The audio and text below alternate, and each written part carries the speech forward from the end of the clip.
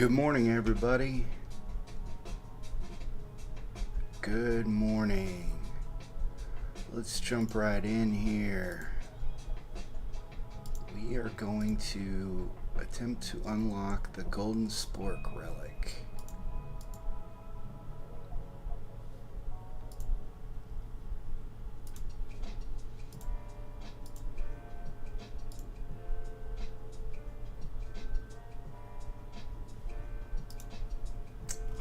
Just get set up. Start this.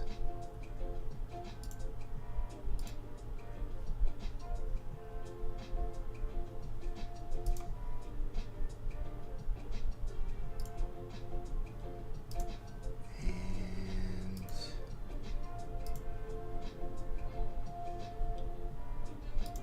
get these sent notifications to everybody. I hope you had a good night. I did get the issue with my computer. With the black screen that kept popping up. It was the resolution was set to automatic. So got that taken care of. All right, these are sent out now. Okay, let's jump in.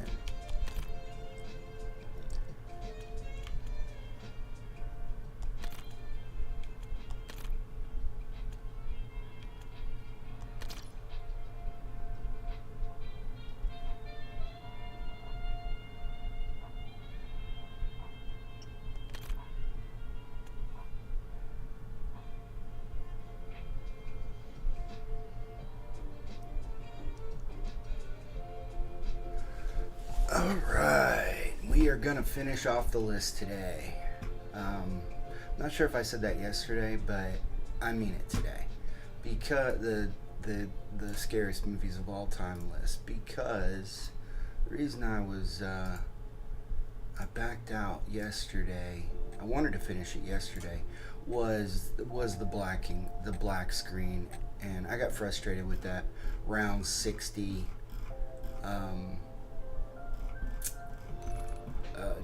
relic challenge that bugged out on me, killed me, even though I did everything right.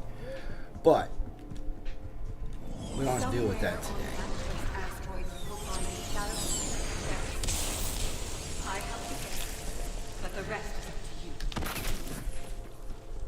That is not going to be an issue. Let's see what Flavor Hex does for us today. Morning. Hold on one second, guys.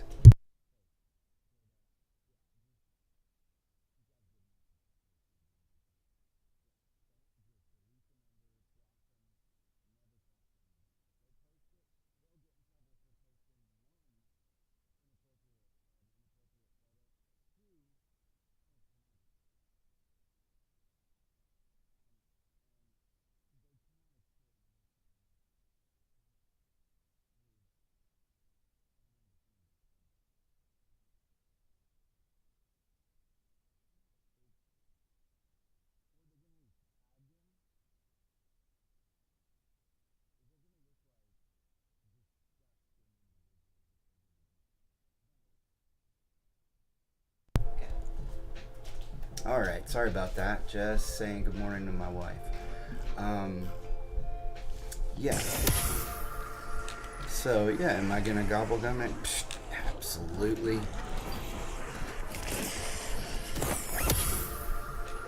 I'm going to round 60, so I'm going to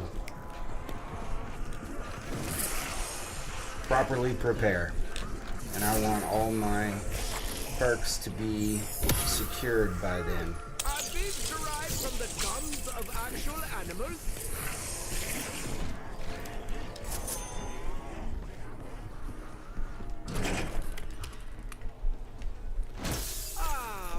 And I have to get to Mars for this one.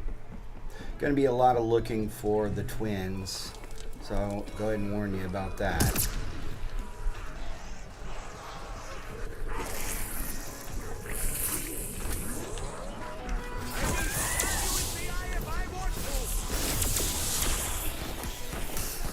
Well, that was unfortunate that the Wisp came out and killed everybody. gonna do about it? You can try again. I will try to keep our enemy distracted. Soon he will hunt, looking for us. Still doing it. Your overlord may be all-powerful, but he is not all-knowing. I still got it.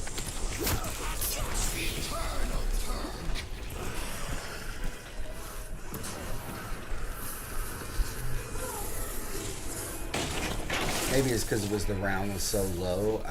Yeah, that I did not expect to get that, to be perfectly honest.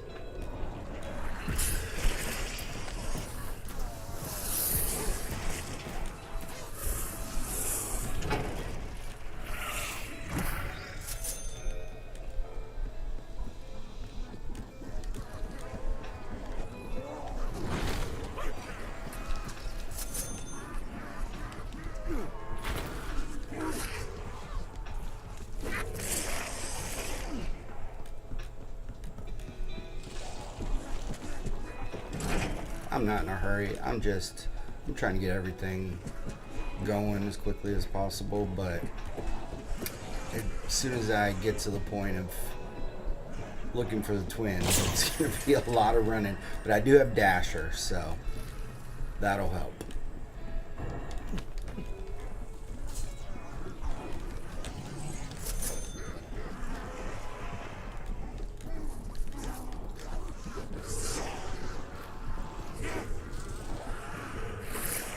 Some say success is its own reward. I prefer cash. Why did I bring Richtofen in here? I don't know. I'm sick of his voice too. I do have. I'm not even gonna mention it. I just leave that alone. Just let's move on. So yesterday I finished off with Smile. Partially went over my reasoning. There it is. I am happy. Does it show? I'll finish that off. Because I did do quite a bit of research on why I feel like it's scary. So let's go there. But these top 10, I'll be digging really deep into them. So we'll have to do this throughout the day. So I mentioned the disconnected emotions and the odd smile that, you know, obviously you're going to get from the creature. Oh, did you lose some teeth?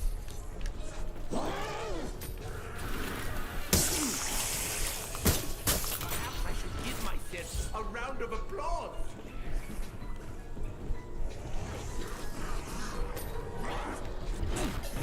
I know what weapon we got here. So there's that and there's that.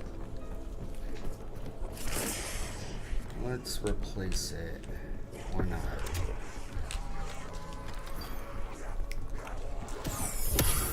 The treatment is complete.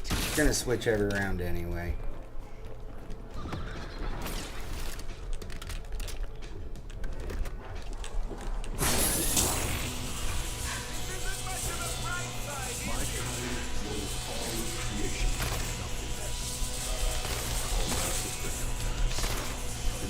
At some point, I would like to get a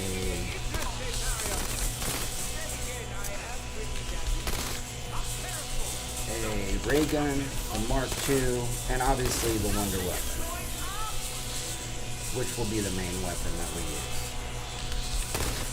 Since in the trial you can only damage with hip fire, I can't control what gun I get here. It's going to change every time.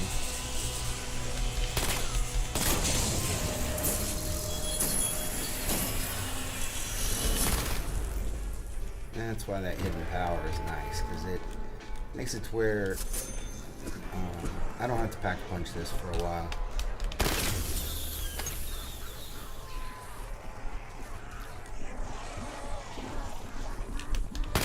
Alright, let's look for this light. Walk right past it over here. Oop.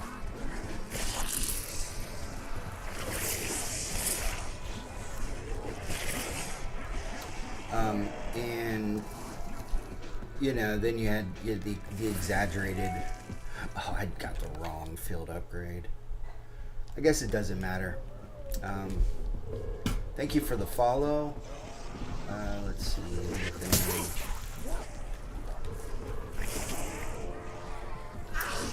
Alari Weko, thank you for the follow. Very much appreciated.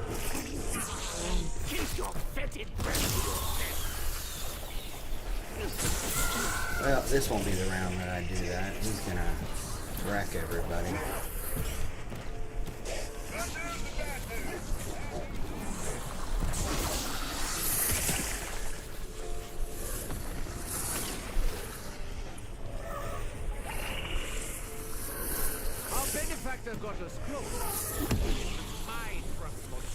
It's early.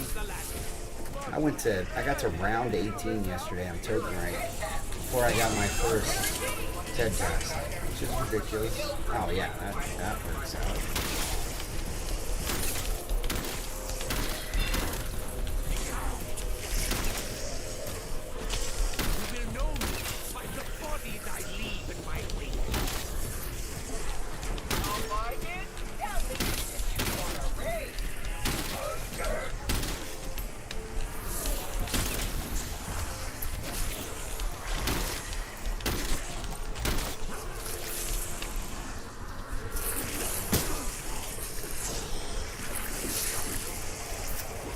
So, okay, let's get back to that. And yeah, the frozen expression, you know, just disconnected from humanity, and it's instantly obvious as soon as it reveals itself. Well, as soon as you notice the smile, and just even in part 2, the little girl. You know, we never get verification that that's the beast, but pretty clear it's the monster. You know, when she's signing when Sky is signing autographs, I mean, it's pretty clear that is the smile monster. And so even a little girl, you know, and there are times when it will actually use the form of people that you love just to mess with you. And when you know, when I think everybody can relate to being tired and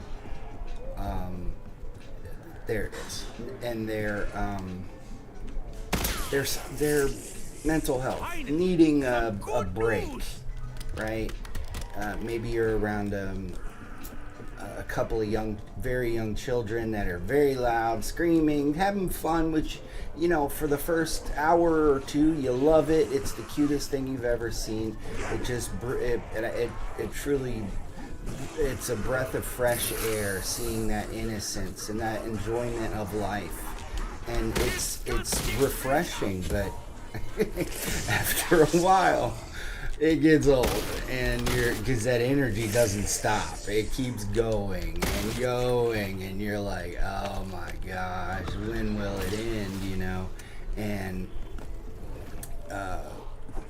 It is hard yeah, we'll have to pack a punch to get the battery, so that's gonna happen. Might as well go ahead and do that. And, you know, it's... Oh, and I have 500 now, so I can get a cryo freeze, or, yeah.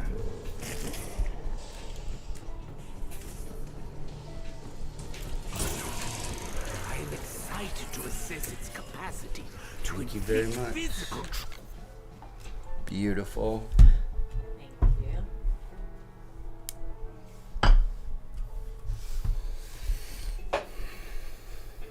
One second, guys. My wife wants to talk to me.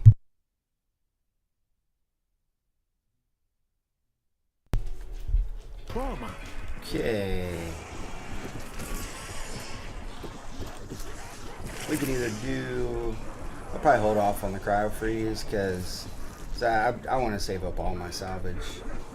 So I'm going to get Ultra Pack-a-Punch just to make those latter rounds a little more comfortable. Anyway, and so you can imagine what these individuals are going through, knowing you know that they're haunted, and I can imagine that sleep is hard to come by, and on top of that, you got these things showing up all the time, just wreaking havoc on their mental health. And I say these things, this thing, and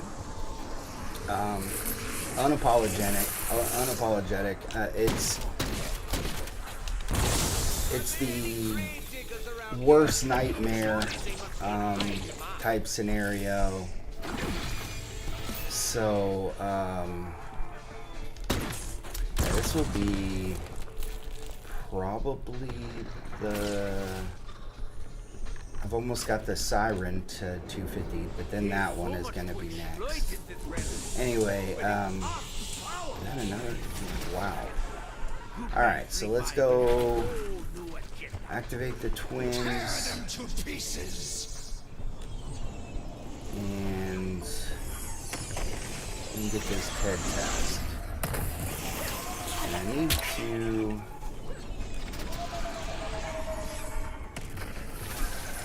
do these other little side missions. Alright, TED task is, I didn't see, oh there it is. Is it in here? Oh, hopefully it's this laser thing. It's so easy. That's it. You know what? I could kill two birds with one stone.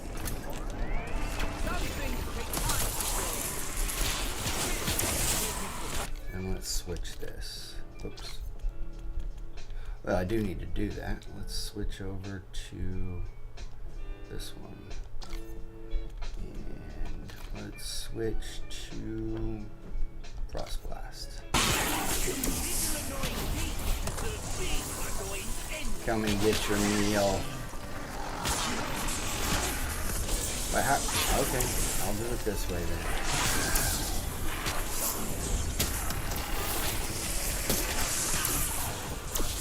Oh, it is working. Okay. Not very fast.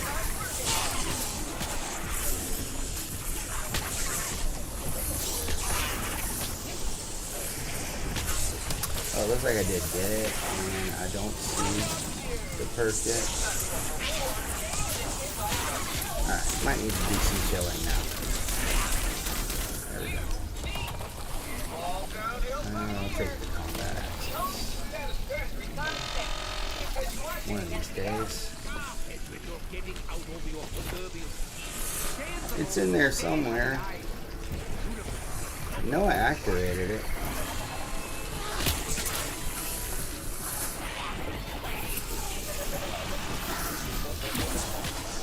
Try it again if it didn't work.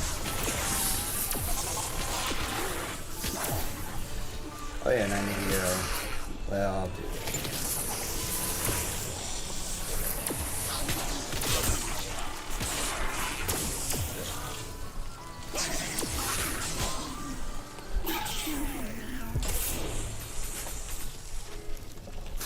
There it is.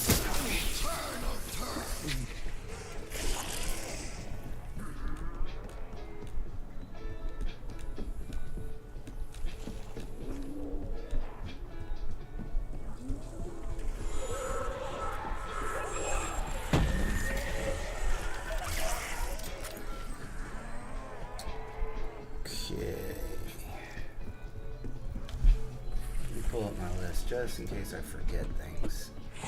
Alright, well, for when I forget things, because I know I will.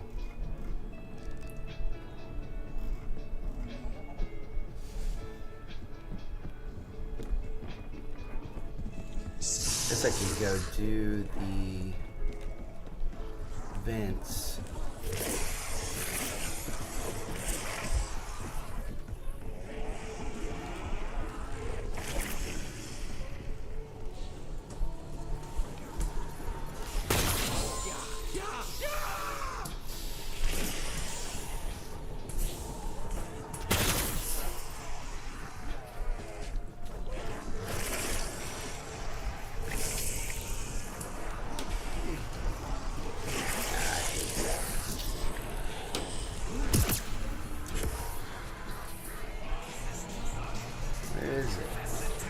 Here it up. There's. Oh, I didn't get it that time. I did get a power up somewhere. There it is. Full power. Guess we'll go snag the battery.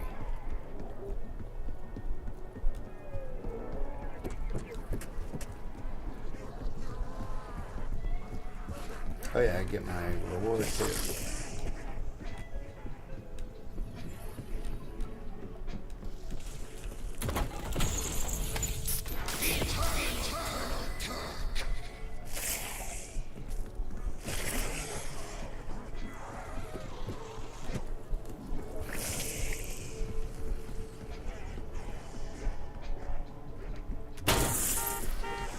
Apparently luck comes in threes. Where are my other nice things? Keep your hand to yourself, Oscar.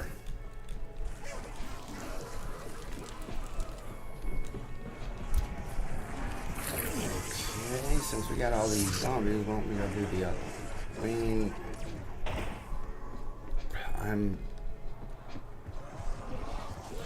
I'm pretty positive that I'm gonna get my perks locked in with how quickly I'm getting these TED tasks.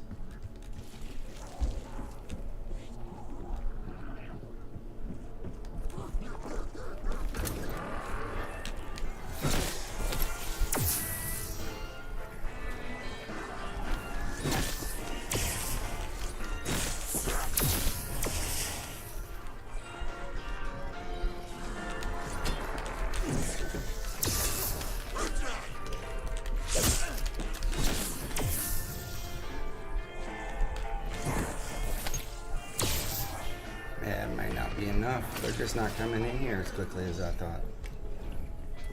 Yeah, not enough. Got a decoy though.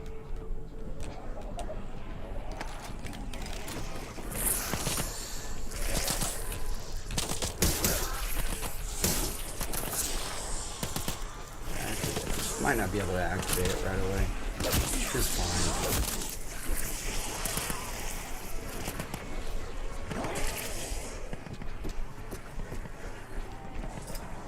Okay, let's do it this time.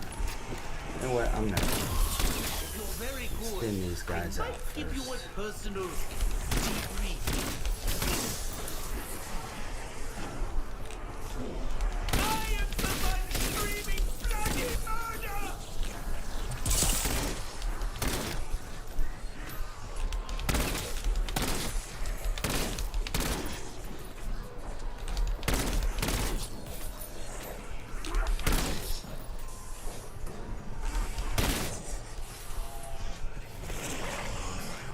That's probably good.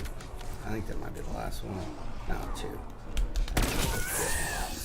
Oh, so he should entertain then.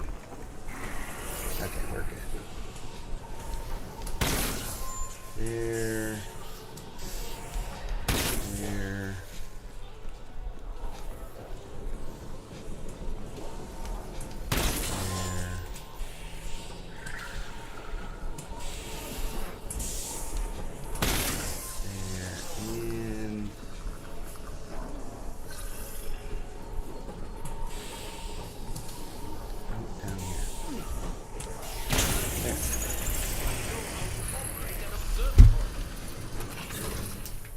The heavens are yours One to here. explore. One here today. Yeah, so just, no eye involvement. It just a dead gaze, and that's just terrifying. Just no humanity whatsoever. I mean, just literally so obvious that we've got problems here.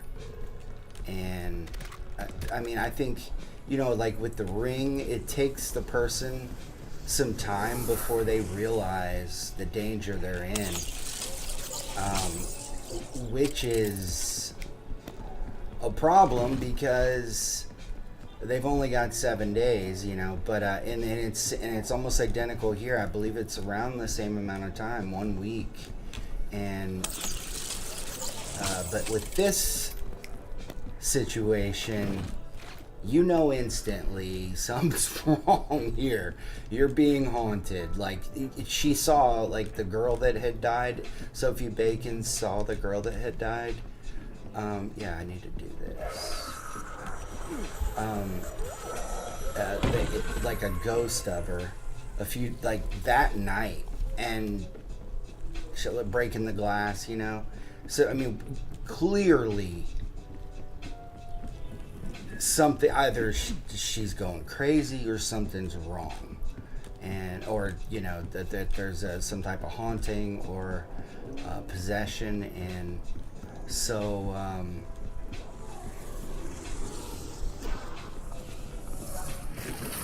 yeah. So all right, let's go ahead and flip this. So so if you look at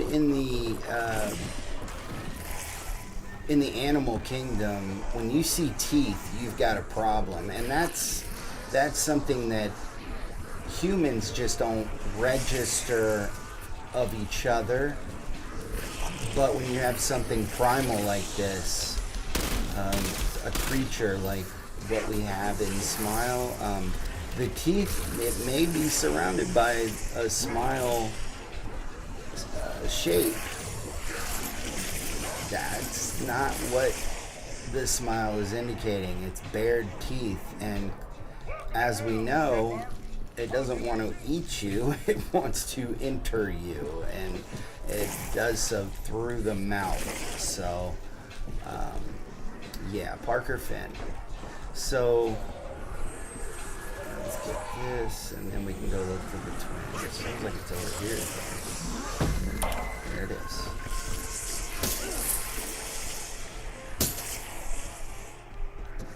Let's go get this cryo, yeah. This ammo mod from them. And then need to grab one of Oscar's UFOs.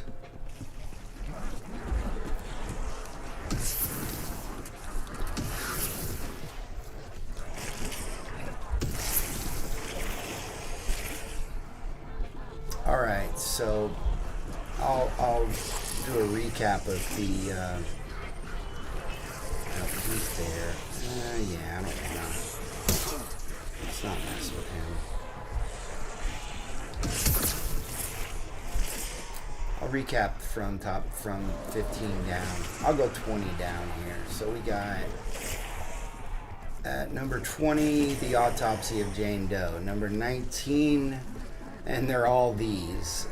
They all start with the. At 19, we have The Dark and the Wicked. There they are. At number 18, The Hills Have Eyes from 2006. At number 17, we have The Ring. The American remake with Naomi Watts from 2002.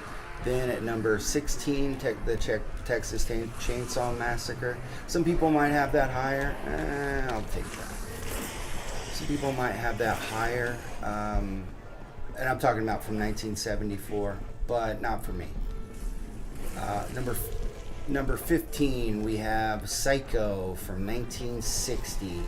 As I went over yesterday, there are still people around the world who are terrified, and mostly women, terrified to take a shower when they're in their home alone, or at least looking over their shoulder. And it all stems from this movie.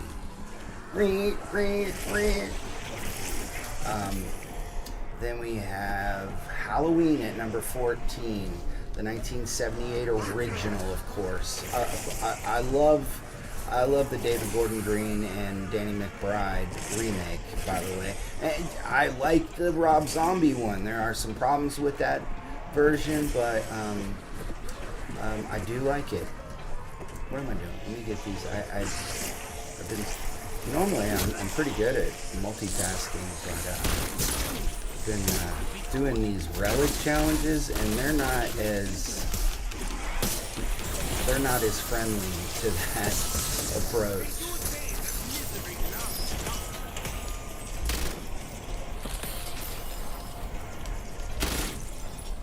Okay, that should be it there. Yeah. So I can start breaking these crystals. And all right, at number 13 we have the movie that started the franchise, Saw, 2004. Then at number 12 we have, actually I'll take this infantry turret. I probably won't use either. I almost just turned off score streaks until I realized I had done that before on the reason I didn't get this unlocked. I got to round 60 and I turned off score streaks. You can't get the Mangler cannon. I do have a support group that I can jump to if I have to. Number 12, the 2017 film version of It Part 1. And number 11 was Smile. If anyone complains about this one, you will be banned from the channel, from my channels. No, I'm kidding. But this is one of my all-time favorite movies. At number 10, from 1979, Ridley Scott, Dan O'Bannon, who's the writer of the TV show that I truly love, Alien, Sigourney Weaver. Number 10. I'll tell you this, very few things will scare me in film. And even this isn't really something that scares me, but it does one, there is a scenario that does wreaks havoc on my psyche, and that is scenarios where you are in an open expanse and you can scream, you can do whatever, and no one's coming. It reminds me a lot of when we talked about Saw, Lee Wanell, his fate in Saw, where John Kramer slides the door shut. Bye-bye. No one's coming to bring you water or food or helping you in any way. You are screwed.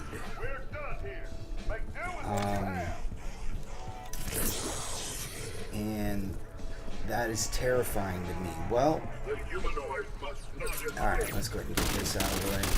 Put your shield up. Where's your... Oscar, where's your shield? Is he bugged? That was convenient. We want to take advantage of this because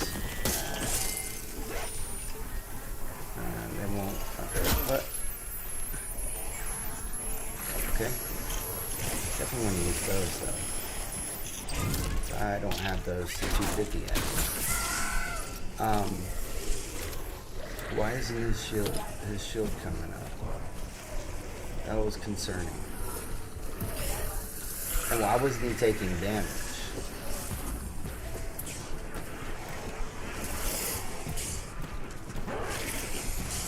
I do not plan to save and quit this game. So what's going on?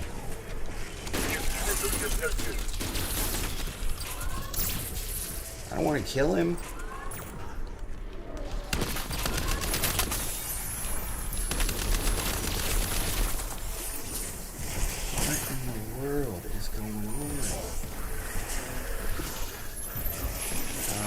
Maybe I'm gonna have to just take him out.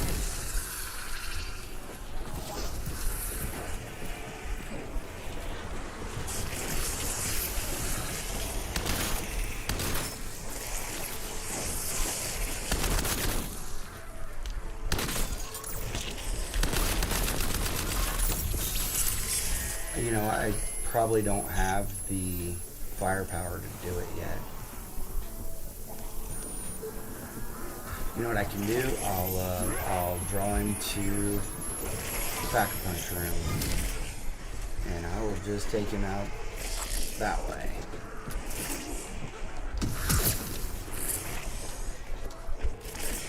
Might be from making him spawn in quick succession.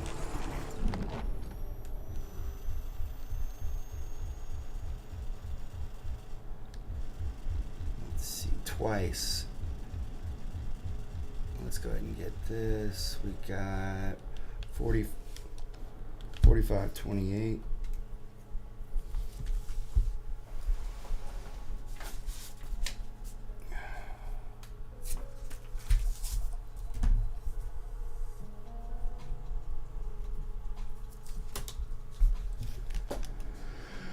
Okay, let's see. And there's the sun.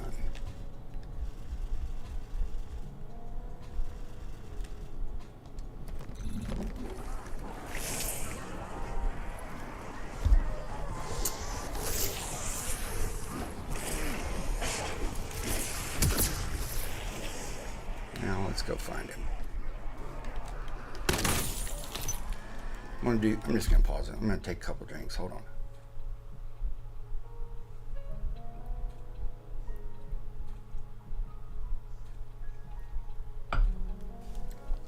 Sorry, haven't had my coffee today. Oh, and I have another TED task, so that takes priority. The other thing that takes priority over everything, if you find the twins every round up to like round 30, they will reward you with PAP 2 and PAP 3 over and over. And you go in, you don't have to worry about not being geared up in this scenario. So, how did I not hit anyone on those first two?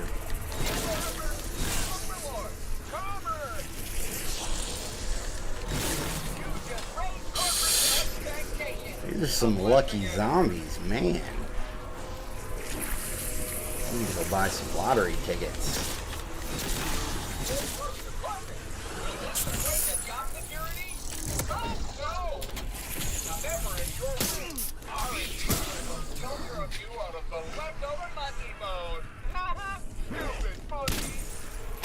Maybe I should go with these things for now, just to, if I need to get his attention, make him see if he'll pop his shield for me.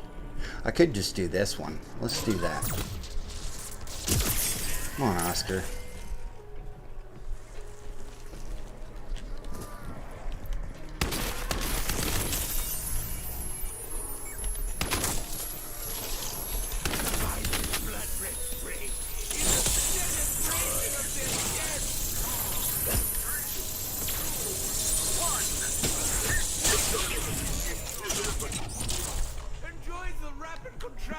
Where's my... whatever. So hopefully he comes back with a shield. Alright, so Alien. Yeah, Ridley Scott. Dan O'Bannon was the writer. Ridley Scott, obviously the director. And creator. Now, I didn't write his name down. Hold on. Oh, yeah, I did. H.R. Geiger. That's the other one. We need to make sure we name him. The biomechanical design of the xenomorph. So, very important individual. Yeah, we're good there. I forgot to use wardens. Oh well. So, what makes this movie so scary? Unseen terror and claustrophobia.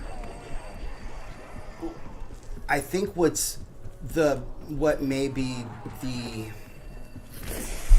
secondary fear-inducing factor of the xenomorph that's released on the ship, and then I'll go into what this did to me the first time I saw it. Yeah, let's go ahead and get this. that third, I don't know, record player. I don't know what that thing's called. But the secondary factor that induces a lot of fear here is when, okay, so it's already ripped through Ash's chest, but you're like, okay, well, this thing's just like a little tiny baby, a little tiny guy. I mean, not that little, but you know what I mean. And I mean, they literally are just not scary. They're freaky looking. Like if it crawled on me, I'd be like freaking out, right? That thing's nasty. At the same time, well, maybe a little too many. I think that'll probably get it done on its own, but we'll go ahead and... That should get it done, I would think. Oh, I killed them all. Oops. It's okay if you mess around on the twins. They will forgive you. What? I got nothing? Screw that thing. Or was it not? Okay, there we go.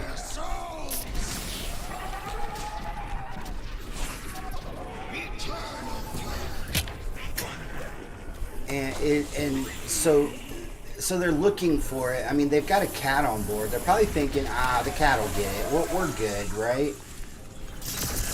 This thing, there we go. Now you're functioning. This thing, okay, I don't want to miss too many. This thing grew from the size of a rabbit, not even in, you know, I guess, yeah, probably the size of a rabbit. There's a lot of hair on a rabbit to make it look a lot bigger than it is. And to the size of a polar bear? I mean, is that a good comparator there? I mean, this was not your run-of-the-mill transformation here. This thing, I mean, it cocooned and turned into, you know, Bigfoot in the matter of what, hours? You know, because we really don't have rules yet at all. We don't know anything about this thing other than it bleeds acid, right? So it's just terrifying that, and he finds it, and it's like, I'm dead, you know, like, and it's not just killing you. And one thing that you get the, you know, think about it a little bit. It doesn't get that big, you know. So I think there is, like, maybe it's in the comics somewhere. It mentions what this thing can feed on, and it's able to feed on some inorganic material. I mean, we're talking the most powerful species, or species, not creature. Perfect, I should say, the perfect species, and it's able to just like in Alien Romulus, where it survives. The original alien from this movie does not die. It survives in space for a long time. Alright, let's go ahead and knock this out. A long time. And goes on to kill many people on Remus and Romulus. I forget what the ship is called, but yeah, a lot of people die. Let's upgrade it. I guess this one. I mean, I'm not gonna have it. You know what? I'm gonna upgrade this. Wait, which one has the? Oh, I thought I put. See, I did. I used 2 cryo freezes, but it's only giving me credit for 1. That's stupid. Just disappeared. Okay, let's. We still have to wait for Oscar to spawn. Do I? I think I already got the twins.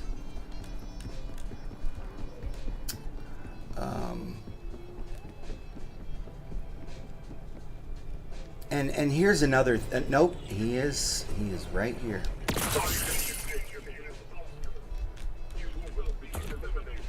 Sure. Before Alien, sci-fi movies were.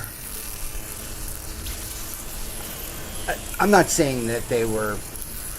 I'll say they were campy, and they were built like Star Trek.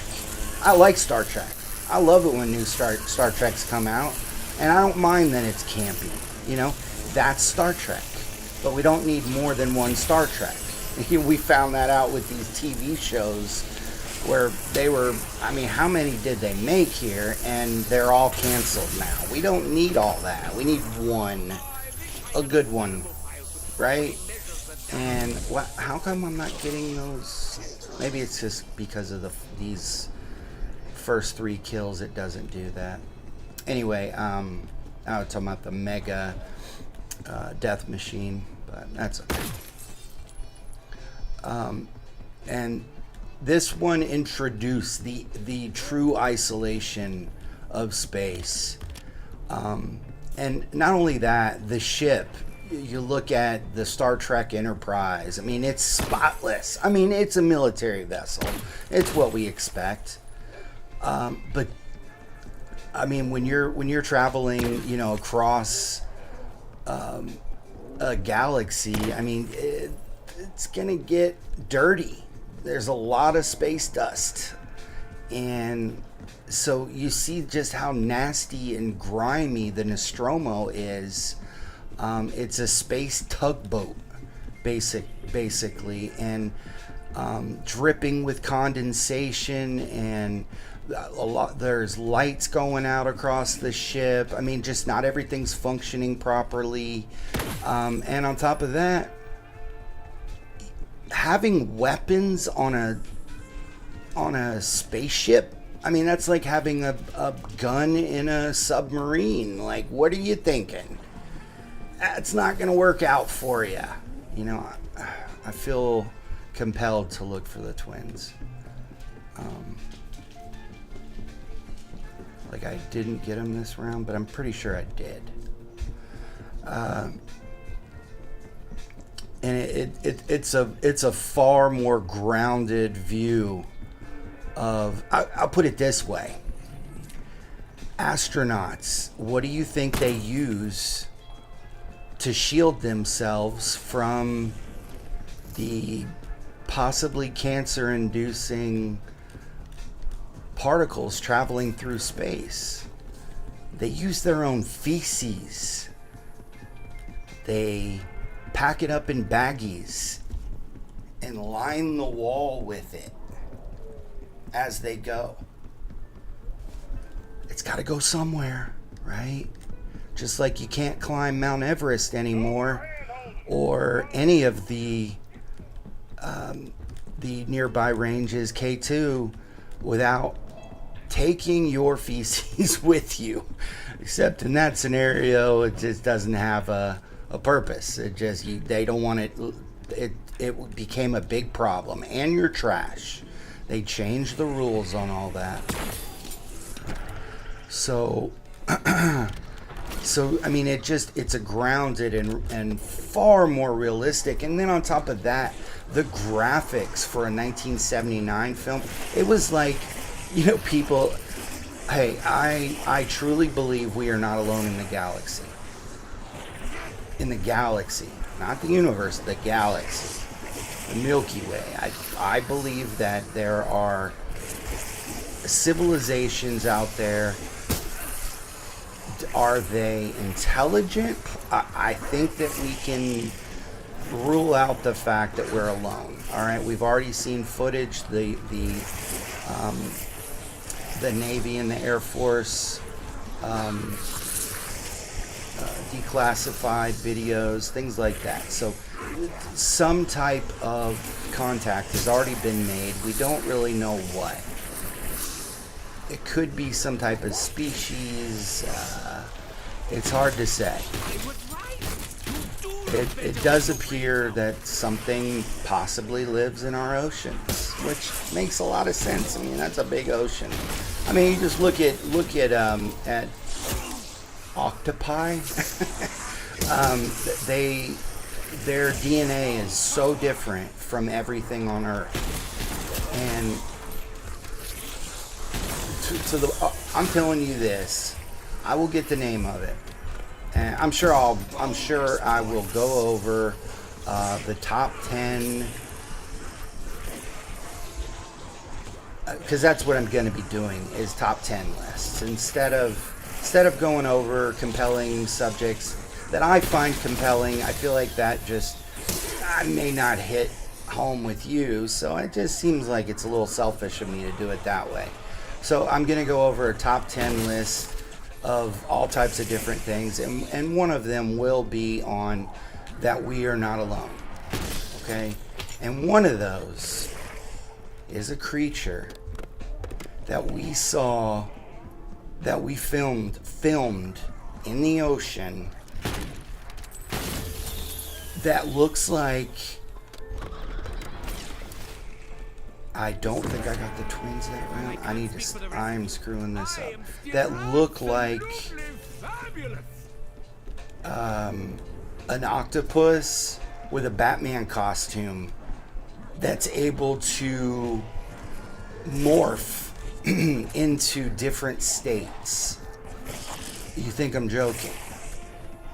I will show, or I'll at least provide the link. I probably can't show it. That would probably be, I would probably violate some copyrights, but I will provide the link for you to go look it up. I saw it on a TV show one time that wasn't that popular of a TV show, but popular nonetheless, and they attempted to just write it off as a known species, and I refuse to believe that. When you see it for yourself, you tell me if you believe that. This thing, this is something else. This is not your run-of-the-mill find. And it's disturbing that nobody else was disturbed by this. So hopefully everyone will agree when they say, okay, yeah, I got to get him to the pack-a-punch room. All right, so let's thin these guys out with Napoleon blown apart here.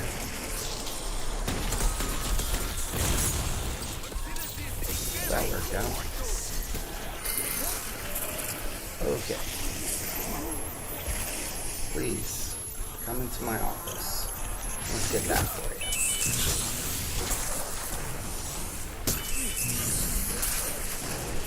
Sending hunter box. Probably did nothing with his shield up, but I'm not really trying to kill him. Not trying to kill him at all, actually. I forgot about that double points. I am struggling with forgetting things in this match. Yeah, you can tell I'm passionate about this one because this one blew my freaking mind. I'm still disturbed by everyone's lack of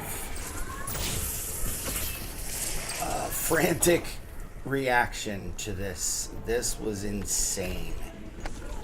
And, alright, Oscar, come this way.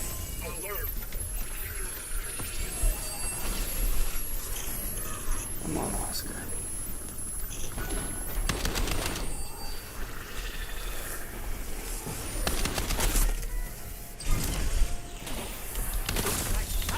I gotta find the twins.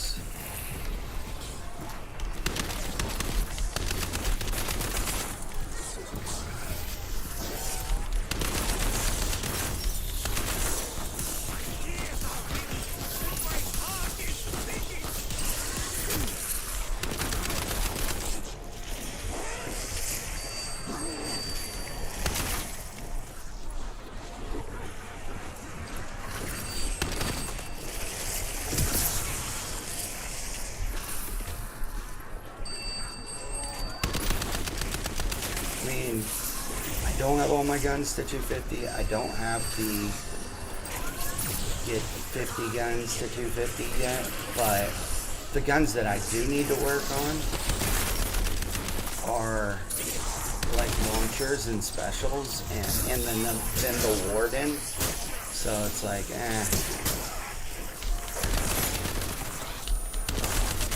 I just want to get the wonder weapon and get to round 60.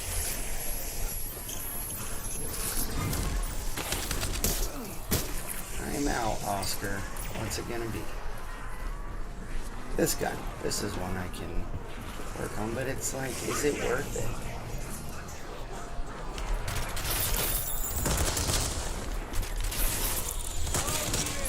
Come on, Oscar.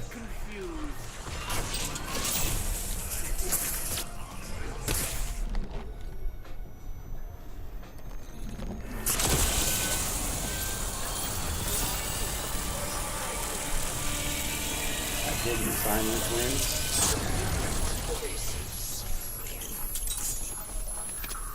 Hey, you get off of that. Oh, shoot. Oh, that's not. I thought he was on the wonder weapon. I was about to have a cow there.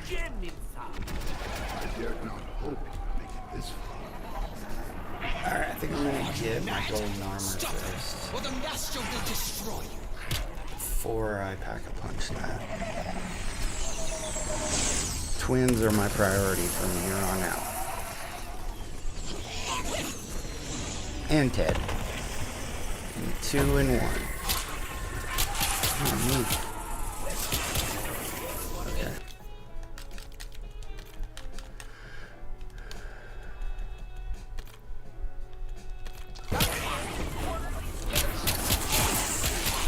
Oh.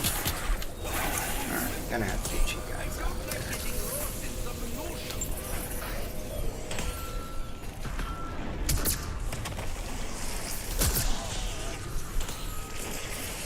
It can be treacherous. Take a lot of damage from this if you don't have the right perks and augments set up.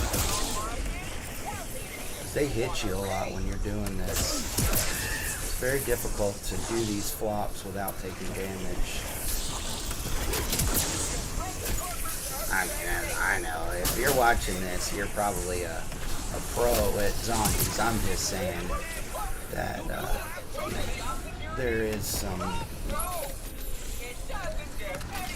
is a proper setup to doing that the right way. I think I'm good. Alright, get the golden armor, and then focus will become pack-a-punching this bad boy. Which I did not like this wonder weapon in the beginning. I mean, I don't think anybody did because it sucked. And then they buffed it, and now I love it. Well, let me go through and see what weapons I have first. Nope. And nope. So this.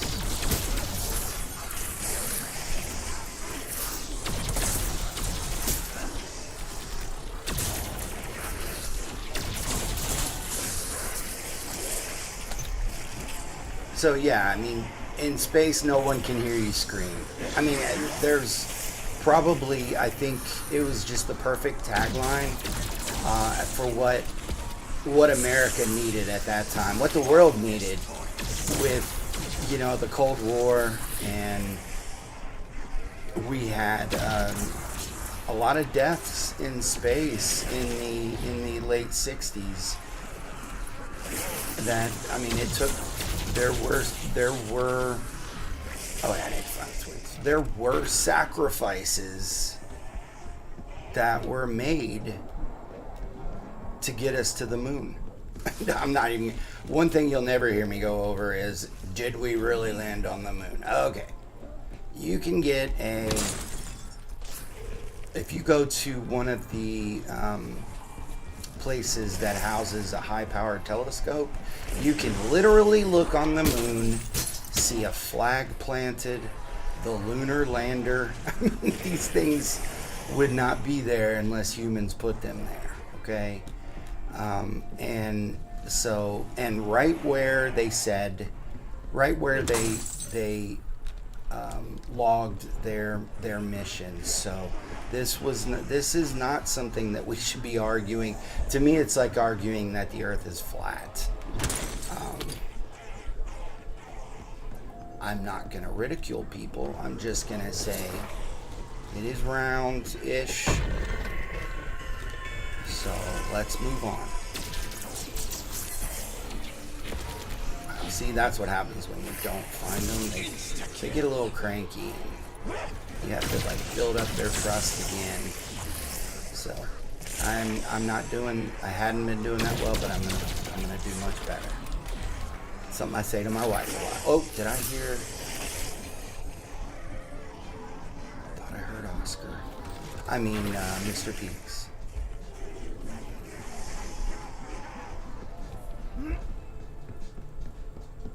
Not that it's a major deal, but I would like to get a Pack-a-Punch crystal. That would be cool.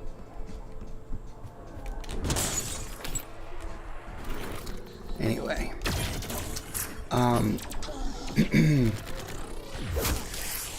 Yeah, the isolationism of this movie is terrifying in itself. And especially when people start dying. When the captain dies, that is, I think, the moment when everyone starts freaking the F out. Because, oops, it's this, yeah, it's so easy. Because it's just, he's everything to, he's mother, father. Well, they do have mother, but I mean, he is their father. What he says goes, and when they get out of line, he raises his voice. Nobody argues then. Everyone's like, oh, he's yelling, you know. And he plays that part. Tom Skerritt plays that part so well. I mean, he was such a good actor. He was so good in Top Gun. Growing up, I watched that movie so many times. I love Top Gun, and he's just, you're like, oh, he's an ace pilot. I mean, you don't even question that. He just plays that role, I mean, so well, and he does the same here. He's tired. He's tired of the children arguing all the time, and he wants some peace and quiet. He lets it go on for a little bit because he doesn't want to be known as the dad that yells at his kids all the time. But when you push his buttons, he's gonna raise his voice. You know, he just plays the part so well, so well. And when he dies, what's left?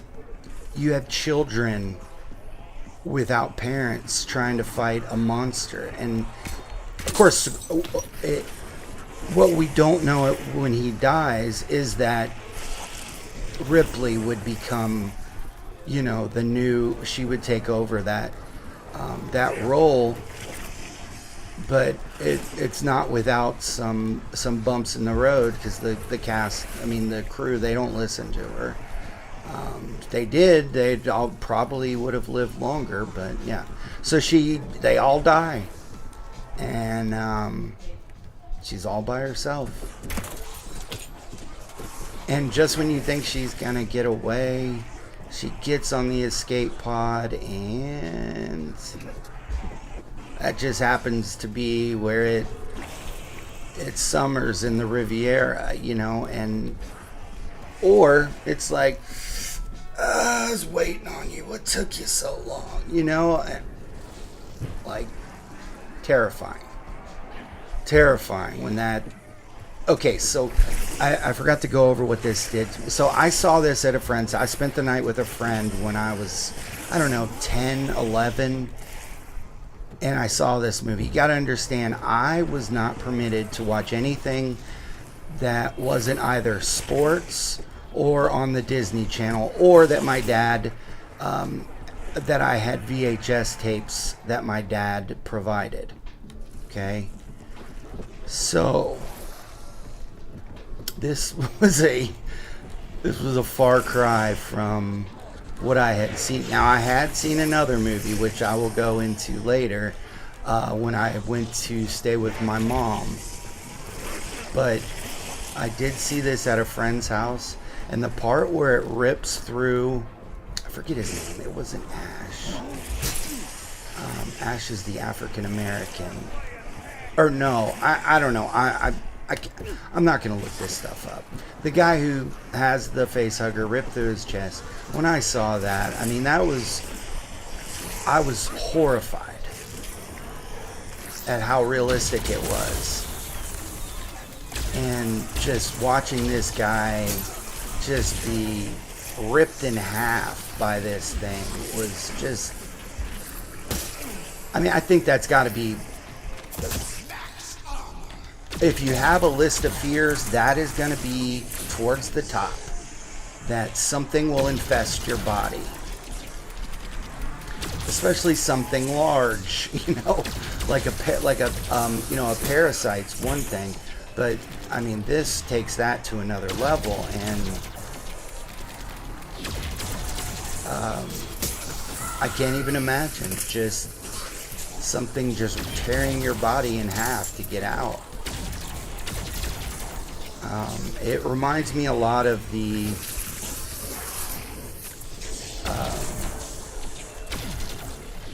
is it where it lays eggs like inside their brain, and it will feed on them and on like insects. I think it's wasps. And I think maybe they do it to spiders. Or like the cuckoo bird, where it'll the cuckoo bird mother will lay the egg in the nest of another bird, and then when the bird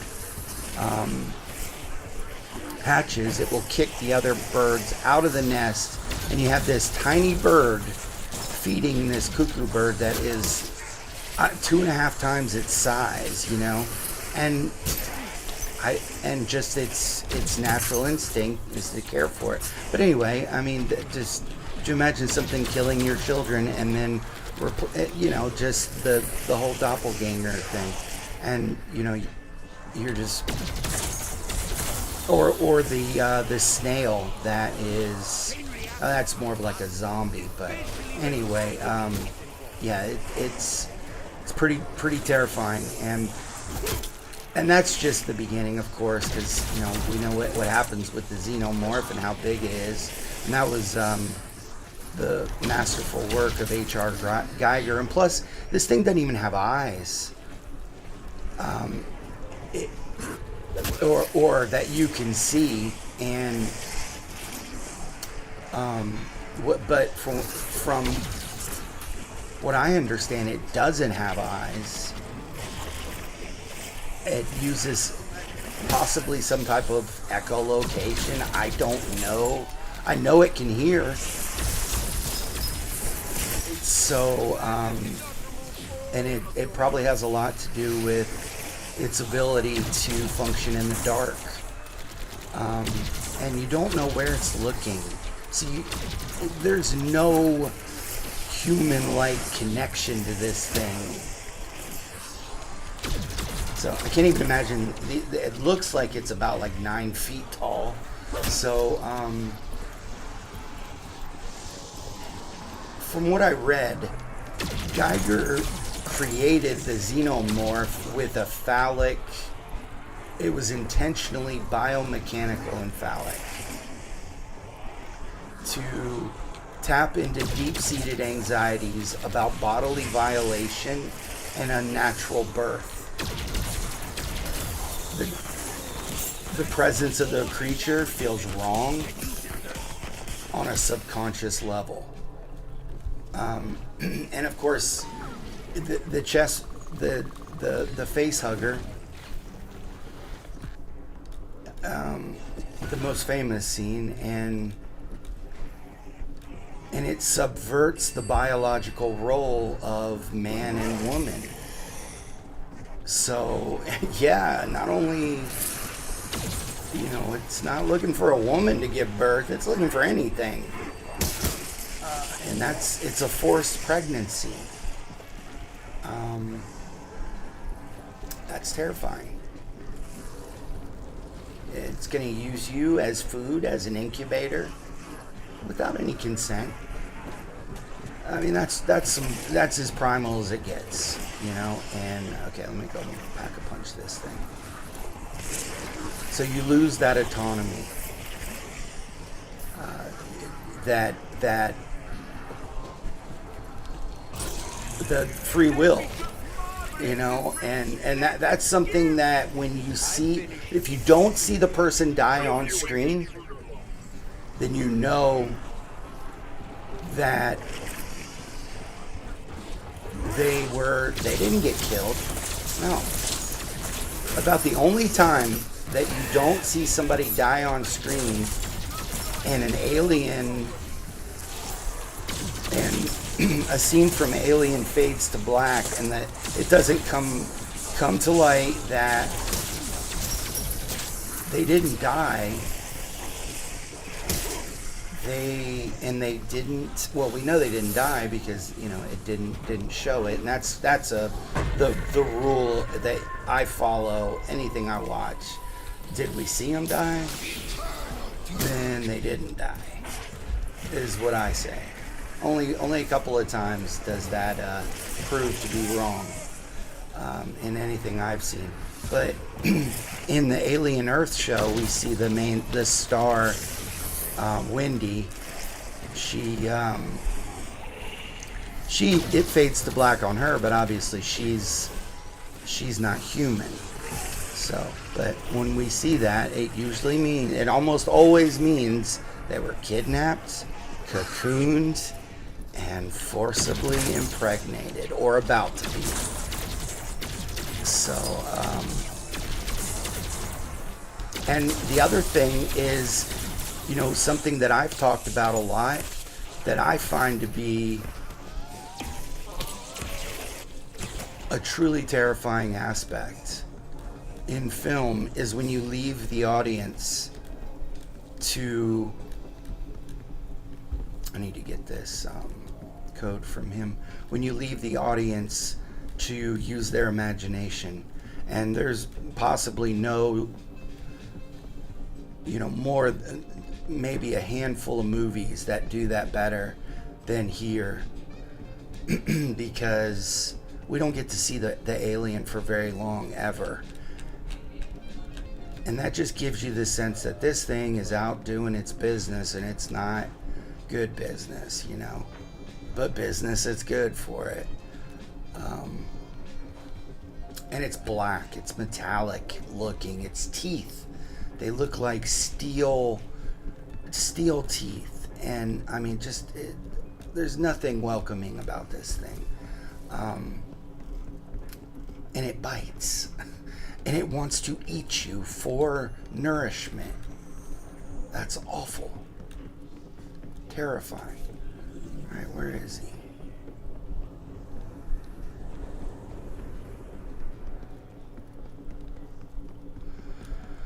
I wonder if it pack-a-punched anything. Nope. So yeah. And then on top of that, and this is something that we really find out about, but also plays in here when you have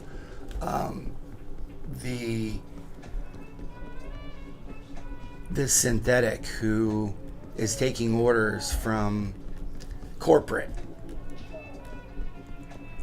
malfeasance. I mean, crew expendable. So if it wasn't bad enough, man, you find out it's as bad as it's gonna get, and so nobody has your best interests at heart, and that's another terrifying factor of, you know, when Ridley Scott envisioned this franchise, it wasn't the alien that he envisioned to be the most terrifying factor. It was the synthetics. And so, you know, they look human, they're as cold as the aliens, and at least the aliens have a purpose. Shoot. At least the aliens have a purpose for what they're hungry, you know, but the synthetics, they're doing scientific experiments on everybody. Oh, shoot.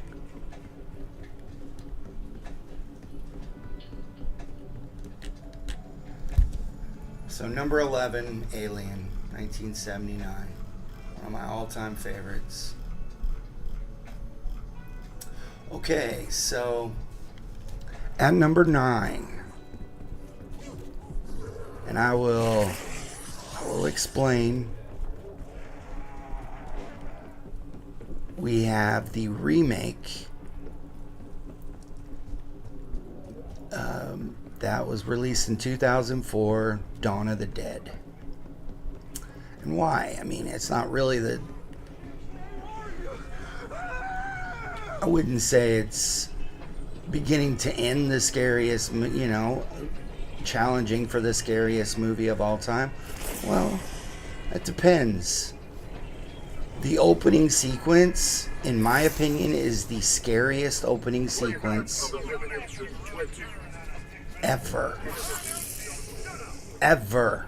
Okay, when I was in college, so I went to see this movie, and I was high as a kite. We had smoked a blunt, and I was toasted when I was in college. And this movie, the opening sequence scared me.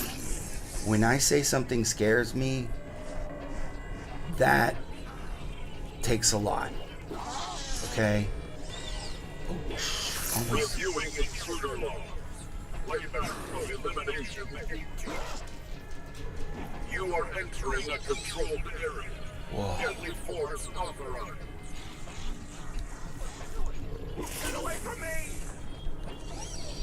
So when I was, and then after I saw it, I have to buy that movie. So I bought the DVD. And, you know, of course, it was months later because it didn't come out right away. It wasn't like streaming.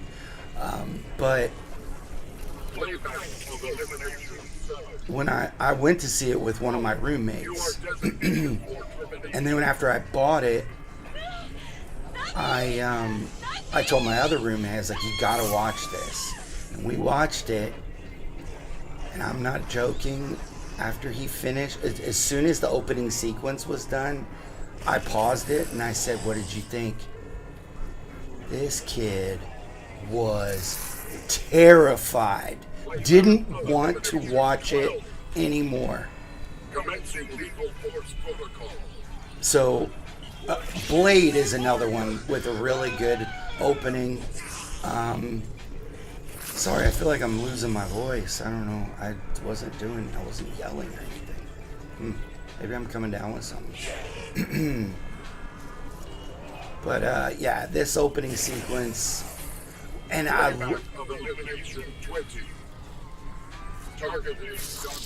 here we go. Stay up there while I draw Oscar away. And remember, Venus, Earth, Mars. Venus, Earth, Mars. Okay, let's see. We got 2, 4, 3.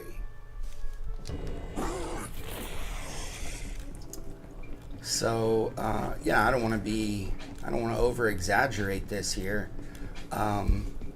But as far as, and we're not talking a short opening sequence either. I mean, this is a good, 15, 20 minutes of the movie. And hold on, I'll go into this in more detail. Where's that? Here it is. What was it? 2, 4, 3? Yeah.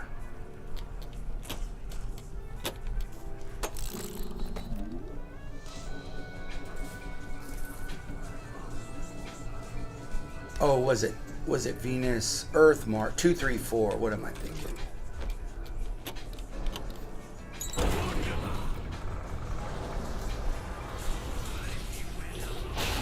I think it's the first time I've ever had that sequence. 2, 3, 4.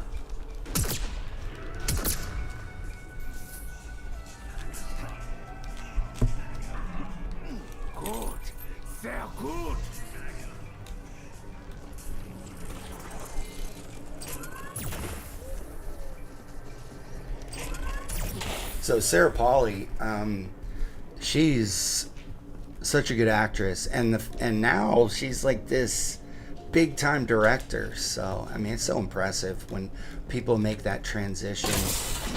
It makes sense, but wow, it just she's so good in this movie.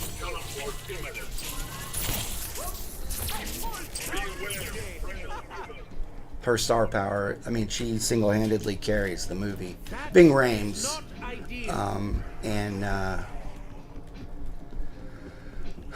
Omar Epps, I mean, they definitely help. I'm not trying to discount their role. Oh, get away from that. Yeah, this thing is so brutal when you pack a punch it.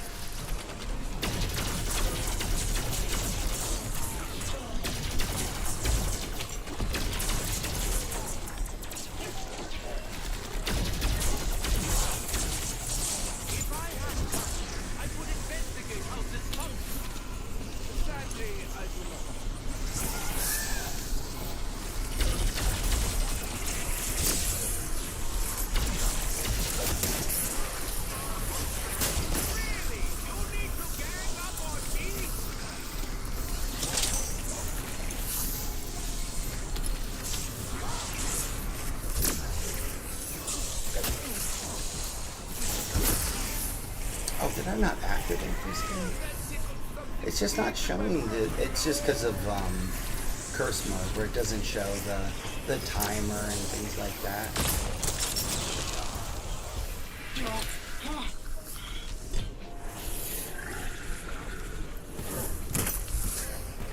I'm not dead. The synapse reactor worked. Come, faithful brother, to the orrery, to the portal.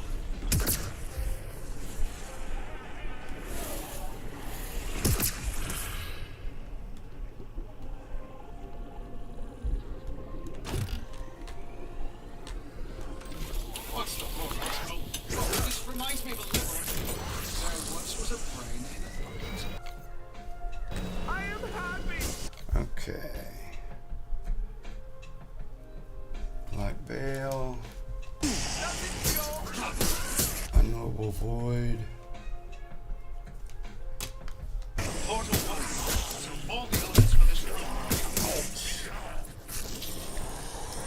I have 3 of them doing that.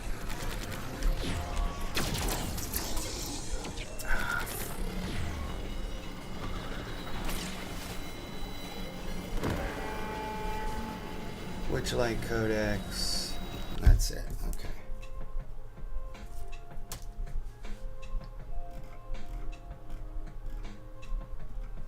Okay, so 111. Wow, that's Fetch me their okay. souls.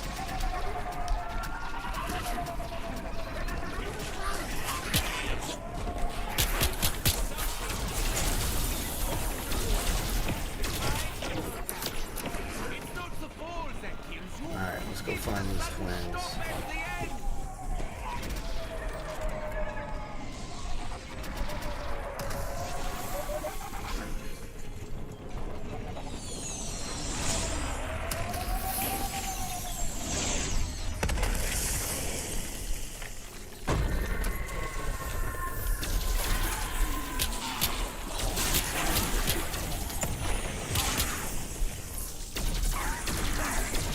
Did I ever? Yeah, I do. I have a thing down there. The thing with the thing.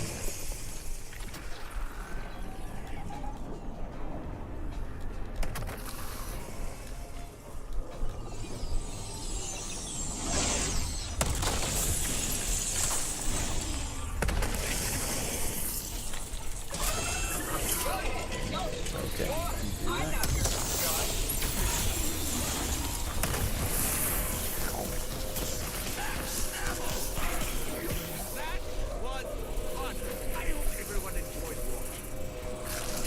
Probably should have thrown down that Casimir that I had first, but that's alright.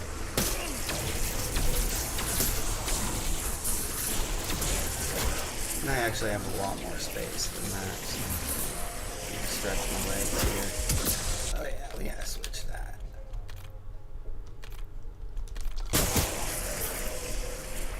You always put it on slide only because if you don't, there's a delay between the input and, well, if you're on controller, there's a delay there, so that's not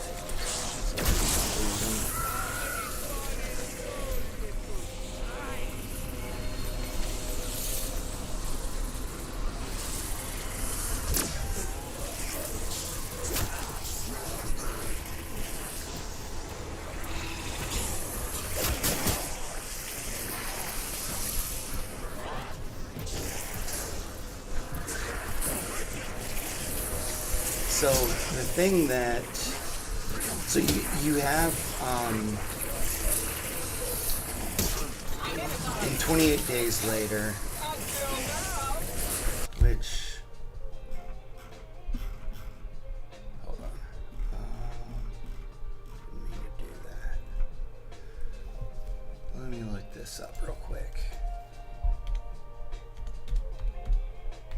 I believe it was 2002. Yeah, 2002. Okay, so did this movie somewhat snatch the idea off of 28 Days Later for the sprinting zombies? Yes.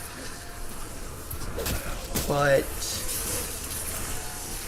the difference being that those, they're not interested in eating you. They're trying to turn you. A lot, even though it wasn't inspired by. So with rabies, the virus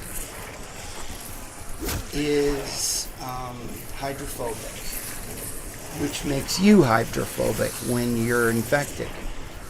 You can't drink water. You go anywhere near it, and your whole body goes into convulsions. And the reason for that is that even in our own body, the virus is hydrophobic, clearly, and it will fight to avoid all water, meaning it stays inside your mouth and it doesn't go down your throat. It prevents you from swallowing. You're unable to swallow. True fact. Look it up. I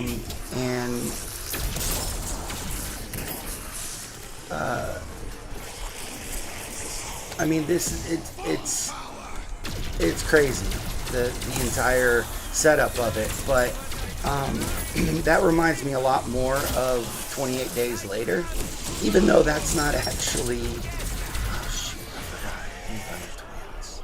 Shouldn't have done that. Hopefully it doesn't flip. There they are.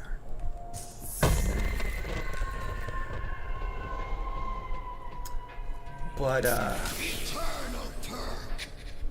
in Dawn of the Dead, this is different because they're clearly trying to eat you, which would include blood, and they have this like animalistic rage. I think that really sets it apart from 28 Days Later is their frantic fury to eat, to feed. And that opening sequence really highlights that, where it shows him, you know, just going crazy on people, and it makes the threat feel active and relentless. A clear separation from, you know, just Night of the Living Dead.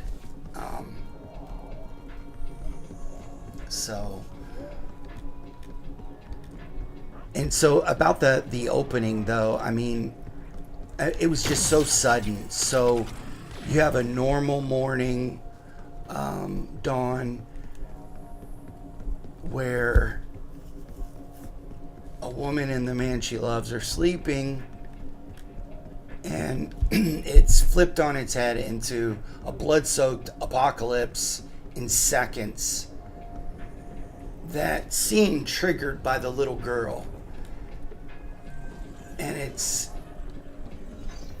a terrifying transition into a normal life completely annihilated before you even had a chance to process what's going on. And that's why a lot of people die. When she runs out of the house, you can see others stepping out, like they're wearing their robes. They walk out on their front porch, and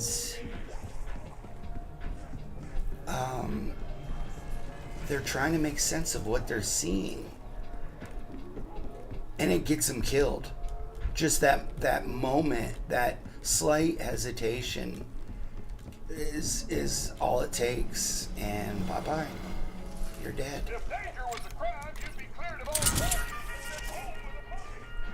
So, and then you had, like I said, the little girl, and we see her at the beginning where she's roller skating, and then going from so cute, and then from that, the next scene is her taking a bite out of the girl's husband and turning him in a matter of seconds. And that's the other thing is, Exploded!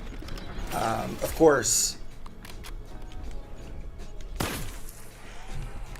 the reason he turned so quickly is because he bled out, So we do see the body horror of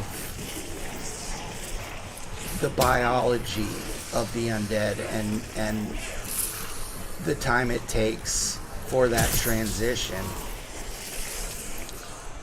The young girl whose father is bitten, also the heavy woman in her slip. Basically, I mean, we know she's getting ready to turn, and these people are just like, "Whoa, maybe she's okay. Let's take her with us." I'm like, "Oh my gosh, here we go." But there's a reason for it. It all helps to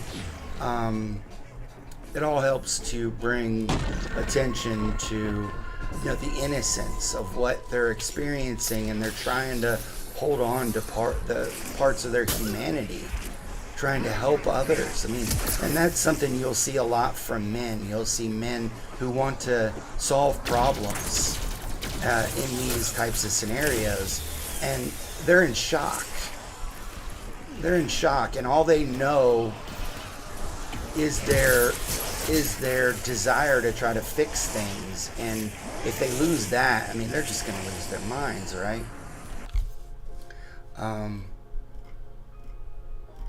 Oh yeah, I need to go get this planet. So, okay, now the CGI of the zombie baby and the pregnancy and the needs some work. But what you may not know, and not because I know, but you don't. I looked it up, and I didn't realize until recently. Well, we know Zack Snyder was the director, but there was a little-known individual who wrote this.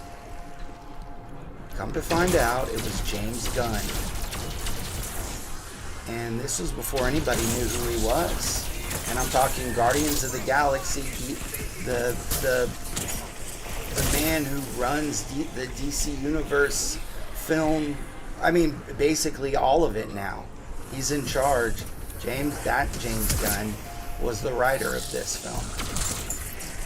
And I mean, he's not the producer though, so we can't blame him that the CGI was, there's some issues with that, and the baby part looks fake. The baby looks so fake. But, an update on that, and this is a terrifying sequence where you gotta feel for Omar Epps. He's trying to all she did was she had a little scratch. One little scratch. I mean, what are you going to do? You're going to shoot your pregnant wife in the head because she got scratched? No. You're gonna pray and pray and pray that everything's okay and that your baby is fine. Your wife is gonna be fine. She wasn't bitten. All we know is that bites turn you, and we don't know anything about scratches. Well, they find out, and that's terrifying. That you feel bad for this guy. It's a disturbing scene, even though the CGI didn't really work out. And she was a sweet girl, and the moment she gives birth, we see that she stops breathing, and she's not a sweet girl anymore. She turns into a vicious, crazy thing. But Omar Epps, at that point, he's lost his mind, and of course, it leads to the death of another person, as he refuses to put his wife down. I guess I don't know the best way to say it. Euthanize her, I guess.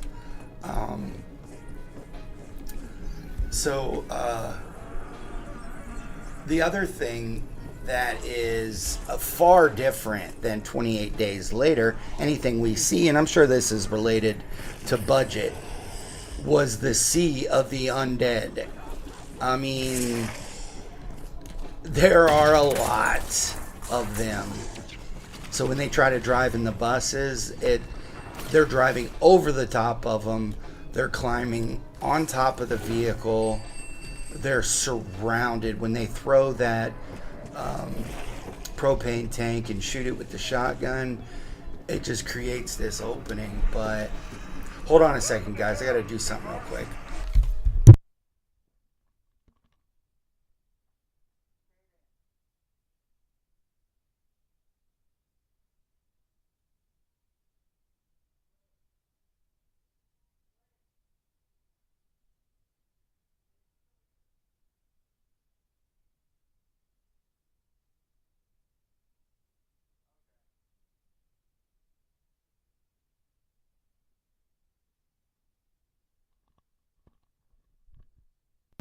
Sorry about that.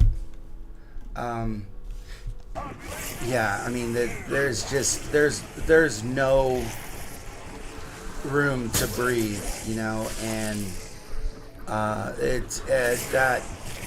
that is just awful. I mean, these things are sprinting after you like Usain Bolt. I mean, you see one of them running at you like with an arm missing, but still, he is combat effective, and it takes a shot to the brain pan to put him down. You shoot anywhere else and you're wasting your time. Well, that's not easy. But again, I do want to highlight that the reason this movie is here is that opening sequence. It's terrifying. The news reporting, I will say that it could use another remake. Honestly, it really could. To me the best Romero story, but it could use just because of the CGI. I just don't think it does it justice. But man, it would be so great to. It would have to have an opening similar to this, though. And I'm not a big fan of remakes. I'm really not.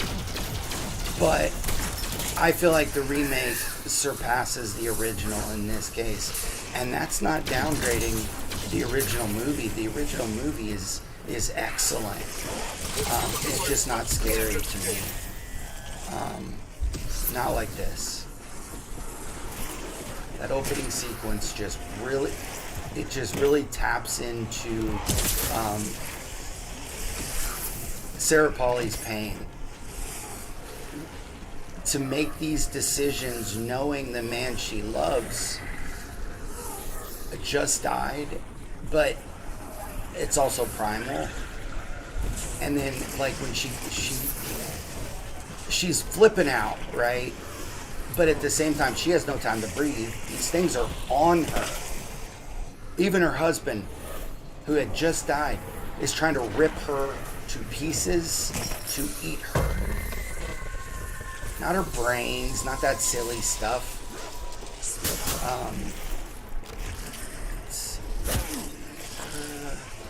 Yeah, that's for now.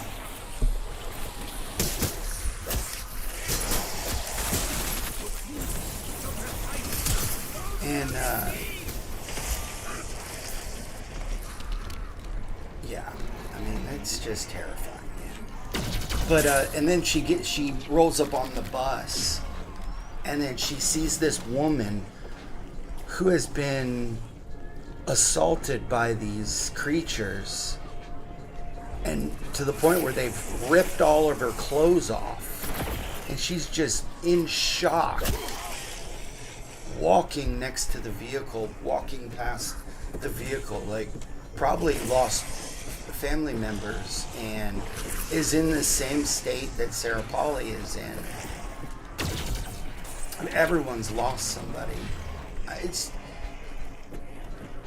And then there's, you know, what we know. The reason I stopped watching The Walking Dead is because it became less about The Walking Dead and more about the evil of man. But not to say that that's not an important story to tell. And we see that right after she sees the nude woman who walks past her vehicle with the man in the post office uniform trying to take her car. You know, it's just that everyone for themselves mentality, and that's what ends the opening sequence. But anyway, it's far more cynical than the original, and that's part of what I think the bleak nihilism that is so terrifying about this. And so the man that she's trying to have feelings for later in the film, they come up with a plan. They have a plan, they have their weapons, and then their secure location in mind, but they reach that sea of the undead, but they make it. They make it to their location, and guess what? They get on a boat, where what was their plan all along, and they sail to the island that they planned to sail to all along. Guess what? Sprinting zombies frantically chasing towards their boat. Everyone get back on. I guess look for another island. I mean, they even find a cooler in the middle of the ocean. They open it, and it's a zombie head still alive. What? I mean, the world has ended. It's gone. There's no part 2 for a reason. For this film. Because it's over. What are you gonna do? You're gonna run out of water. You're all dead. Everyone is dead. And that's another terrifying aspect. I think that it closed out with and so if it was remade, I would hope that the creators would really drive home the opening sequence and the closing sequence, but do a better job with special effects. And I feel like that's the only thing this movie's missing, are the maybe more practical effects, which is always preferred.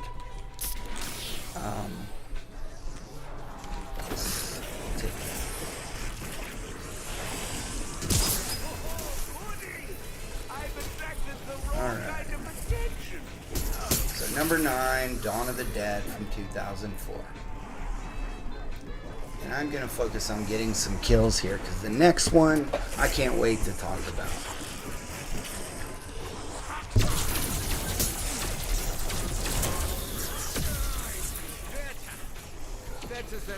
One of my favorites. Modern. It's one of the, I should say, from recent years. One of my favorites. That thing is still there. Oh, cool.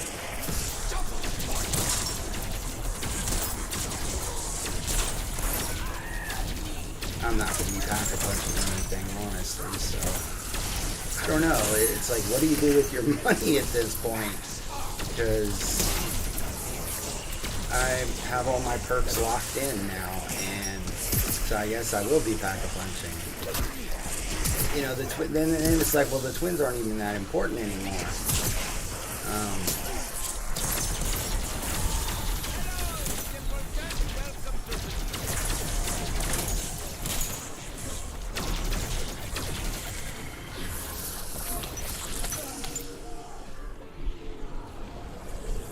I still need to get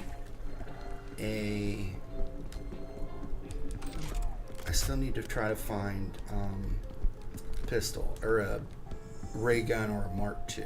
So that's something I can work on. Is there a secret tactic to shift the odds in my favor?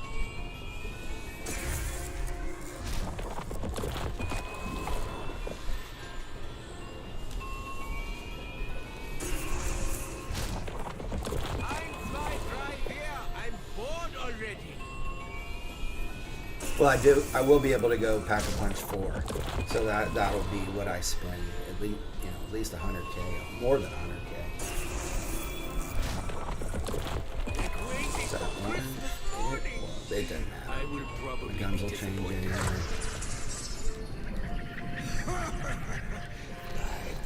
Where's the last? Oh, my Wisp must be holding them.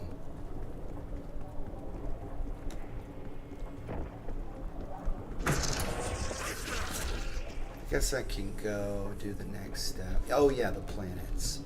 So let me go do that. Well, it's cocooned by the Wisp.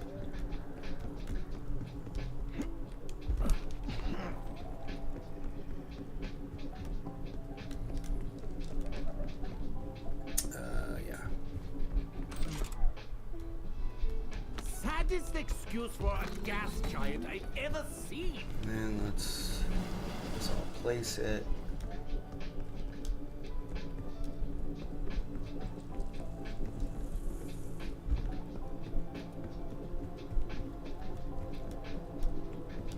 Good.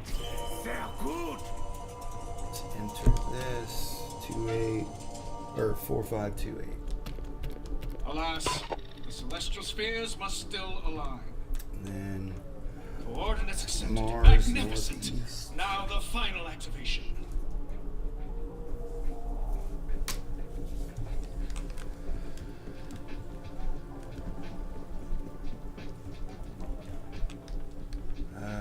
Let's see. Saturn southwest.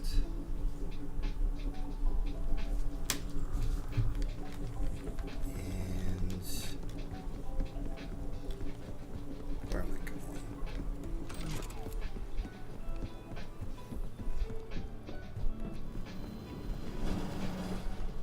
Your aim ain't gonna improve.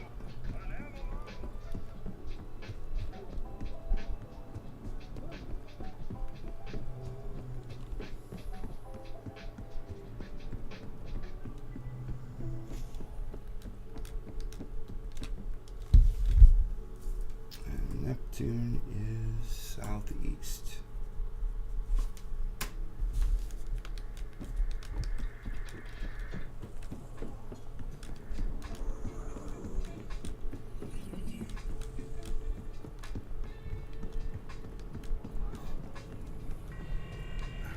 Of course.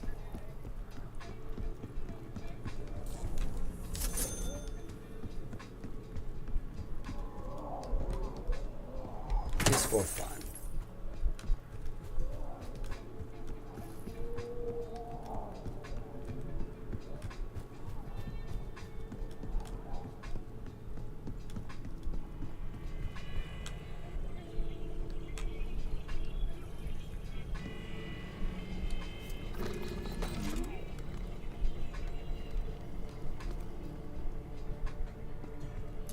Go on, get out of here.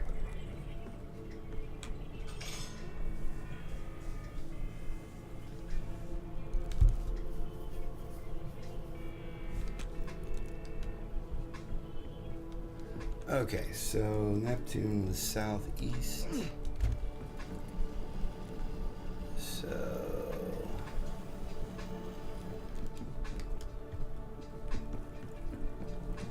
line it with right there, okay. Not very far.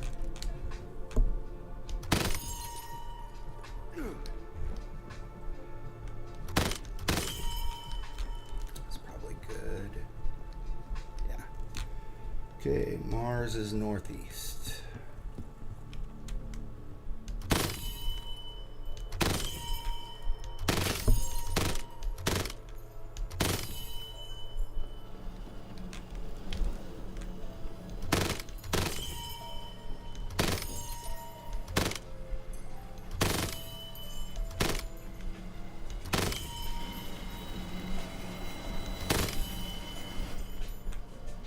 Good. And Saturn is southwest.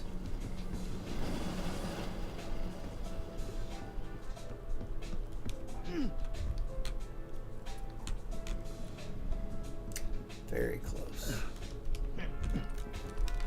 Come on.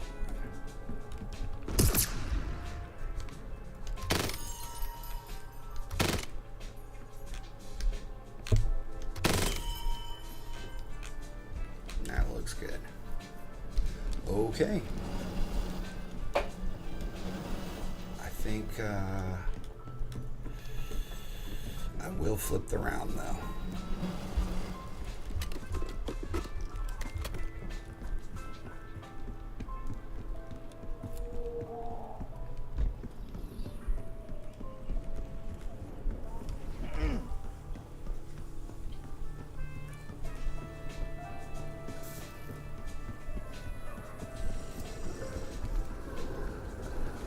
Chance and fate are fickle things.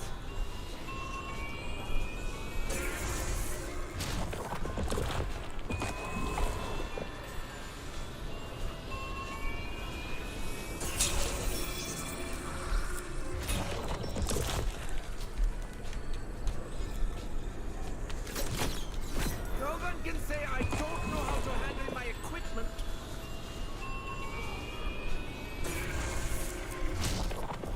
I'm my drive here. I'm bored already. Just give it to me.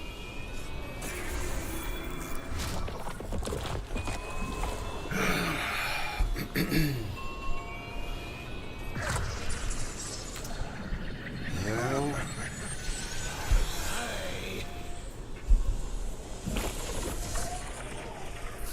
I could do it on this round, I guess.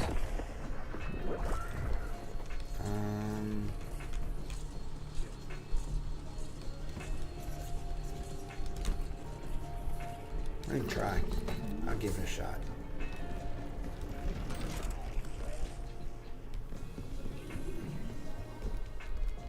Probably gonna have to use this to blow up the UFOs though.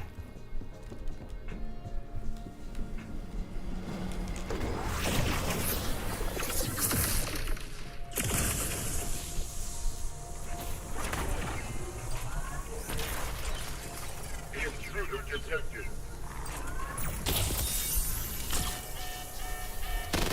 Intruder detected. Reinforcements.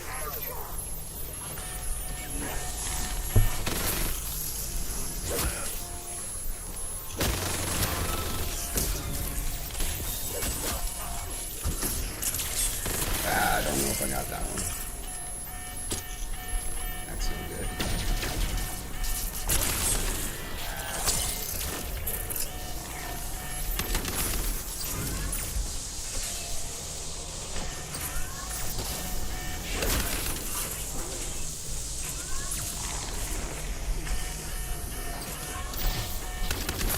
That's looking pretty good.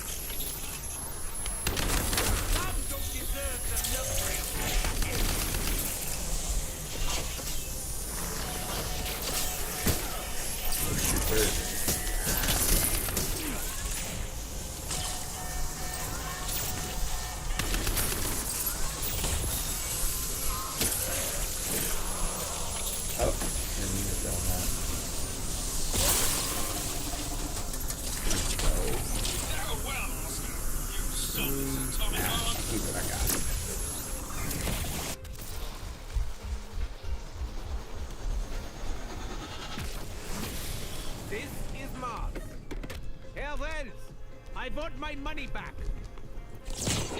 My brethren, welcome to Mars!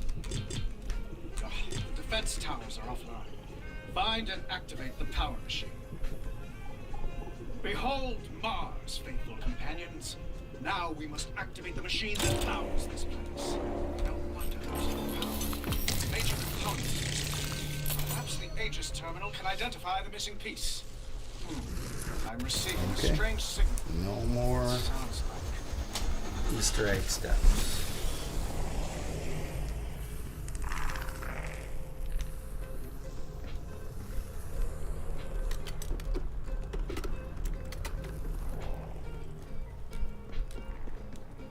Call and response is a logical way to start a dialogue.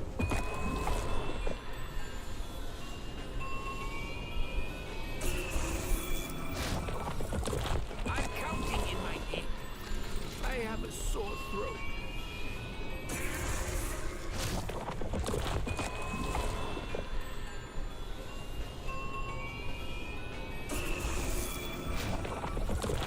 Surprise me in a good way.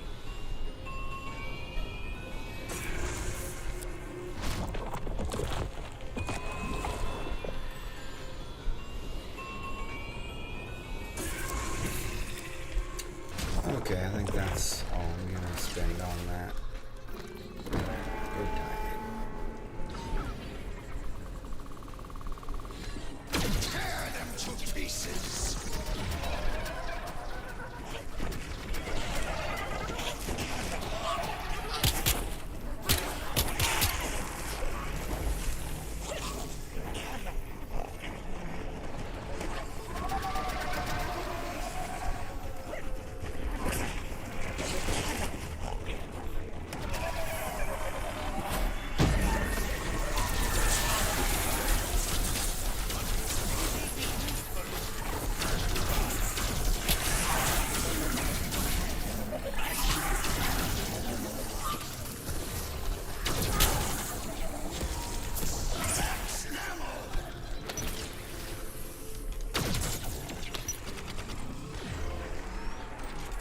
Might get one from the twins. That's always a possibility.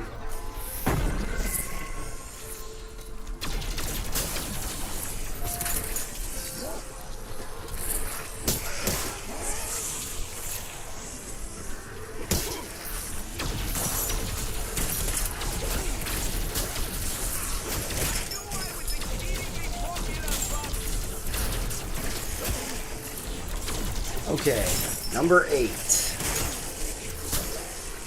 And I probably will get a lot of disagreement here, but I want to highlight, this is not a list of the best horror movies of all time, the top rated horror movies of all time, or any other variation outside of the scariest movies of all time. And at number 8, and I have zero reservation about it, which I'll explain, is Evil Dead Rise.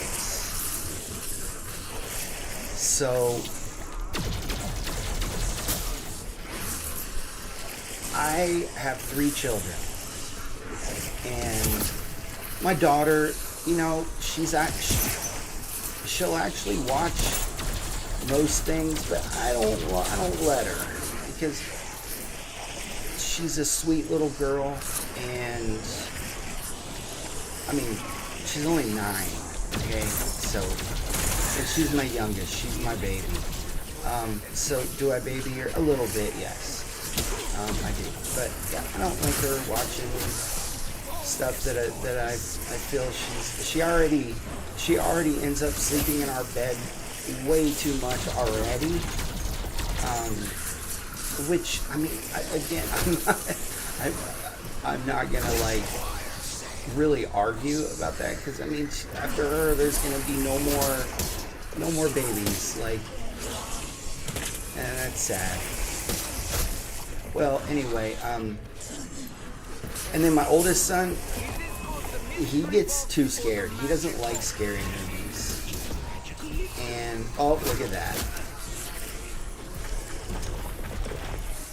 And so, where was it? There it is. Just wanted to reorder them.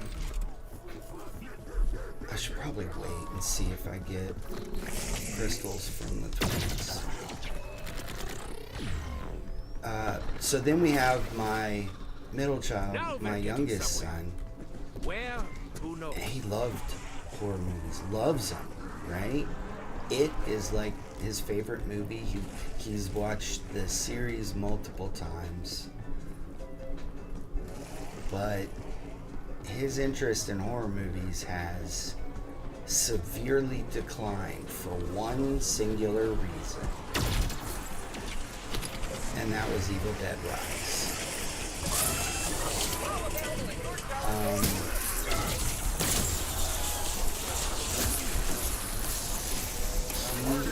It terrified him. I said, "Do you want to go see Evil Dead Burn?" Which I am ecstatic to see. I cannot wait. And the Fede Alvarez, that one's on my list as well as among the scariest films of all time. But it falls a bit short. Okay, quality-wise, it is possibly better than Evil Dead Rise. But the scare factor is where things are different.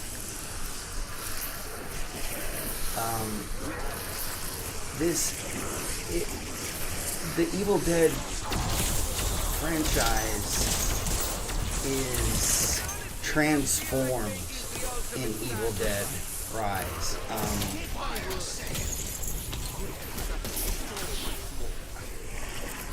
It takes the Deadite and traps it in a setting where you cannot escape. Okay, yeah, you couldn't escape from any of the movies. It would eventually stop you, like the river would be overrun, and just different concepts. Or where Ash, he was stuck in another dimension and it was more comedy in that one though.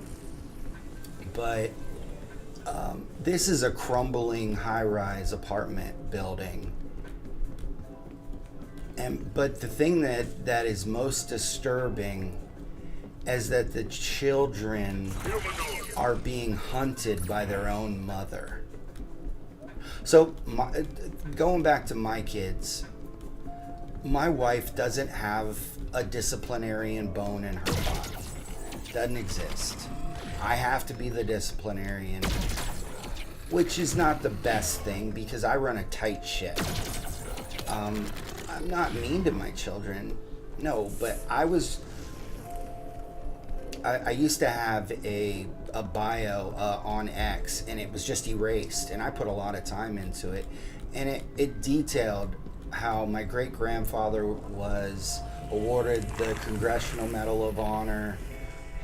He was the first American to ever be awarded the Medal of Honor during peacetime. There have been others since, but and then my grandfather fought in World War II. Well, so my great grandfather he fought in World War I.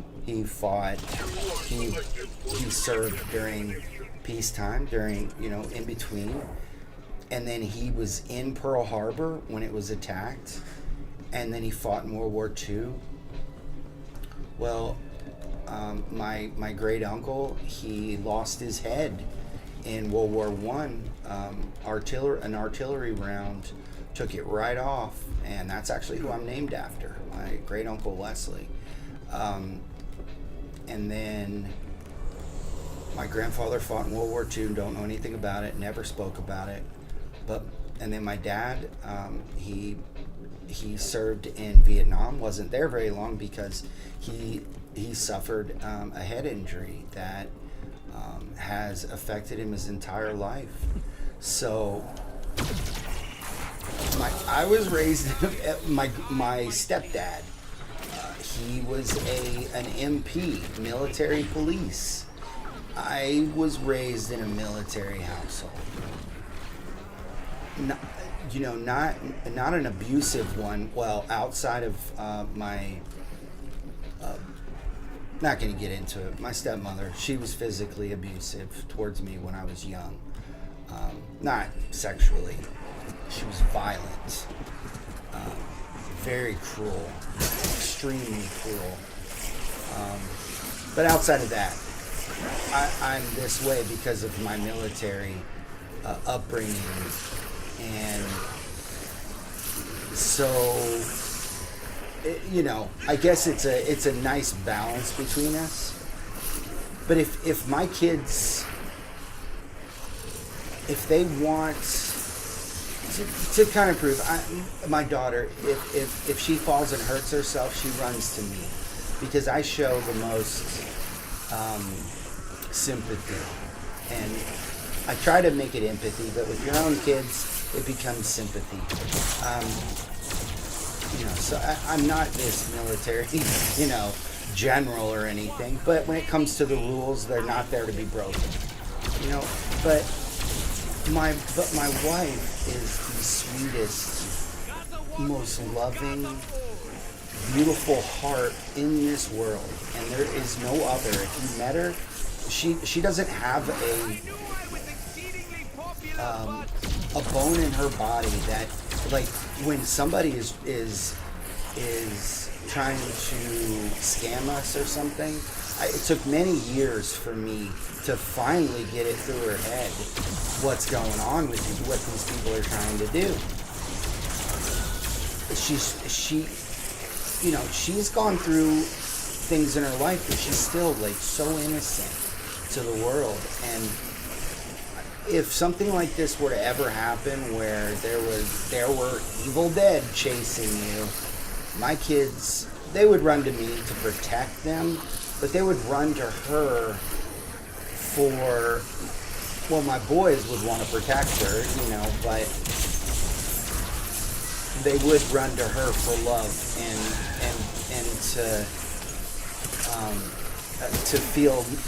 to feel like home still exists. 100%. She cares for them. She's given up her life for them. Like, she thinks about them way before she thinks about herself, and even before she thinks about me. Her kids are everything. So to have a mother stalking you to kill you, especially one that, from all appearances early in the film, that loves her children very much. I mean, she has her children's safety in mind. To have that completely taken away, not only taken away, to have that flipped upside down to where she not only wants to kill them, she wants to torment them, would be just the end of the world for my kids. They would be lost, and it wouldn't be good. Especially, my oldest son, he's a big guy, he doesn't anymore. He had to retire from football. I mean, he could always try to make a comeback, but he got too many concussions. And I really don't, I'm torn, he could have earned a scholarship to play in college. But when he did play middle linebacker for Frederick Douglass, which is the top public football school in the state, they're coached by a former offensive lineman who played for the Packers. Their defensive coach is outstanding. And, I mean, it hurt to see him have to quit. My young son, though, he's likely more talented, though. he plays middle linebacker, but he has an arm where he could have played quarterback. I mean, he's the backup quarterback because he just does whatever the coach tells him, and they run a read option system that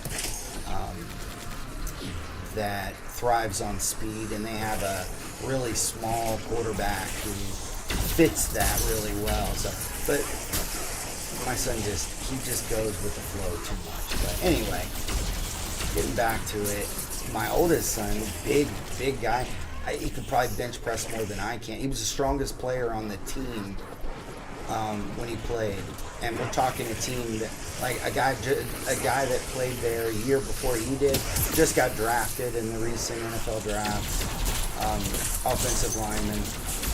I mean, this is I don't know how many players this coach has put in the NFL, but it is lengthy from a public school, right? But if this were to go down, my big, strong son would go run into his mommy. Because he's a mama's boy. And that's common when you have a military father. I didn't go in the military, but yeah. He would go running straight to his mommy. So he'd be the first one dead. He'd go to try to keep her safe, but also for that emotional support. I mean, she's like his best friend, so I can't even imagine. I cannot imagine what a situation like this. And this goes for a lot of kids, at least that aren't in abusive households. And so, yeah, Ellie goes from this loving mother into a sadistic monster who, like I said, is not only trying to kill him, like where she takes the tattoo gun and drives it deep into her daughter's face, but it was gonna go into her eyeball, and she was gonna just start cutting the cornea of her eye. And she turns her face, and then she just, I mean, she wants to torture them physically and mentally. Tell them, instead of saying, I sacrificed so much for you, but it was worth every second, it's, I sacrificed everything for you, you know, terrible this or that, and things that could never be unsaid to your children. Kids remember things. I remembered things from when I was little that I didn't think I ever would, but I do. And yeah, kids remember things. It's an impressionable time in a person's life. And so yeah, these things couldn't be taken back. All right, love you.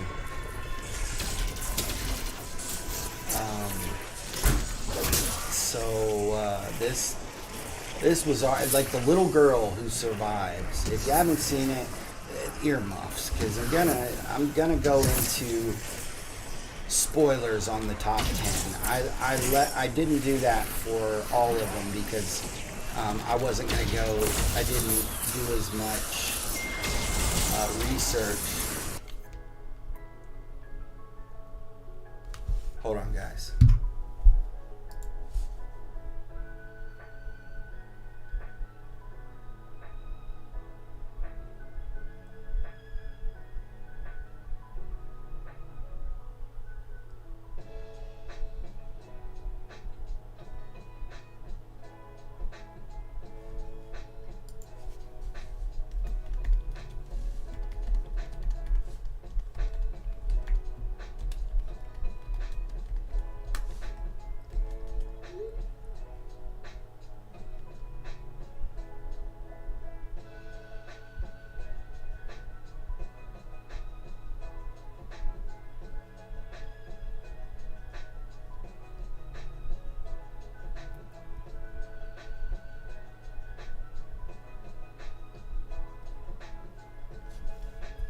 Sorry, we have a little bit of a family thing. Not a Not bad, just personal going on. So just want to stay updated. Anyway, yeah, I really don't know where I was. What was I talking about? Yeah, the opening sequence is pretty good in this one too. It's just not Dawn of the Dead level of if they would have played it out more, maybe. But man, for the time we do get it, it is classic, and that's part of what really freaked out my younger son, was the opening where she scalps the girl by taking the back of her hair and just rips it off. Oh man, that would be just brutal. I do think it's a little unrealistic that she's still walking around and interacting with people, and not because of that, but that she's not bleeding more. Like, your scalp bleeds a lot. And it just shows like the blood had already stopped. No.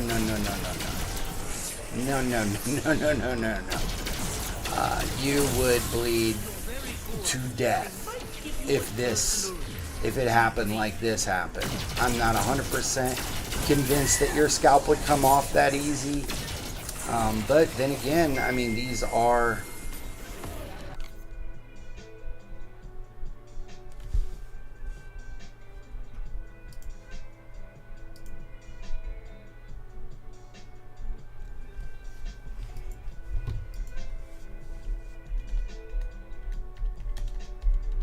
Sorry guys, 1 second.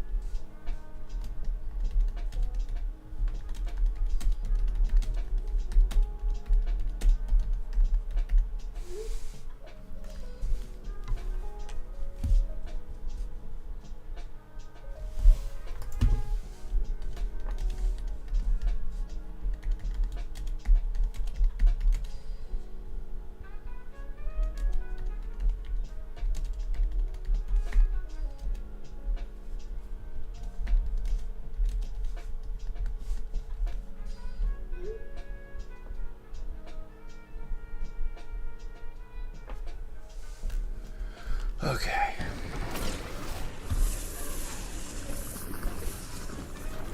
I like when you get the twins to spawn in the same exact spot multiple times. That's pretty cool.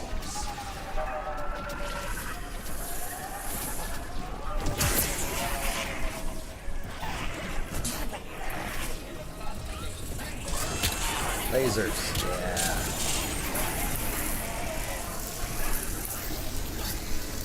So, I mean, compare this to hold the location, you know? It's not even funny how much easier this is. You can just wall run the whole time. Oops.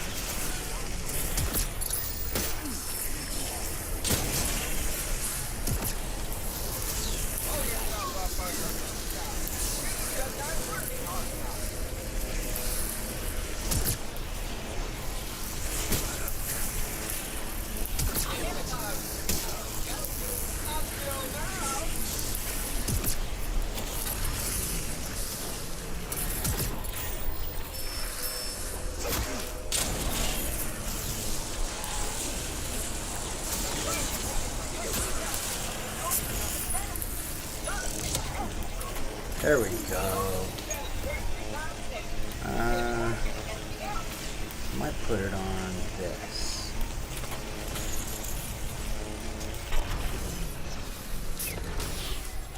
Just because it goes from not even pack a punch to 3.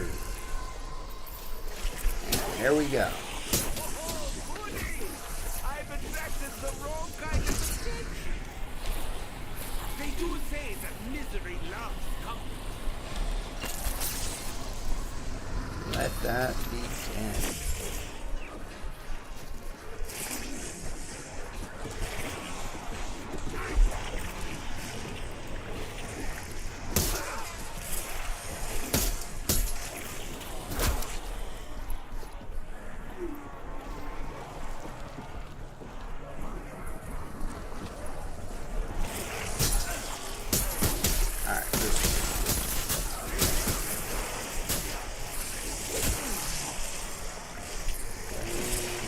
Do not give you a second to do anything, that's for sure.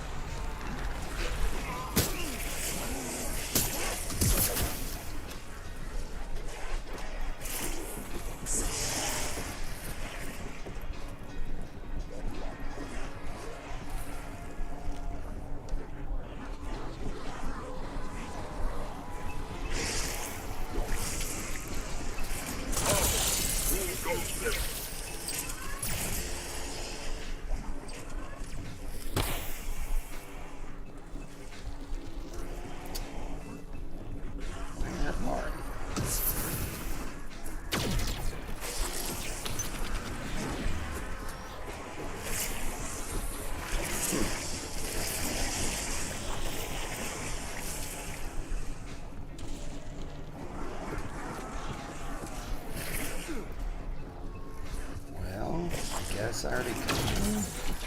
That's weird. I didn't think I did.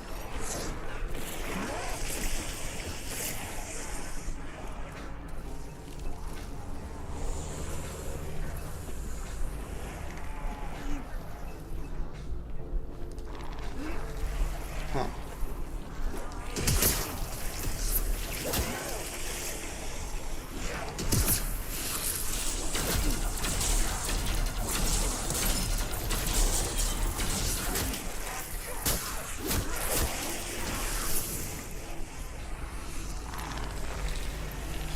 Strange.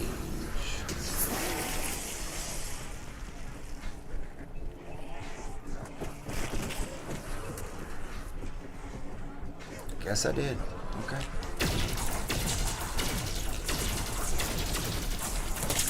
One thing I haven't gotten, I can't believe Mr. Peaks hasn't popped up at all.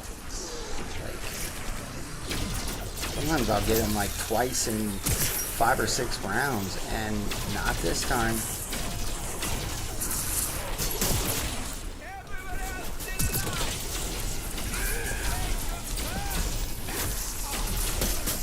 Totally all dead now. Like good, because this isn't.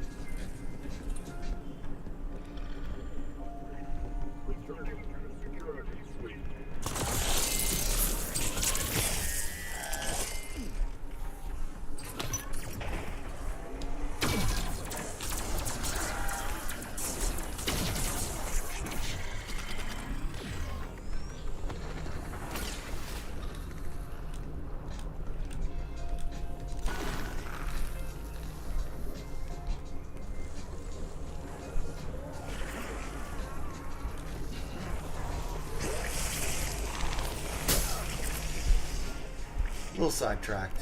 Like I said, a little family thing going on. Just want to make sure everything's okay.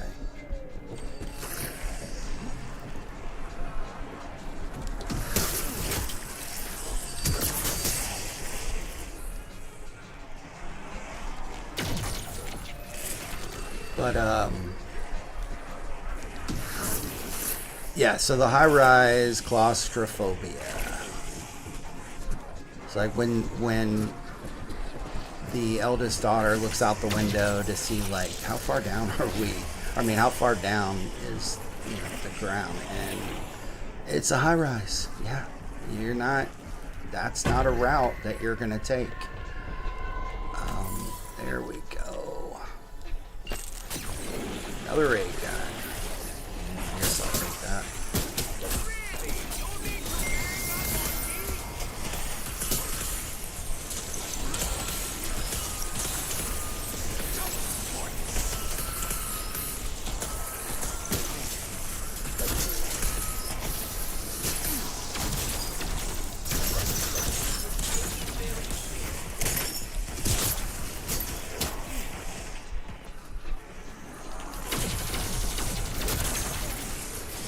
Just about to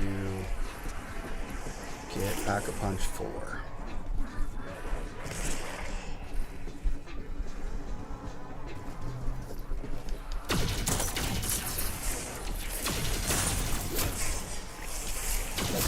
I want to use another one. Get some more right here.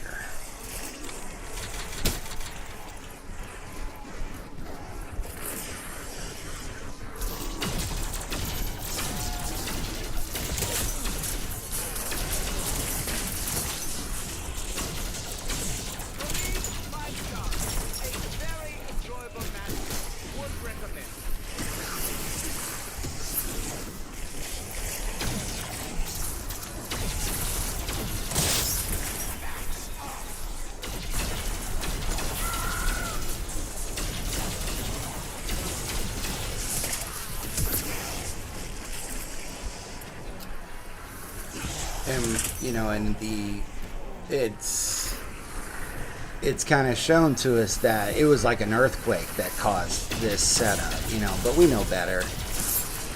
You know, the earthquake takes place right as he finds the book.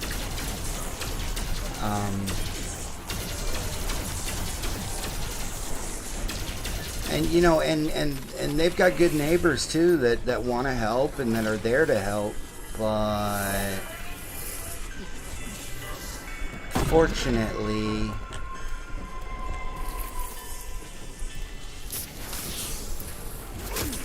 it's not. It turns out to be a bad thing because they, it's just more people to turn and to become enemies. So. Yeah, it's and that's what Evil Dead is. It's basically, we know from every previous movie except for the third. Let's just throw the third one out because it is not a true Evil Dead. But we know from all the movies that there is a single survivor, and that's broken. But in a way that makes sense. I think it would have been an extremely, but that's I think what sets this movie apart is what she's fighting for is more than herself, and it's a maternal movie that is built on that lost bond between a mother and her children, but that is reestablished by the sister stepping into that role for the youngest daughter, and then also because she's pregnant. And she was, you know, of course, struggling as, with the news because she's not married. I shouldn't say that.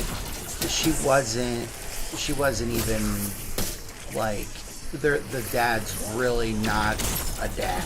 You know, I mean, we don't know who he is, so maybe it could be an incorrect statement, but just assuming as since I think it was somebody tied to the band that she works for, you know, it's possible that there is no father that's going to play a part, and but you know, it just, it circles around back to that.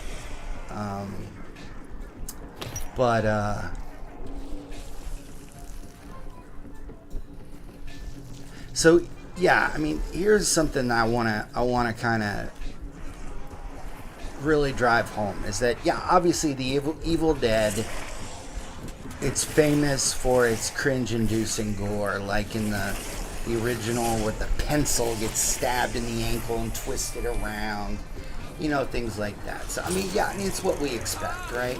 But this one goes more tactile, that makes the audience physically flinch,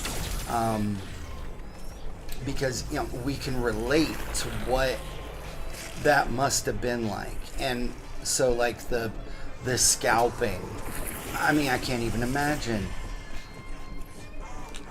But to take that a step further, the cheese grater on the back of the leg, which you hear that and you're thinking, oh, that must have been so cheesy, pardon the pun, or you know, something silly. No. This was the way Lee Cronin does it. Writer director Lee Cronin, who I think gets a bad rap from his The Mummy, his recent The Mummy release. It is not as bad as people, or as the critics attacked it. I feel like there's an agenda involved there, but let's move on from that. The cheese grater scene is not forced. It really isn't, because there's a lead up to it, and that would just be terrible, just terrible. But wow, skin crawling for sure. Hard to watch. But that's kind of like what the Deadites are hoping to achieve, is they're trying to torture, you know. But it goes beyond that. There's when the eldest daughter is chewing on the glass. Oh, that's awful. Just terrible.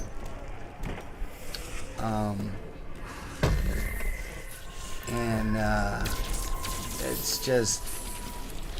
it's too much, you know, and that's tough. That's what you get. But I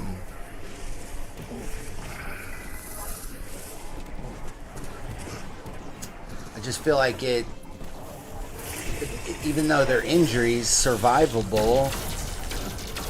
Even the scalping, you could survive if you stop the bleeding. You know, there's a possibility for severe infection, but yeah, I mean, you could survive. People have survived being scalped, but the sound and the visuals, that's what I thought Cronin did a masterful job. And there's scenes similar in The Mummy. And if you watch the short, I don't know the name of it, but the short about the roller coaster that put him on the map and got Sam Raimi's attention. It's an excellent short, and there's just quality everywhere when Lee Cronin is involved. And I'm a big fan of his work, and not because I'm some factor other than his work. His work is just top notch. I feel like there must have been some. I assume there are circumstances surrounding. I didn't love The Mummy. Like, I'm not putting it in my top 50 scariest movies of all time, obviously. But I'm gonna go out on a limb, and with a higher budget, I bet you that there was some studio involvement that had a part to do in that. Because it wasn't as vicious as I expected of one of his films. But yeah, I thought the sound, though, the sound quality in this movie and in The Mummy was top notch. The design, the layout of how the sound is presented, and yeah, so, and then they use practical effects in this, which you're always going to capture the audience with practical effects over CGI. I'm not saying it's going to be a classic or anything. I don't know that. But you're always going to benefit from practical over CGI.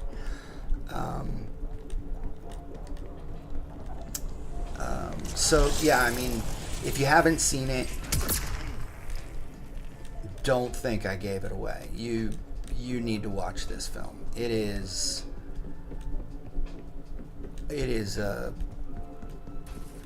I mean, I liked Fede Alvarez's Evil Dead. But to compare, I mean, maybe in overall quality, Fede's version is better. But in yeah, the scare factor, it's not there. It's not even close. This one is the scariest Evil Dead, and my number 8 film of all time. And we're really getting into the thick of things here, and I do want to say that I'm going to go a lot faster when I play Warzone, which will be next. I know I'm running over, and that's to be expected, but don't worry, I'm not going anywhere today. You have my word. Today I'm in it to win it. So oh, it's on Mars. Interesting. I'm in it to win it here, so you're gonna get 2 hours of Warzone and 2 hours of multiplayer, no matter how long this takes. I will have to take a short break though. I won't leave the stream. I'll just go to. I'll be right back. Just because I need to speak to a family member when they get here, but it'll only be a few minutes. I'll make sure of that. I much prefer doing this here. I think I already did this one.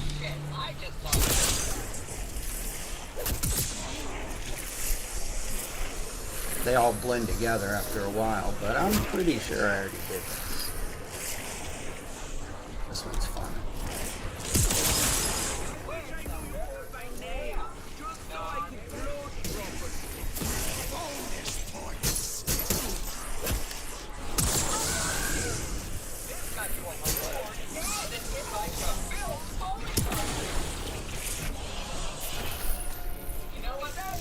At this point, I mean, what am I really doing this for? Break the monotony. I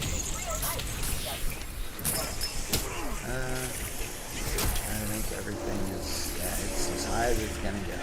I mean, I'm not going ultra on my knife. Just not gonna do it.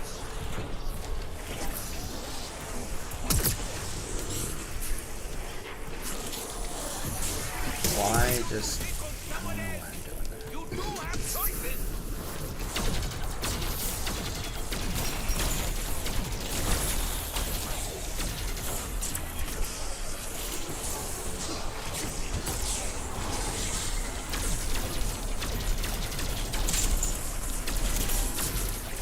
And I think using this wonder weapon just really, it just is an overkill of essence, because you're not reloading it with, with the ammo box. So You just save so much. You can get your money up so much quicker. So at a certain point, it's like, wow, I am not gonna need any more essence. I'm already at that point, really. I would say 200k, and then there's 100k, and then there's no need. I'm not going to use other guns.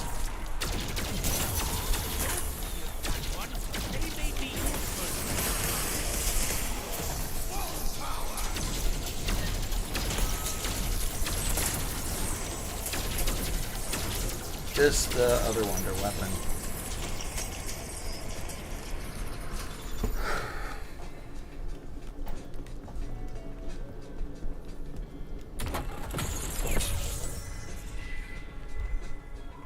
Wish when you were out here, it just put all of the trials out here.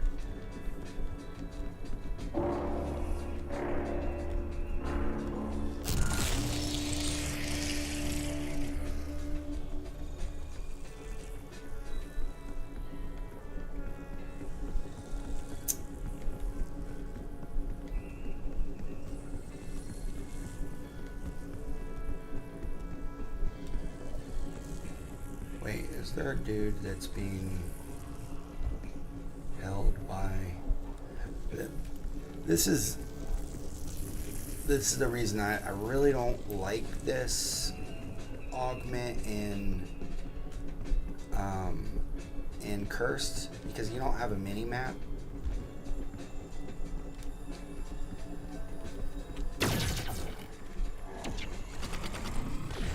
To tell you where the guy is. Maybe he's up here. I don't know. Maybe this will break it.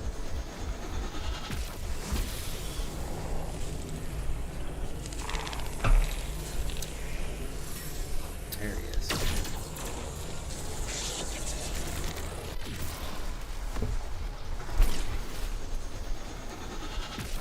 Can't find the twins this way, but I don't need them. Everything is pack 3. Tear them to pieces.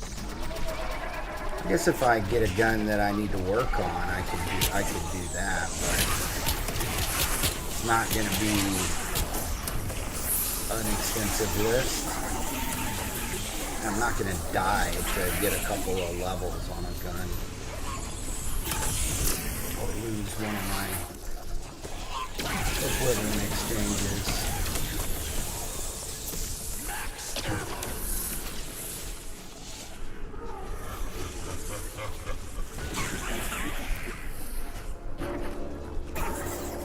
Those equivalent exchanges are very important for this. At least I've not accomplished it. I told you I got to round 60 and I realized I turned off score streaks, which you need a mangler cannon for this. So, and I didn't have, at the time, I didn't have the support, whatever it's called, gobble gum in any of my things. And I just, saving and quitting just, it destroys relic trial, or attempts at relics, so. Oh yeah, I need to do that.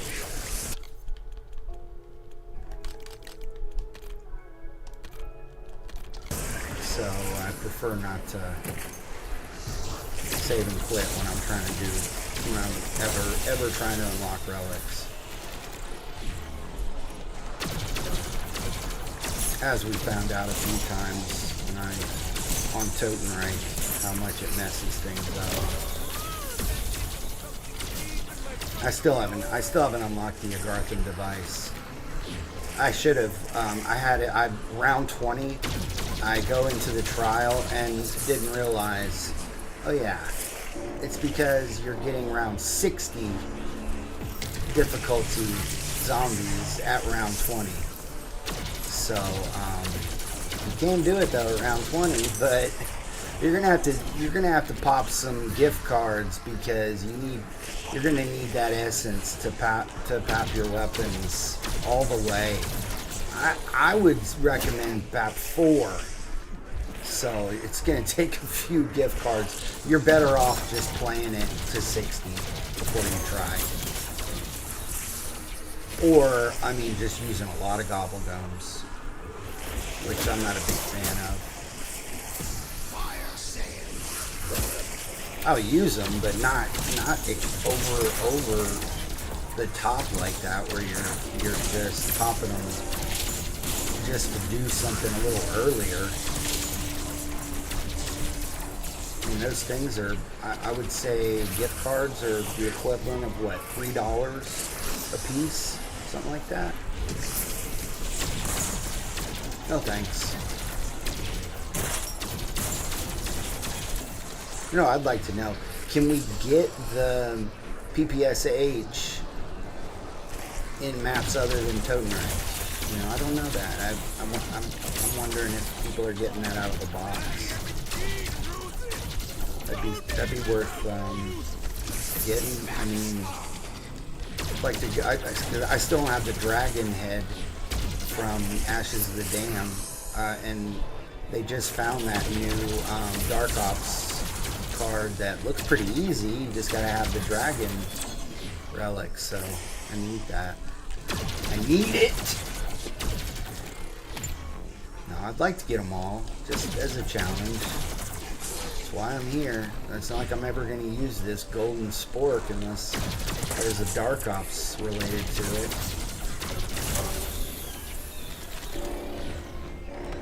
Okay, number 7.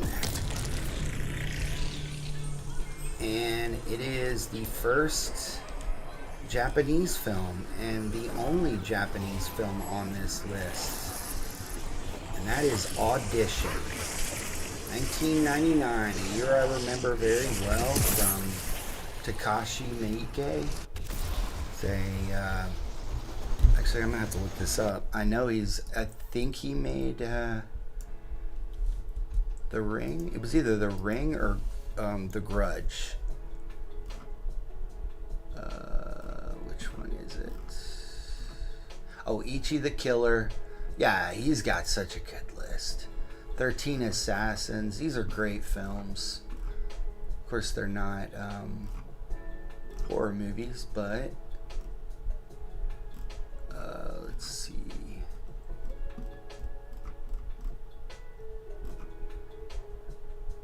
It's just not showing everything. Oh, okay, here we go. He's got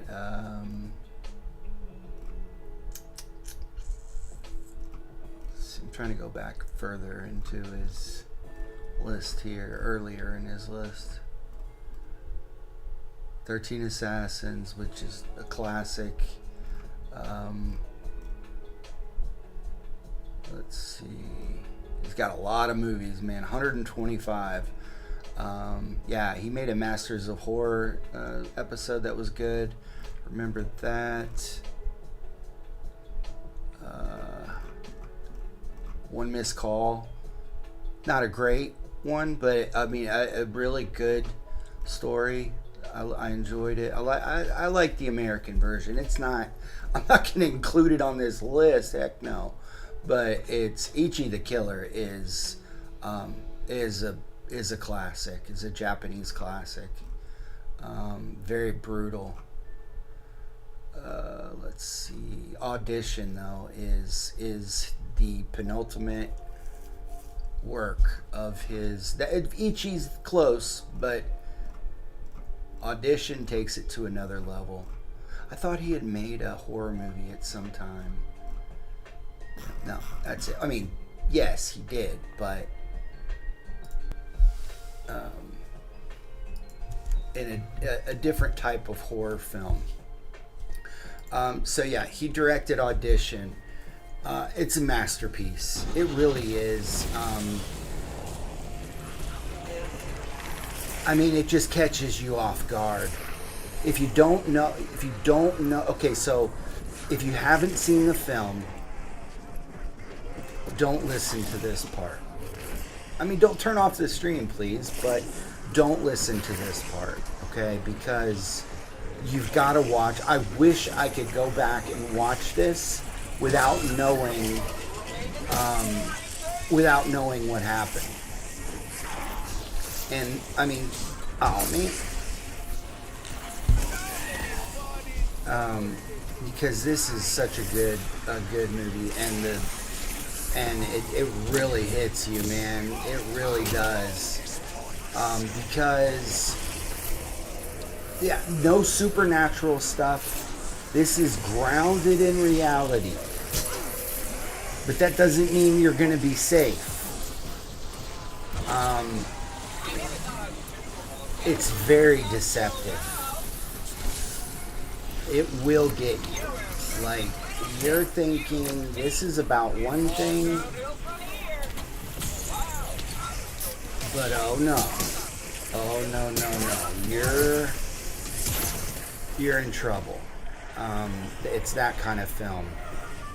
And so, like I said, if you haven't seen it, don't listen, because I'm going to give away spoilers for the top 10. I'm going spoilers here.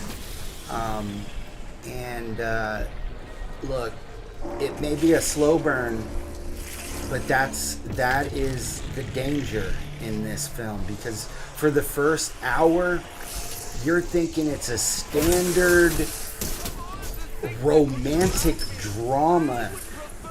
Romantic. Okay? Oh no. It is horror, and it is a classic in the horror genre, because the rest of the film, oh man, this guy, Aoyama, so his wife dies. Here, I'll read the official synopsis, so that I'm not fumbling around with this, and then I'll move ahead with what I have. These are, just my thoughts on it, not really trying to give you a synopsis. So, a widower has his film producer friend organize a fake audition as a means of helping him find a new girlfriend. But the woman he selects is not who she appears to be. Now that kind of rings with a setup like I don't know, like something supernatural. It doesn't matter. It's not. Doesn't mean that it's any less of that the fact that she's real. As we know, it's usually it's flipping the gender, the source of the antagonist up on its head. But we've seen a lot more films lately that do that. Oh shoot, I'm gonna have to look it up. There is a recent one Strange Darling. That's what it is. Man, if you haven't seen Strange Darling, check that out. That movie's crazy. I'm talking like 95% Rotten Tomatoes quality, and crazy. Yeah, again, you're an hour into the film, you're thinking it's one thing. Oh no, it is another entirely.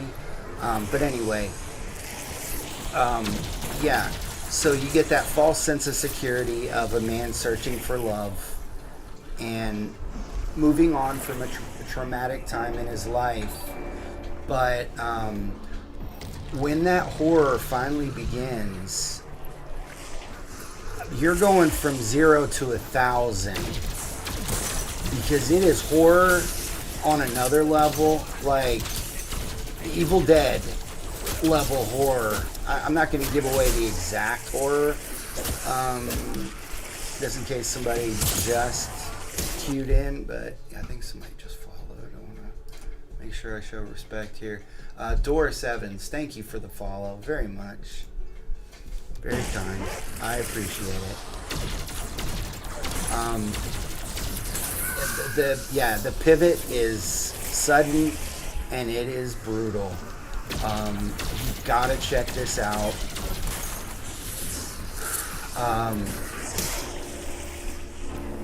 And that's the thing, as there are probably people going into this film that aren't even expecting horror. You know, they heard this movie's good, and then they get into it, and they're thinking, oh, okay, well, I was thinking, you know, Japanese, it was going to be a ghost story or something. And they get hit by a truck because of what's going on here. It almost becomes like a dream, a terrible nightmare. I mean, even his reactions just seem slightly off. Yet he's experiencing everything.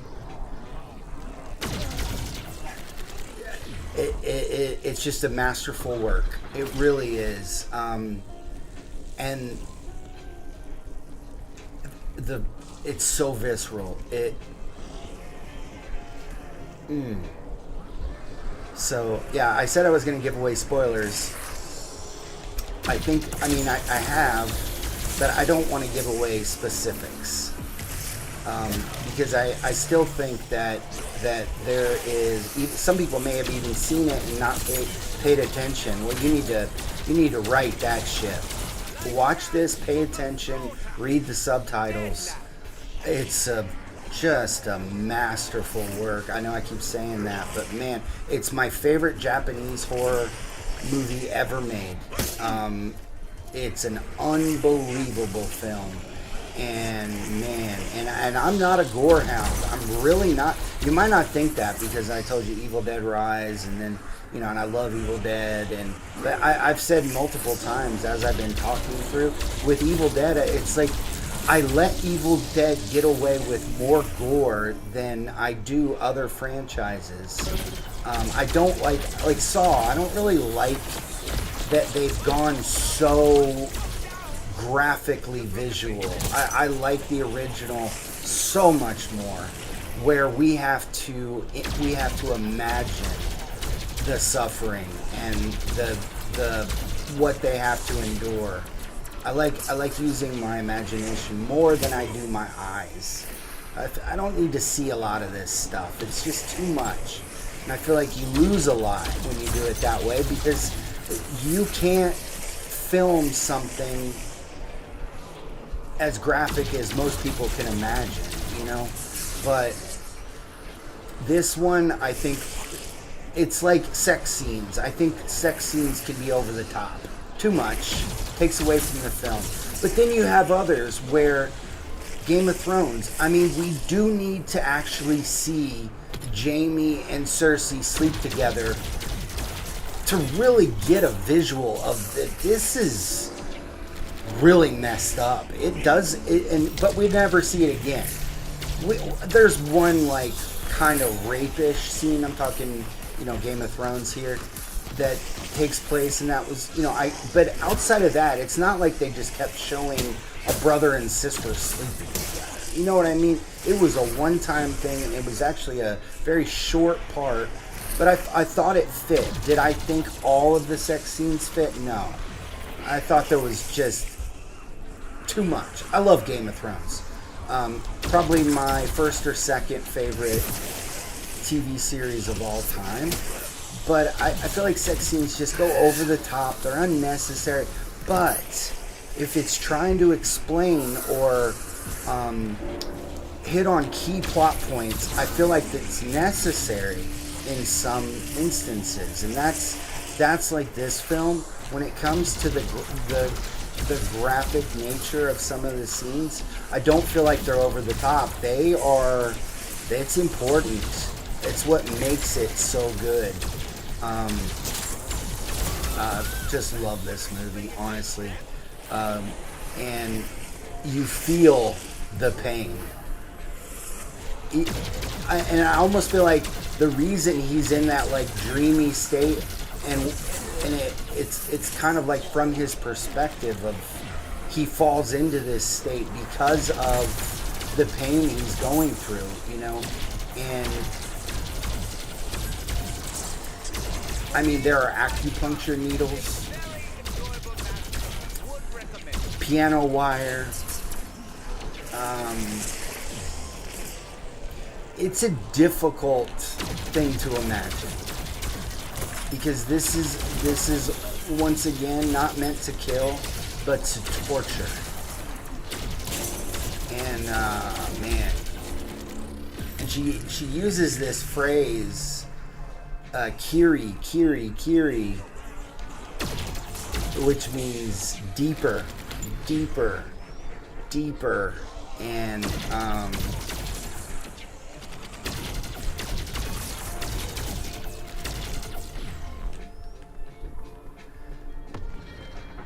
you know, and honestly, the entire premise is deeply objectifying women, of, you know, holding a fake audition in order to select his next wife.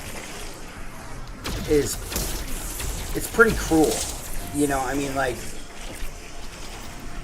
you're trying to trick women into presenting themselves as your love interest, and that's objectifying. It would be cruel as a man to find that out, to find out that you're being used in some way. If you did have feelings for the individual, it'd be cruel for anybody.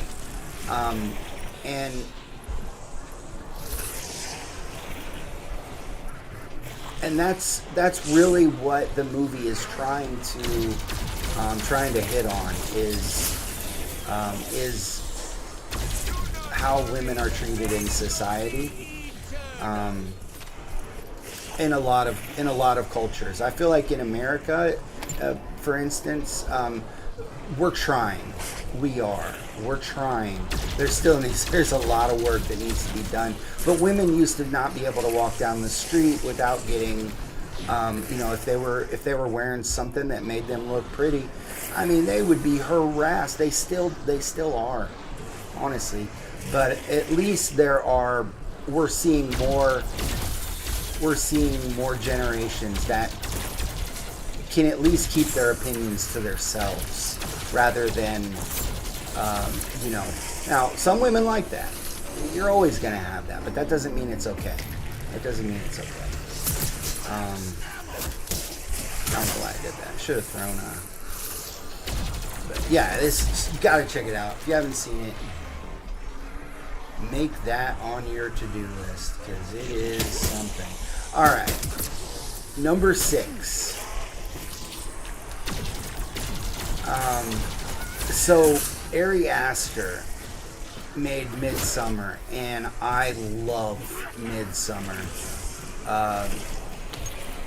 Love this. I've seen it 10 times probably. I love this film. I think it's talk about dreamlike.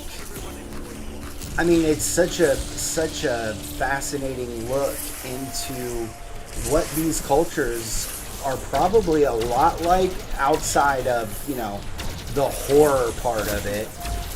But it's not my number 6 film. Quality wise, it would be up there. And I love how he puts little Easter eggs into his films. I really do. But this one is a lot more brutal, and that's saying a lot. And 2018, the film that put Ari Aster on the map, Hereditary. Writer, director, blah, blah, blah. I'm sure he had a hand in everything, which he always does. And, you know, some of his movies aren't the absolute best, but what you always get is quality. Some stuff's uncomfortable.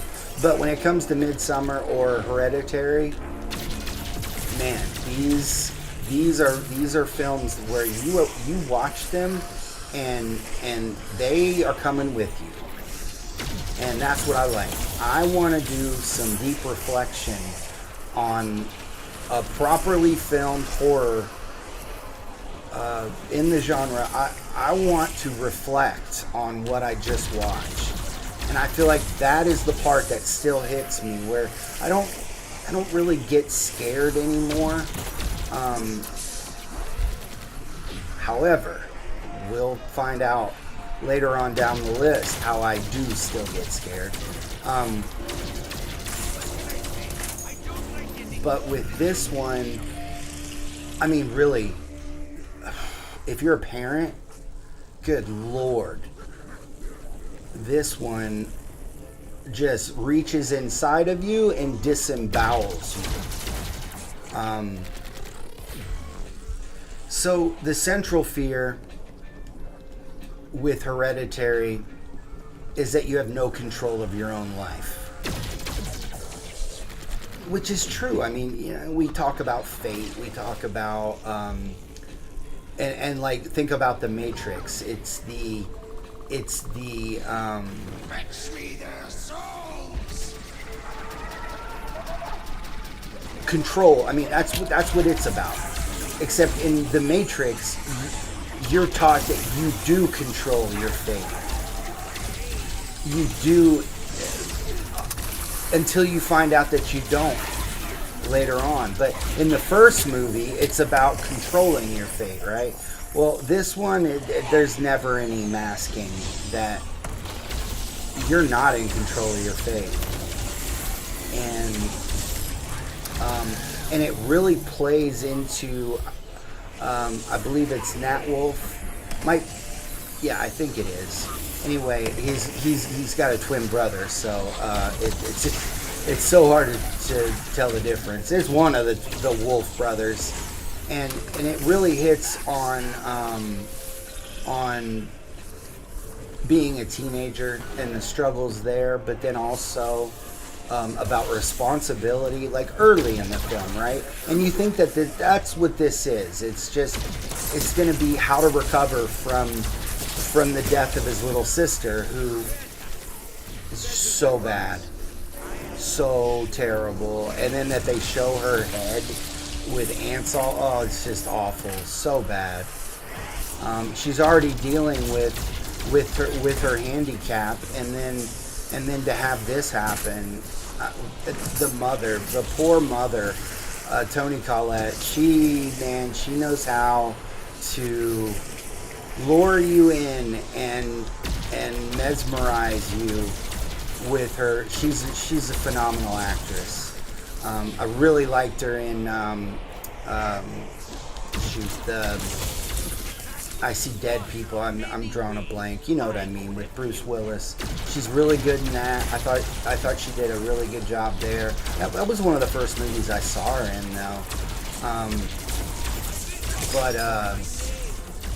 Yeah, I've enjoyed a lot of her films, and this is my favorite by far. Yeah, she deserves some type of recognition for this role, because it's her. She's the reason. Yes, it's terrible what happens to the little girl. Terrible. But by the time we get to the part where Toni Collette is so frightening, you're almost like you're. I hate to say you're forgetting that the poor little girl got decapitated, but you are. And it doesn't help that she keeps showing up, like she's still alive or something. And there's something so unsettling about evil witches. I know there are Wiccan individuals who aren't evil. I know, and I don't want to. I want to definitely separate the two, because that's, clearly not how life really is. But it's just like life really is, that there are evil people out there, and in this case, these are some evil witches. Like the girl that she goes to talk to speak to her son, who promises her, Ann Dowd, who's a Oscar winner. She was so good in Handmaid's Tales, by the way. I'm still blown away by her performance in Handmaid's Tales, which I watched it up until I thought the show was like it really didn't have that much more to say. I know they came out with a new one, but I'm Handmaid's Tales to out. That I can't take it anymore. So that's how I get with a lot of these TV shows. They just keep going until I just can't watch them anymore. They've gone on too far because it takes a lot to watch. It's not like a movie where you're spending an hour and a half. You're spending days of your life watching these shows, and I just can't do it. It's got to be just a earth-shattering TV show for me to keep watching after 4 seasons or something. But I mean, this one is nothing short of a Greek tragedy, where the cosmos has doomed them, and you feel so bad for Gabriel Byrne. He's trying to keep his family together, Poor guy. Because I can relate. I can relate to that. If my family, not to losing my daughter, but to seeing my family in pain, I would want so badly to make them feel better, and he's got no chance. Because the person pulling the string is the dead mother-in-law. And she, like I said, dead. Yeah, I'm not going for that. I'm just going to stay here till 60. But, I do have to go back to get a Mangler cannon. But other than that, I'm good. I'll go back and pack a punch my ray gun. Won't mind if I do.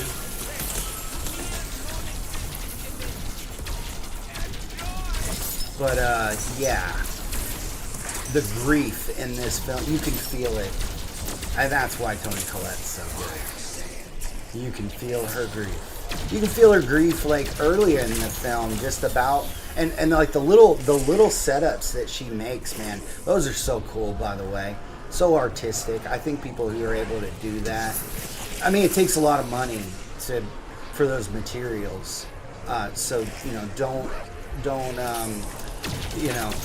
don't forget that. It's not like, I want to do that today. Well, you're probably gonna have to put a couple $1,000s into it, because those materials are not cheap. The miniature everything, but yeah, you can feel her grief, and you can tell that Gabriel Byrne he's grieving very much as much as anyone else, but he's trying to hold everyone else together because the son feels so guilty, and the mother blames him openly because she's losing her battle with her mental health, to the point where she starts blaming others, and I feel like that partially that's her way of blaming herself, because she let her daughter go, and mainly she was behind with work, and we can all relate with that, but it just sets the stage for what was already going to happen. This was what the grandmother had already sold their souls to a demon, and the demon is responsible for how this plays out, like a Final Destination type. Like I said, they're cosmically cursed. There's no way to get around it. Ari Aster is not someone you want to go to for a happy ending. Sam Raimi comes to mind. If you want a happy ending, look elsewhere. If you've seen Send Help with Rachel McAdams, it's not a perfect movie. Some people say it's the best horror movie of the year so far. I disagree. I'm not saying it's bad. No, it's an excellent movie. It's more of a comedy to me. I really like it. But if you watch the ending, this is not a happy ending. It's just not what you're going to get from these guys. And and it's almost like how where she builds her little scenes, and she's like the puppeteer of her scenes. It's actually a metaphor for how, and she has all this control, but it's a metaphor for how she has no control, and how there is a puppeteer controlling her life in the same way. And they're pawns. I mean, they're literally being put into these scenes like they actually are, just actors. And there's a director deciding exactly where they go. Go stand on the X. This is your fate. And that's horrifying. It really is. I mean, the free will, I mean, that is something that everyone feels they're entitled to. We all fight for it. And it is not there in this film. Not even for the teenage boy. Goes into his classroom and he's just trying to be a good boy after a terrible tragedy. He's got a crush on the girl that's sitting in the front row, and he just wants to live a normal life. He wants to go hang out with his friends. He wants to smoke a little weed and just be a teenager. Well, it's just not in the cards. It's not in the cards. He's sitting in class, and all of a sudden, a demon takes the back of his head and slams it into mashes his face into the desk. Like, how embarrassing would that be? You would look like you were just some psycho. But no one understands. And the girl that he's got a crush on just kind of like looks back at him like, whoa. I bet you at that exact moment, there is no chance that boy is ever going to even go out on a date with the girl that he has such a huge crush on. And who had a crush on him till she found out he was crazy boy, which, she doesn't know that it's not his fault. And then it turns into a haunted house film. I mean, there's chapters of this movie, but it's not like a Quentin Tarantino film where, it's showing you the chapters in crazy order. This one, it's shot in sequence, and it's got those crazy chapters. It's like the subgenres shift as you go through the film, and the haunted house is when it does get terrifying. This scene, okay, so that's when Toni Collette goes full on possessed, and that is when the film gets freaky. The scene where Nat Wolff is hiding in the attic, and she's underneath the attic door, and you hear this pounding, but you don't know what it is. She's smashing her forehead into the wall below. Little does he know, there's his dead grandmother sitting right next to him. She's been there all along, because somebody dug her up and put her in their attic. But and that scene, that's probably the most frightening scene of the film to me, and it was frightening. We're talking. You're split. You're bleeding everywhere. You're not doing that without crazy damage to the tissue. And like I said, scalp injuries are going to bleed and bleed and bleed until you stop the bleeding. And she is not stopping. She ends up getting piano wire on her own head. This is after murdering her husband. It's just such a brutal movie. And it's emotional violence, though, that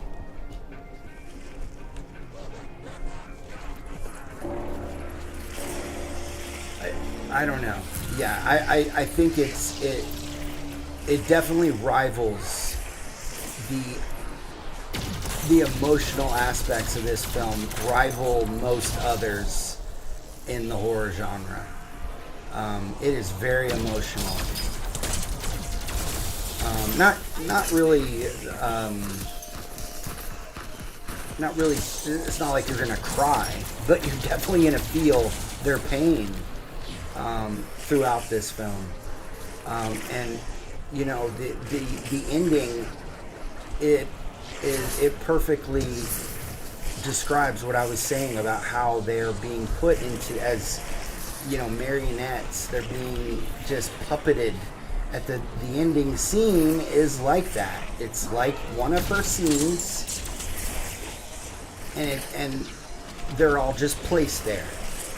And how horrific is it that all of a sudden all these not dead bodies, these naked people are around them, you know, around their house. And the teenage boy is the one who's going through all this from our perspective. And all of a sudden there's adults everywhere naked, all around their house, watching, not doing anything. He's scared, oh, they're coming for me, but then he's real, like, what are they doing? And that's one of the more terrifying parts. Like, what are they doing? There's no explanation. You come to find out, though, that Toni Collette does early. She finds out that her mother did something with a demon, and for wealth and for her place in the afterlife, and there, talk about a violation of safety. To curse your own bloodline for your place is just, I mean, you know, it's like dying for your child. If it were to be, you know, it's going to be hit by a vehicle and you jump and push your child out of the way. I would do that in a heartbeat for one of my kids.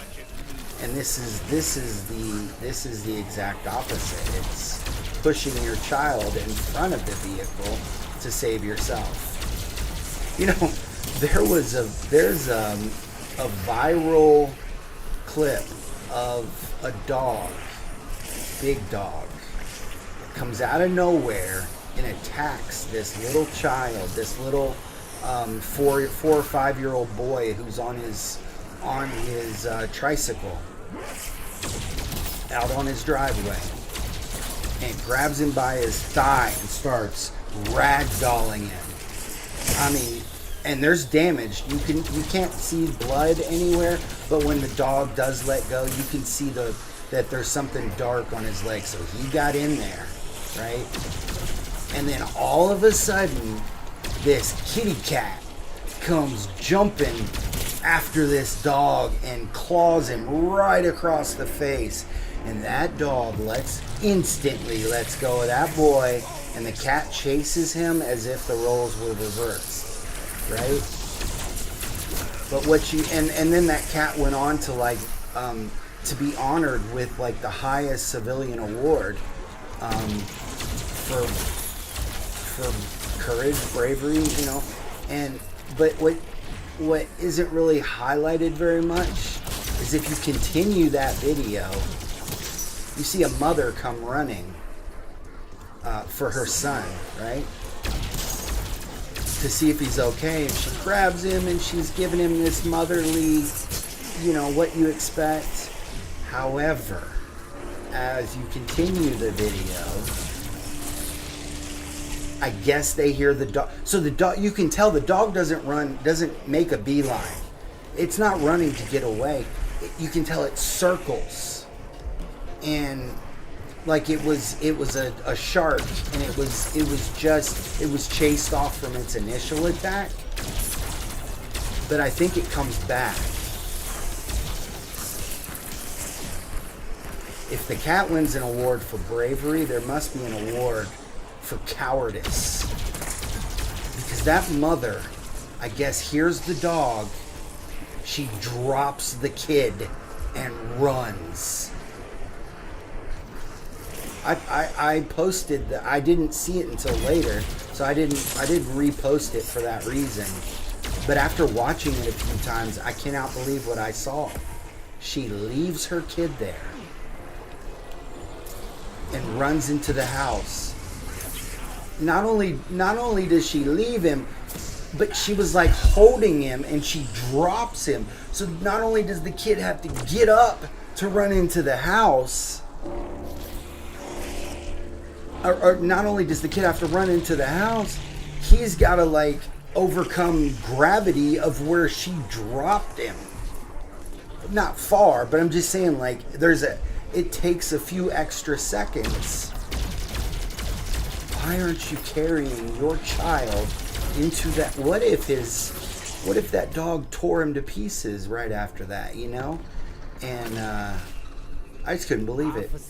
But that's what this is. It's the grandmother who's thrown her entire family in front of a bus for her own benefit. It's exactly what this movie highlights, and that's horrific. I loved my grandmothers. My dad's mother, I loved both of them, okay? Both of my grandmothers were the sweetest women. But I grew up without my mother. And so my dad's mother, my me mom, she was my mother figure. And I can't even imagine a scenario where my grandma, my me mom, would have done that to me. She would have done the opposite. She was the sweetest woman. Would not hurt a fly, cared for me without any thought of being rewarded in return. She was the sweetest woman. And I can't even imagine that she would curse her entire family. She would, like I told you, I was named after my uncle, my great uncle Wesley. Well, she told me that story, like she still missed him. Like it was, it just, and a lot of people feel that. A lot of people can relate where their grandmothers are so sweet. So to think that their grandmother would curse them to hell so that they could have a seat at the table higher in hell is wow. So yeah, this is a brutal movie, but I think it deserves its place at number 6. Okay, we are getting into the top 5 here, and in the top 5 we are discussing movies that personally terrified me. These movies played a role in my life, and every single one, all 5, to this day, haunt me. So, and I almost guarantee that all 5 will not be in your top 5, maybe because you're much younger than I am, and when you watched it, you were more separated from what appears to be an older movie, or you don't think the graphics match up to the movies that are out today, which really there's not enough practical effects out there to really say that anyway. But there are a few. There are some examples, I will say that. But to me, that the top 5 is unquestioned. So hopefully you agree. At number 5 is a Spanish language film. Had a few.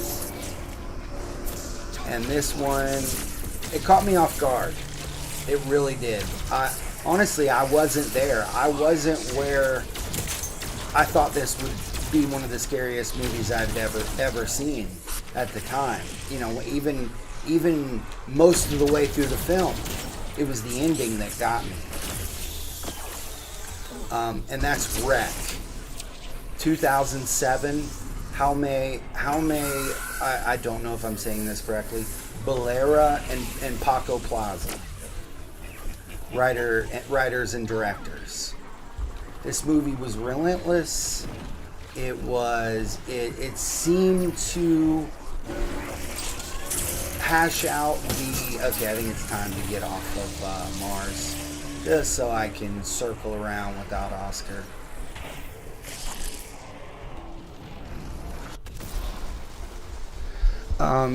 It was relentless physical intensity, which is what you expect from a zombie film, right?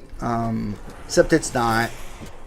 It's more the way they play it out. I wonder if anything else. Nope. No PAP 4 when I did that. Okay, that's fine. Yeah, it doesn't present as I think it's like a possession virus. Let's see if that got the other one. Nope. Nope. Okay. Pretty sure I used that. Maybe I switched it to free throw. That might have been what I did. That's why it's not doing anything.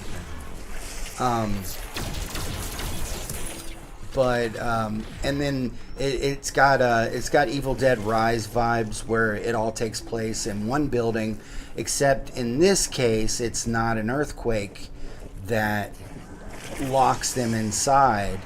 It's, make sure this is,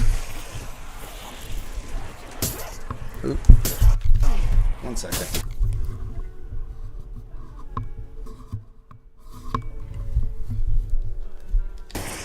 There we go. Wanted to make sure the volume is all the way up.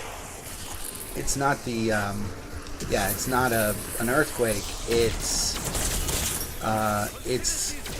the government, and it's a quarantine, which that's the name of the American remake, which doesn't even come close to how good. Because this, you can't catch somebody off guard twice, which is why I'm not a huge fan of remakes, but obviously from my list, there are exceptions. Look at that. Still being cool. Anyway, and, you know, again, like Evil Dead Rise, very claustrophobic of, you know, we can't get out of here, and loss of control. And it starts out, and they and, you know, with a lot of these found footage films, you have to overcome, like, why are you still filming? You know, and in this case, they're able to explain that because they're filming a documentary from the beginning, and then you know, obviously it changes shape as the movie goes. And this one is Spanish language, but it actually takes place in Spain, in Barcelona. That, you know, and it's sealed off, quarantine due to a virus, but then.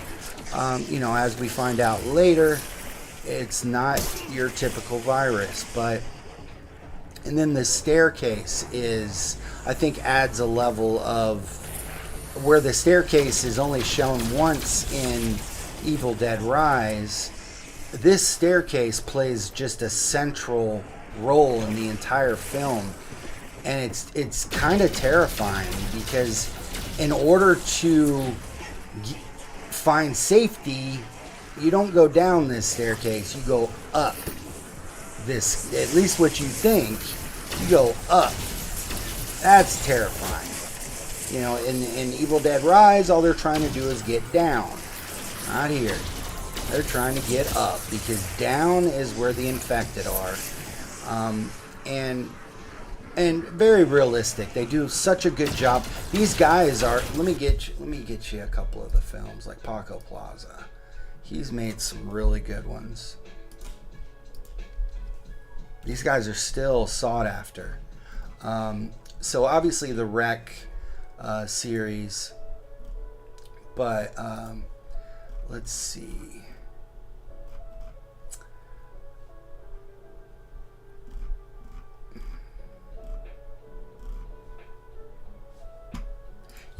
Not that. I'm actually blown away. He's kind of slowed way down recently. Okay, let's look up how many.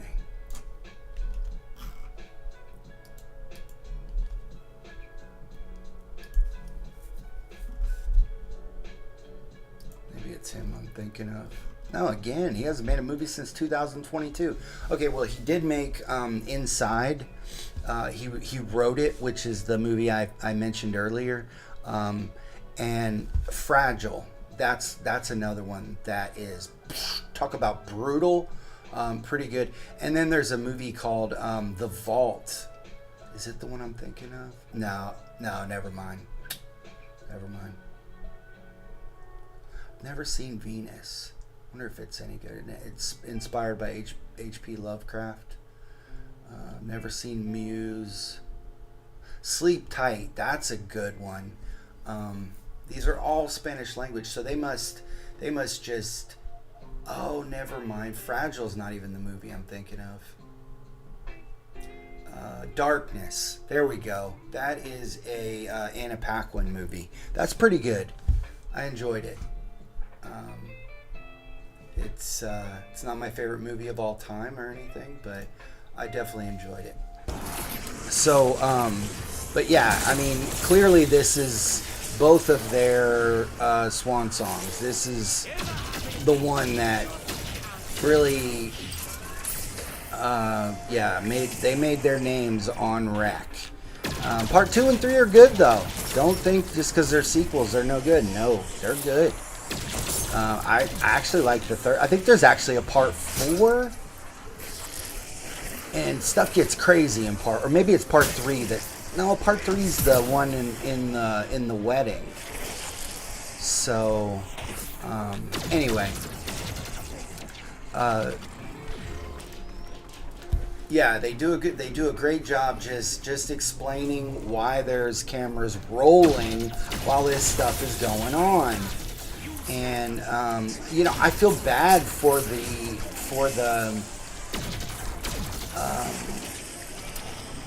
the scientist who comes in to test the individual. I mean, he's just like the sacrificial lamb. Like, okay, you're up, go in there, and because they have it completely sealed, literally with plastic, the whole building. You cannot get in or out without opening up the plastic, and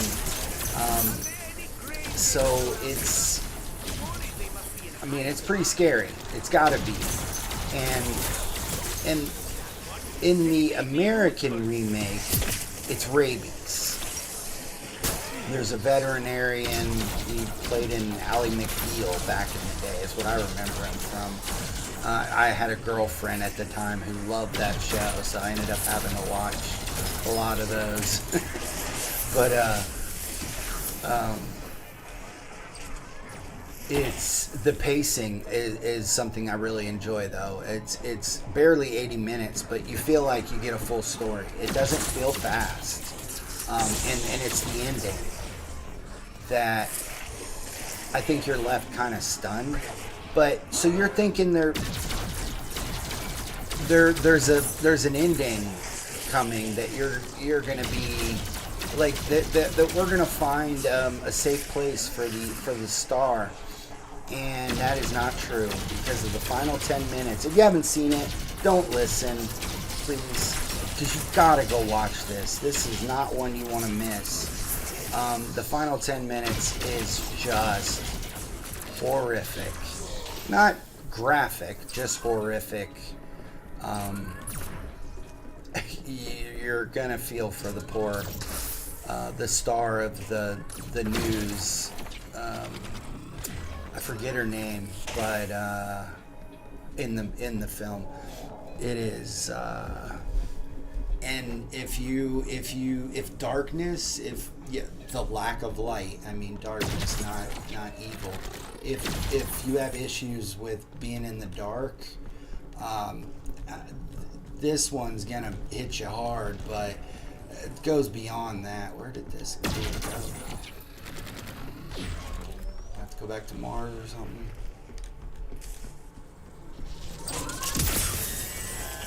That should, no.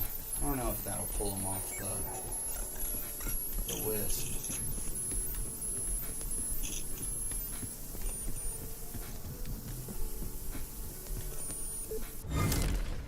What the heck?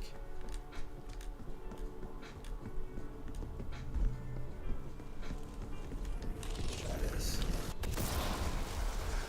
But yeah, the final 10 minutes is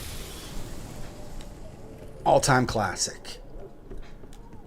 One of the best endings I've ever seen in any genre.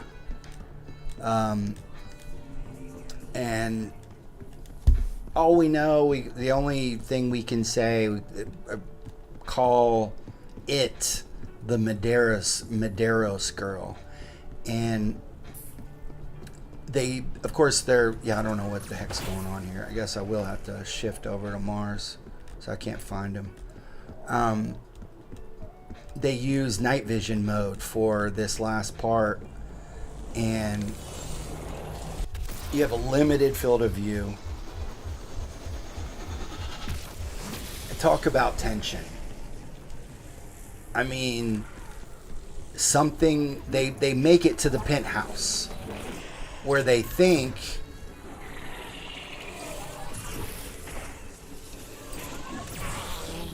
where is it?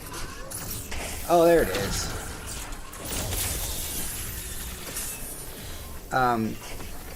You think, okay, they're about to, just bunker down and just wait out the infection. All along, they've been funneled into the worst place imaginable. Actually, I should go this way. I don't want to deal with these guys.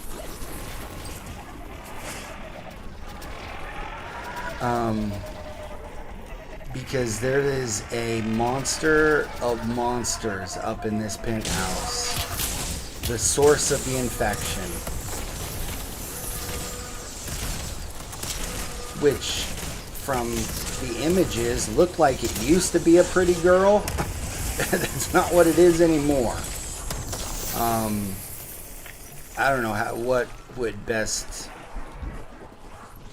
describe what this thing is, but it's played by the guy who played like the Crooked Man in Conjuring 2, the really tall, extremely skinny-bodied guy that plays a lot of monsters, who played Mama, who played the Mama character. Not the face, that's CGI, but who played the body. It's terrifying. And this monster is not just terrifying, she's holding a hammer. And it's dark, but like I said, this is not rabies or some normal virus. This is some type of demonic virus. So this creature has this supernatural ability to follow sound, that if you make a sound, it will find you. What do you think it's going to do with that hammer? And I was in shock when the film ended, because it was creepy. I'm thinking, oh, it's creepy. I like it. It kept me involved. But that ended. I remember just staring at this TV for a second after it ended. Like, wow. That, I will remember that for a long time and likely forever, because it got me. That one was creepy. And honestly, let's see,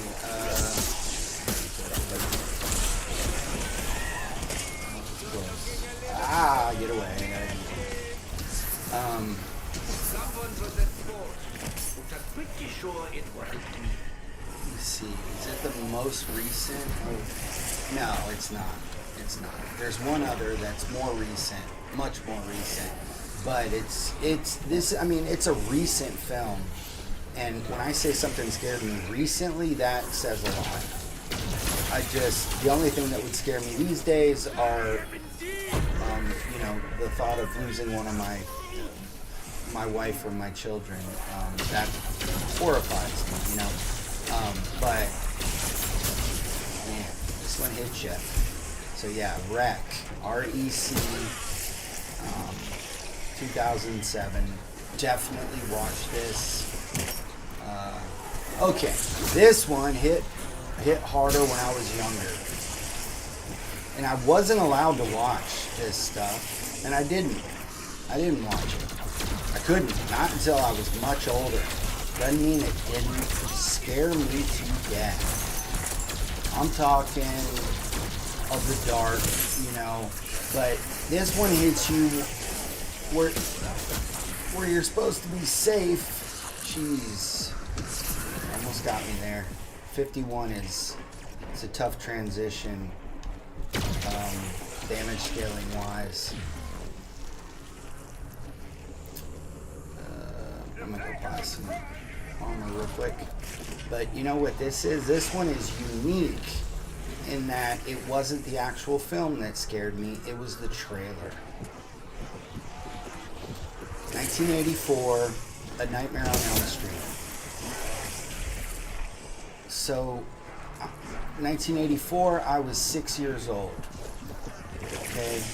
And, shoot, I forgot that armor. So, I'm a little guy. And I saw this trailer just on TV. And it scared the crap out of me. Because, and it's not why it's here. It's here for other reasons. It's here for multiple reasons, I should say. Hold on one second.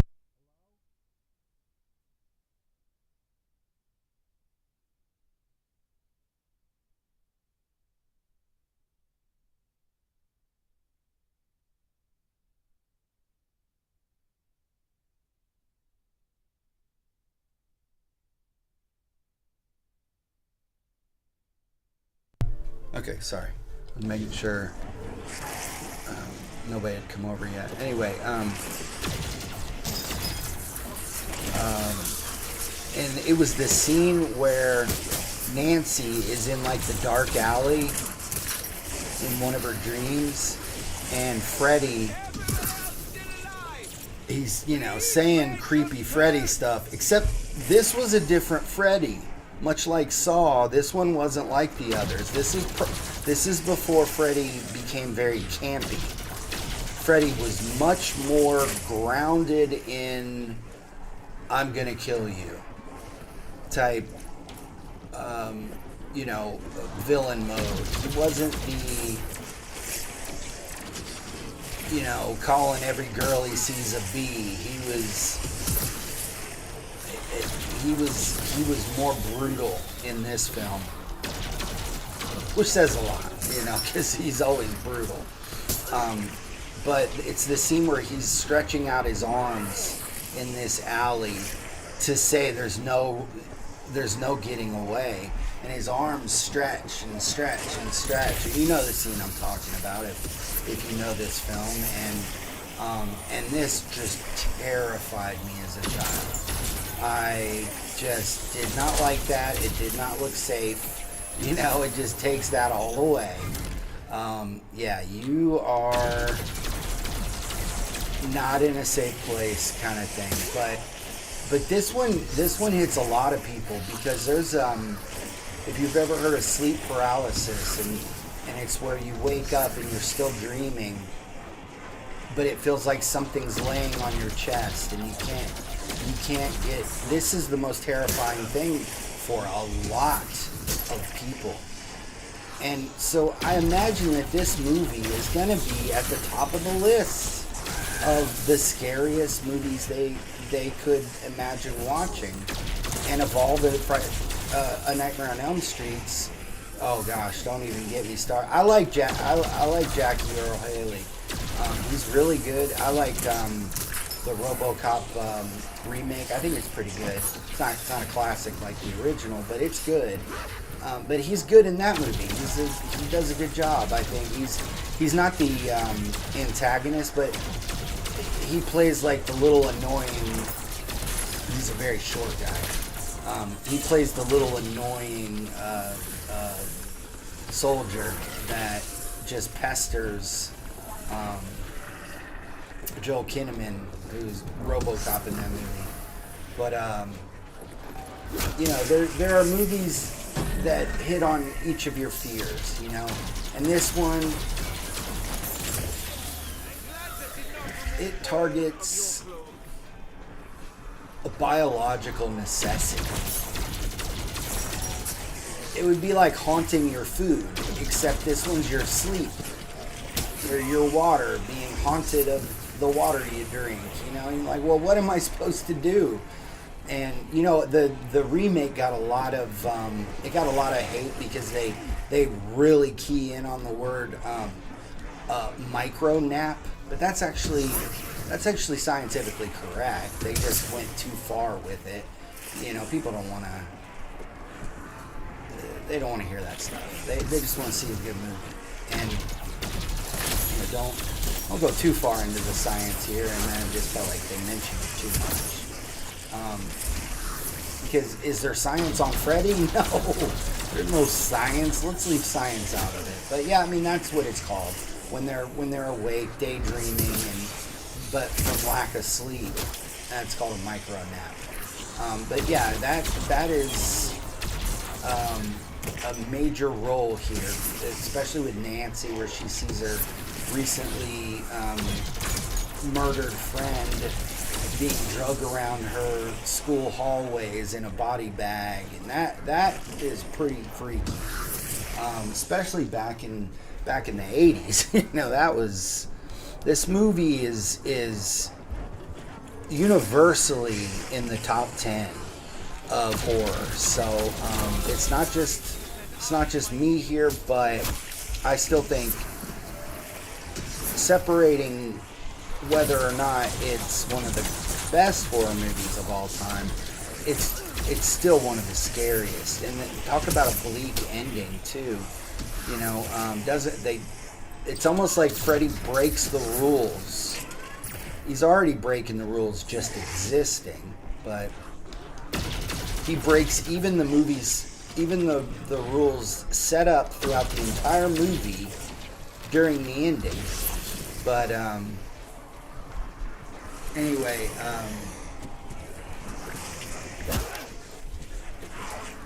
I mean, just turning sleep into a deadly trap is terrifying, but you have to sleep eventually. You know, I can't even imagine. It makes me tired thinking about it. You know what I mean? So, and you know, you can avoid a lot of things. Like you're telling, don't do that. Stay out of that building. What are you thinking? But what's your advice here? We don't know what'll kill him. We don't know what'll stop him. We don't know anything. We never do, really. Because everything they try doesn't work. And I mean, just the fact that he's alive is insane. Okay, the one part of the remake that I did enjoy was the fact that they did tell a little bit more of his backstory. I just didn't like his backstory in that movie. But I do like the fact that they went down that road, because I think there is an untold story to tell there. Maybe even separated from the sleep demon. Just from what it sounds like, what he did to get to this place sounds terrifying. Like that, what he was doing to children. Yeah, they didn't do a good job of it. Let's just say that. Rooney Mara, that was the first thing I'd ever seen Rooney Mara in. She's a really good actress. The granddaughter of Art Mara, who owns the Pittsburgh Steelers. So, I mean, and she's married to Joaquin Phoenix now. So, you know, permanently entrenched in pop culture, but doesn't make it a good film. As far as this one, though, yes, this is a pop culture classic. When you talk about horror, you think Freddy and Jason, right? Well, you know, Jason's, he's creepy, but it's just, I think that the Jason films are more about fun, whereas Freddy became that, but before that though, it was scary, and this was it. And you know, of course, it's what brought us Johnny Depp, right?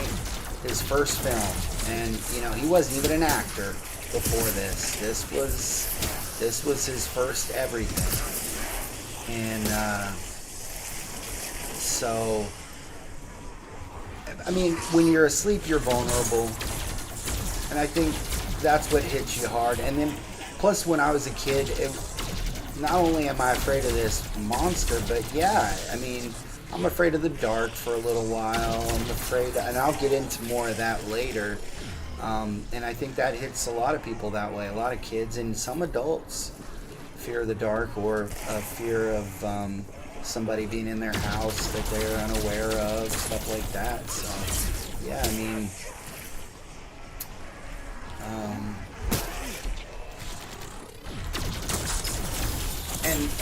and then there's this, is it a dream or is it real factor that the characters have to deal with, and that's not an easy thing, clearly. So, but like I said, the ending where it just breaks all the rules. He's supposed to be dead, and right before the ending, the part where they kill Freddy, that's scary too. You know, where she pulls Freddy into our world. Yeah, that's very creepy, because then, I mean, it's what leads to the death of her mother, and who, I mean, I'll remind you, so Freddy's this murderer, this child murderer, who is tracked down, who gets out of, who avoids justice because of a technicality.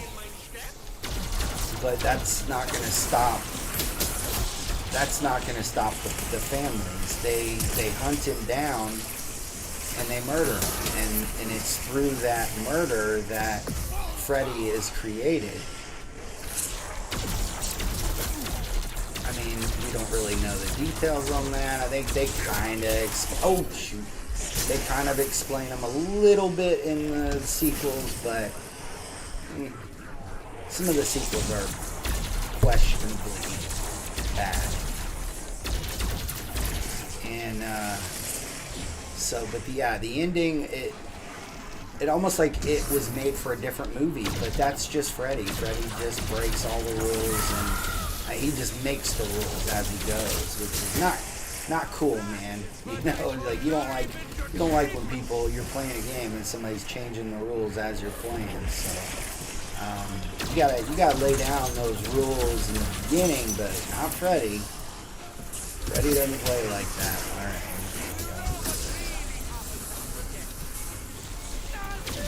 I saw that one coming, and I'm probably gonna have to kill a lot. I'm thinking this.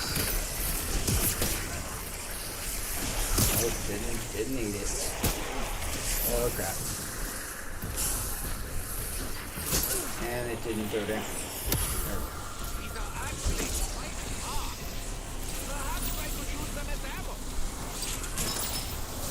I don't want to run away, because then they'll start spawning in front of me and stuff.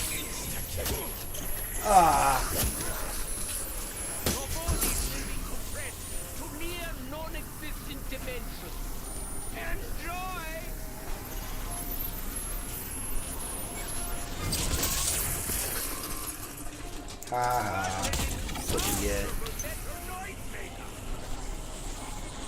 gonna spawn next round, of course.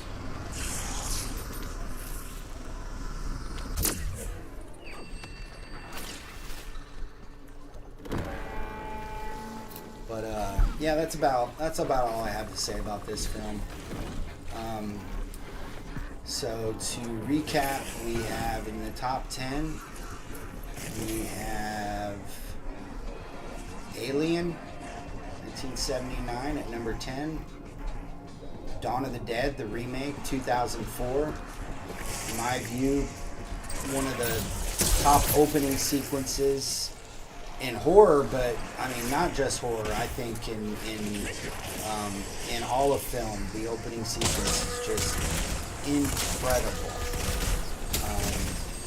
The scale of it, I think, is one of the main takeaways. Then we at number 8, we have Evil Dead Rise. Number 7, Audition. I want to die while I'm giving this recap. Number 6, Hereditary. Let's see what that is. Maybe it's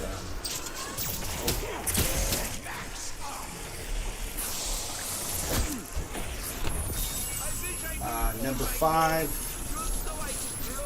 Wreck, Spanish language film, around 2007. Number 4, Nightmare on Elm Street, 1984. Number 3, and this is a film that nobody will see coming. Nobody. I have not seen a single list where this film is even included. But it is one of the most terrifying movies I have ever watched. And it is written and directed by a man named Scott Mann. If you haven't seen it, you are denying yourself true terror. And it's not even a horror movie. And this isn't a joke. And it's called Fall. It was made in 2022. F-A-L-L. And it truly is one of the scariest movies ever made. And honestly,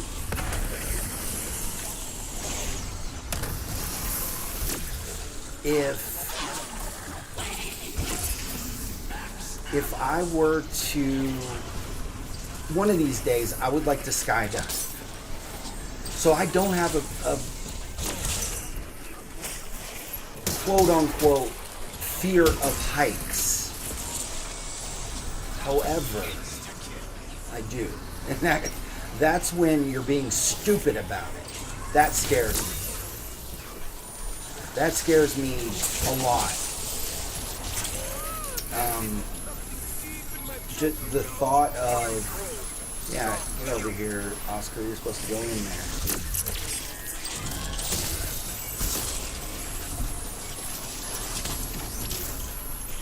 Just terrifies me when people are stupid about heights. And in this one, they're stupid about heights. So I'm terrified. Yeah, throw it. It didn't register or something. What is the deal?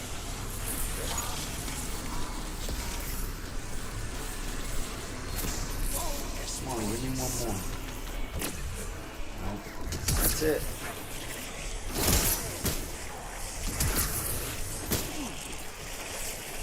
Stupid Casimirs. Alright, let's go ahead and use this. Make sure I have to use that raindrop so I lose it.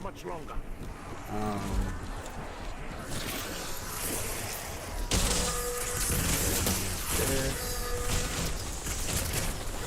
Get away. Ah, I wish it was Mustang and Sally.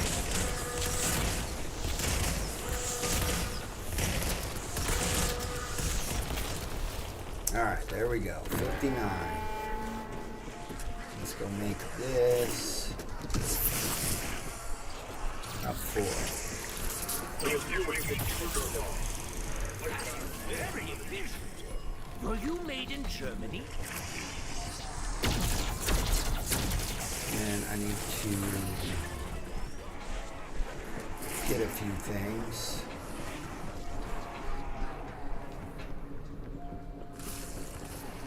So first of all, I'm not going to be able to keep...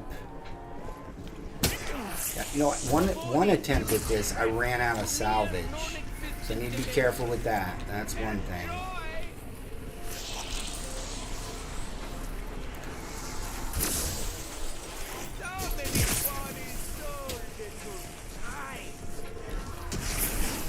I didn't even have enough salvage to buy a self-revive.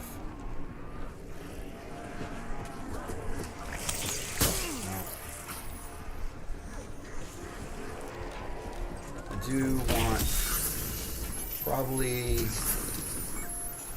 I don't need aftertaste right this second, but would like to get...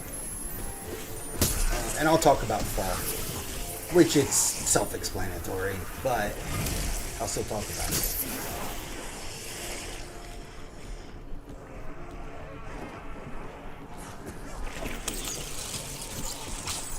Maybe. I can use that for now. Get it through this round. It'd be really cool that when I throw this, it doesn't use it, but it will.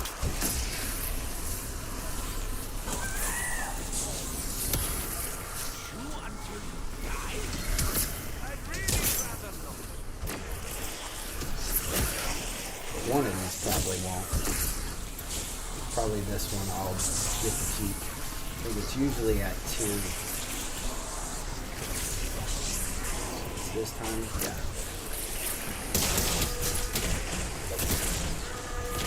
Which this is great to kill Oscar as well.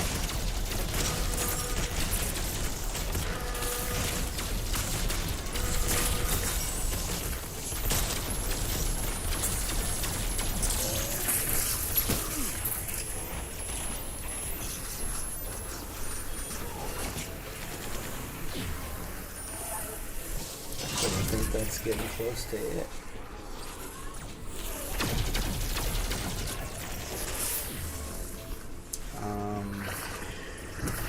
So I'm not going to use these. So yeah, it's just gobblegums I need now.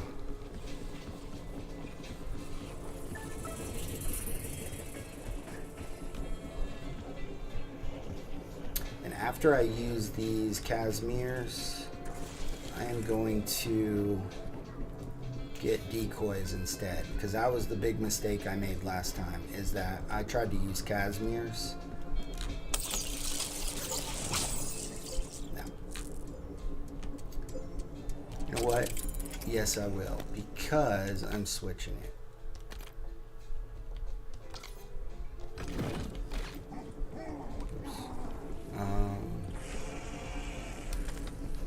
Yeah, I don't care. Should I chew or swallow? Questions, questions. New equipment, yes. That, and then what else do I have in this pack? Yeah, I don't really care. Any of the 3 will work.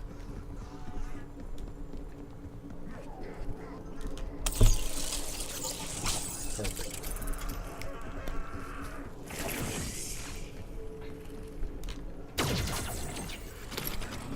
Okay, let's get in place.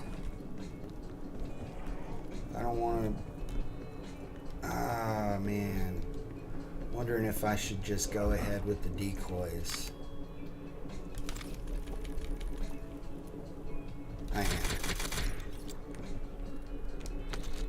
I'll throw that at him.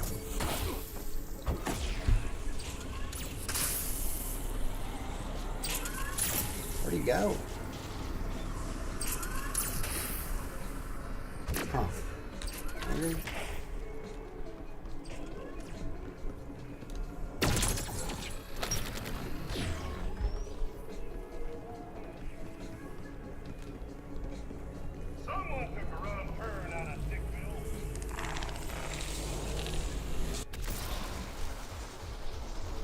I'll get him here.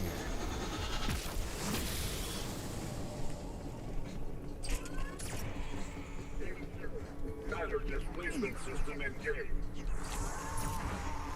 Okay, let's do this first. Be thankful my cannon doesn't shoot forward. Okay. Let's kill this guy. Where is he? Alright.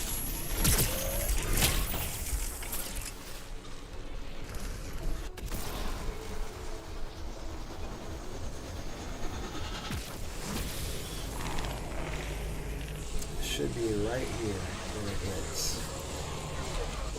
Decoy through.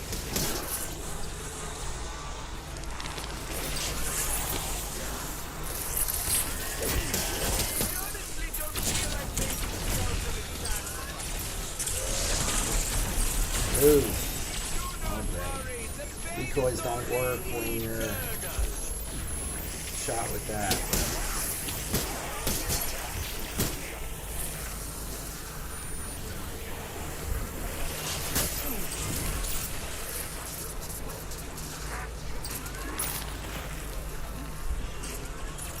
Using decoys. Come on.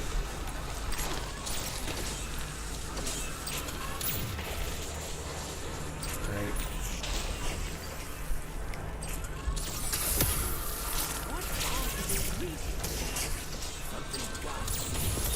Hit him.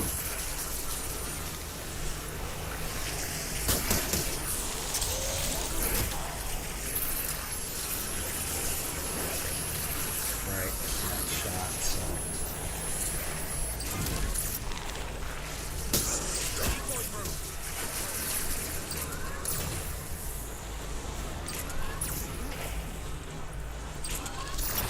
Okay. Now let's go there.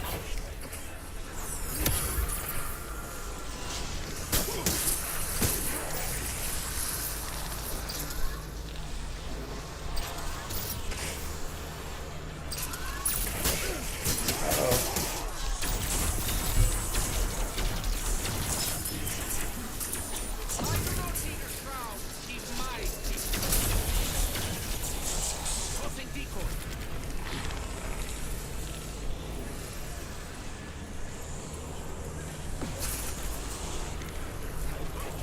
I knew I was exceedingly popular, but I stand too close. Deadshot. Okay, who's good for that? It can't have been mine. Alright, I'm gonna have to go back and see if it's there or not. Get some armor while I'm on the way.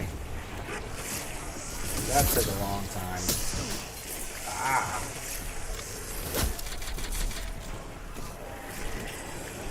Last time I couldn't tell when I got it. It's supposed to be either there or here. Alright, I'll just do it again. What I'm going to do is I'm going to get Oscar out of there, because he's annoying.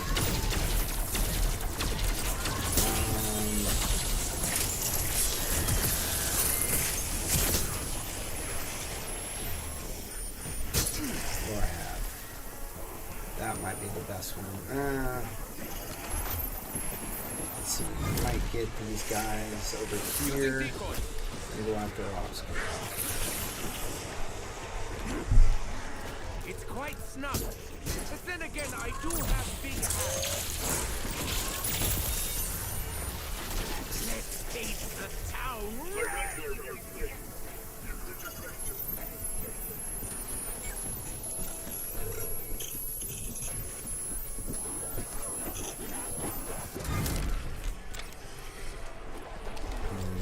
I don't want to use more salvage. So, oh, I didn't realize I had this gun. Wow, okay. That changes things a bit. Tossing decoy. Where you at, Oscar? Oh, jeez, whoa, that was dumb. I've attracted the wrong kind of attention. word for it. Where is this They guy? would have suffered so much more.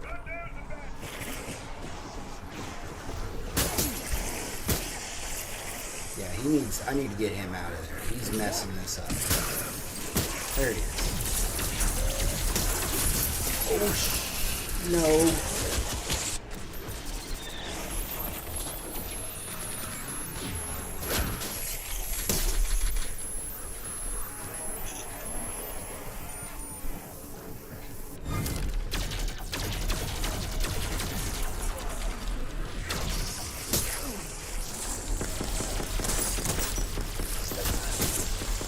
Get off me.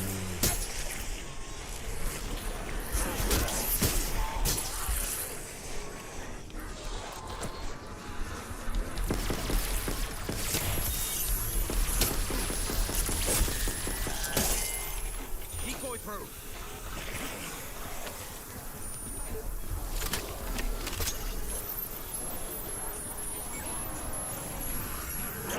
I know what. Let's take him to the barrage area.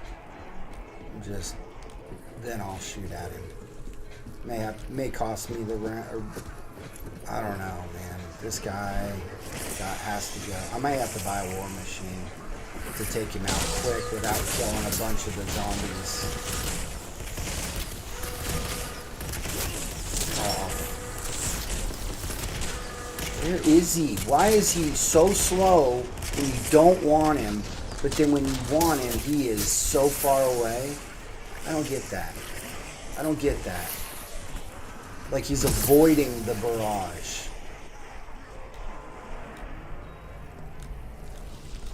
I gotta buy another mangler.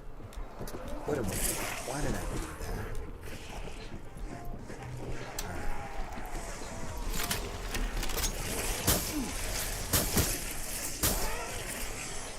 Get off.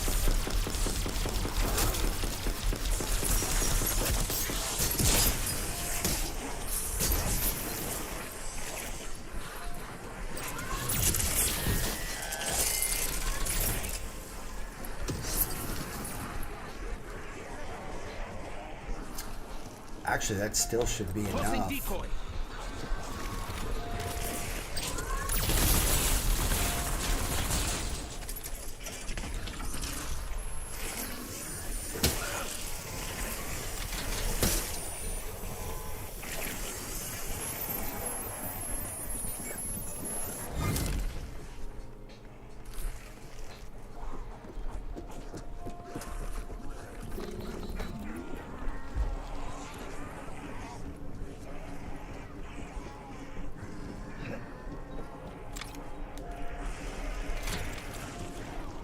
All right.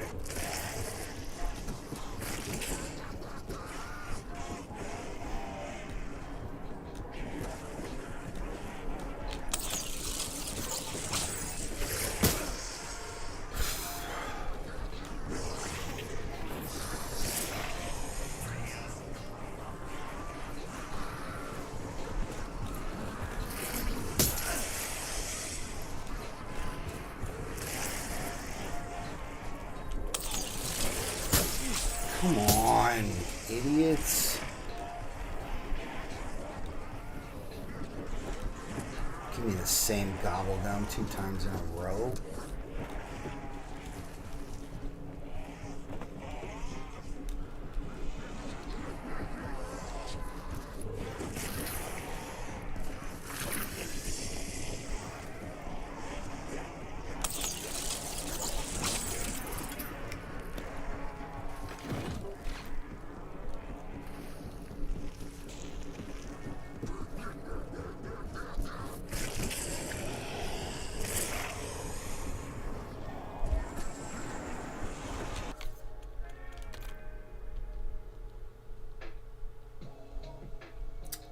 I need an aftertaste.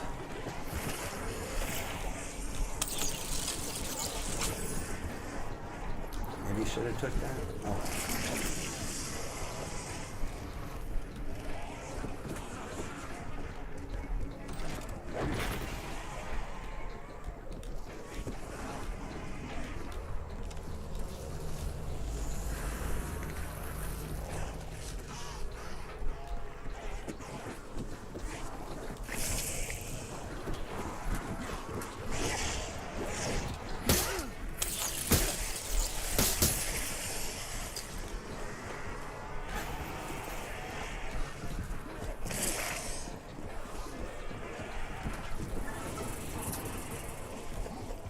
could activate that too.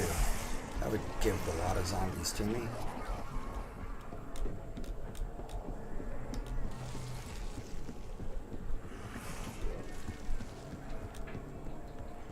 No Oscar. What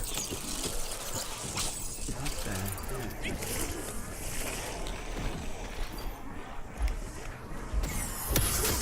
I almost feel an induced sense of mania.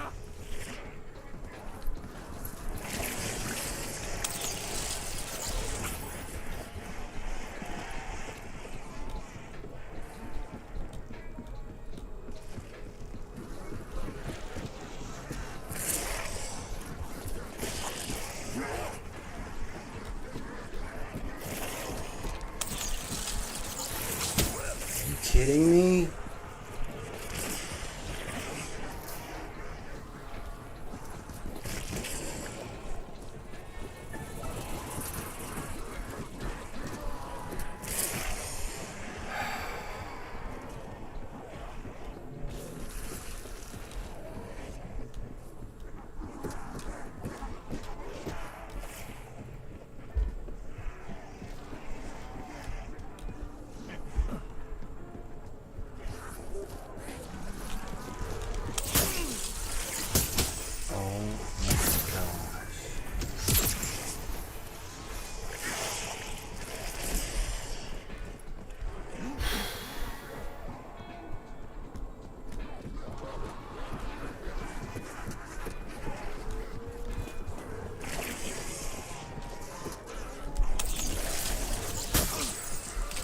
Give it to me, freaking idiots.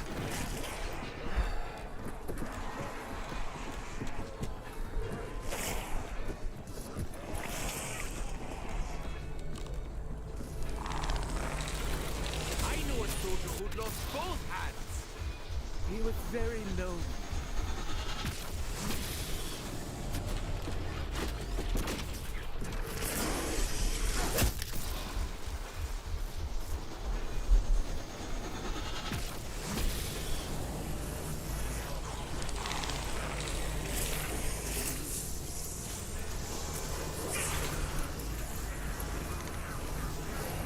Guess I will go activate that. See if I can do this really quick.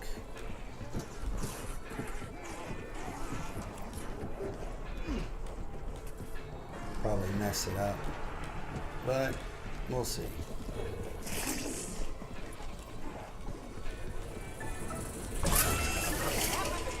Ha!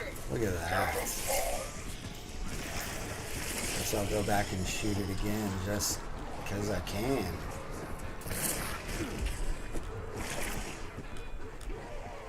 It's not going to give me a ton. I don't have a massive amount of time. Oh look, 17 seconds.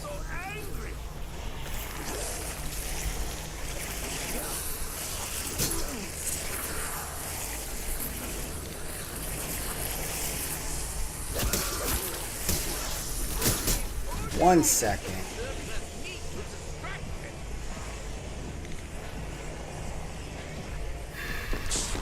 I don't have any. I don't know, maybe? Why didn't it say? 1 second got me killed.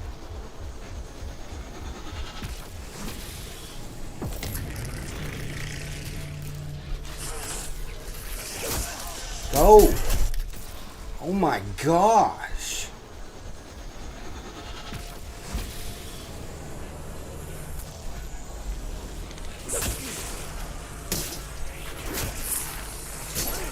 Using decoy.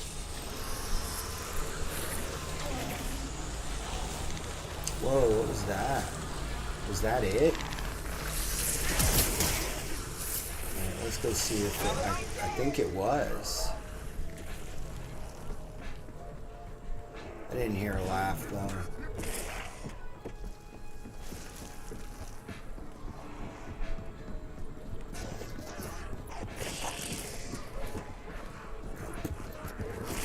I think that's where it is. Let me make sure.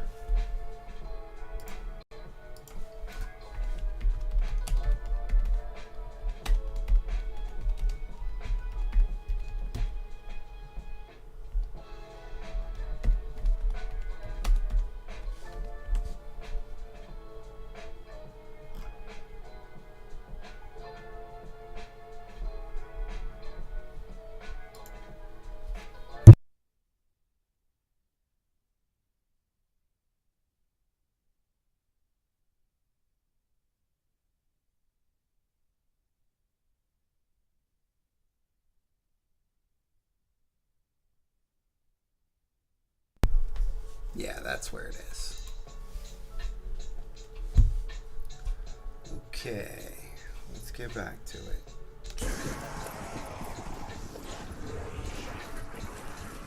Go shoot another one.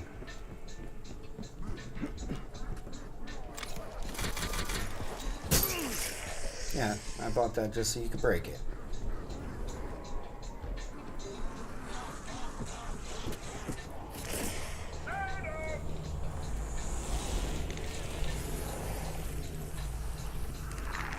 That's stupid. There shouldn't be a timer.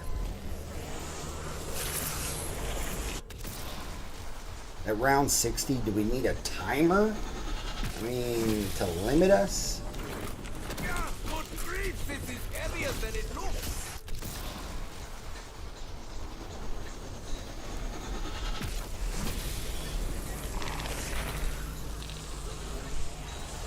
Decoy through.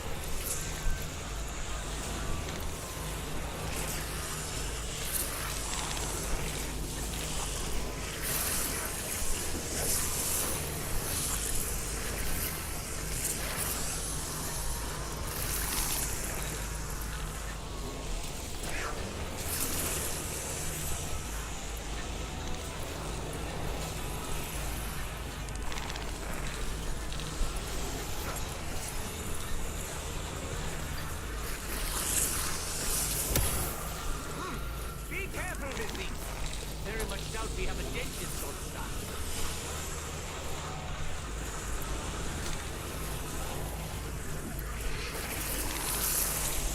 Using decoy.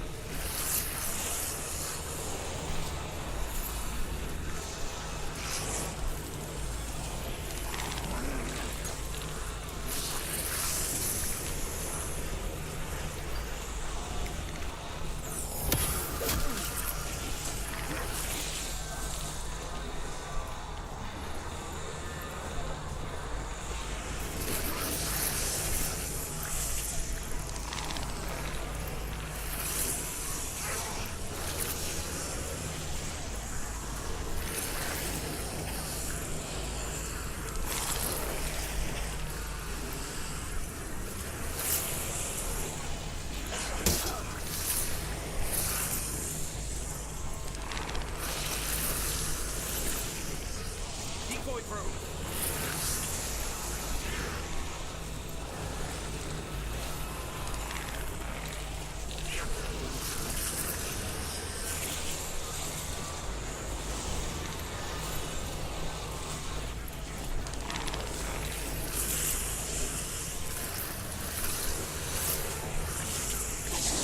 There.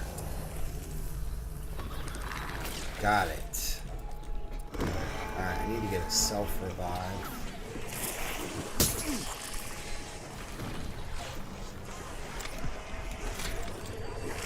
Let's do it. Ugh. Ow. Oh. Too far. What? Where's my portal?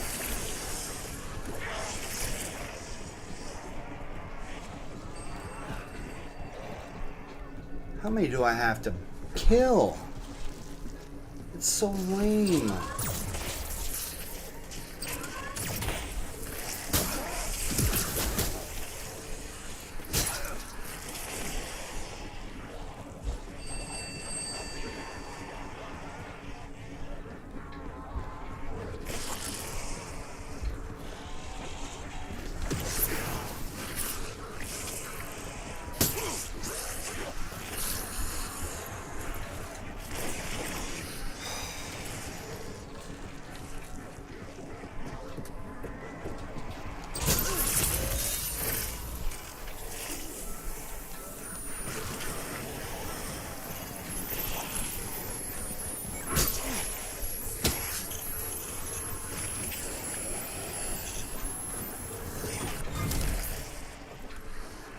That is so lame.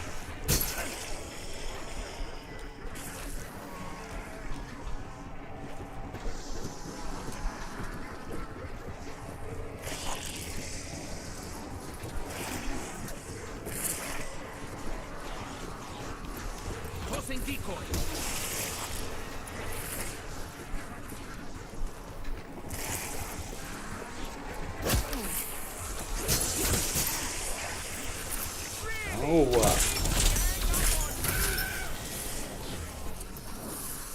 look, where's Oscar? He won't even come down here. There he is.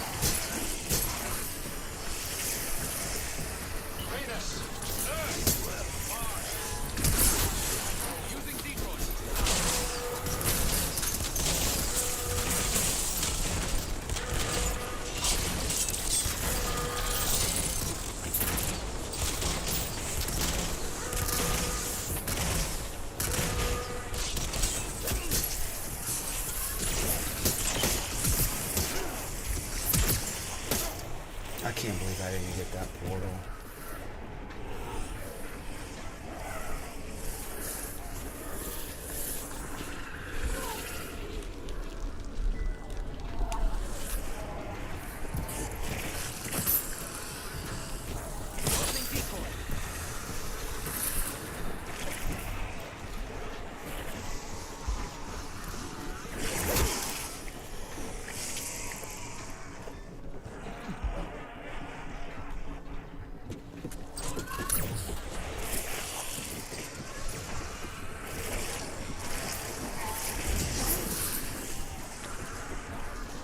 That's the problem with these relics not having real descriptions, is that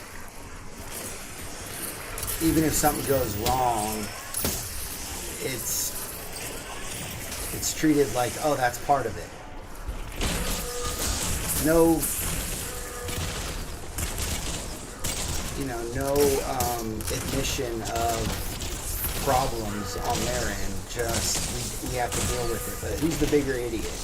The guy who can't code properly, or the guy who keeps coming back to play? There you died. Stupid robot. Definitely me. Day after day I'm doing these things, and day after day I'm getting burned by... Oops, yeah. The power of the most mighty cannon in my hand!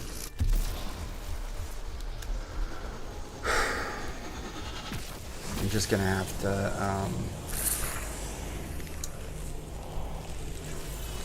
I'm gonna have to just train them.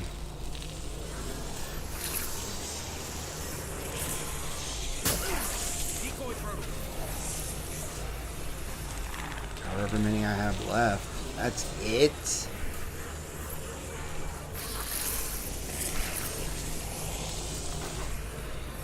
Well, that won't be very hard.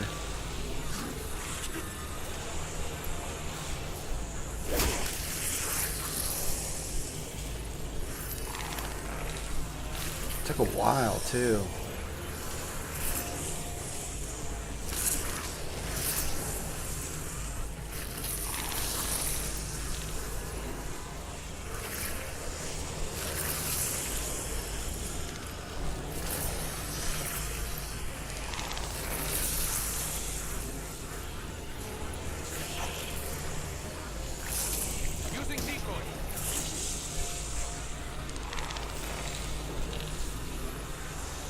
How is that all that's left from that one trap?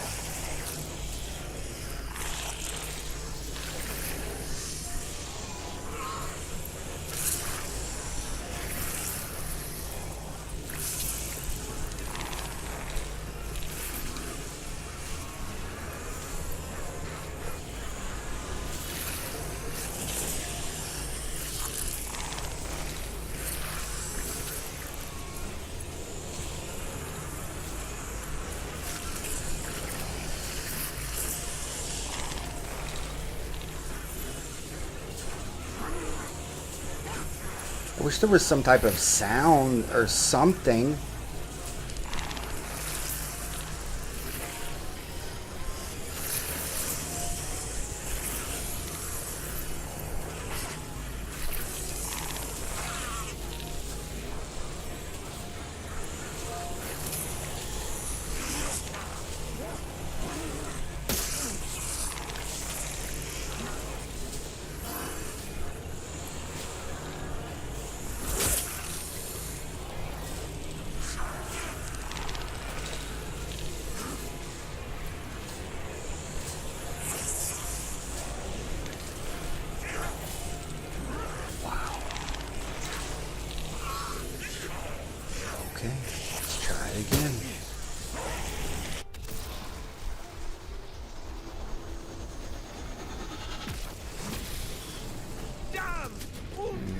last!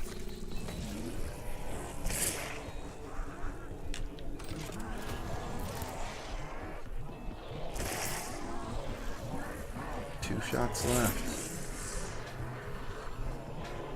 I'm gonna run out of freaking salvage again.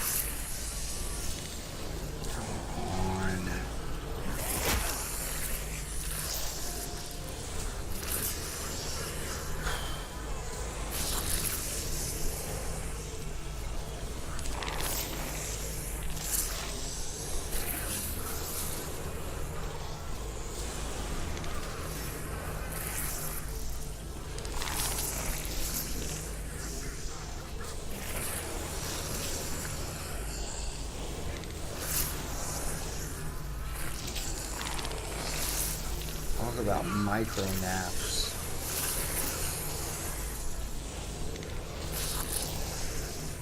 Okay, I'm just gonna go see if it killed somebody. I don't know, man.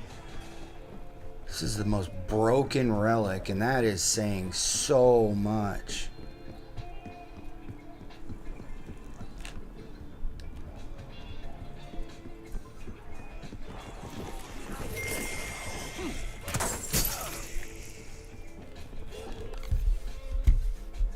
Seconds.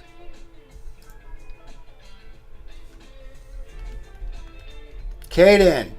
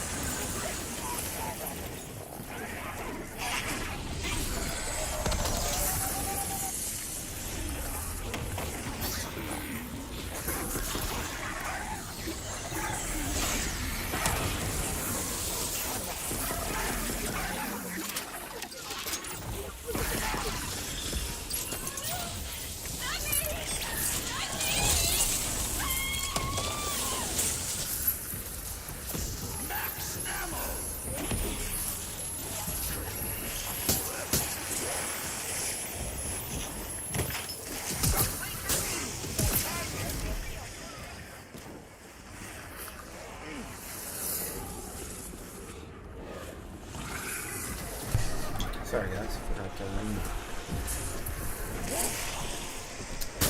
Not that you missed anything.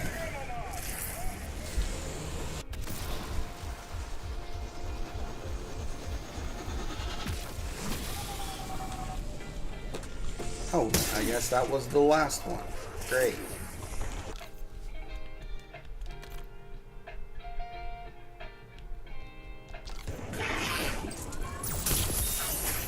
I think it's ridiculous that he comes to Mars. Like, why wouldn't he do that the whole time? Why is it just now?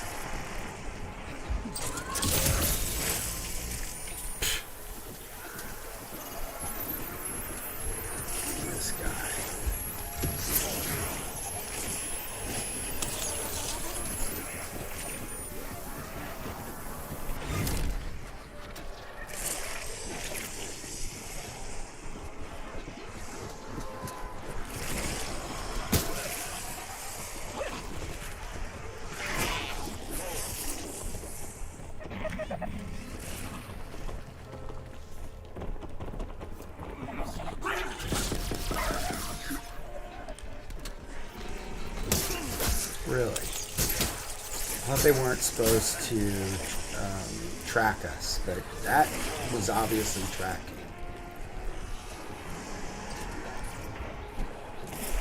Oscar, obviously tracking me.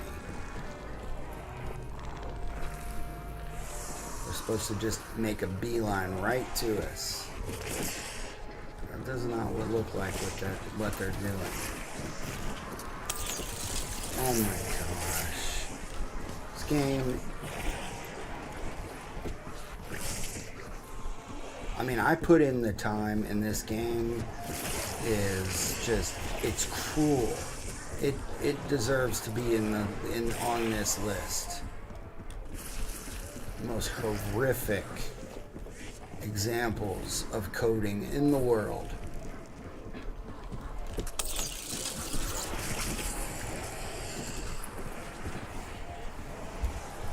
I think it might be bugged.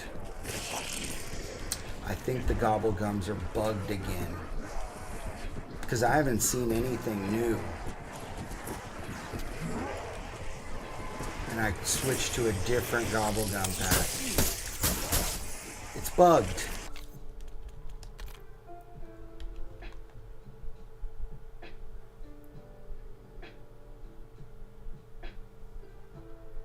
Okay. No.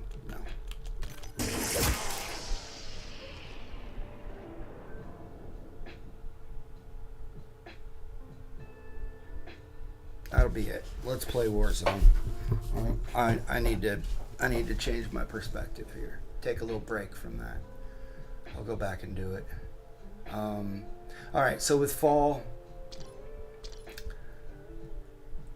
I mean, if you don't watch it and get sweaty palms and butterflies, I mean, throughout, butterflies like crazy. For me, I'm not afraid of heights, but like I said, when I see somebody doing something stupid, like the beginning, I don't love the beginning where her boyfriend dies. I think it's stupid. Reminds me a lot of the beginning of Vertical Limit, which I thought was stupid. I like the movie, not my favorite, but I do like it, but it was stupid. Oh yeah, let's play that. That's what I need. I need some Verdansk.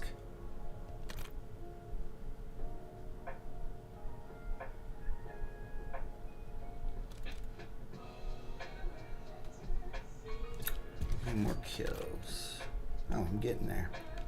42 to go.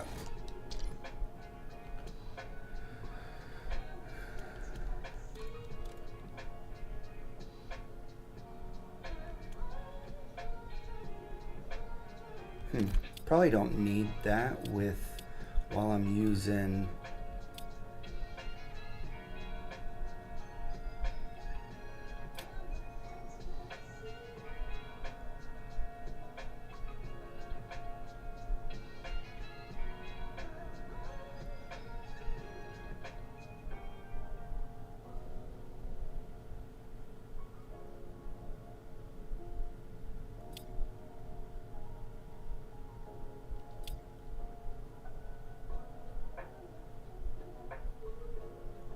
that's tempting. I might go with that one or quick fix.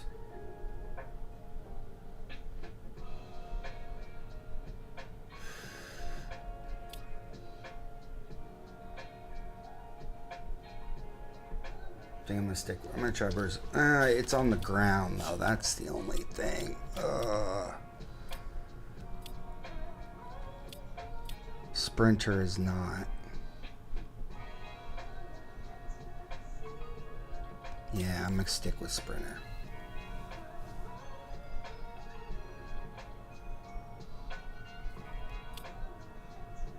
I hate that they changed that one, that you don't get that reaction anymore.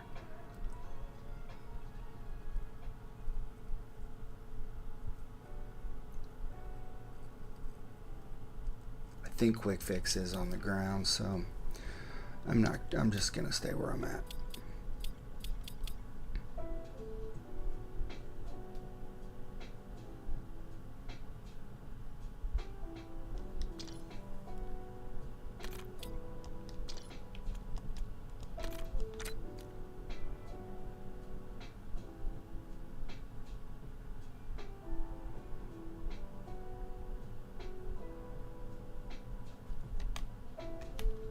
Maybe I'll try the Voryak.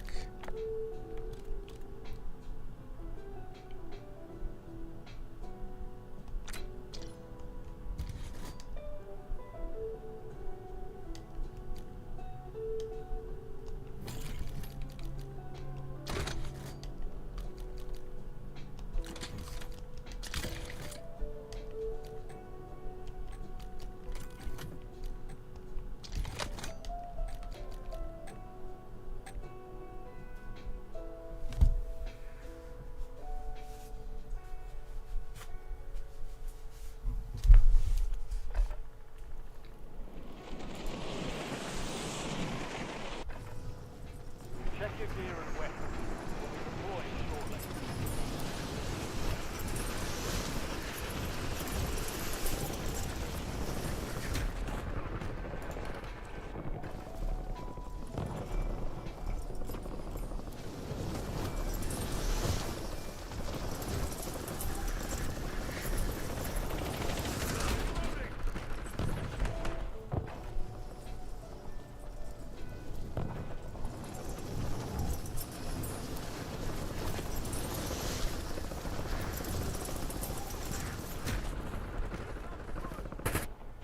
Enemies dropping into the AO.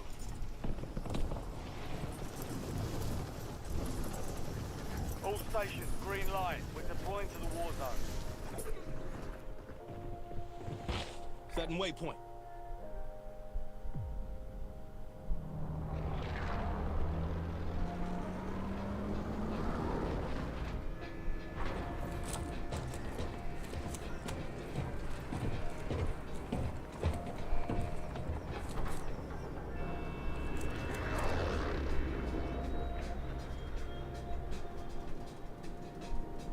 Mark a drop point for your squad and hit the silk.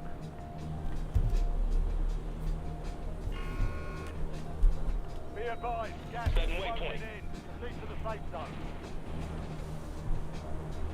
But yeah, being Enemy soldier incoming. 1,000 feet in the air, or I don't know, how high they are. It's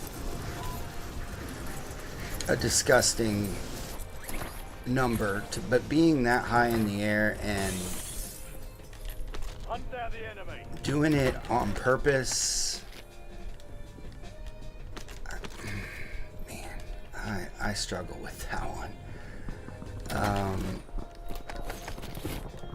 It's one thing to parachute where you at least have a feeling of being in control. You know, maybe that's misplaced, but it's there nonetheless. Man, I just would not put myself in that situation where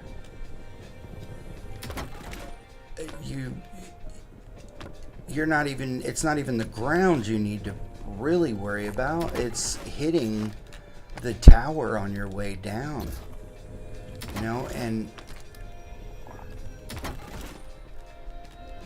this movie just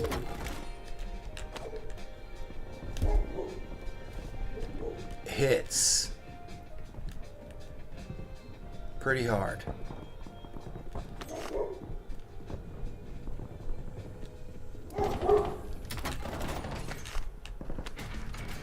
No.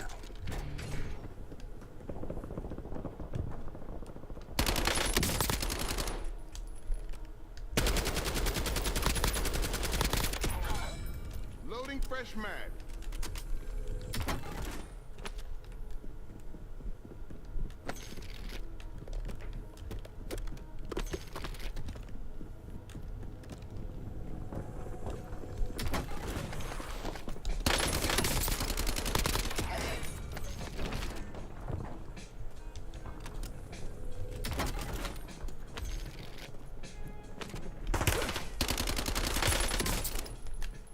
Lethal going out.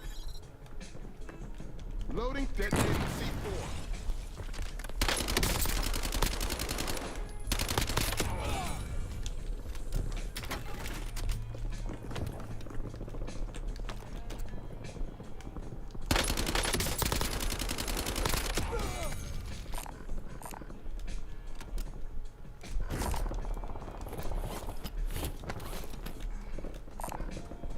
Oh wow, definitely need to go get that. Okay, I'm coming.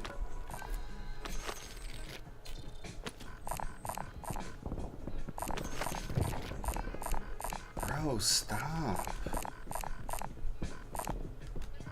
We know what a specialist is. We're coming.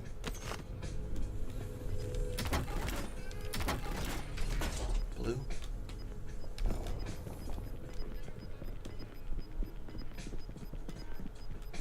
All squad mates are in the safe zone. You're losing ground. Moving.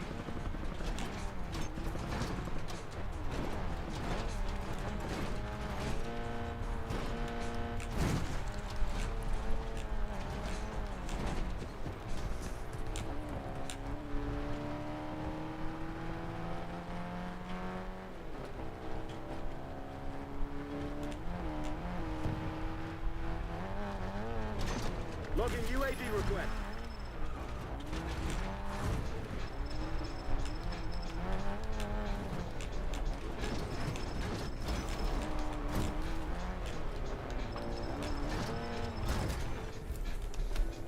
You've got a loadout drop inbound.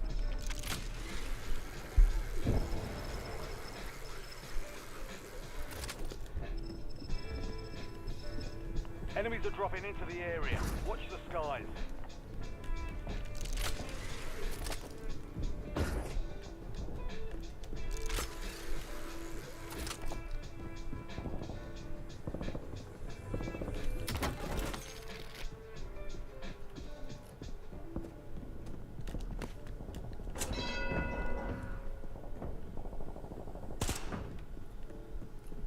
Oh, they're gone.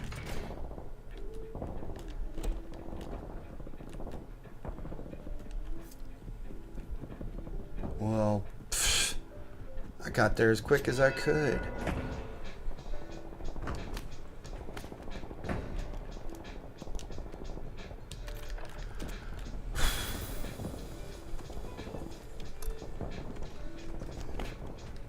way to signal in an appropriate amount of time. Jeez, enjoy your specialist.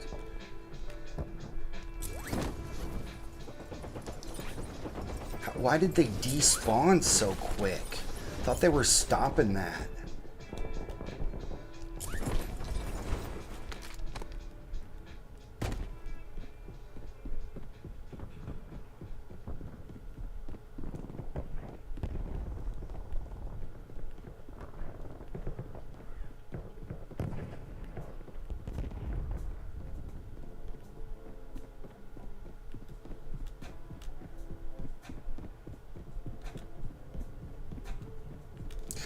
Where is everybody?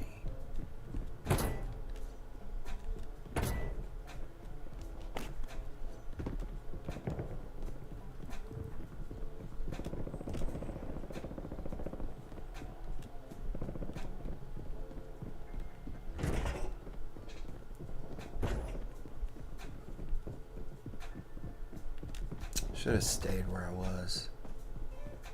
Just got my own loadout.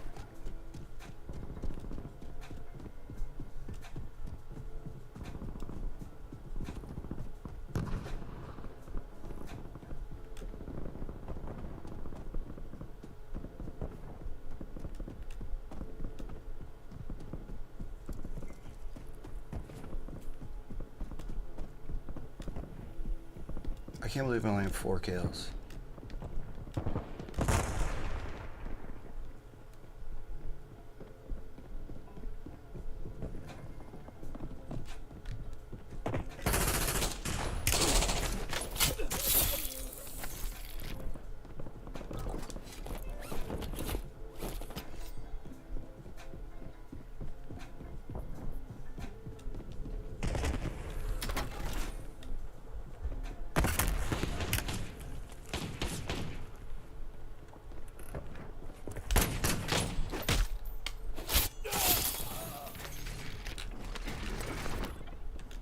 LDVR awaiting targeting data. Friendly loadout drops on the way.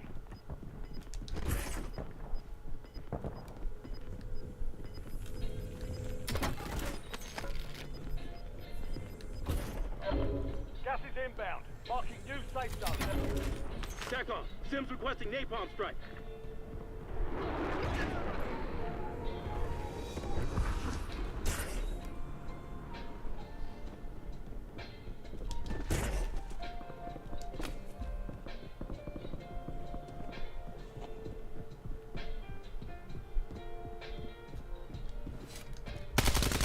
Loading fresh mag.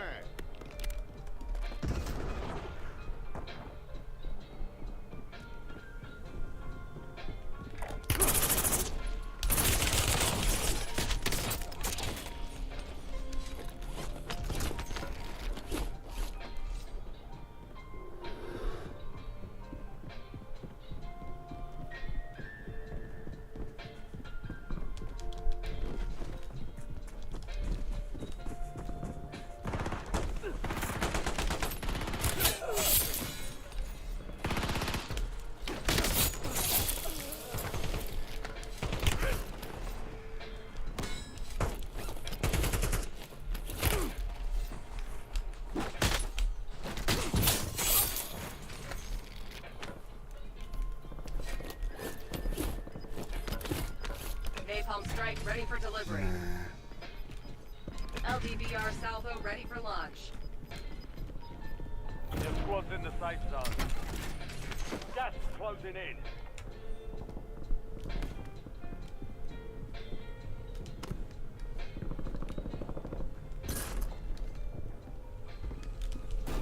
Just playing games with me.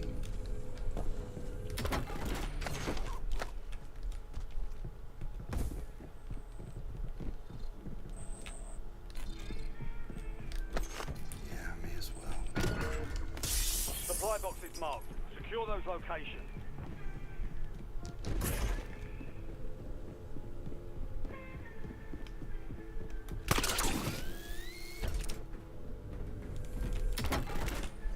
Supply box secured. 2 to go.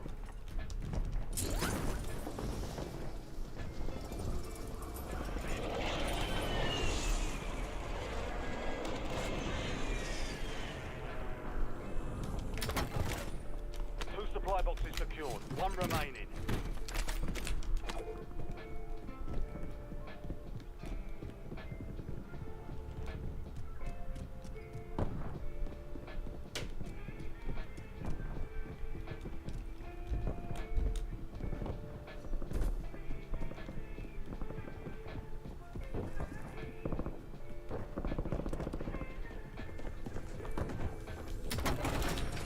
Contract complete. All supply boxes secured. RCXD ready.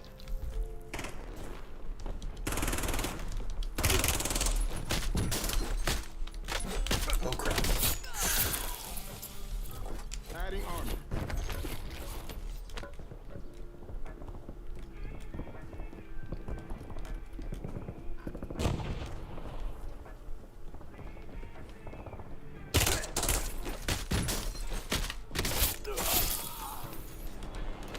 Adding armor.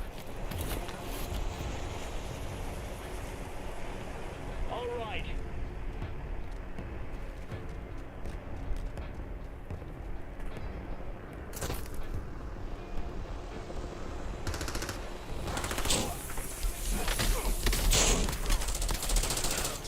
What the heck is wrong with you?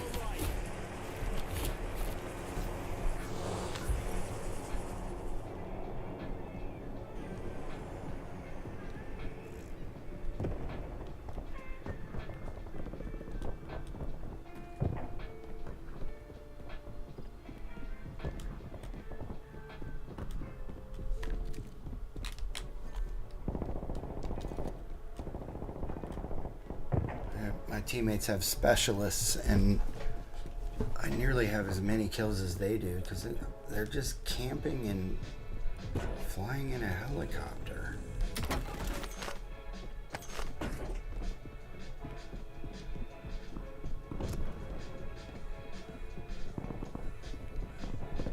I may die, but I'm here for kills, not to camp or to win.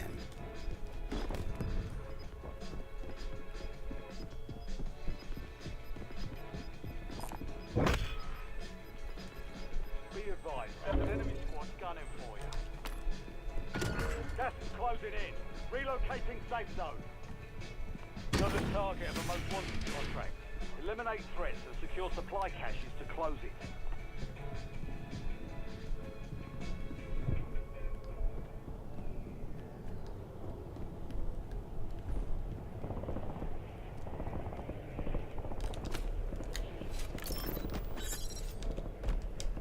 Decade 4.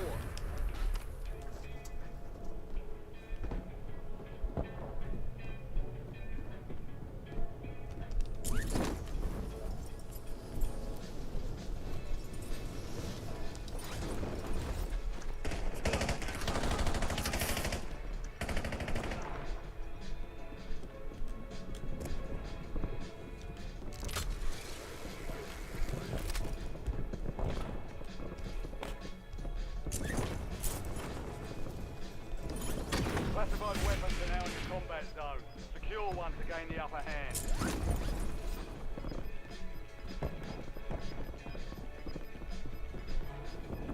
Your squad made it to the safe zone. You've got gas moving in. Loading fresh mag.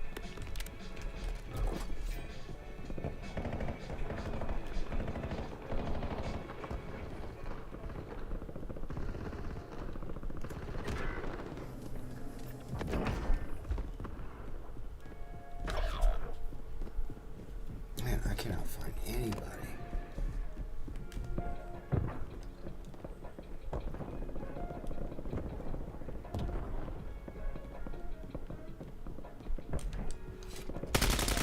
Loading fresh mag.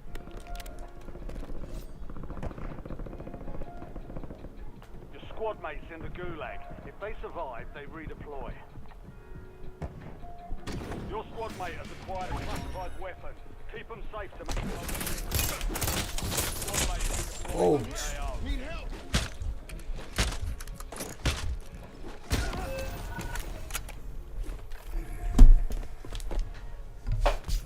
I don't know what they did to the coloring on people's names, but wow, can't even read them. It's green on black lettering, they would have received some failing grades in college if they had done something like that. Success means redeployment. Failure means elimination.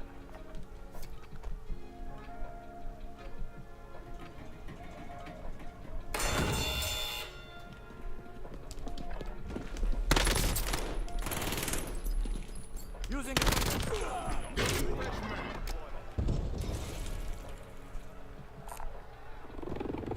redeployed and ready for business.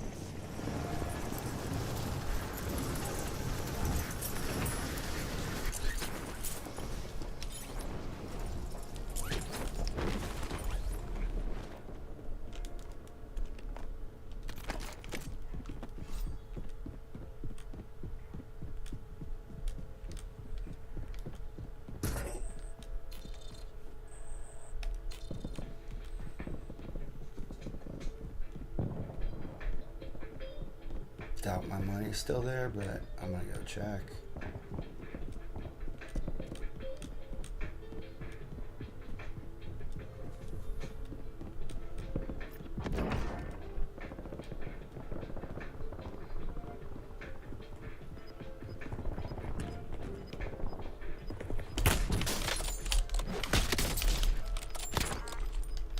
Why isn't that landing?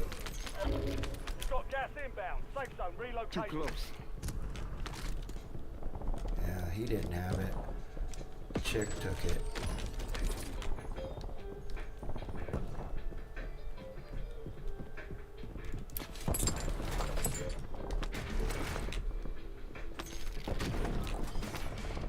Come on.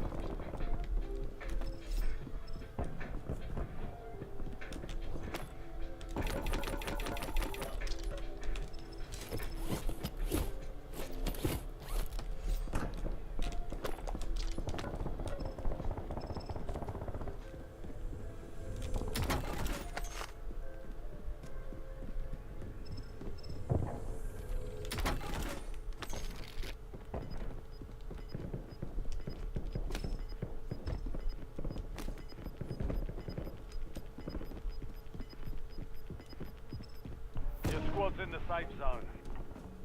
Gas is moving.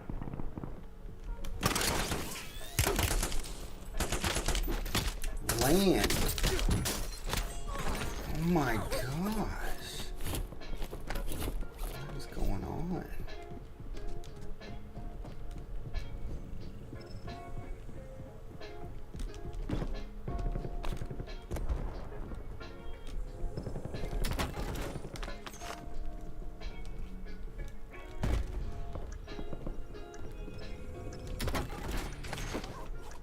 LDVR awaiting targeting data.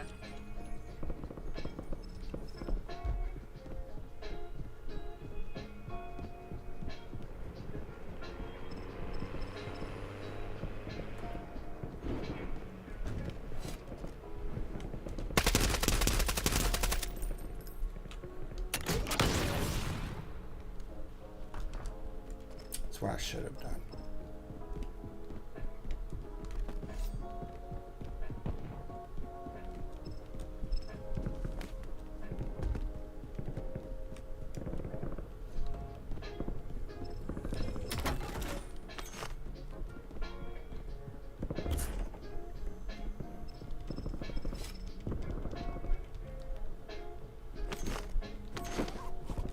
Care package ready for delivery. Begin task. LDVR salvo ready for launch.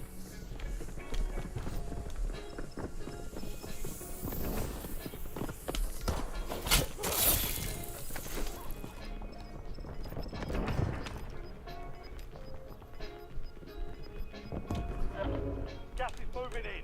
New safe zone located. Gulag's closed until further notice.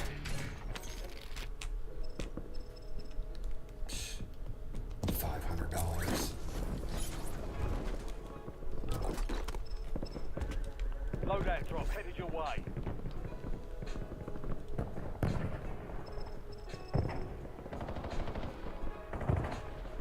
Enemy soldier incoming. You've made it to the top 10.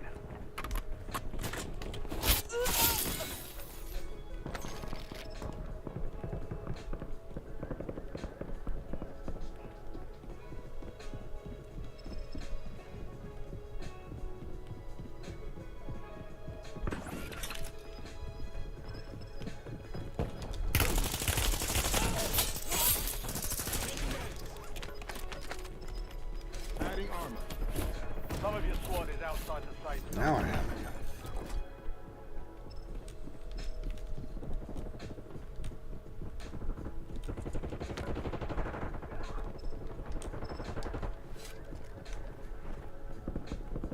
You're in the top 5. Bring home the win.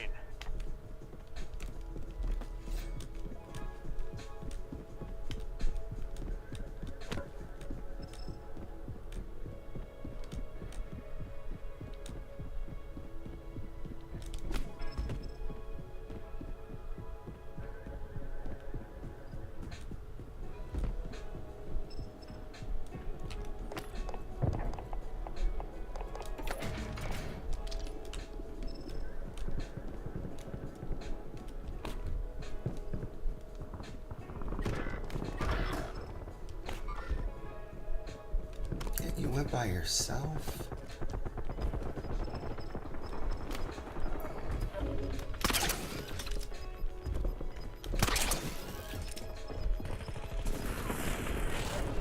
Gas is closing in. Get to the safe zone.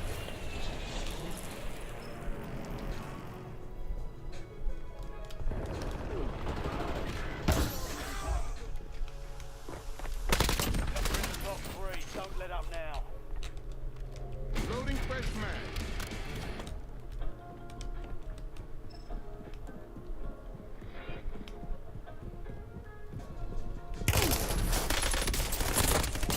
The last 2. Now finish it.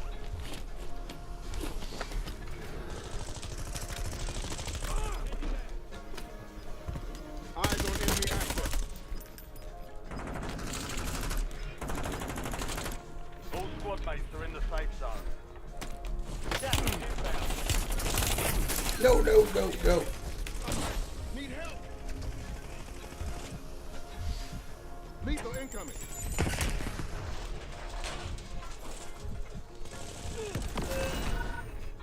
Mission accomplished. All targets eliminated.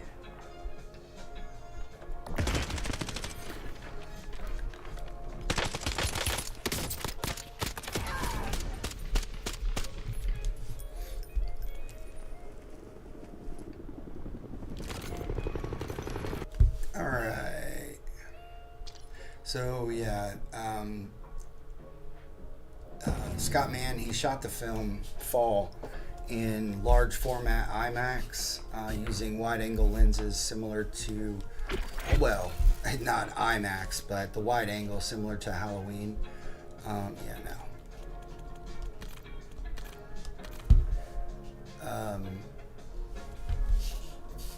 And he used drones as well for filming, which, I mean, you have to. They actually built this. It was a real 100-foot tower section on top of a 2,000-foot cliff. And so they filmed in actual wind and natural light so that it felt authentic, you know. And in the movie, I don't know, I gotta change that.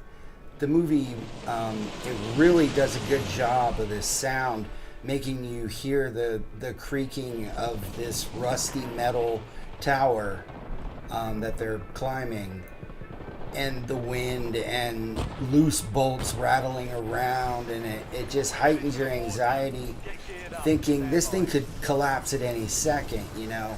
And again, physically, there is nowhere you're gonna run from this tower once you're up here, and yeah, and so like if you fall, it's not necessarily the ground you need to worry about as the tower, you know, gets wider at the base, and I mean, it's straight up and down, but then as it, you know, as you get out, plus there's like those, as we find out, there's those, what do you call them, the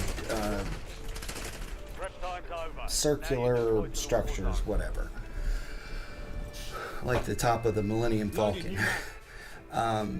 Radar dishes, or yeah, I guess they're radio tower dishes, I don't know, whatever they are. And, you know, no cell range. They're out in the desert, so just a variety of factors. What looks beautiful, you know, view-wise, is a death trap. I mean, you're staring at your death, and yeah, I mean, you got dehydration, you have exposure, exhaustion, just a lot of ways to die, and then on top of that, you've got, you know, vultures encircling above, and so a lot of concerns here.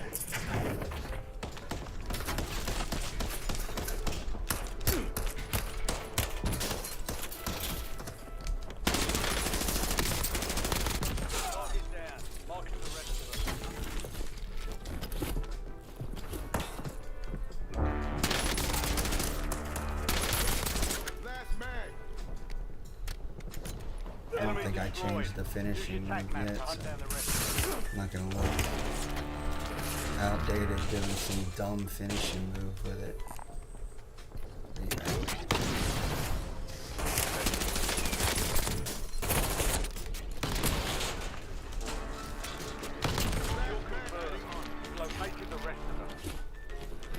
Too close.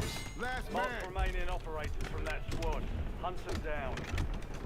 Loading fresh mag.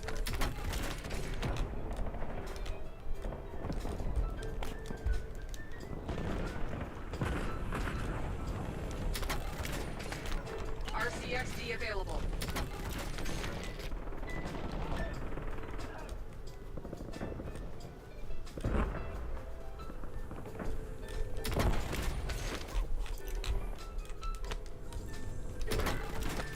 Not really fair how easy it is to get perks in Verdansk. I mean, they're everywhere. Or I'm sorry, in Resurgence, but in Verdansk, they're so hard to find. Squad mates back on station. Good work.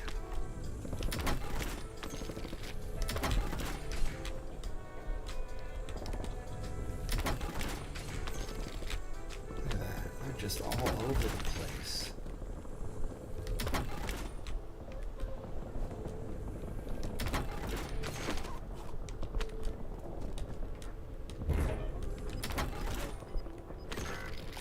I guess it's viewed like you don't really get to keep them for very long, but I mean, Enemies dropping into the AR. not in casual.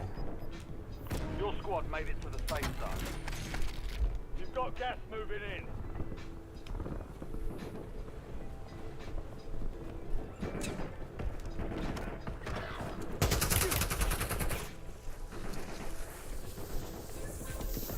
Hostile You have field of grace.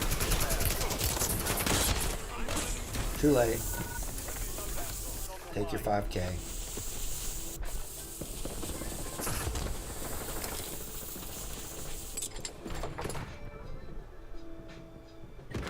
Redeployed and ready for business. You're redeploying. Wait, where's my loadout? Armor's gone. Need medical I assistance. threw it down.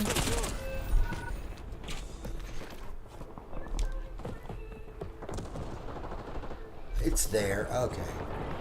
I just didn't see it. It must not be up on the top there. What is he doing? There are people below you. Dude, just kill me. You're gonna kill with your pistol. Redeployed and Getting ready another for business. chance. Weapons free. Alright, where is this thing? Oh my gosh. Are you kidding? Loadout drop. Head It's your gonna way. disappear. Or I'm gonna die before I can get it.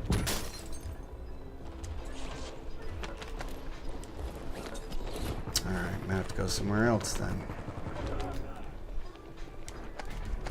Your squad mate is redeployed. Well done. Attention all mates. Classified weapons entering the area soon. Watch the skies. Lethal going to the air. Hitting waypoint. Good kill. Marking the rest of that squad on your tag map. Headhunt. The armor's gone. Enemy destroyed. Use your tag map to hunt down the rest of them. Hitting waypoint. Yeah, this is sucking. Too much revenge and resurgence. That's ridiculous.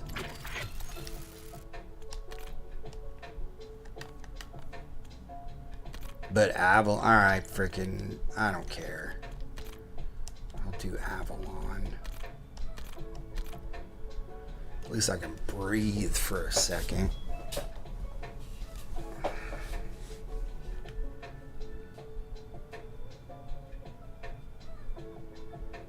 Man, I'm so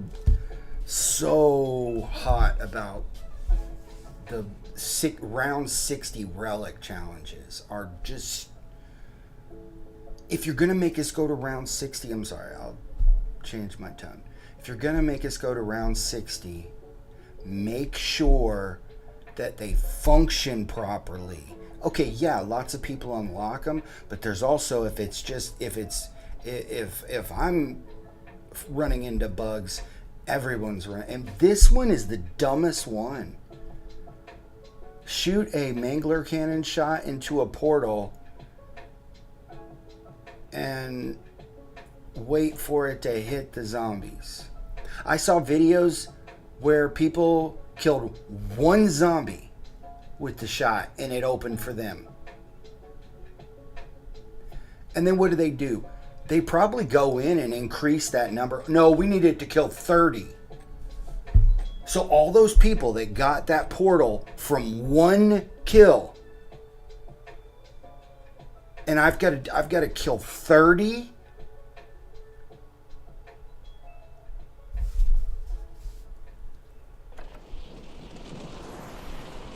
You guys saw it. I killed at least 10 with that one shot. Check weapons and gear. We're holding. That wasn't enough.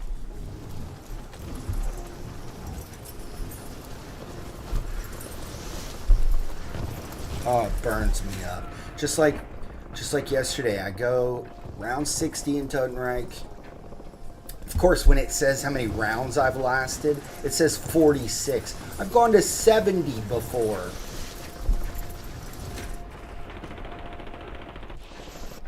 So I go to round 60. I go to the location of the first circle. I'm standing in the middle of it. And there's a damage wall. A damage wall for standing where you're supposed to stand. And it kills me. Dead. There's no revival at that point when you're in that portal. Dead. That was 4.5 hours. Gone. If I don't get this today, that's 4 hours. Gone. I don't want to tell you how many times I've gone to round 60 and failed on these relics, because I'm going to go smash my face through a glass plate. I mean, we're going on like days of my life here. And I've turned in tickets. Like, the bus relic was bugged for me for months. And then I finally got it. But it took forever. Forever. The one thing I like about Avalon is, like, I'm not as burnt on the location. The thing I don't like about Avalon is the areas where I'm very comfortable with. I see, I'm too loose with my approach, and people will snipe me, things like that, because I'm not looking up, because I'm just not used to that. I'm not used to this place being it's a safe place for me from in-game. You know, I have 40 characters at 65, you know, and that is that you build your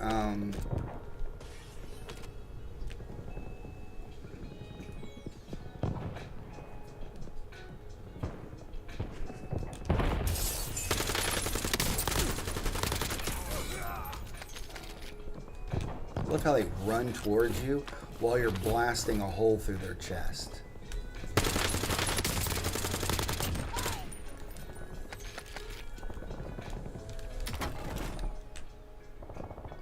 Napalm strike standing by.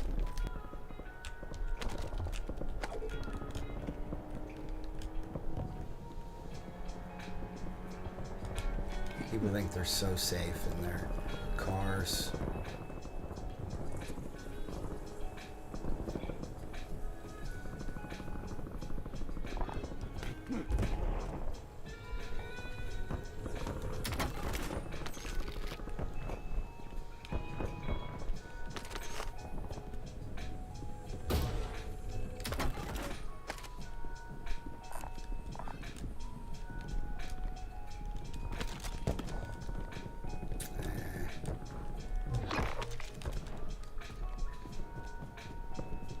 Bounty targets identified. Weapons free. Enemy soldier incoming.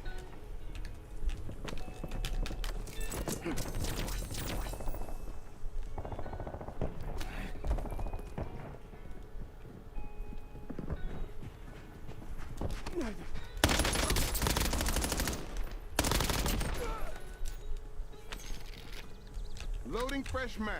Picking up my gun that I left behind, huh?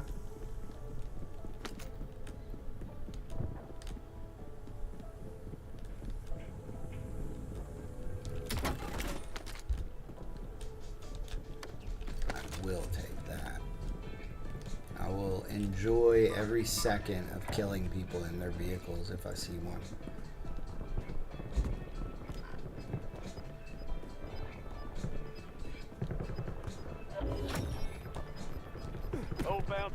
I wish that pugs would cooperate a little bit more with their money.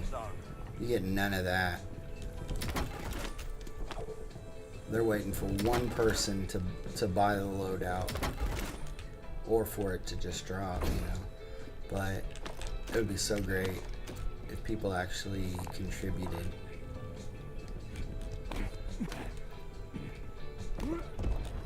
Where is it?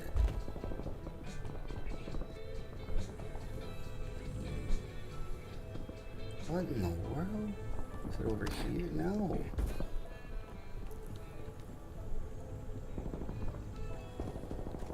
That's a bug. Unless it's up here. Marked a point containing enemy intel nearby. Capture it for information on the next gas Yeah, break. that sound should not be there. Wow.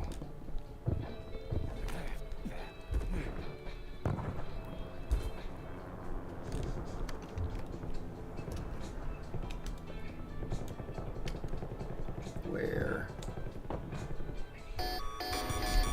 Last mag. Secure the intel. If you join them, That's not going anywhere. Goodbye. Woo! Are you guys having as much fun as I am?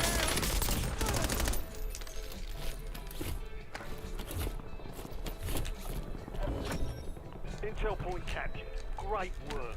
You've earned a peek at the next gas spread.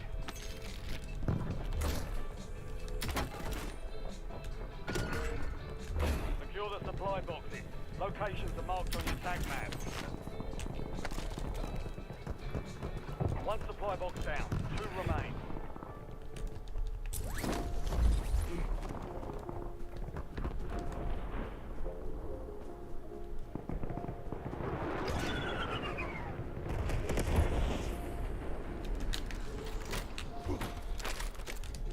Loading fresh mag.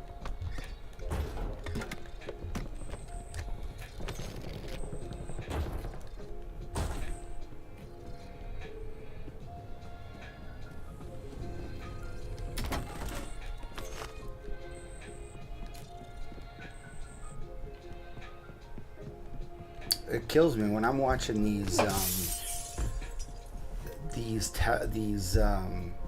tournaments on Twitch. And I see people just flying around in helicopters, and I'm thinking,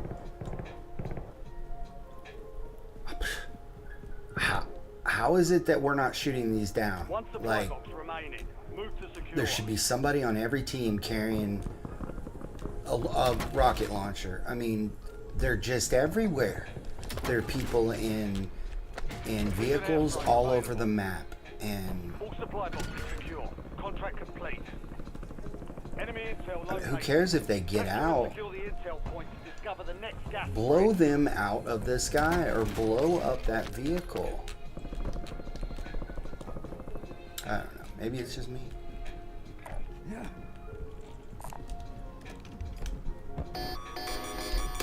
Loading fresh mag. That's not going anywhere. This is just my Mate, one. reach the intel. Joining them will speed up the process.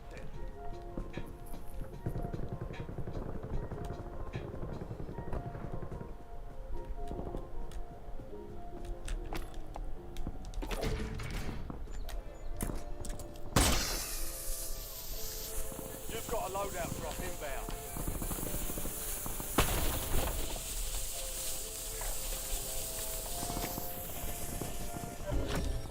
Capture complete. Television.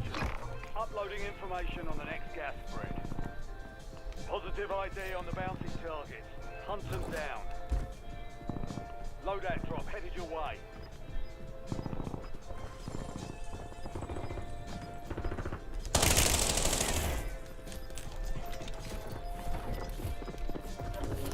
Got gas inbound. Safe zone relocated. It's safe. Come on.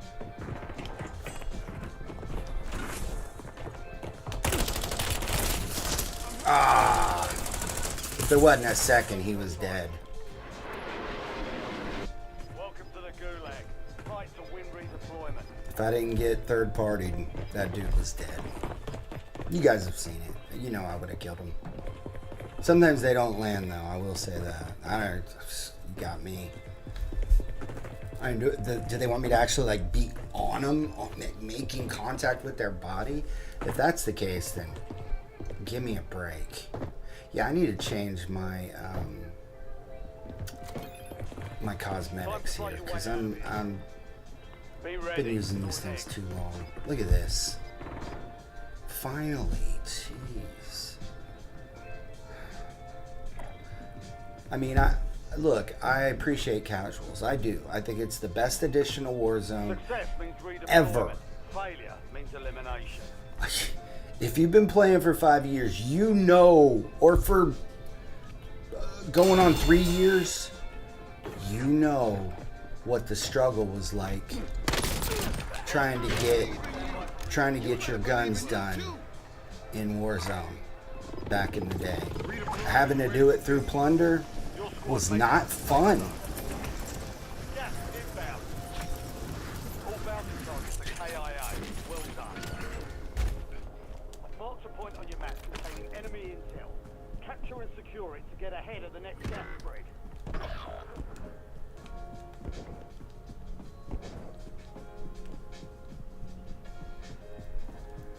But Squad mates in the forcing Fight humans for a chance to redeploy. sit and wait. Sometimes you're in line and it's like you got 2 fights ahead of you and you've got to watch 2 of these bot fights before you get your chance. And Squad mate won the fight. They're redeploying that's now. cruel. Adding armor. You're asking humans to sit around waiting for these robots to finish their fake fight. Who cares which one wins? Just pick one. It's not like it's not fair. Copy, hostile. Eyes on enemy. The armor's gone. Oh my gosh, that's stupid. I was right up on him. I was on his chest.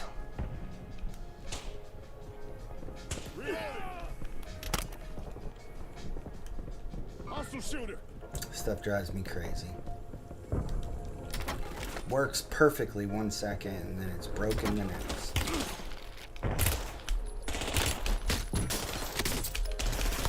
Oh my gosh.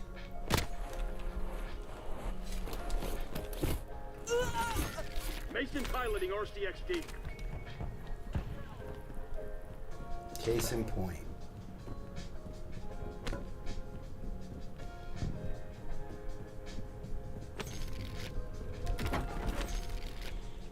Your squad mates started securing the intel. Join them to increase the speed of the capture.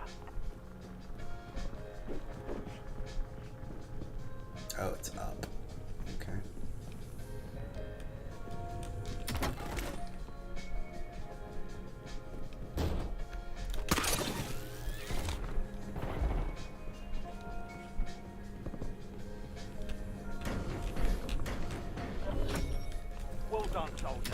Check your map for the next gas spread location.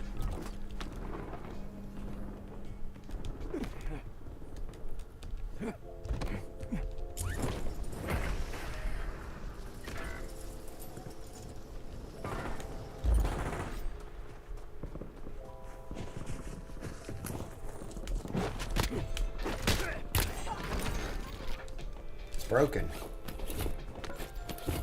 It works so perfectly. Man.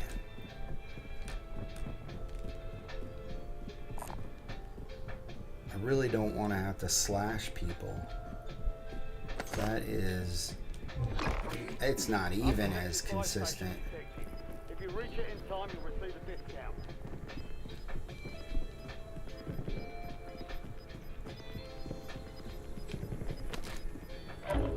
Gas is closing in.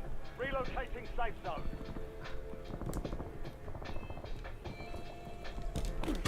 Attention operators. Classified weapons are entering the area soon. Watch the skies. It's gonna fall right on us.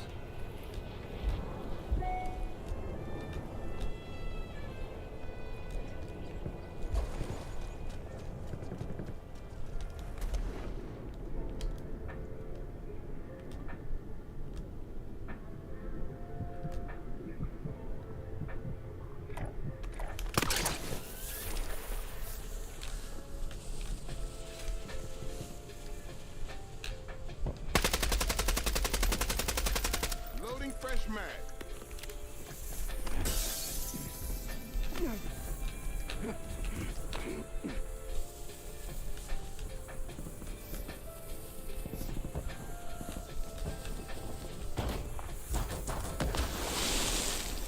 Be advised. Classified weapons have been deployed. They'll give you an advantage.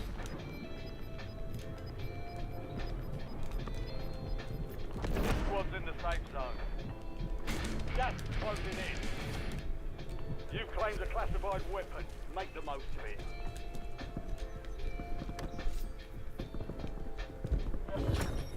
Buy station vulnerability exploited. Good work, team. Discount is applied.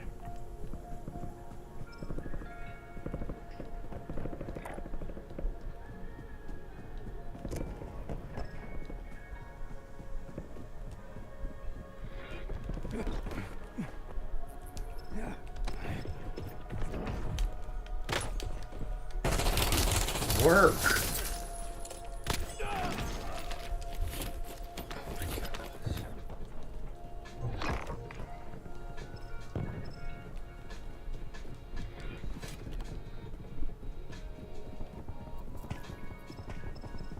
Where'd this guy go? There he is. Alright, I guess I'll hack him.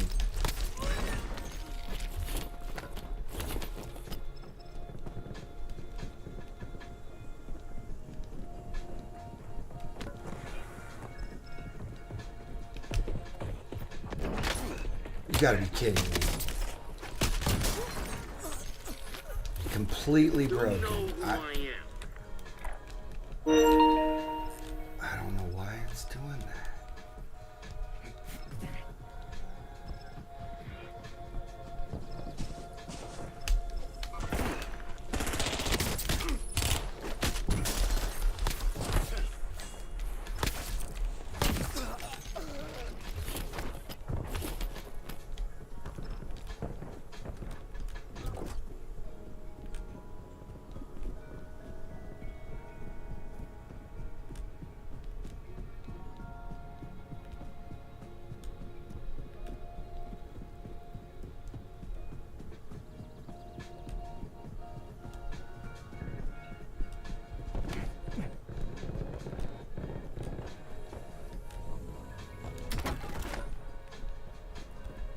Get me eyes in the sky.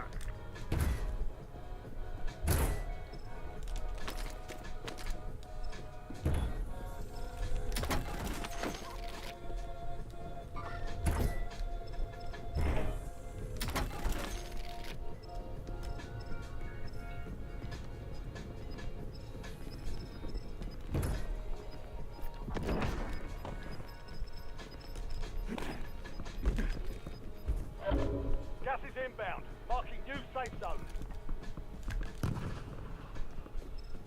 Oh, there's somebody.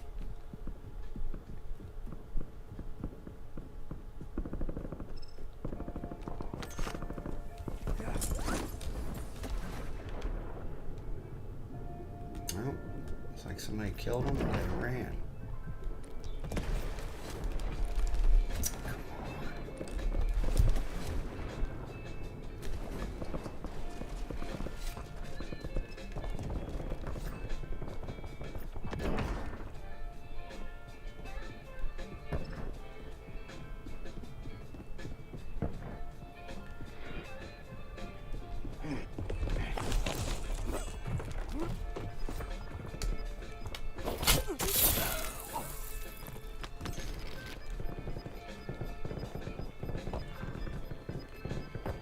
Get your squad to the safe zone. Leave no one behind.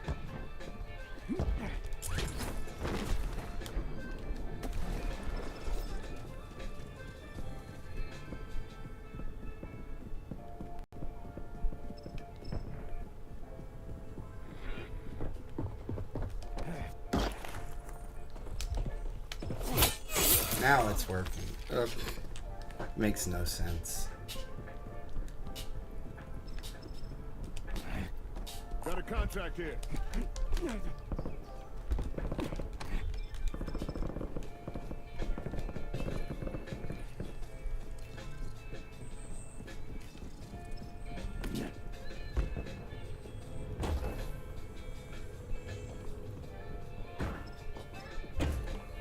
Save it for the enemy.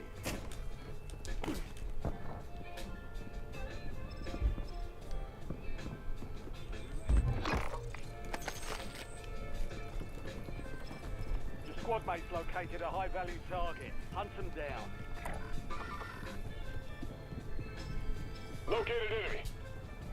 What do we have here?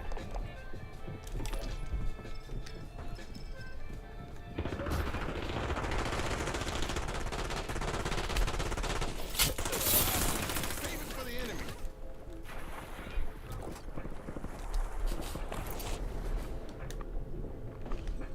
Enemy crossing the AR point.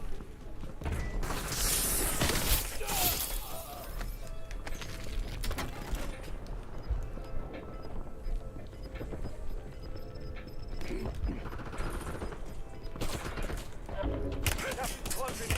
Get to the new safe zone. Gulag's locked down. Area's clear. Carry on.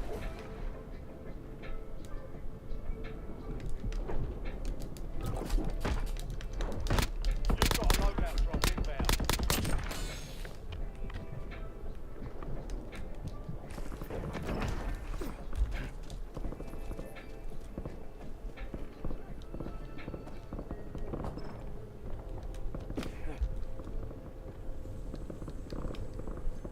It's down to 10.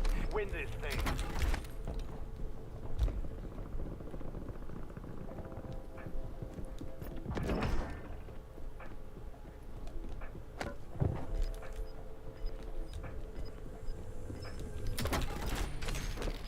Deadeye drone ready for deployment. Move to the safe zone. Gas is moving.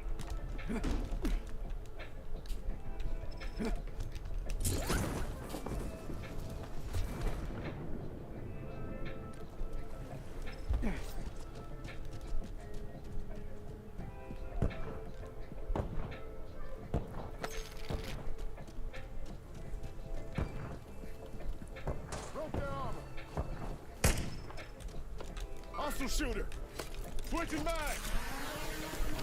Begin tasking.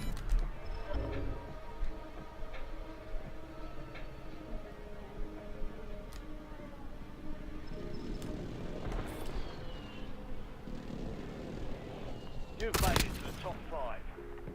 Enemies took out your Deadeye. Oh man. Eyes on enemy. Please drive towards me. Changing mag. Task LDVR against my target. Gas is moving in. New safe zone location. Target's evaded. Bounty contract been pulled. Located enemy.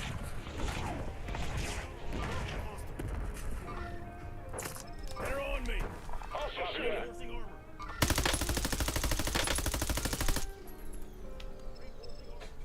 You're in the top 3. Don't let up now.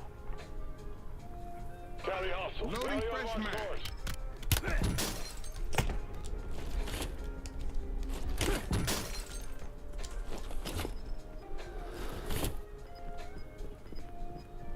Eyes on enemy. Setting waypoint. Located Get enemy. to the safe zone. You're losing ground. Move it.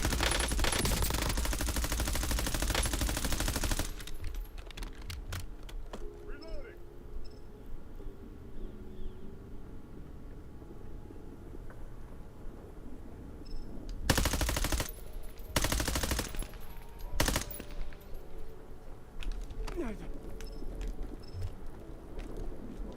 Loading fresh mag. Hostile shooter. Too close.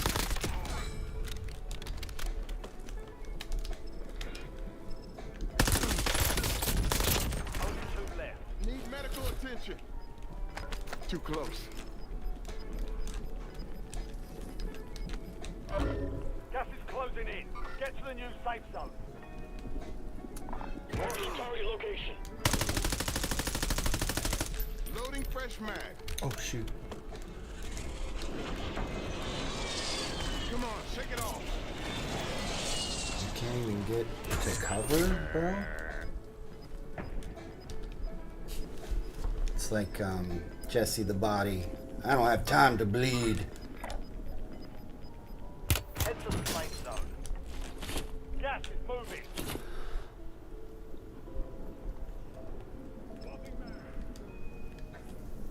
Oh, there's a guy over there. What the heck?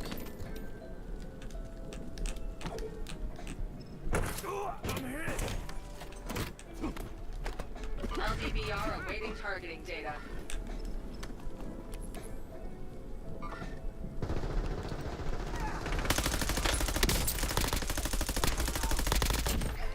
Loading fresh mag.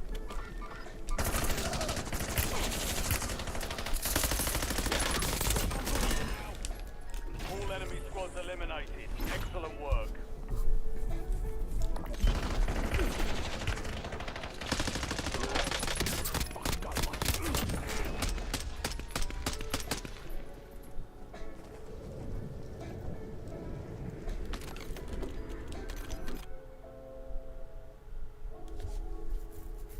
Let's see, I started at,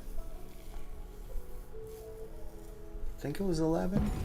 So, I'll play this till 1.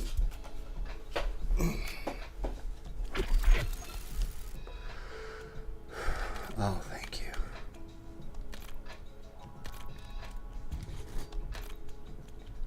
$15 more. And while moving without taking damage shortly after sprinting. Easy peasy. And it's not the ridiculous number either, like the Saw. Only 2 times instead of 5. Get 5 kills without dying 5 times to get that stupid. Well, it's a good camo. I like the Warzone camos, I guess. Yeah, shouldn't say that. I'm a little bitter from this morning. I'm sorry. It's what it does to me.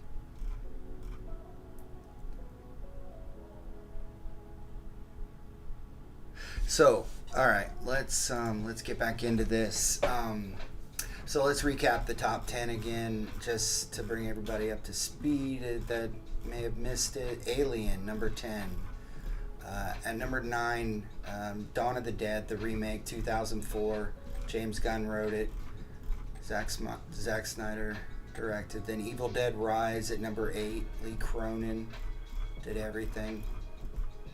Audition, Takashi Miike 2007. Hereditary 2018.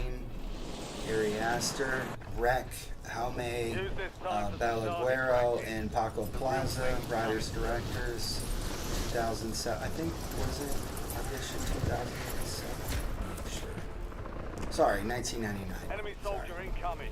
And then Wreck was number 5, and then A Nightmare on Elm Street, 1984. Wes Craven, writer, director. Then Fall, 2022. Scott Mann, writer, director.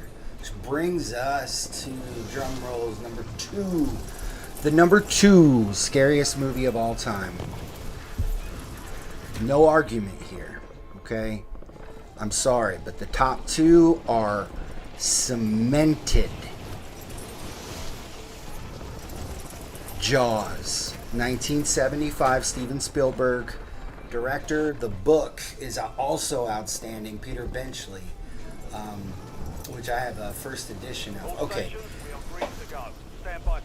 Growing up, I was born in Florida. In Port Orange, which is, I mean, it's Daytona Beach essentially. It's like a neighborhood of Daytona Beach, and I lived in the ocean. My father, born in Florida, raised in Florida, lived on the beach, surfing. Both of us. I just followed him. Lived in the water. I was oblivious. Like, the biggest thing I ever saw in the water that I knew of was a barracuda. And yeah, they had big teeth, but they didn't bother you. They just left you alone. I wasn't out there spearfishing, you know, so barracuda, they are more afraid of you than you are of them. Okay? I mean, you fish one out of the water and they're gonna try to get you, but you leave them alone and they're gone. But I have seen barracuda in the water. Well, since then I've seen sharks, but at this time when I was surfing, totally oblivious. My dad was a surfer, so I just did what he did, and it didn't scare me. That all changed at I don't know what age that I saw the movie. It's been so long ago. It's been 40 years. I don't know the exact age like I do with some of the other movies, but I did see this movie. It was somewhere between 6 and 8. And it was probably closer to 6. 7. Probably between 6 and 7. I saw Jaws, and that's when it all changed. And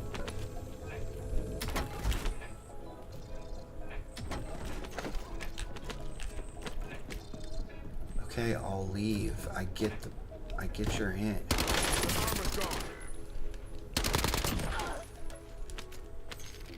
Loading fresh mag. And no more. I was done. I would not go back in the water. Well, I would not go back into where you could surf. I wouldn't go back in deep enough where I could surf. And I never have. I have never, since I've seen this movie, gone past my waist. Because being eaten alive is not on my bucket list. Not even as a child. And this was my sport of choice. This was how I spent my free time. And it changed my life forever. I started boogie boarding and riding little baby waves. And after I realized, wow, this does kind of suck. I still love the water, don't get me wrong. I just won't go in past my waist. And even your waist, I mean, knee to waist deep water is where most people are attacked, but it's not where people are eaten alive by great white sharks. And I am not alone here. The number of people you see swimming in the deep part of the ocean has drastically declined. I remember when I was younger, they were everywhere. And then that number dwindled. And, okay, this came out in 1975. This was a long time ago. So, at least for me, that seems to be true. That might not be true for every location, and it might just be a coincidence that it seemed that way. But I do know that this movie scared people out of the water, and it's something that persists till today. And it all started with a singular film, not Deep Blue Sea. I don't care what anyone says. It was Jaws. Jaws is the one, because I mean Deep Blue Sea and the ones who came after it, they're just. I wonder if he would. Let's see. I'm gonna trust him. Thank you. Friendly loadout drops on the way. Loading fresh mag.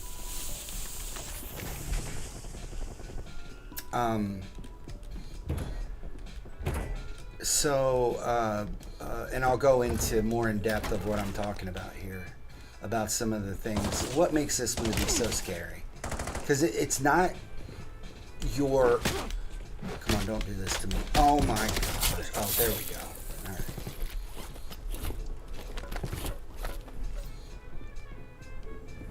It's not, sharks aren't monsters. They're really not. They clean our oceans. If you would not want it, well, honestly, put it this way. If we continue on our current trajectory of wiping sharks from our oceans, especially the I love the Japanese culture. I think it's one of the most beautiful. It's some of the most beautiful architecture in the world, especially the classic architecture. I would love to have my house built that way. However, between the Japanese and the Chinese, they are wiping sharks from our oceans for their fins. I'm sure it's tasty, I really am. I'm sure it's got that salty kind of whatever. I've never eaten a shark. I'm just assuming. But what I am saying is it's got to stop. Because if we eliminate sharks from our ocean, do you know what takes over? Humboldt squids would become the alpha predators in our ocean. And let's put it this way. Have you seen the videos of the great white sharks, people swimming along? See, this is a great passion of mine. I received my bachelor's degree in biology, so I thought about even going further into it and getting into marine biology, but I just didn't want to go out in the ocean, so no, it wasn't happening. But I'm fascinated by it, and probably because I'm so afraid of it.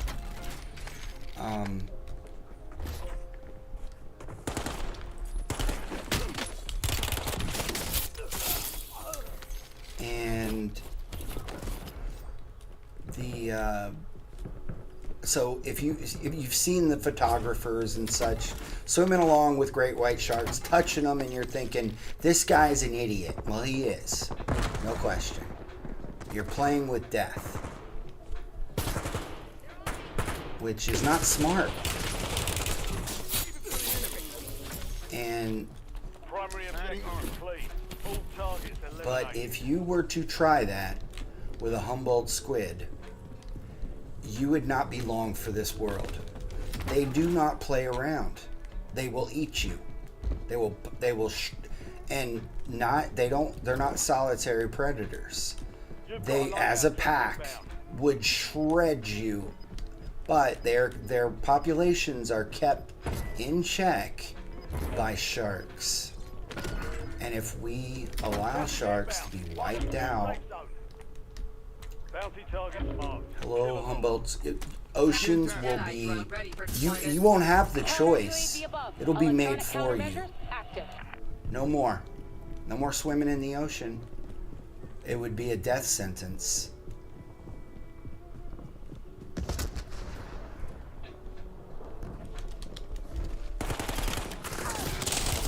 Save it for the enemy.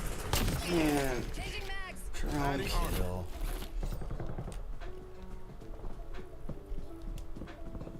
That's hard when it's like follow the leader. I don't dislike teammates. No, I mean I queue up for it. I don't kill my teammates' kills. Just don't kill mine. Mission time clock suspended. Looking black, start to speed. Save it for the enemy. All bounty targets destroyed. Hell of a job. Reinforcing armor. Did I just see bullets?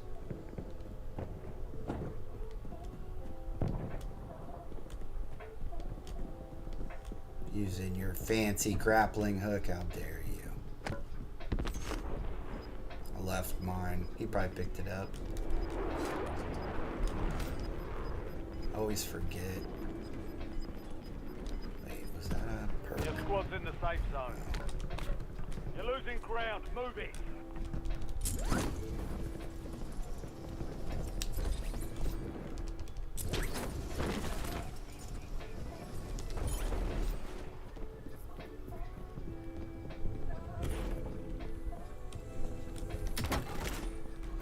So, and you know, everyone knows about the Enemies are dropping into the area. Watch the skies.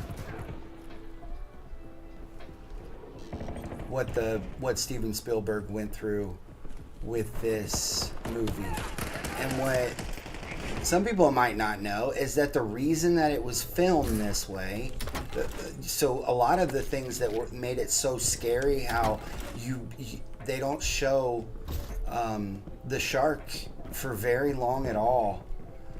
I only have 5 kills. These guys are stuck to me.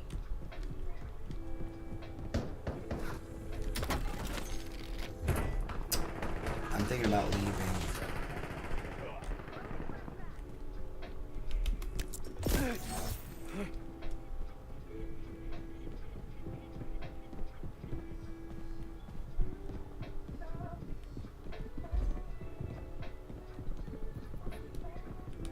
Wow.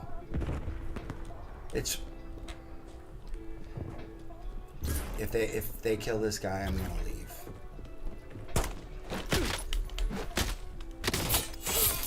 Sorry, Dorn. You're a cool character.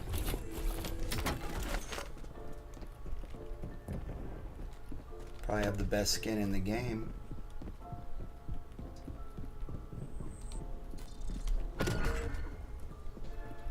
Bounty targets are up. Get after them.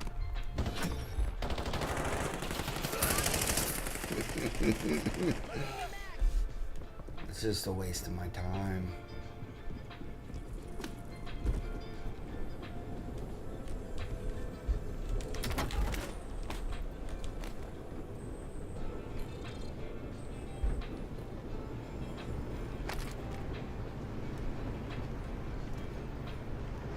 I guess we killed him already?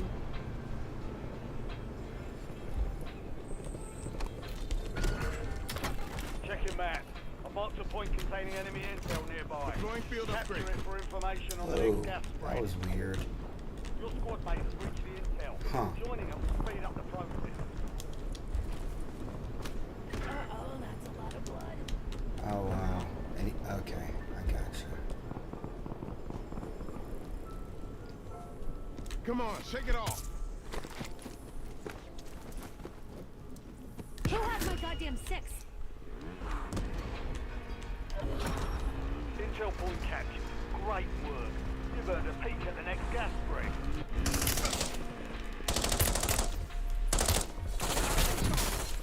Save it for the enemy. That exactly. Adding armor.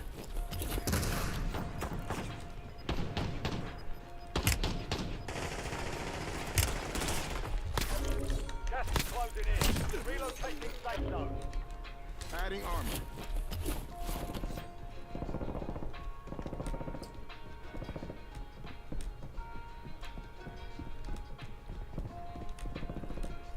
trains are dangerous if you're not comfortable with how to approach them. It will kill you if you get anywhere close to those wheels, especially if you're like in a vehicle. That thing will, it instantly like explodes your vehicle and you die.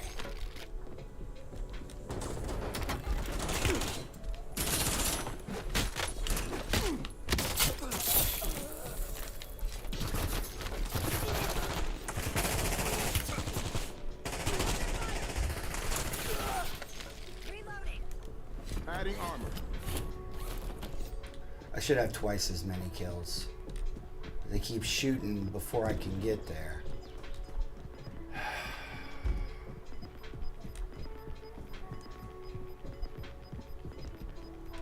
Move to the safe zone.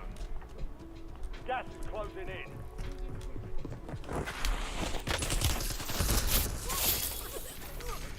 Adding armor.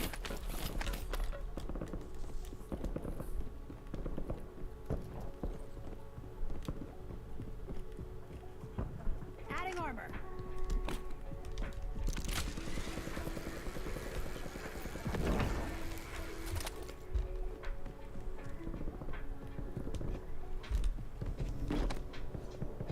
That's something I wish bots did more, is camp on top of buildings shooting at you.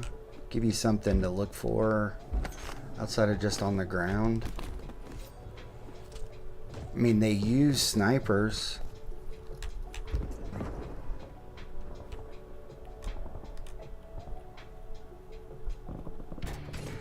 I'm just seeing if I can catch somebody running.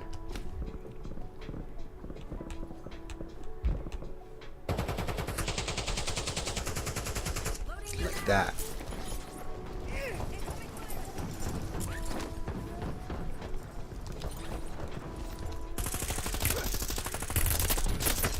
Ah, I didn't know it was real. Alright. That's my cue.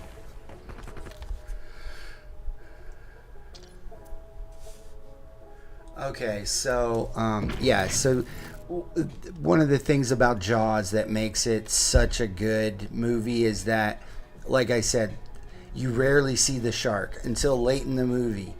And it was because of Bruce, who, I mean, if you've been to Universal Studios, I'm not sure if it's still there, but I know when I was a kid, I actually saw I think it was from like Jaws 3, the one that I actually saw that was in the water on the ride. You know, a guy actually fell in the water there and was in the path of the shark. But there was actually risk because there was something about if the shark had, if he had stayed in the water, the mechanics, or yeah, the gears or whatever, he could have died if he stayed there, but they got him out. But anyway, and he was forced to pivot because of how much this mechanical shark was malfunctioning due to the salt water, because he filmed it in the ocean, and of course that's why he never wants to do a sequel ever, because of how long it took. It took years to film this movie, and so he had to use his imagination to fill in the gaps of the, because I mean, if you read the book, it's not like this. You got a lot of people dying, and but what does it do? It makes people use their own imaginations, and that's what terrified me. Is, tell me that when you get into deep water, in ocean water, even when I'm in a lake, even though I know there's nothing there, I'm thinking, what's below me? It's just, it's something that just goes through my mind. But when you're in the ocean, I won't do it. But if you do, tell me you don't think about it, because that's what Jaws did to you, and it's due to forcing people to use their imagination, and that's more terrifying than any mechanical shark or prop or anything like that. And then he used like a point of view filming technique that mostly from the shark's perspective, and it made it feel like the victims look really vulnerable, right? And then the way he would show, so we're talking about a 25 foot shark, so what, 7 meters. This is massive shark, and that doesn't, so there was a great white shark that had been tagged, and it was traveling, I forget the location, but somewhere across the ocean. All of a sudden it vanished. It went really deep and vanished. Of course, you know, people, oh, there's a megalodon down there. I mean, it wouldn't work. We would see more evidence. I mean, it's possible the ocean's so big, but I feel like we would see some type of evidence. Now, they have filmed a 50-foot shark at the bottom of the ocean, but this was a different type of shark. If you went down there, it would eat you, but it would eat you because you'd be dead. And that's what any shark would do. It's a bottom feeder, but it swam past a fishing cage, and they determined the size, and they got it on film. But again, this is not the kind of shark that's going to come up and attack you on the surface. So the only way you're going to get, and it was a known species. So yeah, no conspiracy theories about megalodons here. I don't see the evidence. If I did, though, I would support that theory 100%. Don't get me wrong. So this shark, it just vanished, and we could not figure out what happened. Something much. This was a 15-foot great white shark, right? This isn't something that just dies, and it was young. I think it was a pregnant female. I can't remember. It was a big one. So 15-footer is big. This isn't juvenile, but it was a younger one. And it definitely didn't die of old age, okay? Well, of course the theory is, oh, it's a megalodon. Oh, it's a monster species that would. No. What they determined, though, was that it was another great white shark that cannibalized it. That's terrifying. Because if there are great white sharks out there, so to do that to a 15-footer, this thing would have to be huge. Somewhere around 30 feet. I hope I don't have to tell you how terrifying that is. A 30-foot great white shark. So this thing would make a bus look small. And it's actually in the water. So, I mean, the ocean is a terrifying place. Not only could it hold visitors from other planets very comfortably and have room for a couple more, it's likely that there are sharks down. There are sharks down there 50 feet that are 50 feet that we know, that we've seen on film. But there are also great white sharks, the sharks responsible for the most human deaths on Earth, that are 30 feet, possibly bigger. And that's terrifying. Not megalodon. We don't need to go there. Let's just look at the facts here. So a 25-footer, like in Jaws, oh, totally real, guys. Like, it's not even close. This thing is, although the shark that the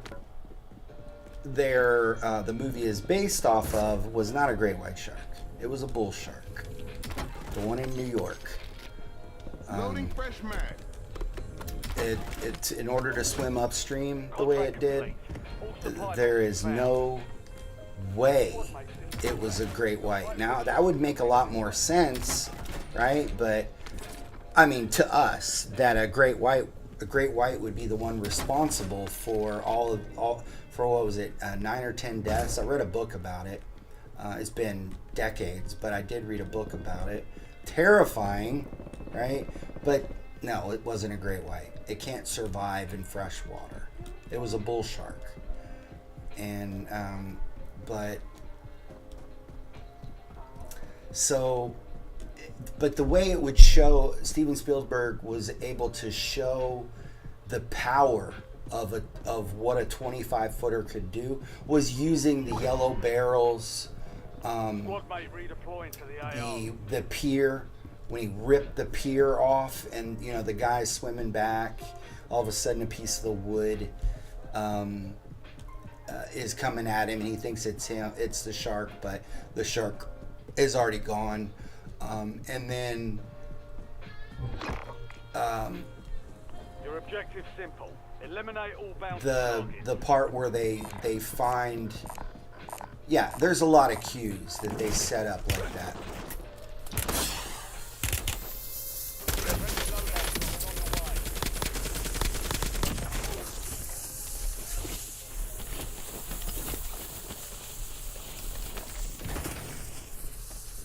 Lethal incoming. Were you stalking me?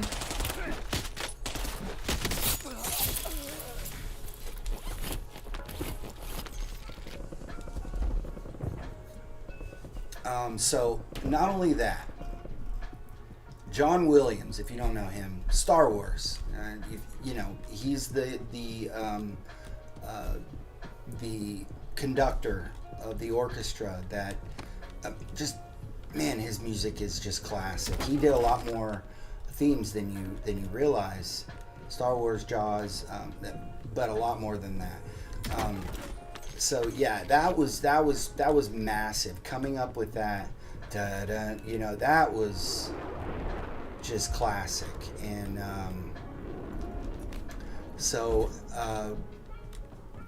and they based that sound of Jaws' approach off of a heartbeat. Oh, great.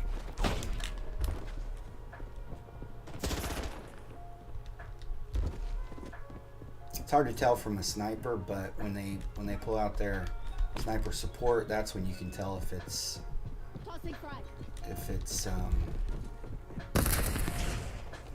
he forgot I was there or something. Gee. Or it.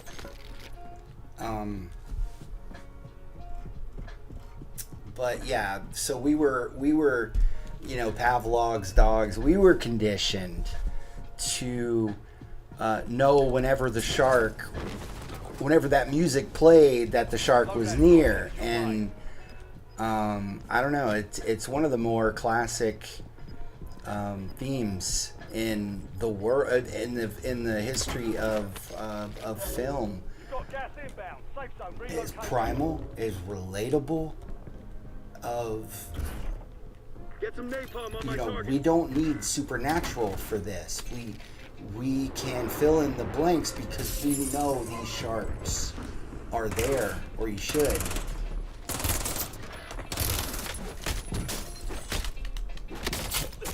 Enemy soldier incoming.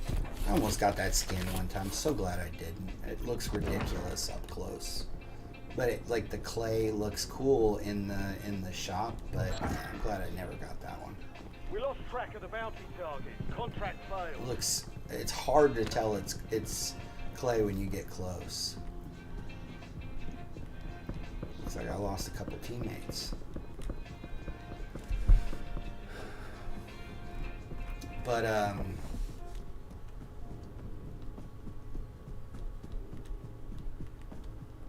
on top of that, so I think, of course, being eaten by a shark is just an awful thing, right? So I don't want to just breeze right past that. That is the worst. But I am also horrified of just drowning in the ocean. Enemies are dropping into the area. Watch the skies. I mean, you're gonna sink to the bottom, and no one's gonna find you, Gas is moving. and you're gonna be eaten anyway. You know, I mean, there's a lot of terrifying things here. Hold on, let me get this code.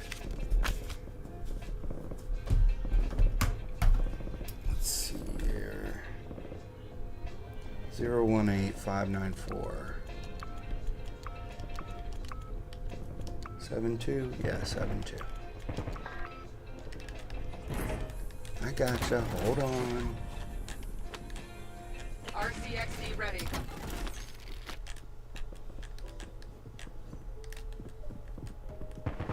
Oh. Oh, they're everywhere.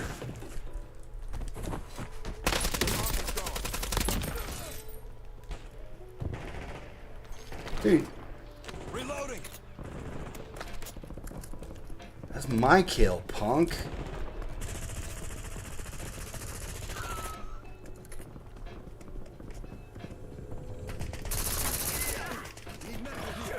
It's all down to you now. Oh, what?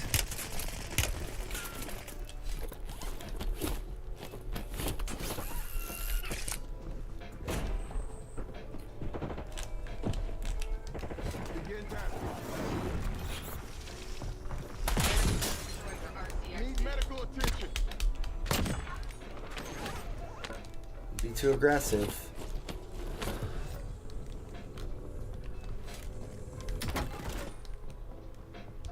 And he left too.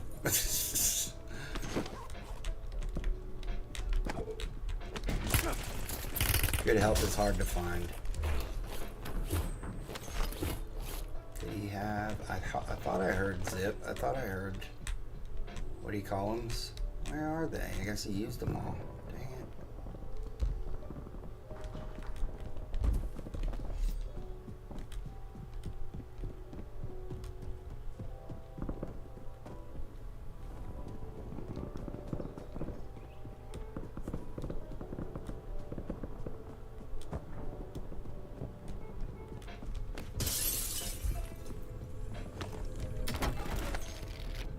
I will save number 1 for the next match. And I want to go into it. Some people may disagree. I mean, I don't know why. But some people would disagree. Will disagree.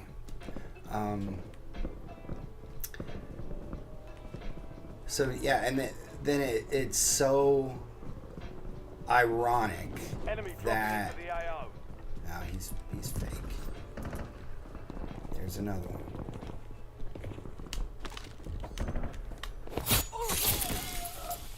It's the pepperoni girl.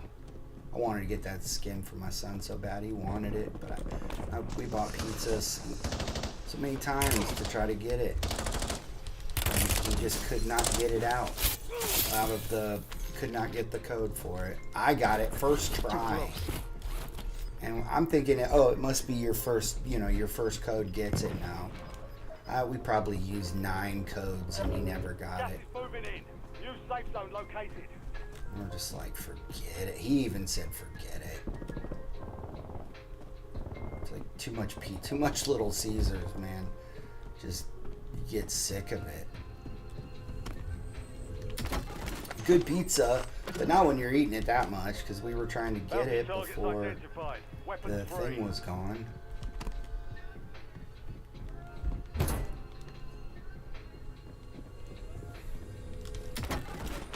Maybe if I was a famous streamer, I'd have been able to get a thing for it.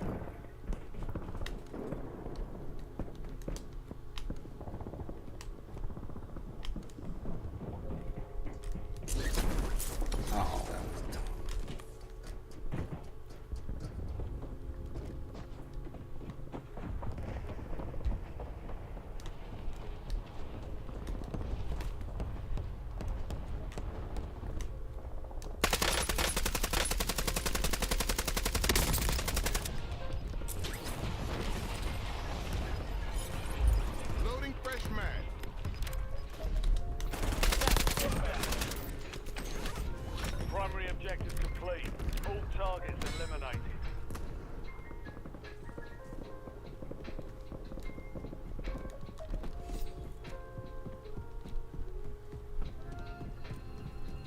Oh, I should have checked to see if he had grappling hooks.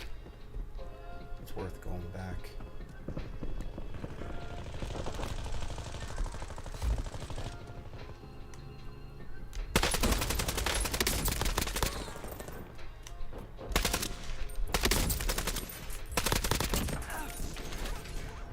There's some.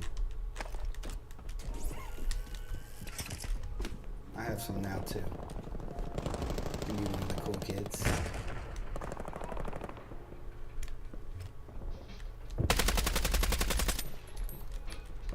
Loading fresh mag.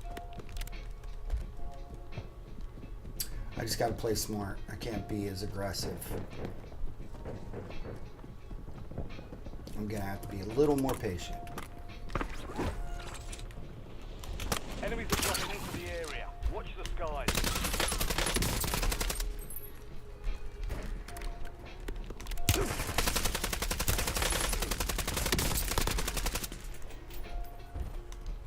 Where is it? There it is. I'll take that.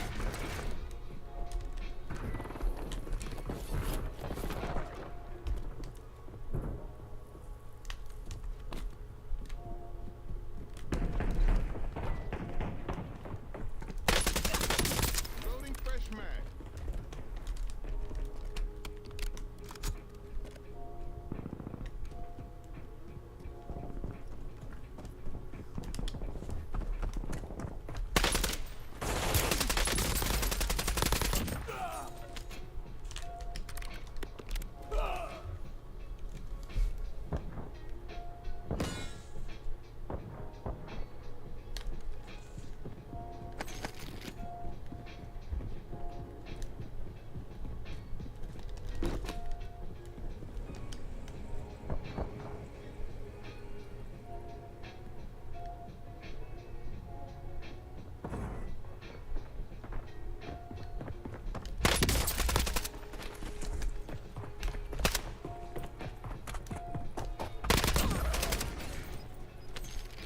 Loading fresh mag.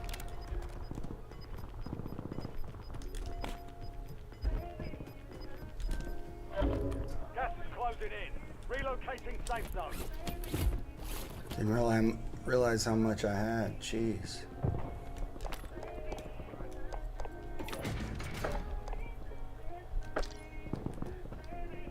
Almost there.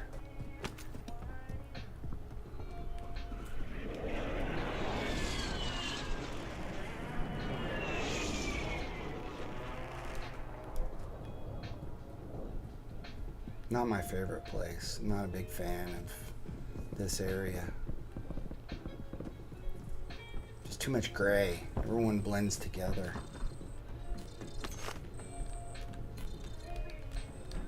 Guess it would show me where everyone is. High value target mark. Expect resistance. Not really something you should do as a solo player, go after squads. But if you can pick them off, definitely. You're losing ground. Moving.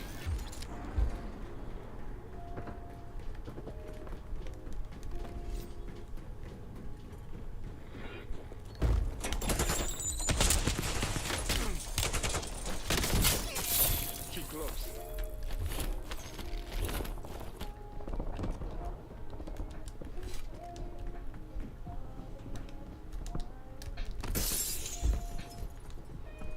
Enemy soldier incoming.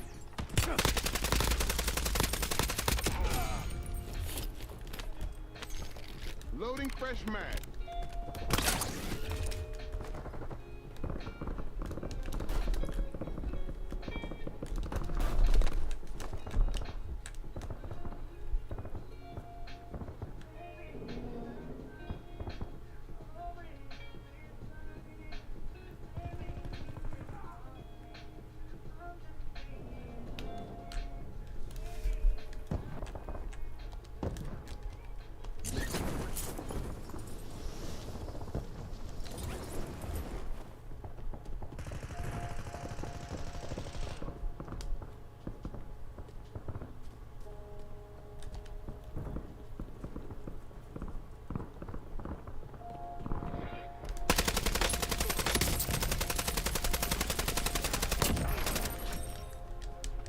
fresh mag.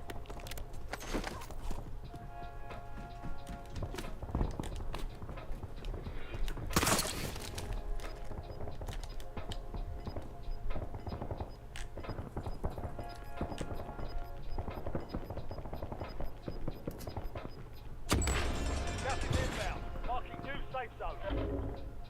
No more fighting in the gulag.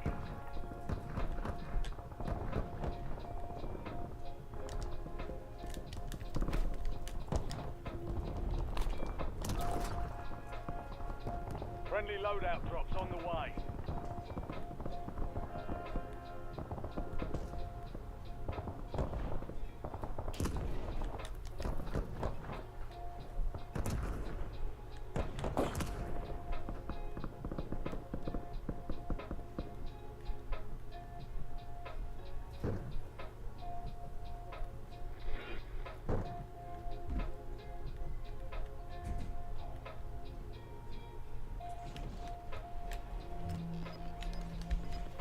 Enemies dropping into the AR. Loading fresh mag.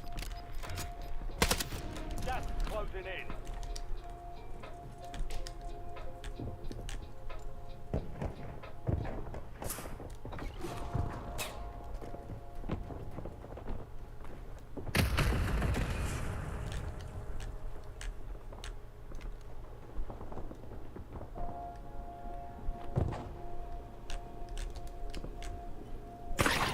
Only 4 remain. Finish the job.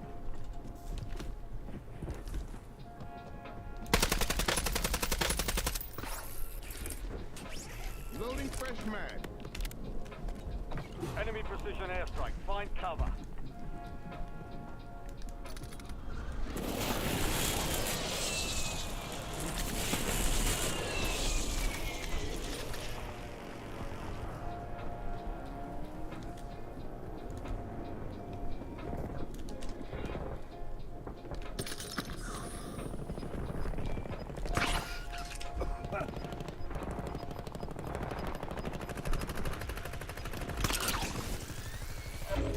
Gas is closing in.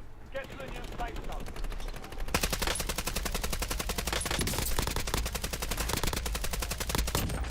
Loading fresh mag.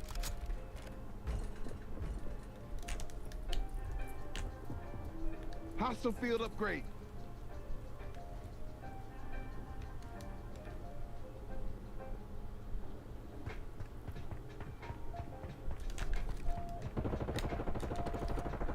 You're in the top 3. Don't let up now.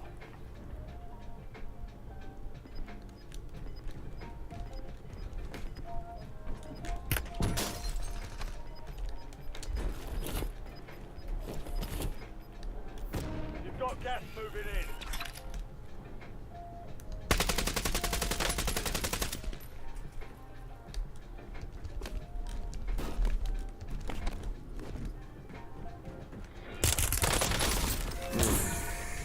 Less than 5 were still standing. Nice shot.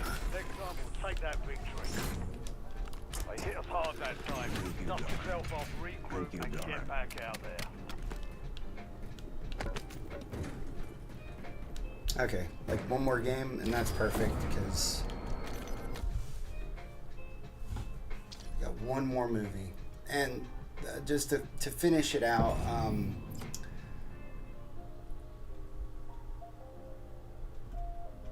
The opening scene, and she recently passed. Chrissy Watkins in the movie, also passes.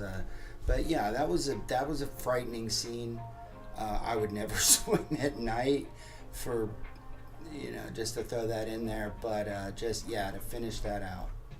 So I guess we'll finish it out with Avalon. You might see this one coming, but on my list of the top 50, let's go down the list again, starting with 10. We have Alien at number 10, Dawn of the Dead 2004 remake. Number 9, Evil Dead Rise 2023 at number 8. Audition 1999 at number 7. Hereditary 2018 at number 6. Wreck, 2007 at number 5. A Nightmare on Elm Street, 1984 at number 4. Fall, 2022 at number 3. And Jaws, 1975 at number 2. And number 1. 1973, and you probably are expecting it. Written by William Peter Blatty. Great book.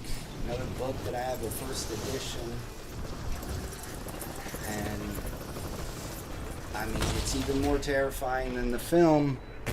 Directed by William Friedkin. The Exorcist. So what is it? What makes this movie so scary, made and makes it, and why does it still sit atop the list? I mean, that's really what I'm responsible for here. And similar to Jaws, the grounding of the fear. So William Friedkin had a background in documentaries and attempted to shoot the film in a fly-on-the-wall style, but treated the events as matter of fact. And he tried to leave the supernatural elements as authentically experienced. And in 1974, he won the Oscar. William Peter Blatty, won an Oscar for Best Writing and Screenplay based on Best Writing for Screenplay based on material from another medium. And it was the first horror movie nominated for the Academy Award for Best Picture. It's the highest grossing MPAA R-rated film of all time when we adjust for inflation. It's the highest grossing Warner Brothers HBO film of what they're getting ready to, it looks like they're going to sell, of all time when adjusted for inflation.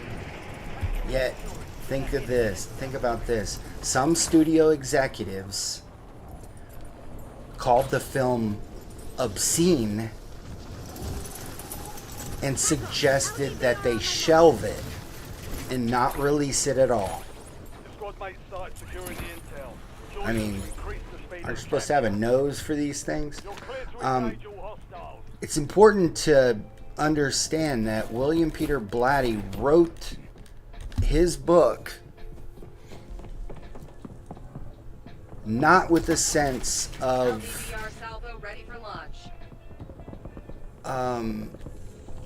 shocking people or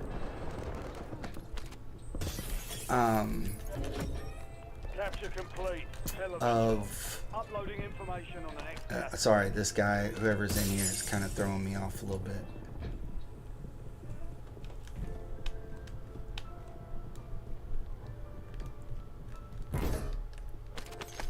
This is like a maze in here. Has me thinking of Fall. Need medical attention. What gun is that?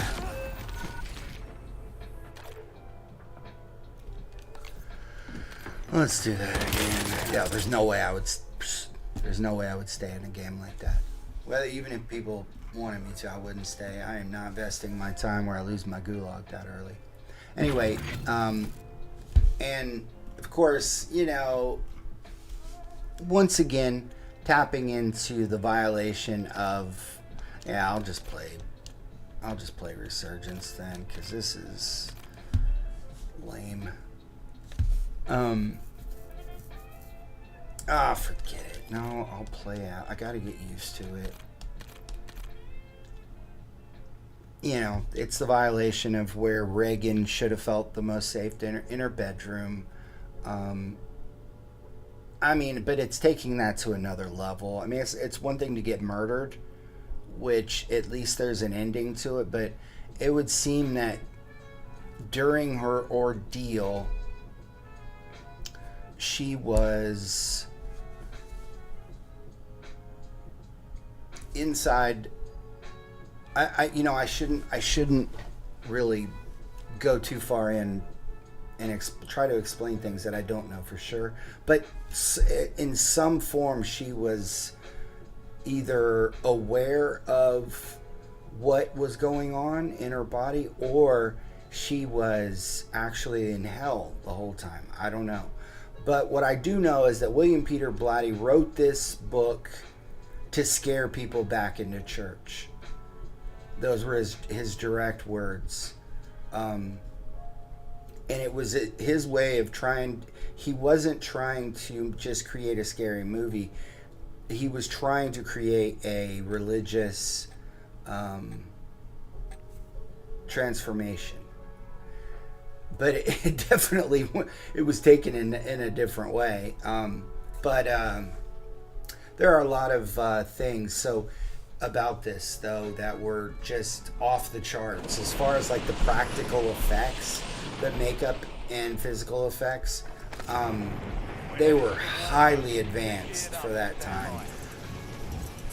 And no digital manipulation. One thing to note is when Reagan vomits and gets it all over the priest, the vomit that hits Father Karras, it hits him right in the face, which Father Marin also gets puke right in the face. But when Father Karras gets it, it was actually supposed to hit Father Marin in the chest, but the plastic tubing misfired and it hit him right in the face. His reaction in shock is actually genuine, which I think most people would have, and disgust, and he was not happy. No, I'm sorry, and no, not Max von Sydow. Jason Miller, the guy who played Father Marin, he wasn't happy when he saw that happen, that he got hit right in the face when it was supposed to hit Father Marin in the chest. But I mean, looking back, there's no scenario where that happening any other way would be the same, And here's another thing: Reagan's bedroom was to get the effect of their breath shown on film. They had to refrigerate the bedroom with these extremely expensive air conditioners so that temperatures would drop below 30 degrees Fahrenheit so you could actually see the breath. But yeah, we're talking Academy Award level practical effects, but also sound. So the film rarely uses music. You know how you notice here comes the sad piano music. There's none of that. They relied on jarring, uncomfortable soundscapes here. Robert Knudsen and Christopher Newman. Why do I go out of my way to name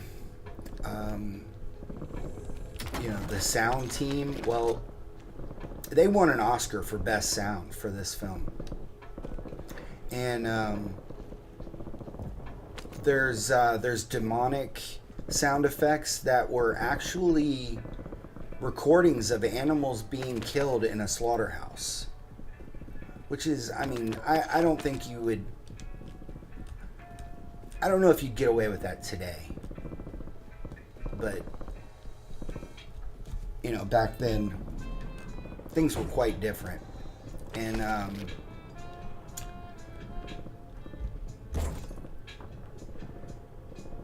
yeah, they just use these subtle sounds, and it was, it's something that you can't really explain, but you have to actually experience to understand.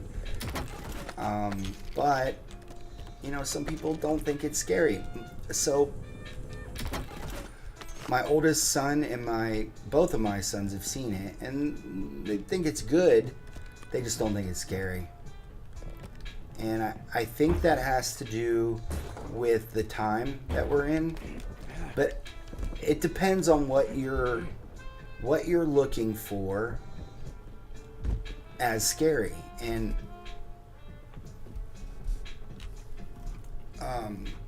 because, no one's going to believe it's scary just because I say it's scary. Excuse me. But, so there's psychological and spiritual despair in this movie. That, Father Merrin goes through his battle with faith after his mother dies. Well, let's get into what this movie did to actual audiences, though. It affected audiences on a level that paramedics had to be called to treat people who collapsed or went into hysterical, that is commonly known. Everyone knows that, there were lines going down the street from this film. Also, though,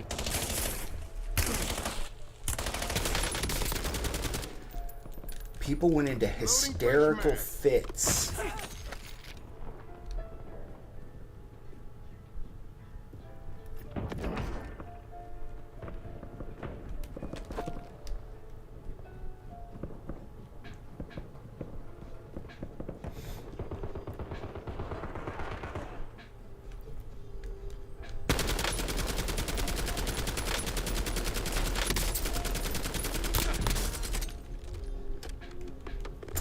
Mono, right? Of course I'm third party, guys. Alright, that's going to be it at Warzone. But I'm going to go over this real quick. So, yeah, no jump scares. Helplessness. Faith tested to the very brink of individual limits and good versus evil. Those are obviously the basics here. But, yeah, people were collapsing into hysterical fits due to their overwhelming dread and fear. And you have to understand the time. That's not something that would happen today. People would walk out if they were that opposed to what they were seeing. But that's not something that this movie would invoke at this point. One lady fainted and broke her jaw on the seat in front of her. She ended up suing, getting money for it. There was an article in the Toronto Medical Post the following year that reported that 4 women who saw the film in theaters were so traumatized they were confined to psychiatric care. So they were committed following this in Canada. In Chicago, 2 viewers were sent to a mental institution after watching it. Makes me think there's some underlying things going on with these people, but 4 people at once, that's something. But the MPAA, this is so interesting. They're usually the first to go X-rated if they think it's over the top graphic. But they actually, rather than giving it the X rating, they returned it with an R rating along with 0 requests for cuts to be made whatsoever. They called it a brilliant and intelligent film that deserved to be seen by a wider audience. Okay. And the part, you would think it's the parts where Reagan is possessed and it's that it just scares people to death, right? But that's actually not the part that got people so afraid. It was where Reagan undergoes the arteriogram, where they are sticking the arterial catheter into her neck. That was the part that people were freaking out about, which is pretty bad. I'm not trying to say it isn't. But interesting note here. In that scene, there's a male nurse who actually, not at the time, but not long after, became a serial killer and killed several gay men in bars. He would take them home and kill them. And look that up if you're interested. So I think one of the things that really makes this film scary is that you have Linda Blair at this tender age and so innocent. If you see her early in the film, there's no faking that. There's no acting through that. Just even though she's a young teenager, you can tell she has been cared for by her parents. Very innocent at the time, to the point where she actually did some of the scenes where she's possessed, and using a lot of colorful language. And when she would get home, her parents would ask her, how did filming go today? And she would never tell them about the things she said. She would just say, oh, fine, because she knows that they would probably object to that. But anyway, then you had Mercedes McCambridge, so you had Linda Blair, who's so innocent, but then you had Mercedes McCambridge, who played the disgusting and graphic scenes, and she was horrific, right? I mean, she was like using some insane vocals and all that, but it was just, again, a visceral experience, and audiences were just unprepared for this. It's in 1973, but it still persists after all this time.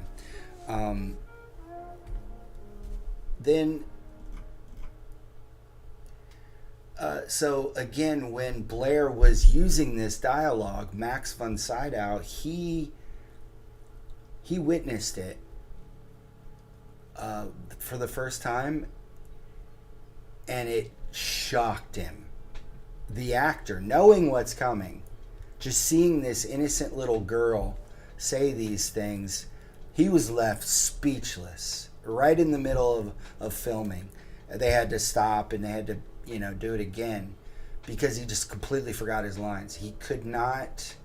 So I think it's a shame, looking back, that Linda Blair was actually nominated for an Oscar, and then they took away the opportunity for her to actually win based off of knowing that Mercedes McCambridge played parts of the role. But I think I think that was wrong, because without that innocence of Linda Blair, and then without seeing her in some of those scenes, those graphic scenes, and knowing, and you can tell it's her. Without that, though, I don't think this film hits like it does. And to the point where, listen to this, Warner Brothers literally had to hire bodyguards to protect Linda Blair around the clock for 6 months after the film was released, because she was getting death threats, constant death threats from opposition to the film. Okay, then we have the cursed mythos, and I mean, you're going to have injuries, right? But we're talking a real world factor here related to,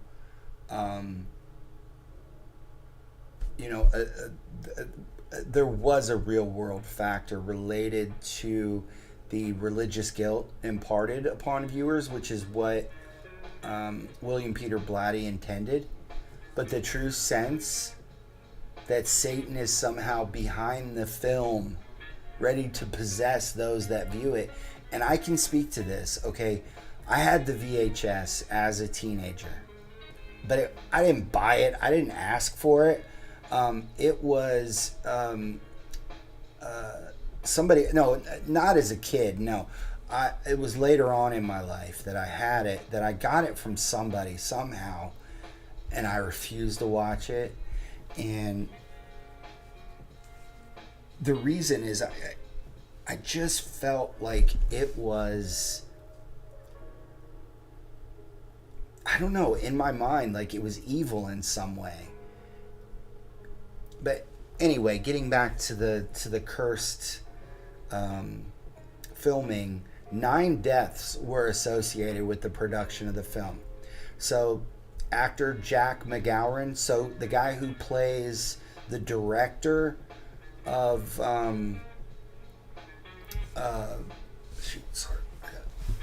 the director that gets drunk and he's bad mouthing the butler who he's calling a Nazi. He dies during filming, which he also dies during the film. Then there's Vasiliki Maliaros, and she plays the mother of Father Marin. She dies during the film. She also dies in real life, but she was elderly. Max von Sydow's brother died on the first day of filming. Linda Blair's grandfather also died. The man who was responsible for refrigerating the set died. There was a night watchman who died, and the assistant cameraman lost his baby during filming. So, not to mention that Jason Miller, who played Father Marin, his 5-year-old son Jordan was struck by a motorcycle on the beach that left him in critical condition for 10 days during the filming. And then this is the one, even with all that, that's not what got to the crew and to the actors. It was a fire that suddenly burned down all of the original sets, right? I mean, to a crisp. Yet when they go to look at, trying to figure out what happened, they realize that the fire, it didn't even touch Reagan's bedroom. It burnt everywhere around this bedroom. Now, they did determine that it was most likely a pigeon that flew into a circuit box in the rafters. Talk about omen type stuff. But it distressed everybody. The cast, the crew, everybody. They were like, what is going on? Okay. During the spider walk scene that actually William Friedkin took out of the film because he thought it was too excessive, but they put it back in during when they released this version you've never seen. Ann Miles was like this contortionist, and that she's actually doing that stuff, except she's got a wire attached to her chest that is keeping her from falling down the stairs. That's not CGI. That was practical effects. But that wire broke, and she fell all the way down the stairs. She was banged up, but she was okay. But that's scary. A carpenter, while working on the set, cut his thumb off with a buzzsaw. And here's something interesting. William Friedkin produced and edited the film, and at the location of where the address was 666 Fifth Avenue. So that's kind of funny. So during the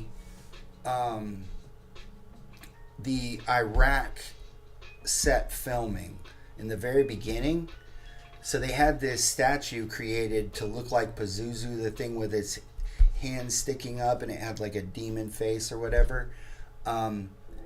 The cast and the crew watched as this dirty individual, they were saying he was dressed as if he was an American, but they don't really know. But he was seen offering sacrifices to this statue.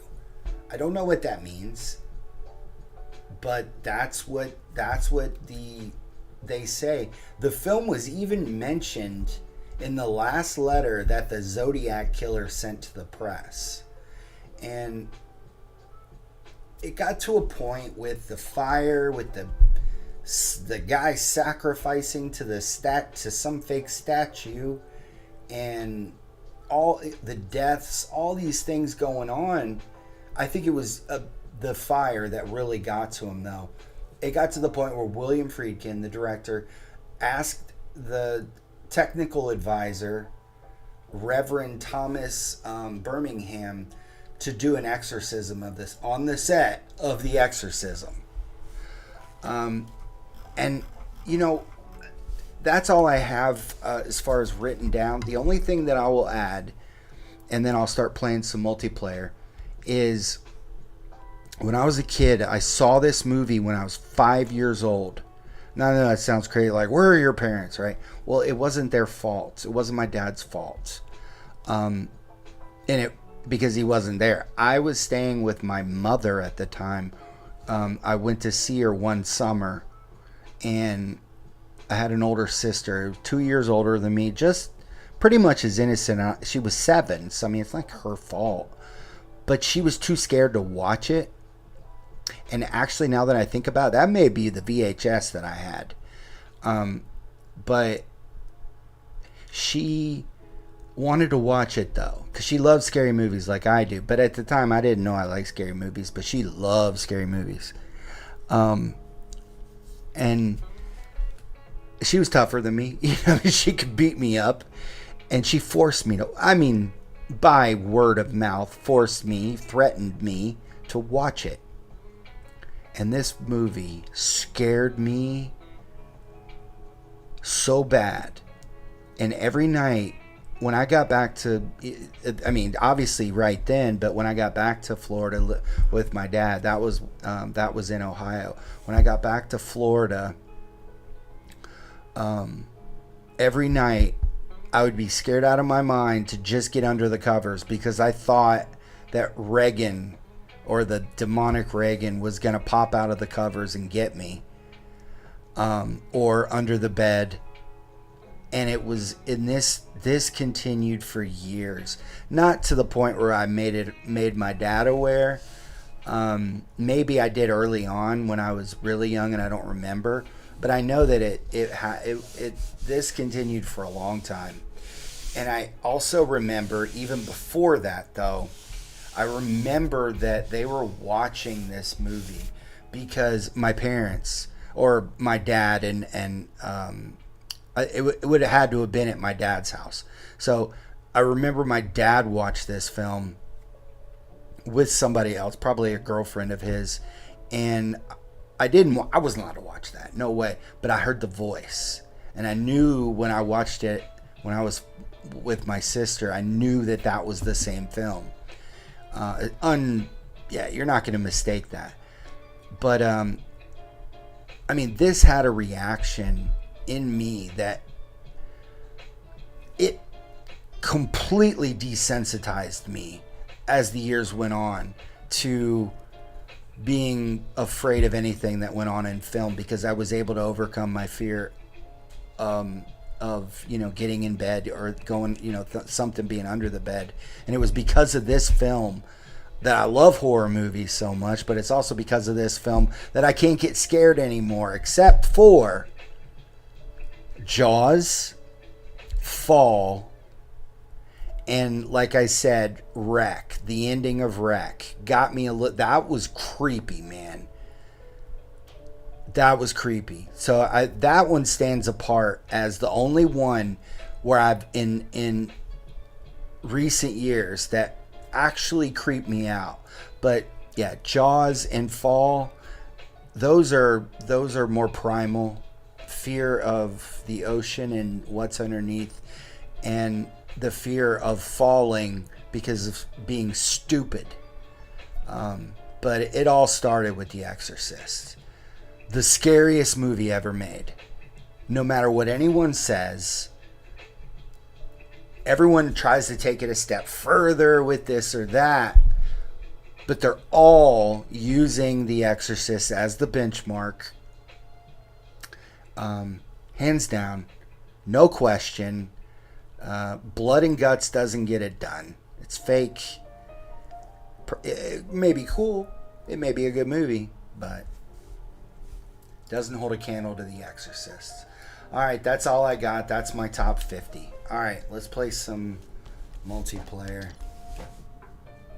I hope you enjoyed the list. I plan on writing an article about it at some point, but I definitely wanted to put it on stream first. Should be all set up here. Oh, that's right. I'm using this now. Yeah, let's jump into some. Oh, Heatwave Havoc.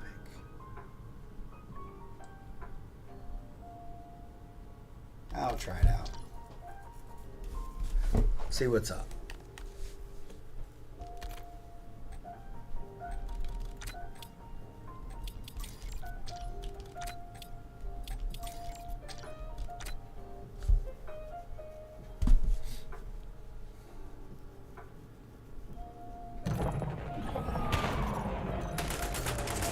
Heatwave Havoc. Build heat to earn buffs.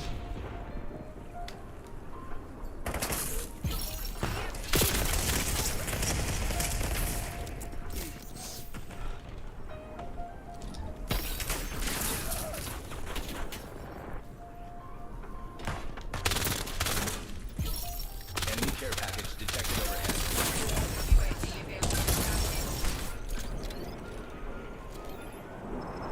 UAV in the turn. Reporting hostile contact.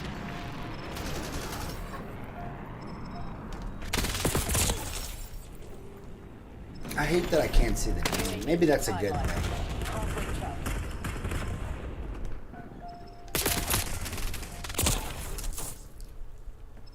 Oh, I didn't realize there's two there. Watchdog Helo inbound on your grid. No UAV RTB. Hostile LDBR drop detected. Hostile UAV established. Whoa.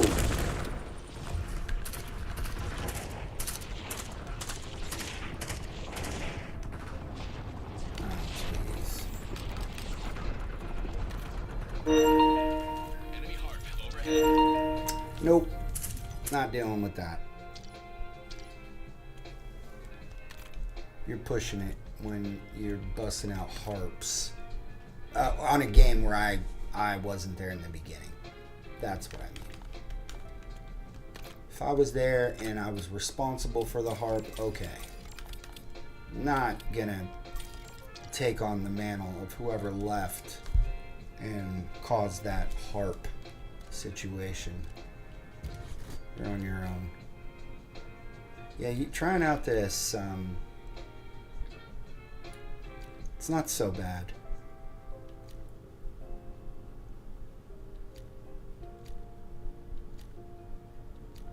Yeah, pretty much trying out everything, but yeah, trying to get through this gun. Getting there.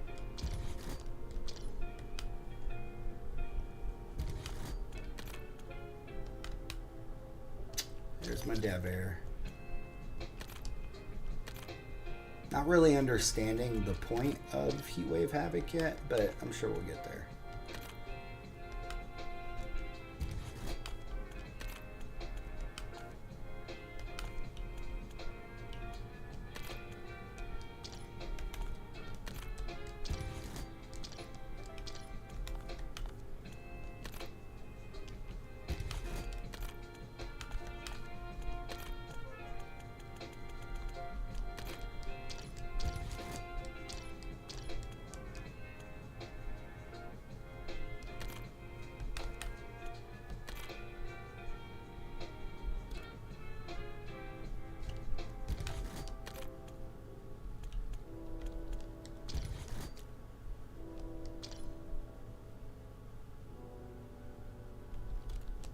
How many more stick medals I gotta get?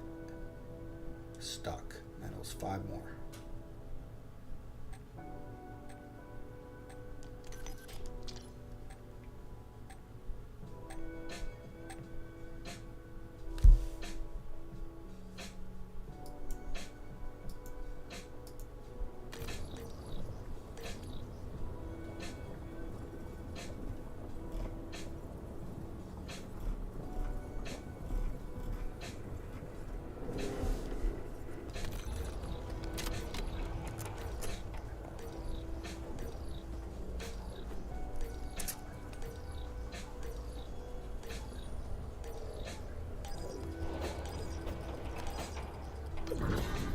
Face off overdrive. Build your combo score to earn buffs. Okay.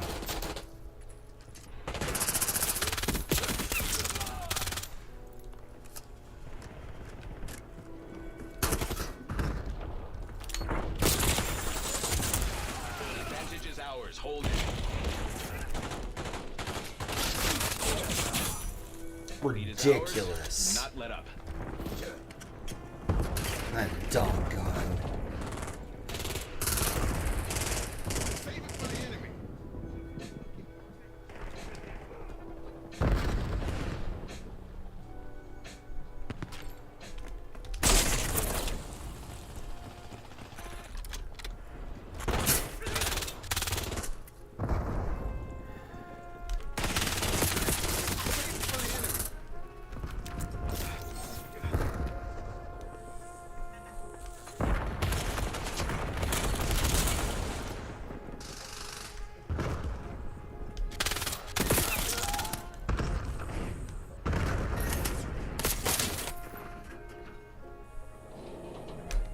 Lethal income. Oh, feel it in your glutes. That's a kill.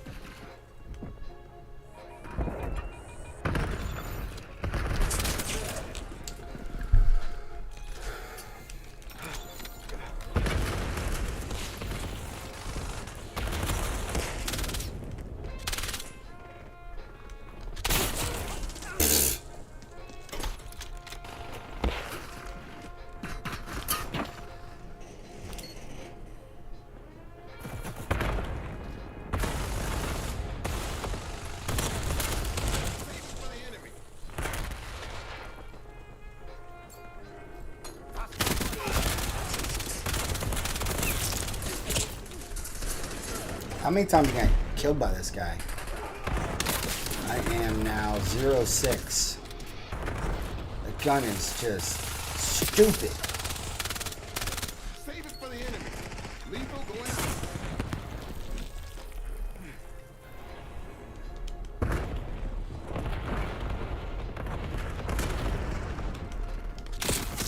This is way better than the gym. Just kidding. I love the gym.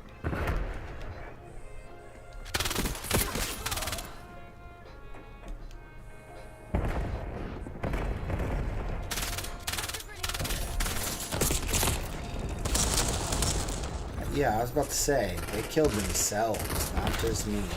I don't get that. I don't get people...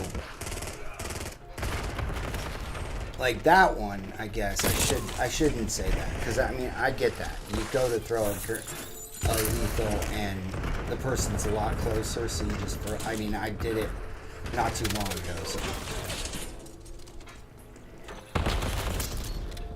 Did they buff it? I hope not.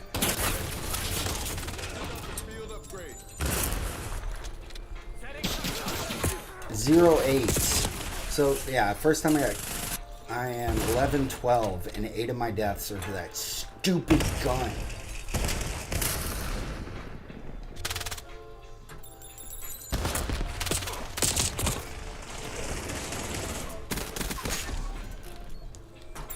It's tempting.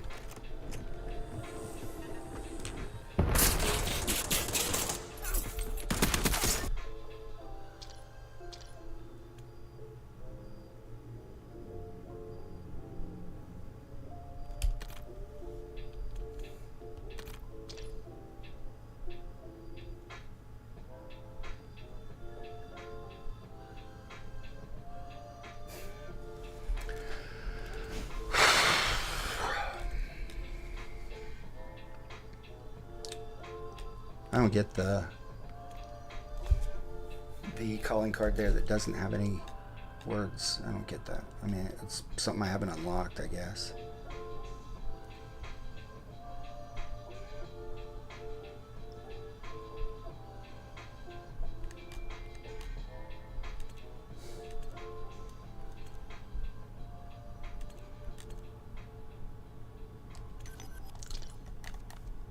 That stuff just, man, that burns me up so bad.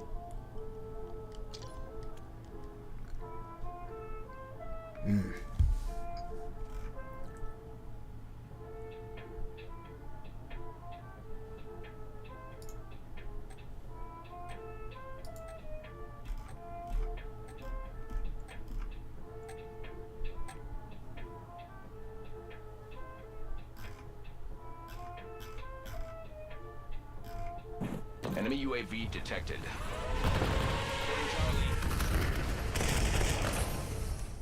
Heat wave havoc. Support your team to increase your heat.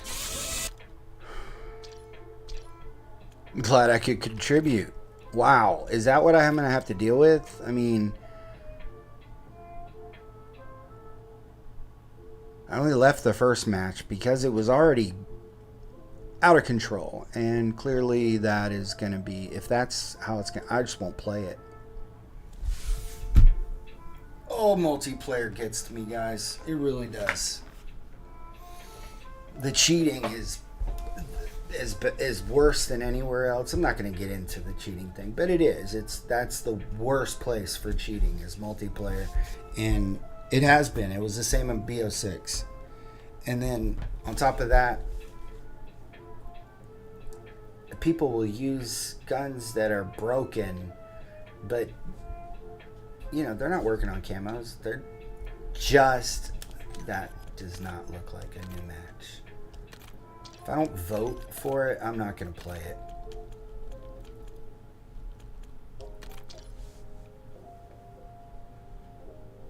Watch, it'll try to throw me in one with like no count, without any countdown whatsoever.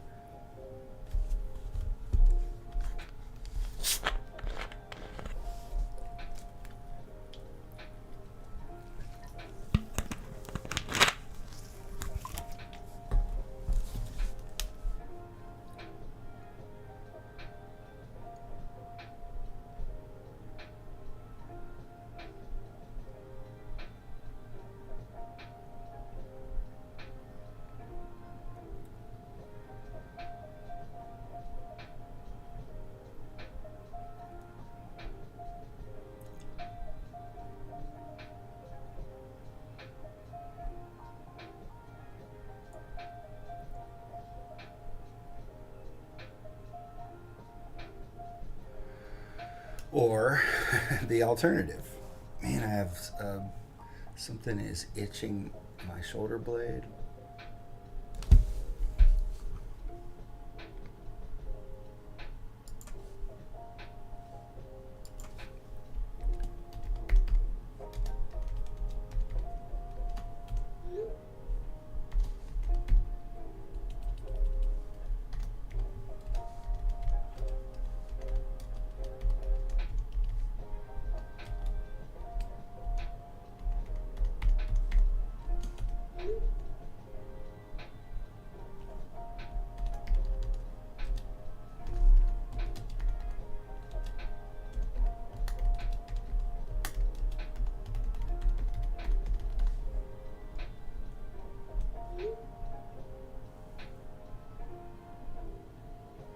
I'll be right back. I gotta go grab something.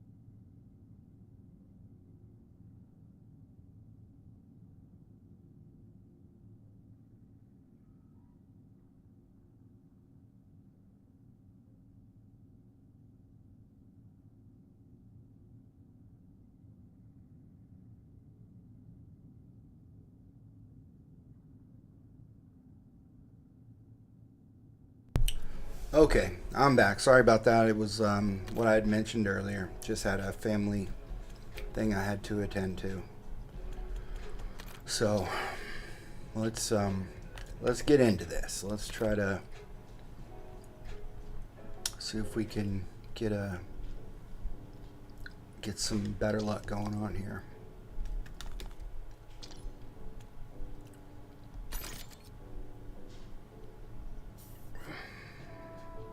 Wow.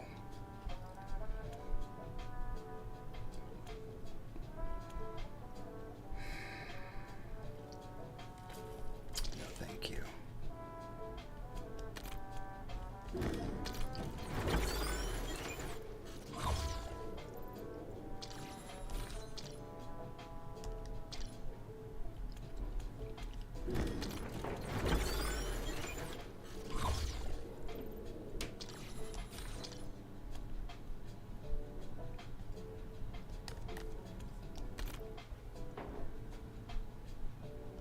All right, let's queue up for more then. This is no.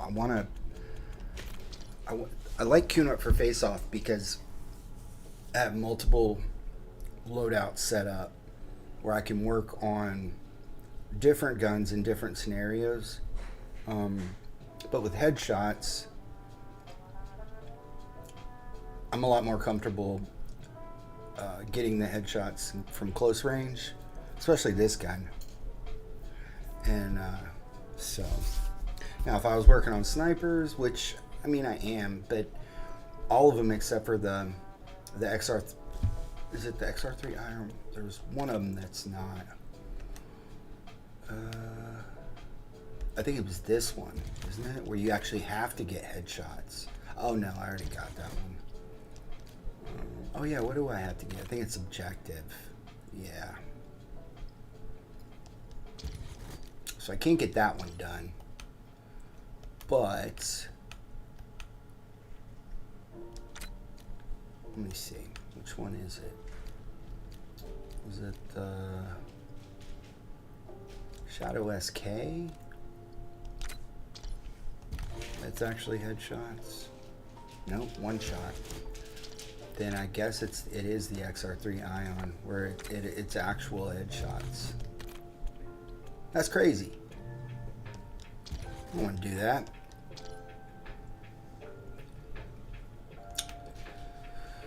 Anyway.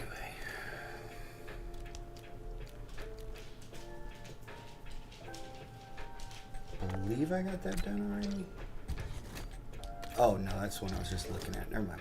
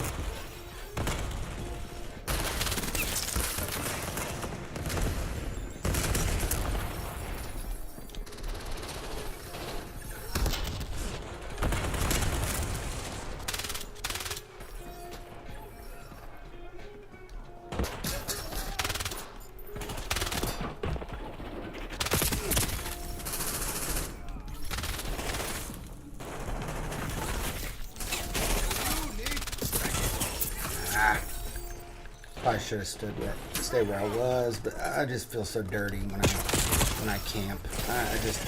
And I don't like coming away from matches feeling dirty.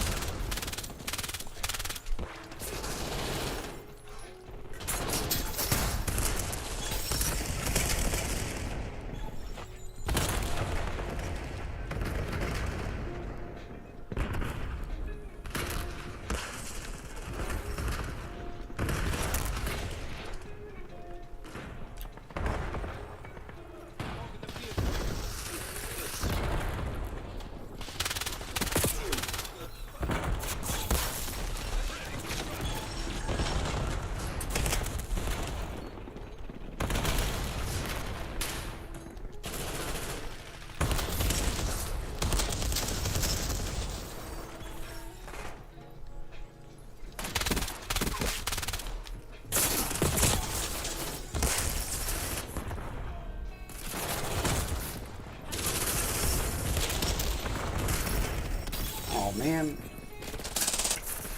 that guy's Guild ESPN.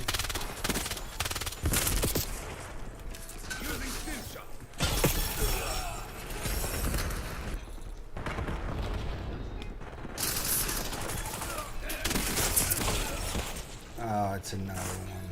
Good Lord. If I never see the SG-12 again in my life, I'd be thrilled.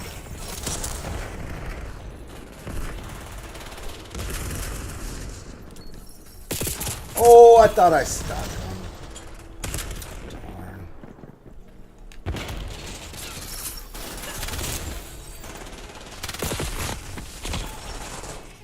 Am I now? Jeez, that was a negative turnaround, wasn't it?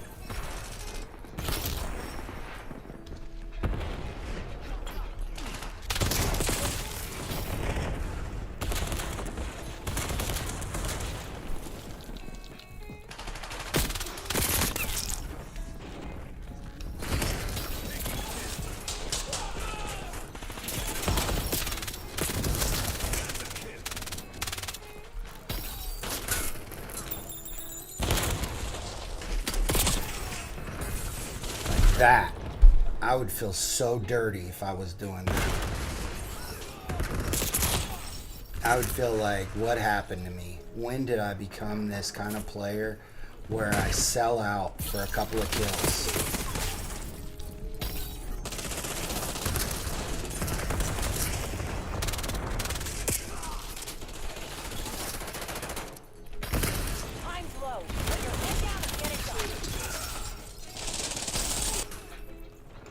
If like I knew a gun was broken and that was the only reason I was using it, oh.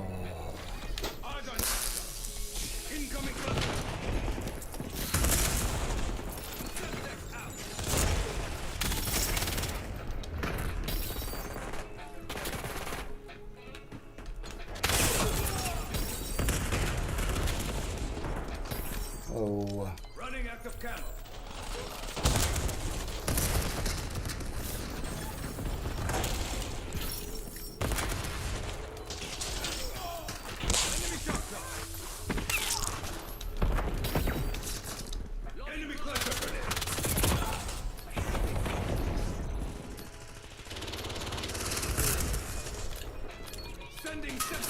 Oh, Yin. I'm like so close to sticking him.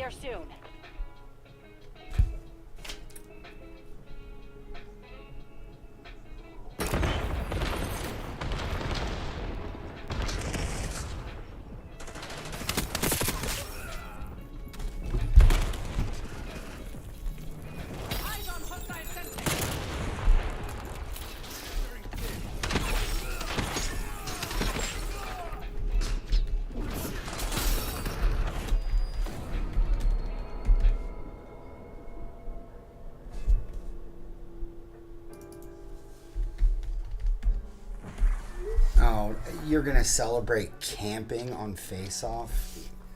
I wouldn't dare. If you ever catch me celebrating camping, please just chew me out in chat, please.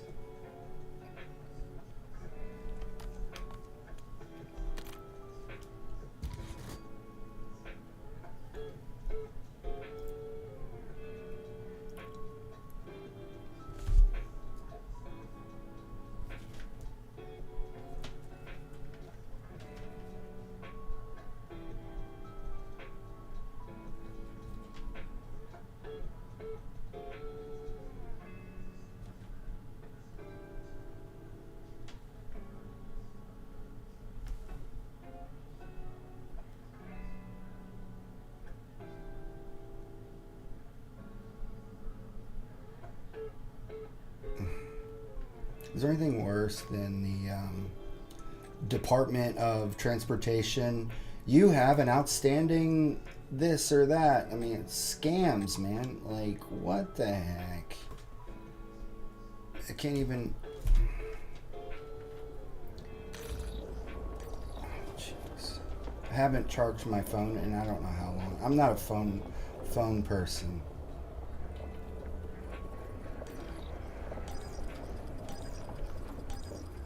Face-off kill order. Eliminate their HVT. Protect your own. Eyes up. You are HVT.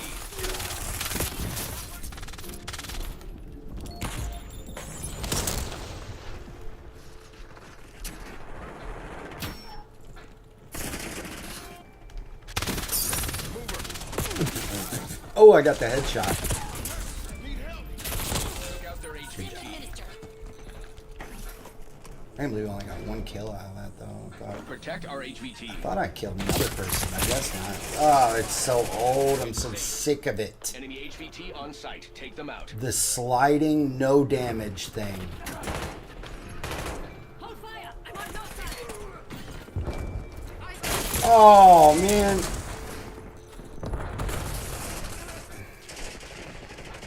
Enemy I just want to HVT stick down. people. Let me get those stuck medals. And what do you know? Friendly HVT on site. Keep them safe. Mover. My nemesis isn't people. HVT under fire. It's Repeat, the HVT SG-12. under It fire. always has been. I'm so sick of that gun.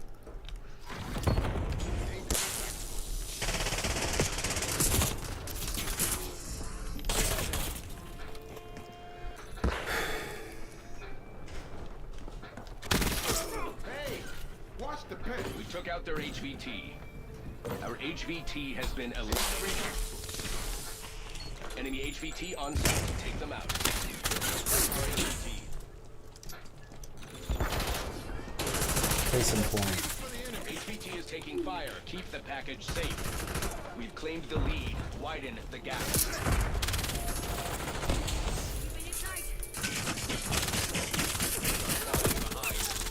They got our HVT. Enemy HVT is down.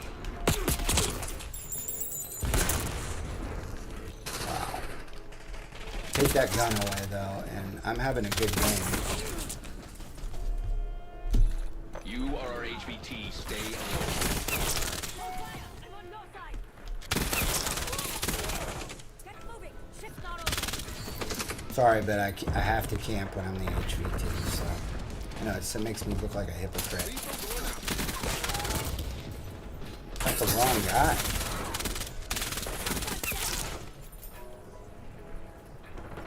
We took out their HVT. Slightly aggressive.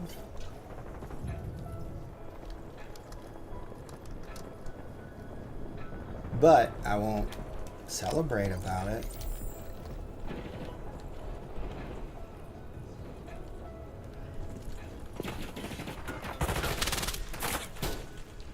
Hostile HVT located.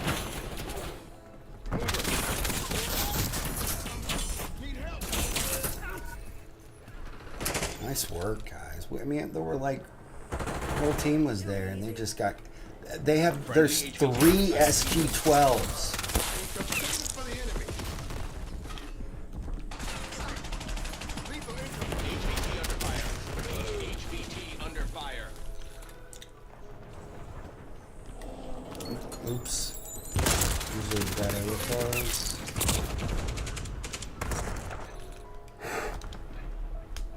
I mean, I'm sick of it. I'm so sick. They don't take damage. And your graphics card even handles the size of my monkey.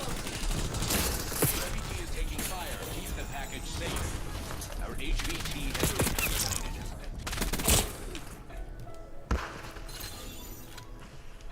Protect our HVT.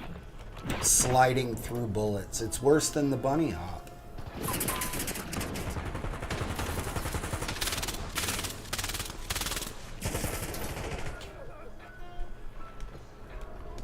HVT under fire. Repeat, HVT under fire.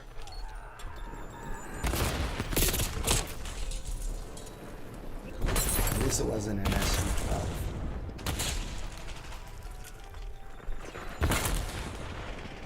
Mover.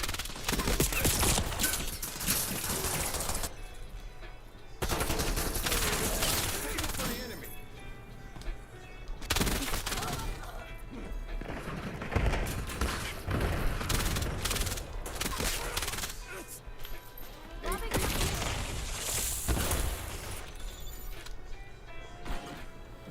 Enemy HVT is down.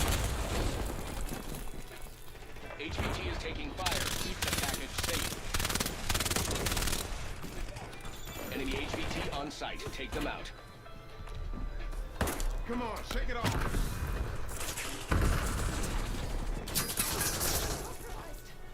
Get over here! Summer grenade!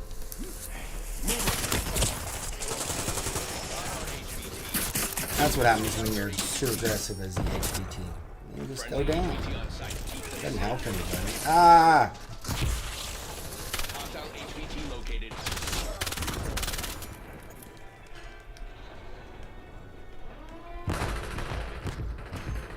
HVT under fire. Repeat, HVT under fire. Enemy HVT is down. HVT on site. Take them out. Emotional muscle justice. Lethal incoming. Our HVT has been eliminated. We took out their HVT.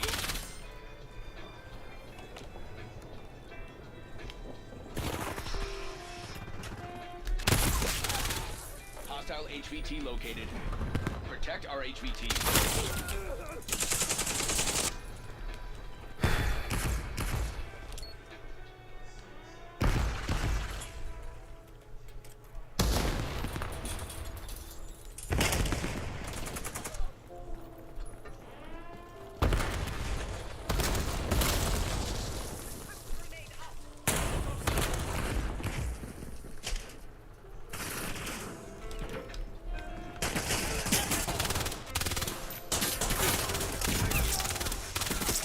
Enemy HVT is down.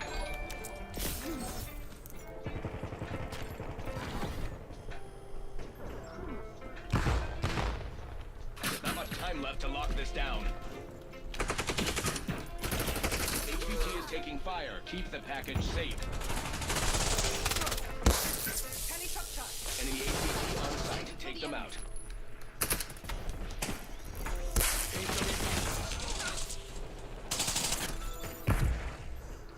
Hostile field upgrade. We took out their HVT. Bring up the field upgrade. HVT under fire. Repeat, HVT under fire. They got our HVT.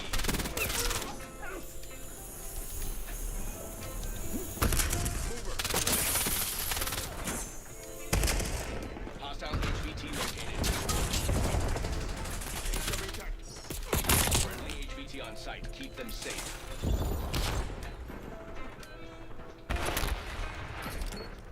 Save it for the enemy. HVT is taking fire. Keep the package safe. Mover. Mission metrics exceeded projection. Impressive work. And let's see. Kaya Prop Dog, much appreciated with the follow. Thank you very much.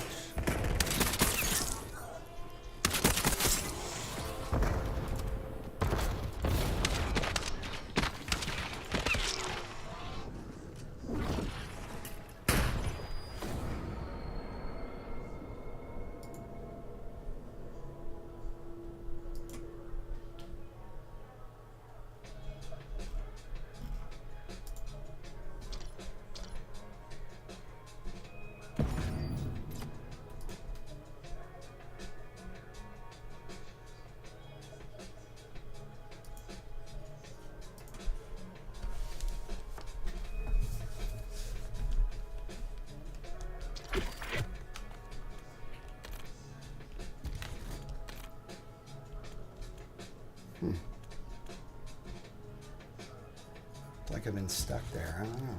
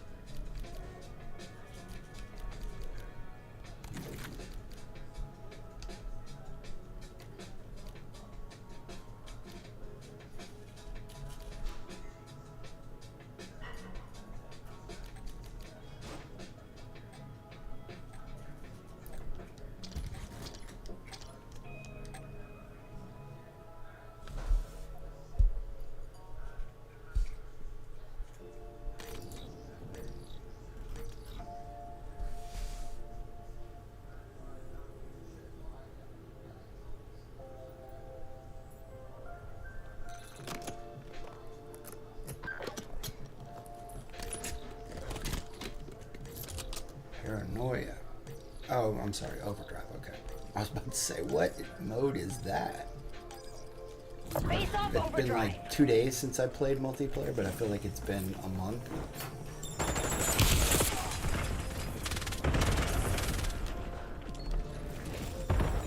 Leads are. Stay on task.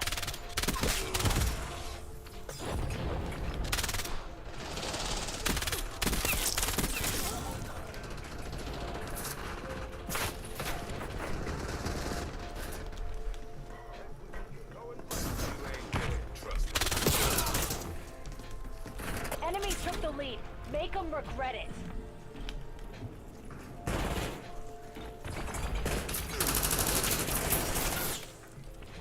You're falling behind, Black Ops. Eyes on Semtex. Got the lead.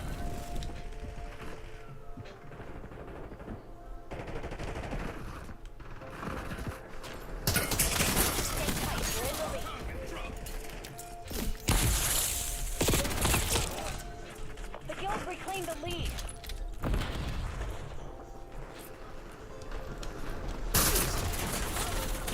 Oh, man. What can I do to get away from that gun?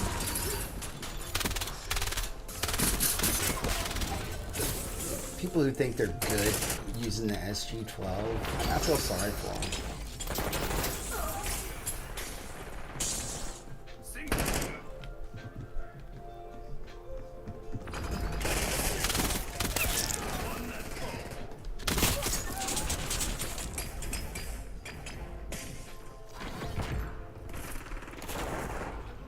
We got the advantage. Now we have to keep it. It's not those, it's the stupid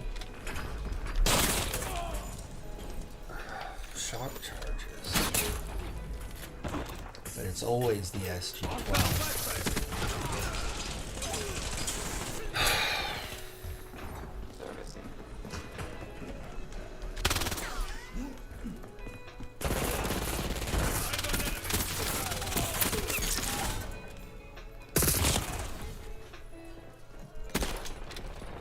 So you needed to bunny hop to kill me from behind? You do not wish to make me your enemy.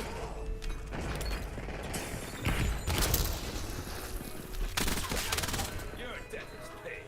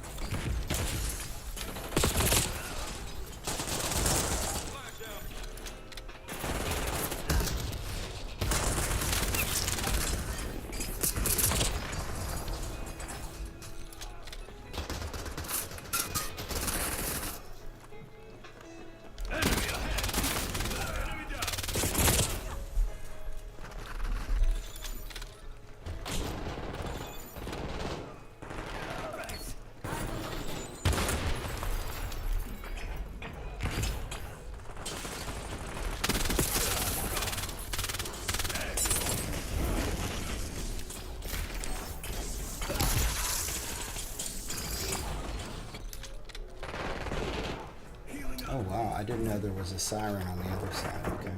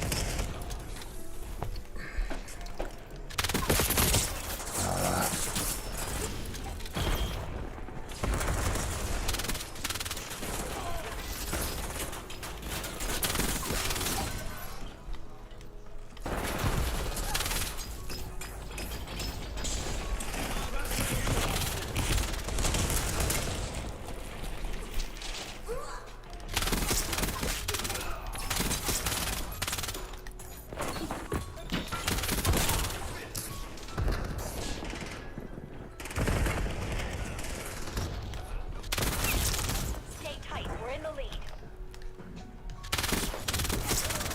Tide swells in my favor. Damn it! Lost the lead.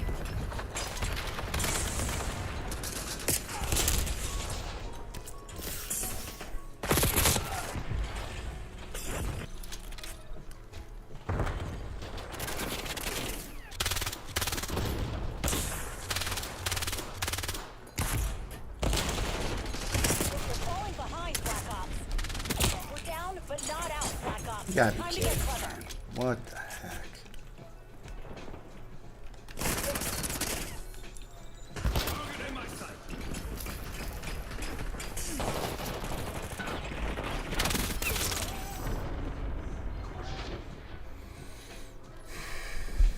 Systems compromised. Cut your wires. Go to ground. We live to recover.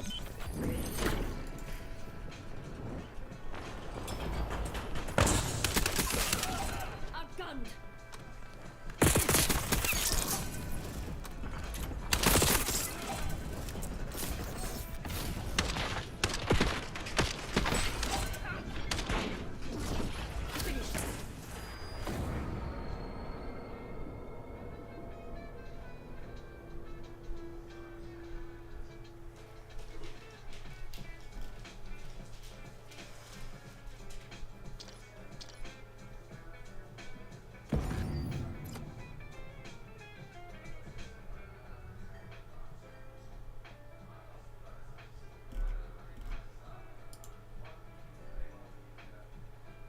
Oh my gosh.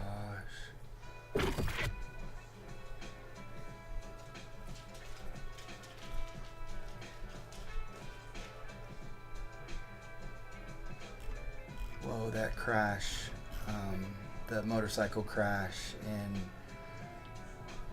in Canada, British Columbia, man, that was brutal.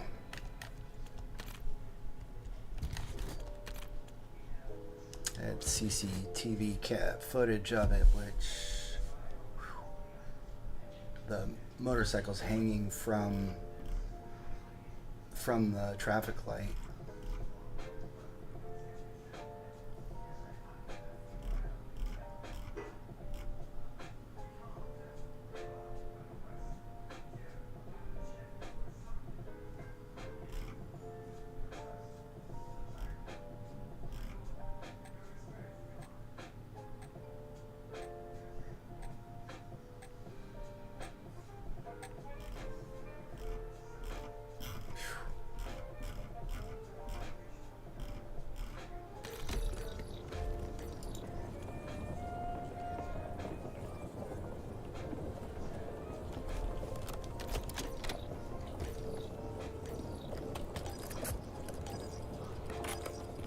Face-off team deathmatch.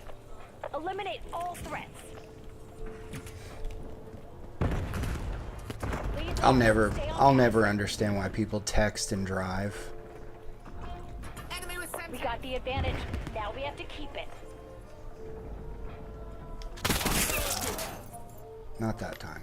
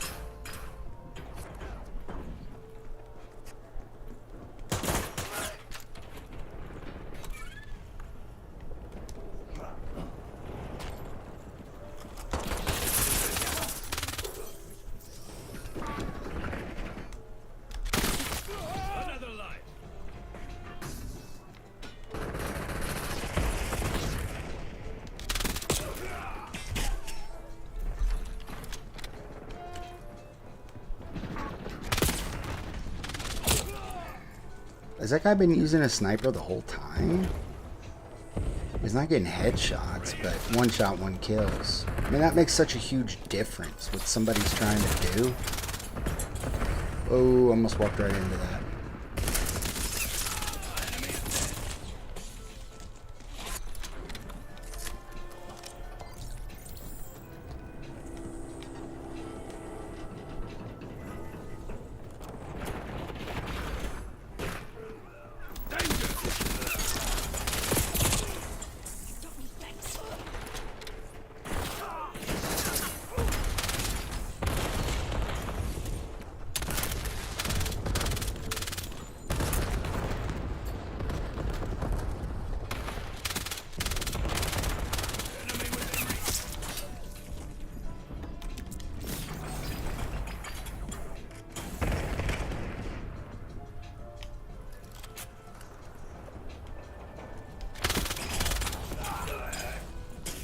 Man, it's so easy.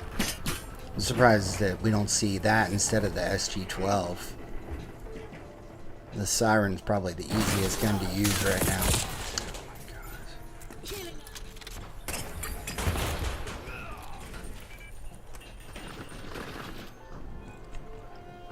What was I thinking bringing a gun to a bunny hop fight?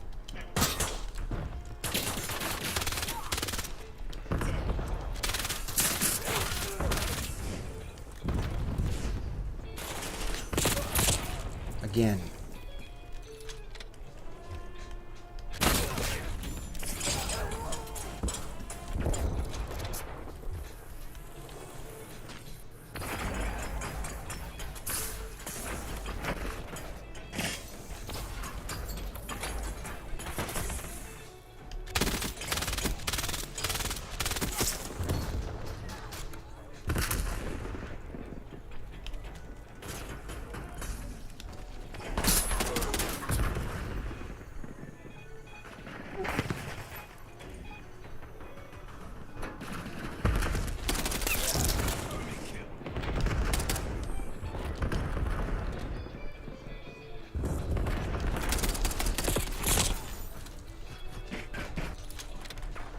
Man, I'm sorry I got in your way there.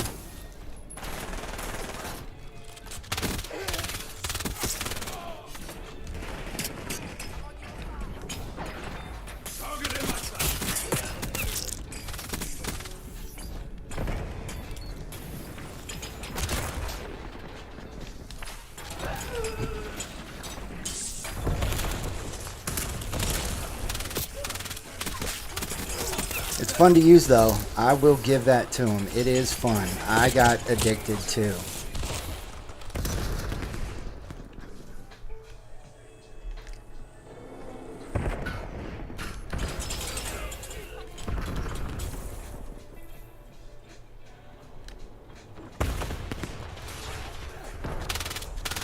Trophy system destroyed.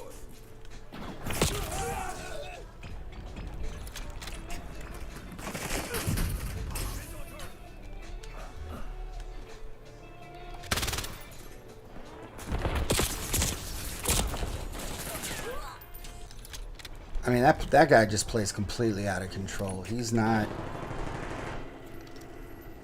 He's just using a hip-fire approach. What is he? Yeah, 20 and 25. Completely out of control.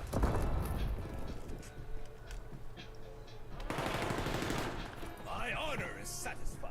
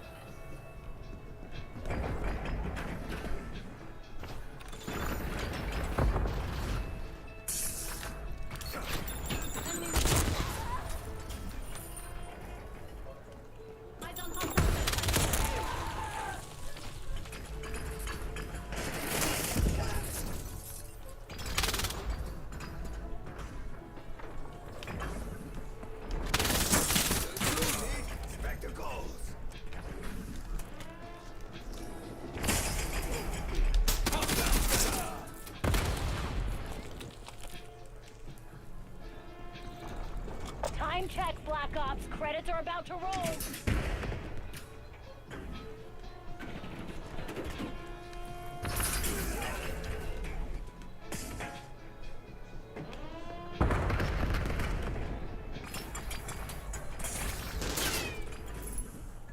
Enemy using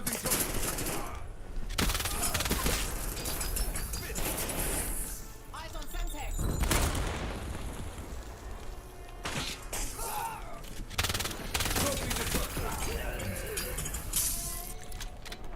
That's the same guy. The NPC guy is the siren guy. Oh, jeez. Talk about Mr. Meta.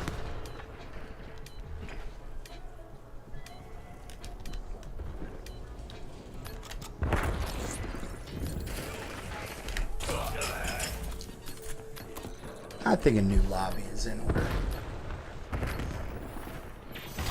And I'm in their system. That's curtains, Black Ops.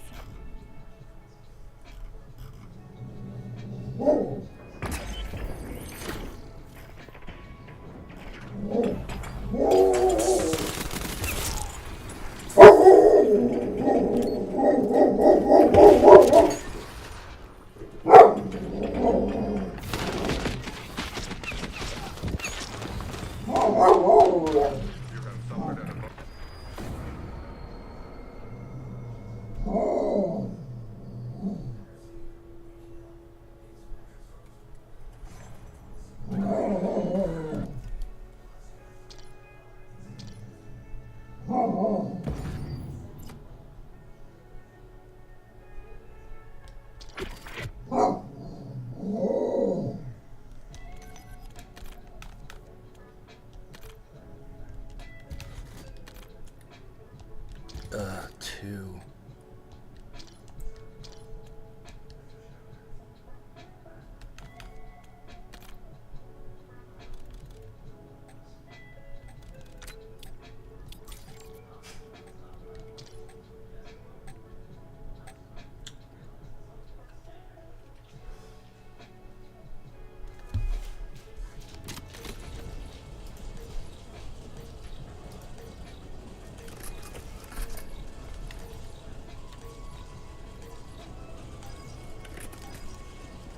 Face-off team deathmatch. Show some initiative, and Miss Katie will take it. Not again, man.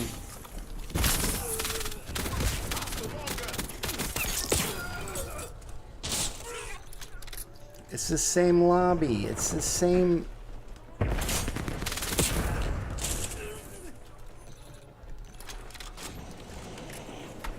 Off of me.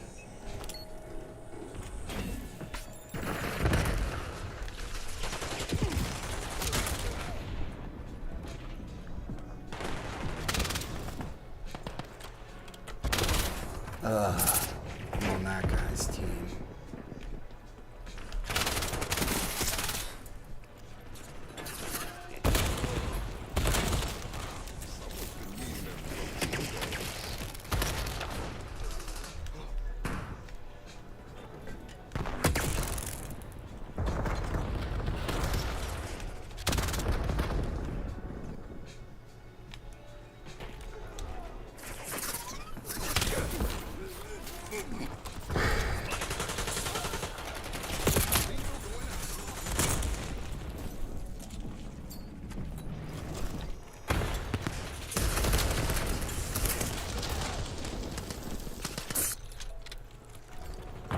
Honestly, I think it may be better to use the trophy system, sadly.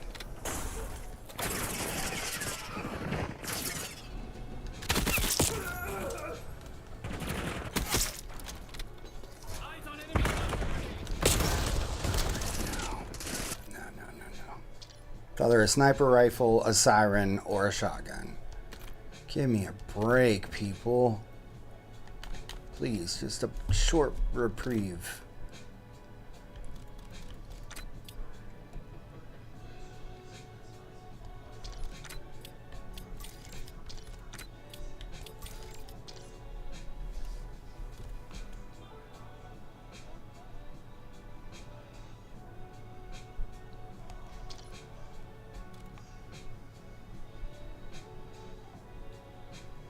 How about a -2 explosive charge ammo, but, or -1, -2, but a different color. -1 for one color and then -2 for like black. -1 for gray. You know what I mean? That would be cool. I don't know why they don't add more overclocks. Overclocks are where it's at. Gives you something to unlock. Yeah, let's try this. A little more space.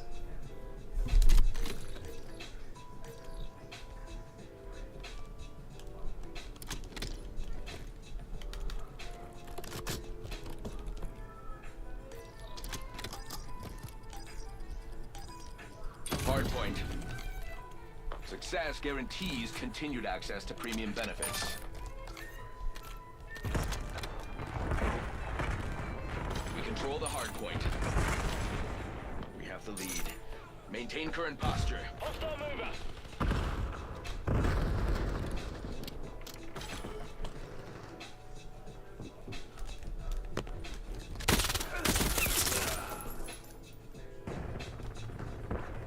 Why did it call that a hot swap?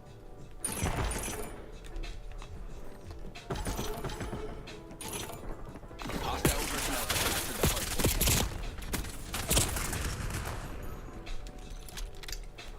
Hardpoint contested. Hardpoint locked down. Hold together, I'm not your babysitter.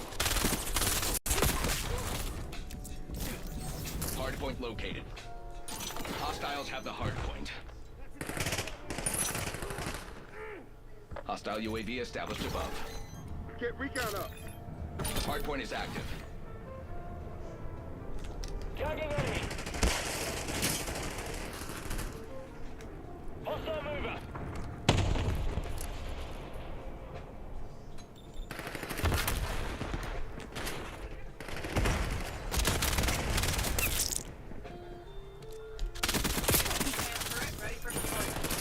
Contesting hardpoint. Hostile personnel have captured the hardpoint.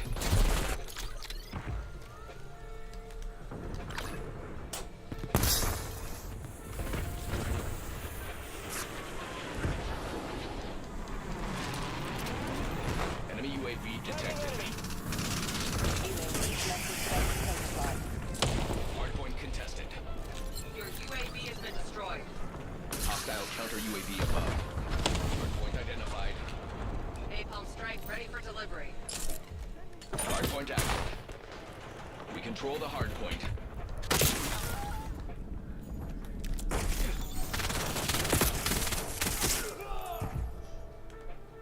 Hostile mover. Available.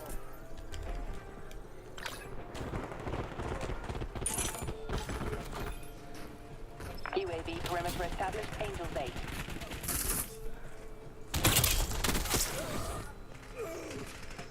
Contact with UAV has been lost. Hostile mover.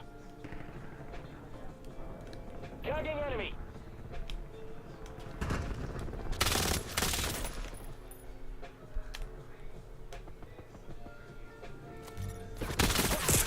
Hostile UAV established above. Hardpoint located.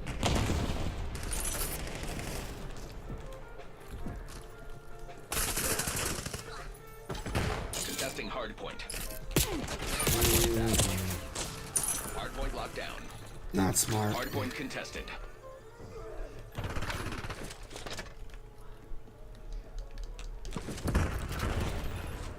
Contesting hardpoint. Hostiles have the hardpoint. Hostile SAM turret targeting your care package. Your care package is being engaged by SAM turret. Hardpoint contested. We control the hardpoint. Hostile mover. Archangel ready for use. Contesting hardpoint. What happened to my other Enemy one? CUAV established overhead. Enemy UAV detected. Hardpoint contested. Hardpoint identified. Contesting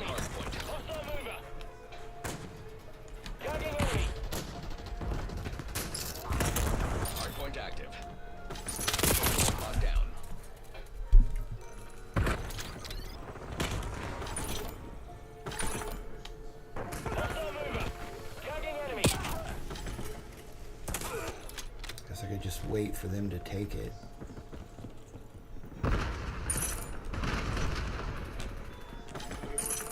Hostile UAV established above. Hostile personnel have captured the hard point.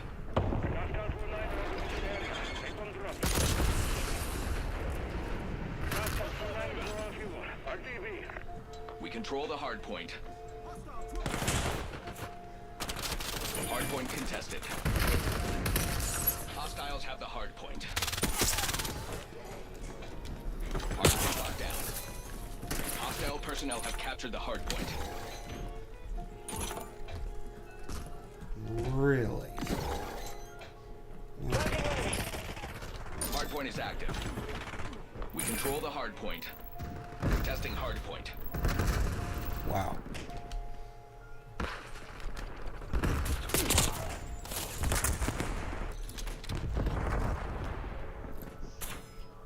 Hard point contested. Tagging enemy. Hostile movement.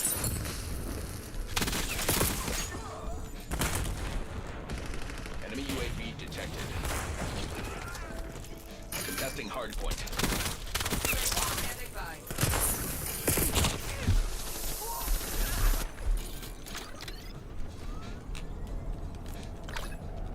Jeez. Hard You point guys just contested. camping. I wonder they're losing. Hostiles have the hard point.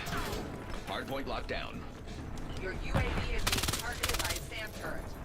UAV in the turn. Reporting hostile contact. Hard point located. Your UAV Hostile counter UAV above. Hard I don't point like active. that sound. Hostile personnel have captured the hard point.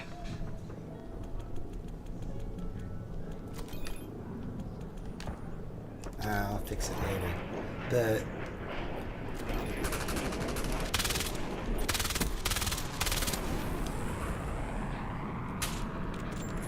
Contesting hard point. We control the hard point. Hostiles have the hard point. SAM turret ready for deployment. Hard point contested. Hostile mover.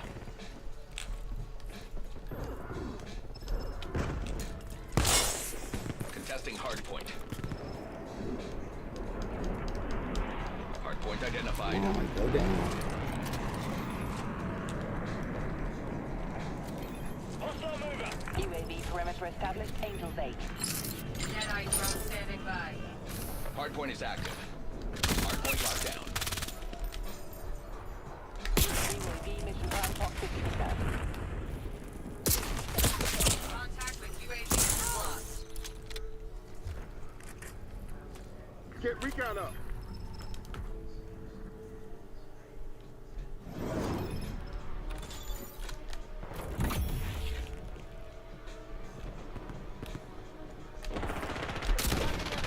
They're falling apart. Go for the jugular. Hard point contested.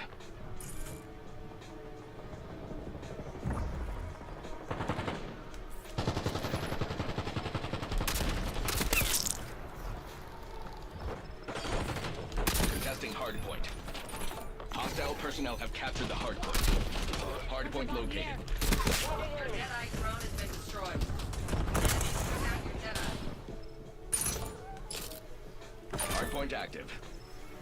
We control the hard point. Mover.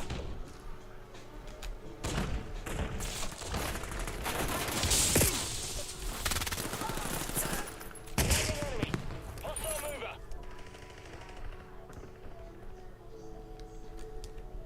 Time's up. Enemy. Get me eyes in the sky. Hostile mover.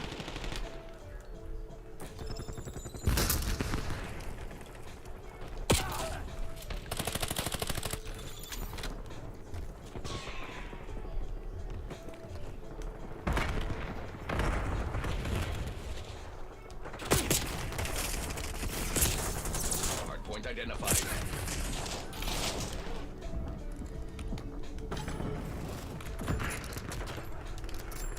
Tagging enemy. Hard point is active. Hard point locked down. Get recon up. Hostiles have the hard point. Log in CUAV request.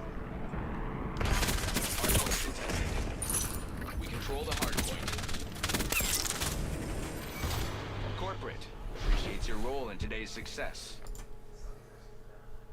Don't forget, muscles are your strongest weapon.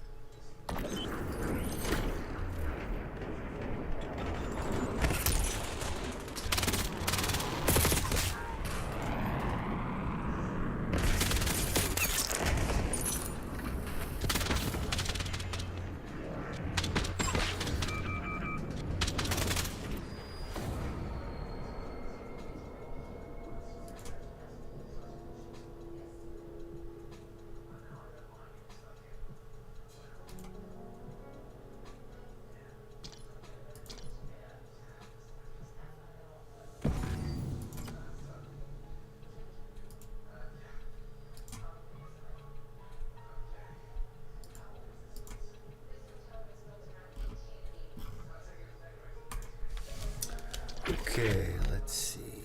I think I got quite a few headshots that game. Yeah, like 7, maybe 8. No, I think it was 7. Let's see, I can figure out for sure.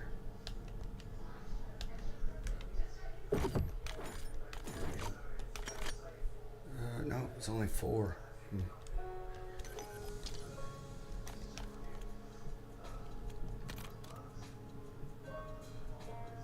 The UAV is just a waste, man. They just get blown up so, and I guess I could put the tougher UAVs out there, but everyone uses SAM turret for a good reason. I mean, I'm gonna put the ion core.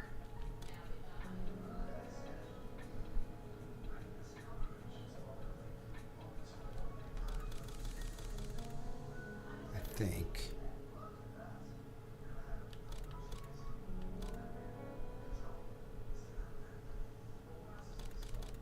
Or I might put the, yeah, I'll put iron. I'll put a sentry turret.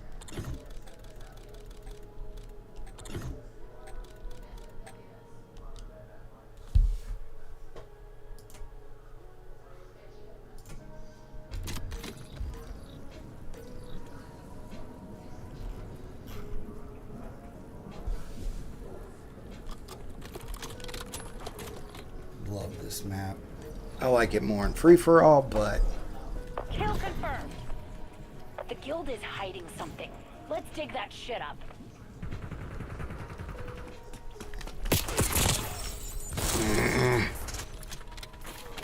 that wasn't smart.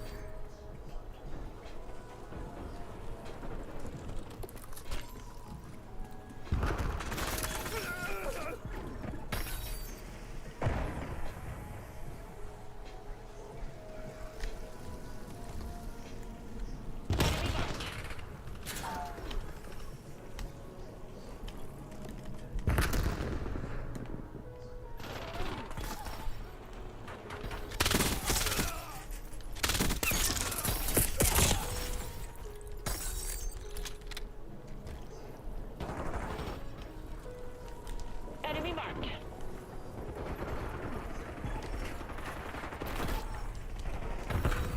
Sighted enemy marked.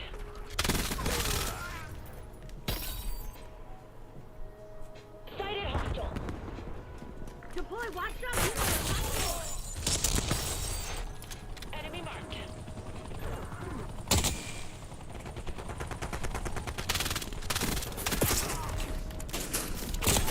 How did I not see that guy? Enemy marked. Went right past him. Put mark using scout mode.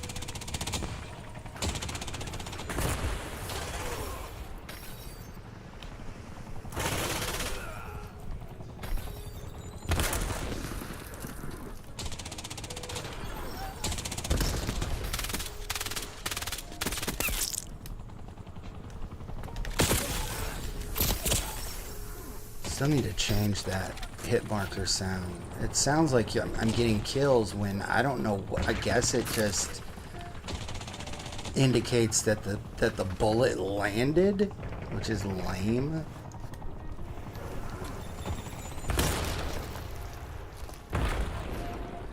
Jedi drone is up. Enemy marked.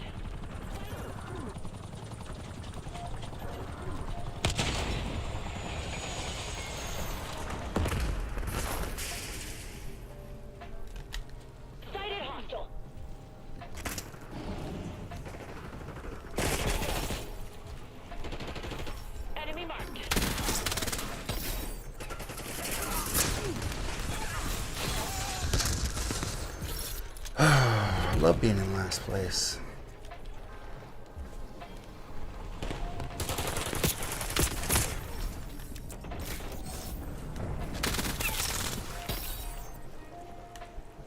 Sighted hostile.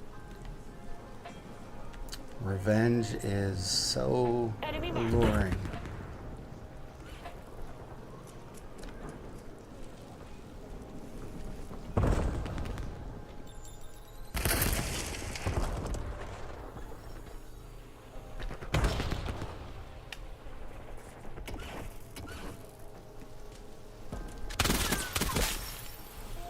Scout pulse going out.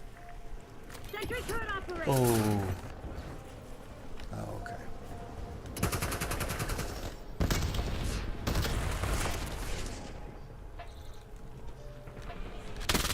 Sound tower ready for deployment.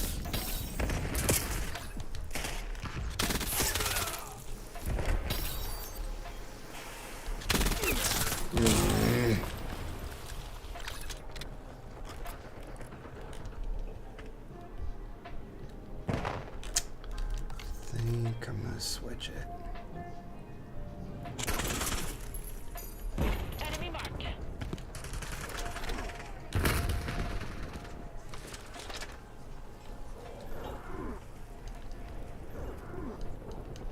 Come on.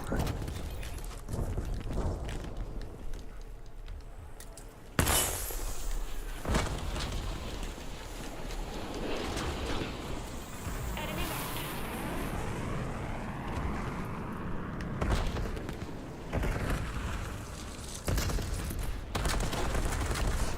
Napalm strike standing by.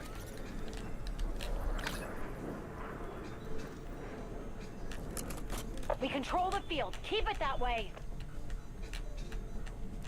Enemy marked. Vermont using scout pulse. Radar inbound. Hostile UAV established above. Mark vector is burning. Radar out. Sighted hostile.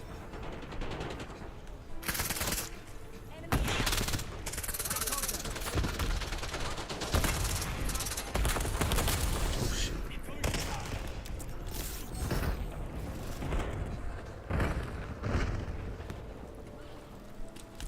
Scout pulse going out.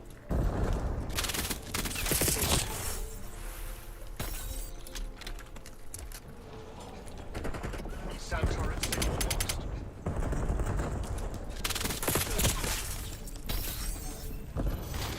Clean work. No leaks. Damn, I think I might be impressed.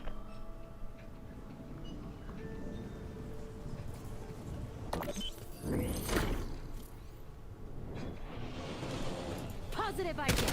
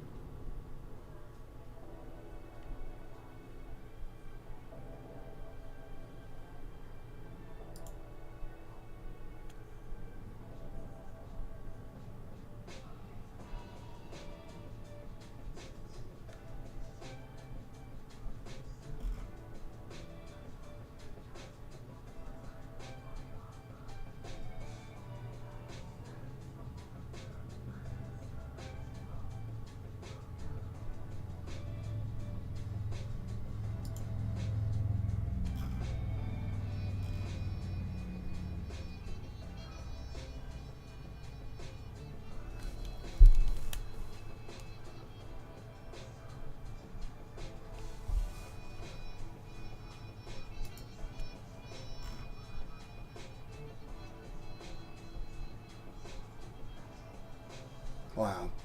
People getting banned before a game even comes out. That's crazy.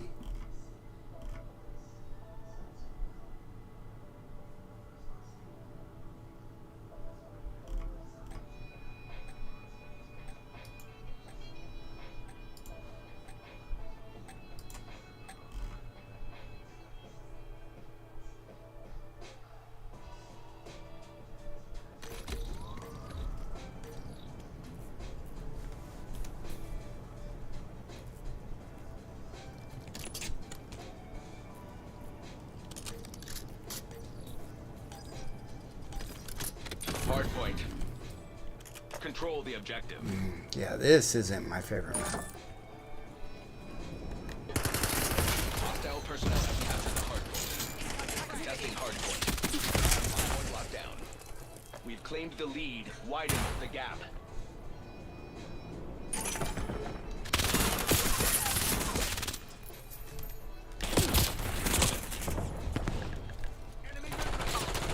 Moving to scout post.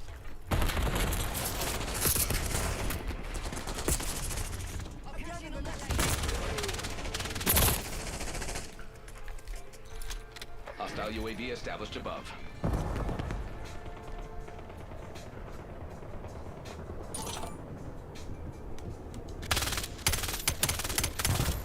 Hostiles have the hard point. Hard point contested. Ah, still Hard point overheated. located. Jeez.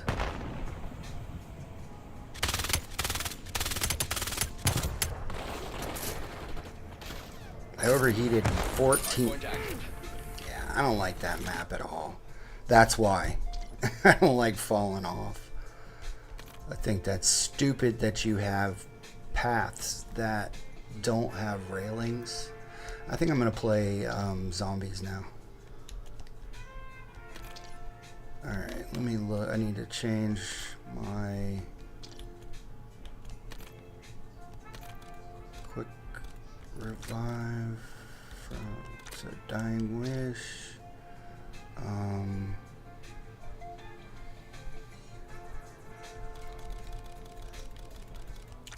Guess while I'm at it, Mask of Salvation. And I can get off of Zombie Sitter. Not really looking for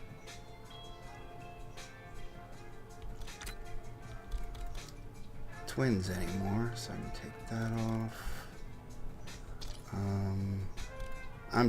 I'm putting all these in as if I'm gonna be getting into the portal, but we'll see.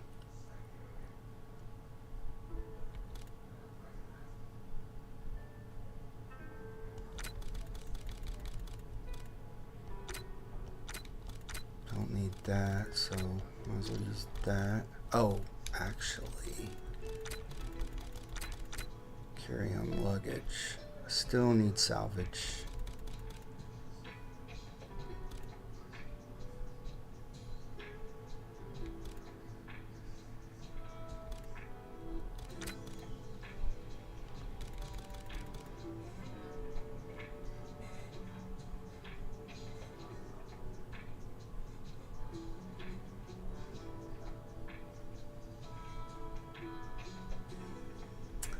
I might go with that.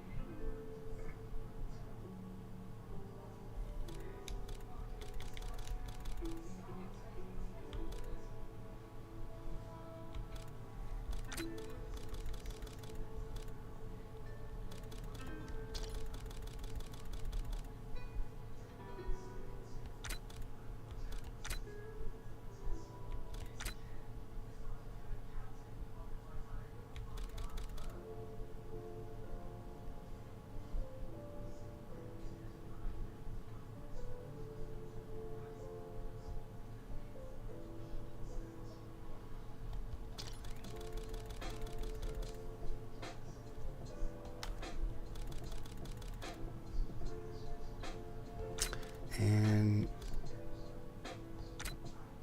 if this is what I'm going to be doing, I want all these.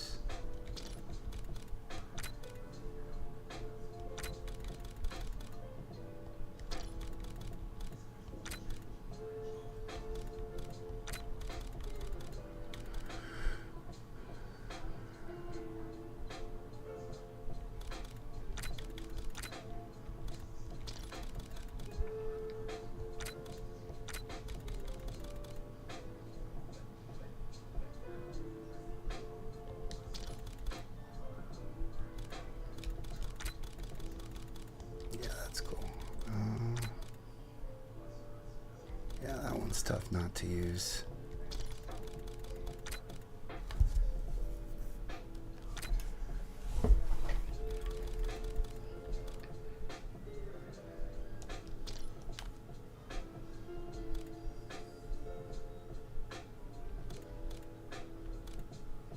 Wish there was a hip fire thing I could go with, but there's not.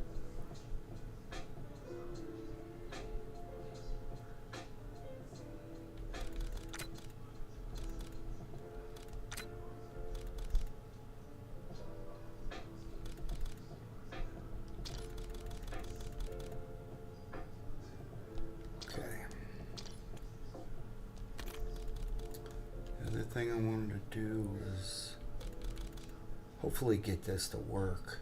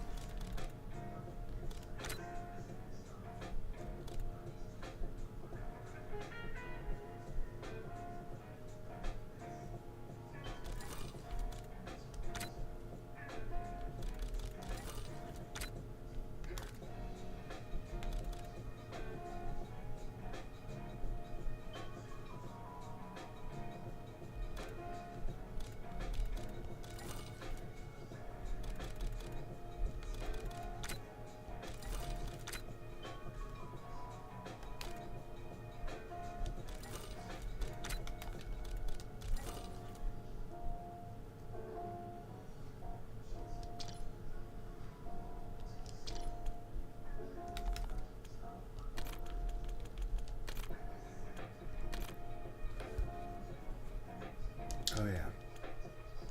Let's get him out of there. Let's go with Nikolai.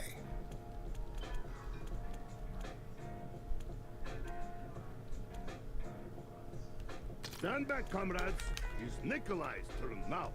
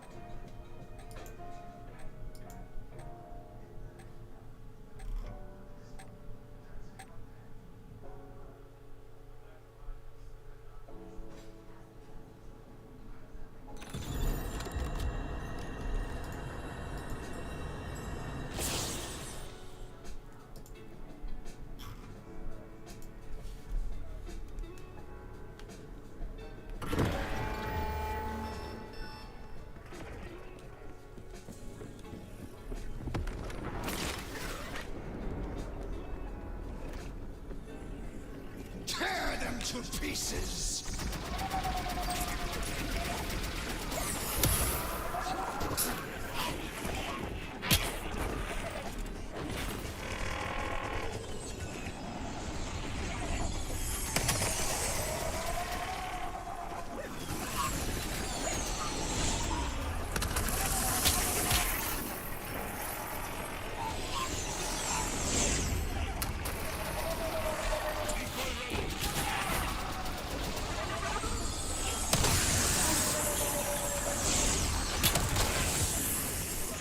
Come on.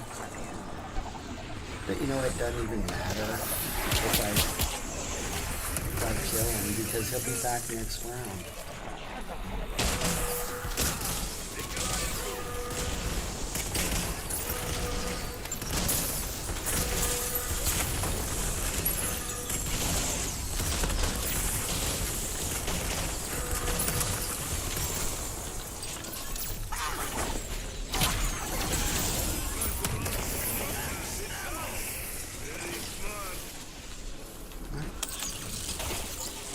Looky there.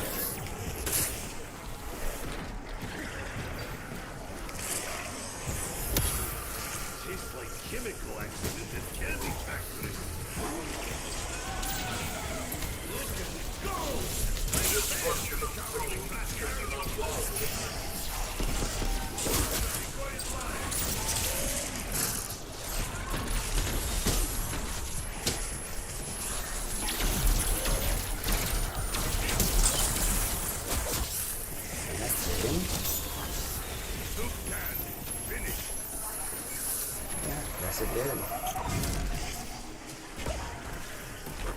That went too well.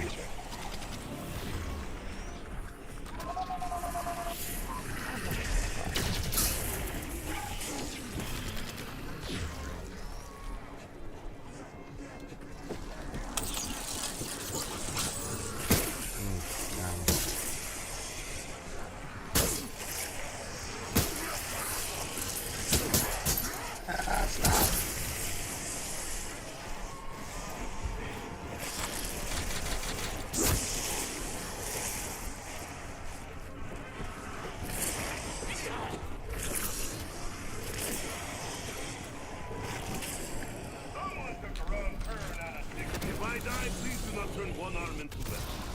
At least use both.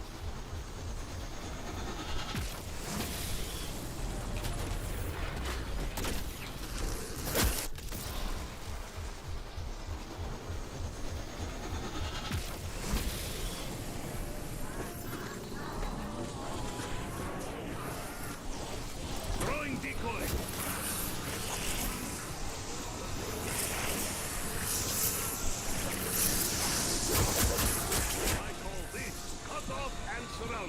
Did I just see it come through? I think I did.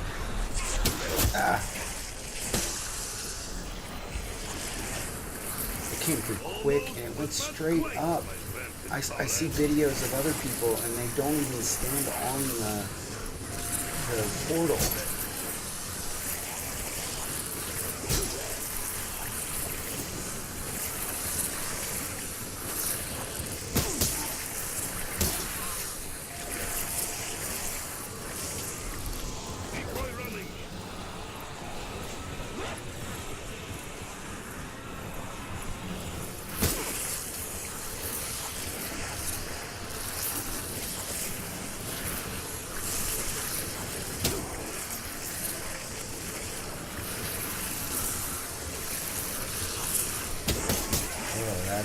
That's a treacherous path.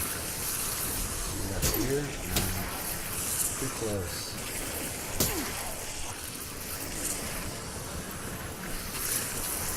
Yeah, I think it already came through. Alright, let's try it again.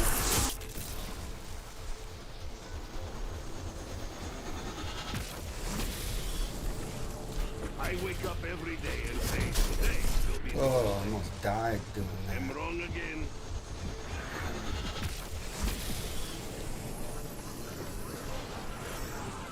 One shot left.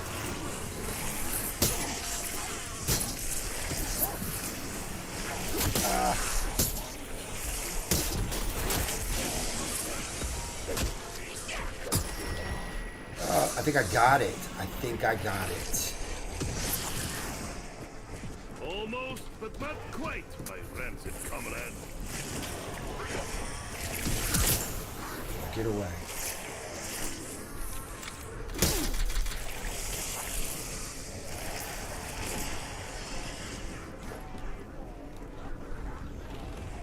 Yes.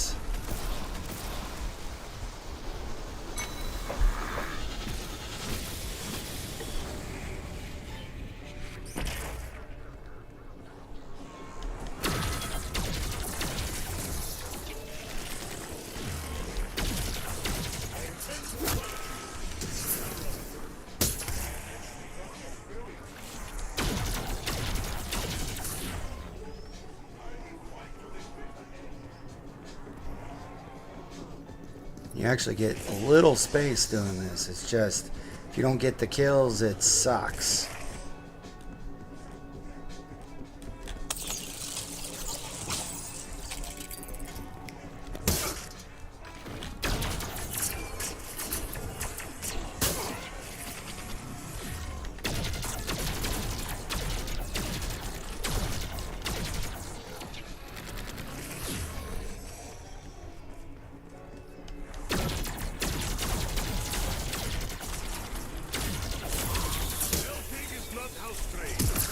Oh crap.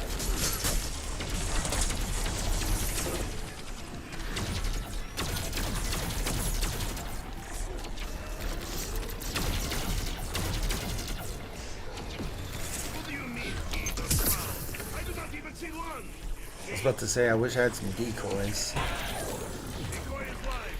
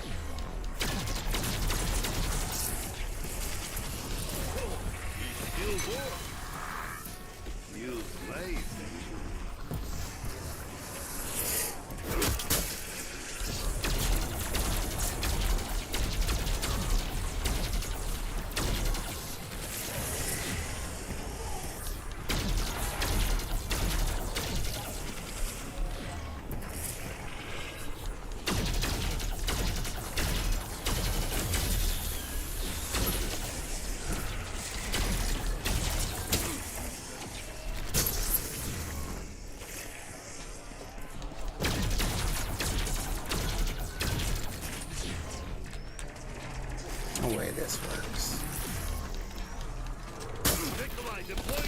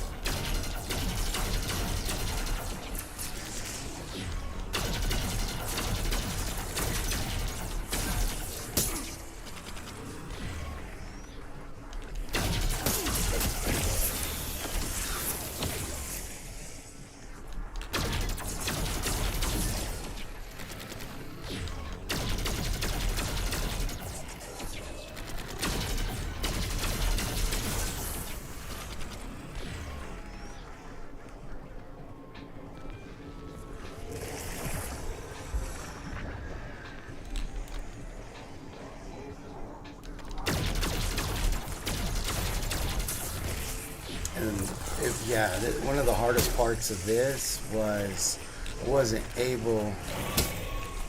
Oh yeah, I don't think it works with. Okay, so let's see what else we got. Jeez, that doesn't work very well. Let's just convert it.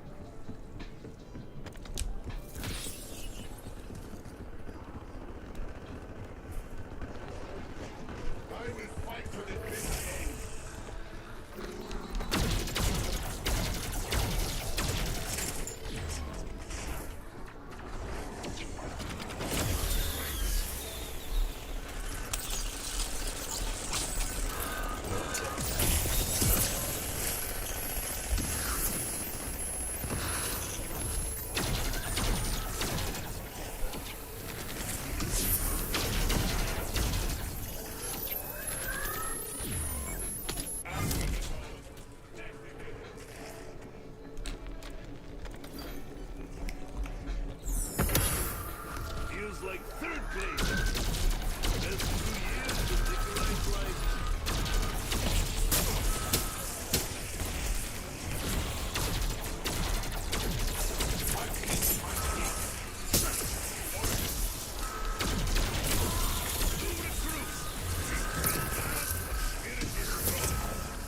Throwing decoy.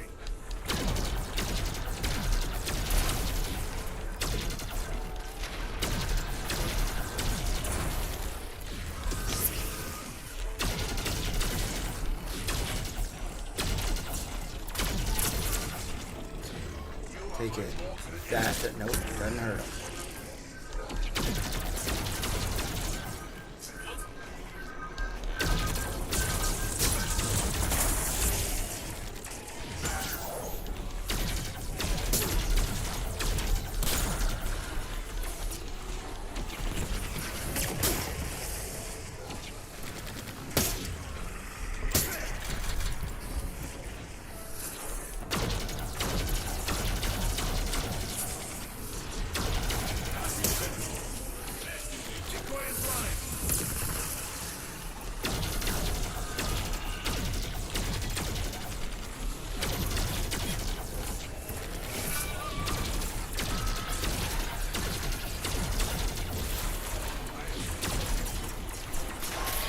Yeah.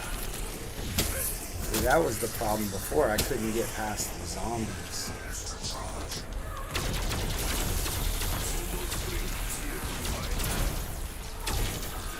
Oh, I couldn't get the HVTs because the zombies kept respawning.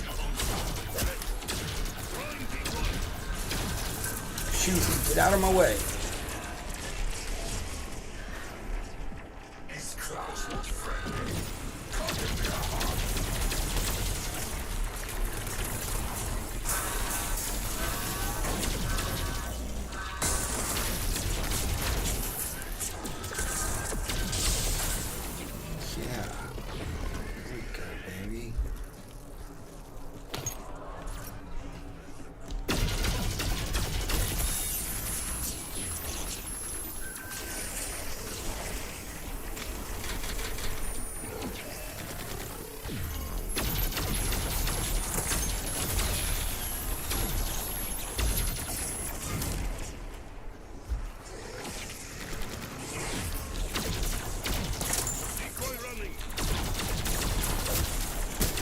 What? Just a freaking decoy.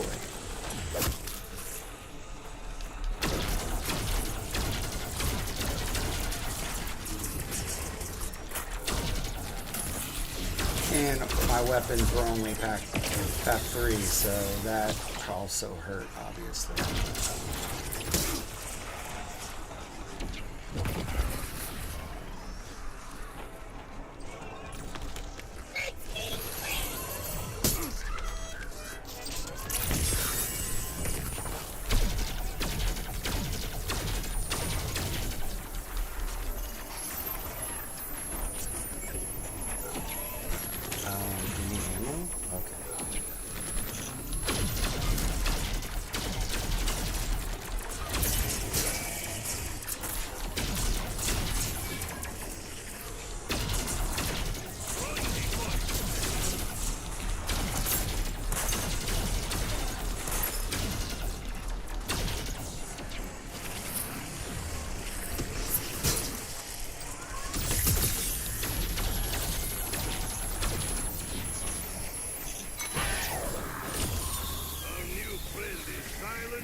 Deadly and most important, not perfect.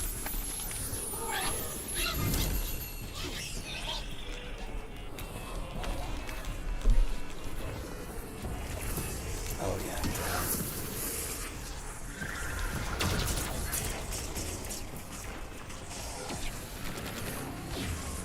Yeah, it's the next wave that got me.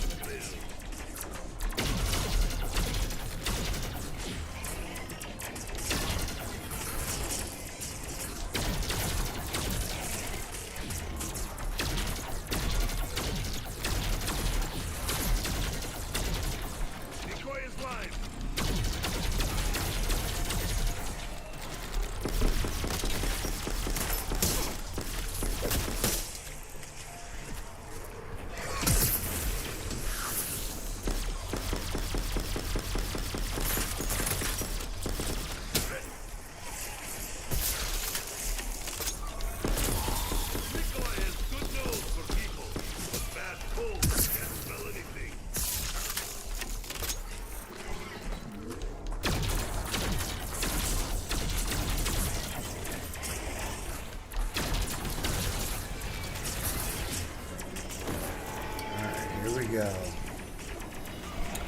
wonder if... No, I'm not even gonna risk it. I'm just gonna keep doing what I'm doing. I was gonna see... I was thinking about a war machine, but what if it doesn't do any damage and then I'm out half of my salvage? That would just not be safe. Oops. Throwing decoy.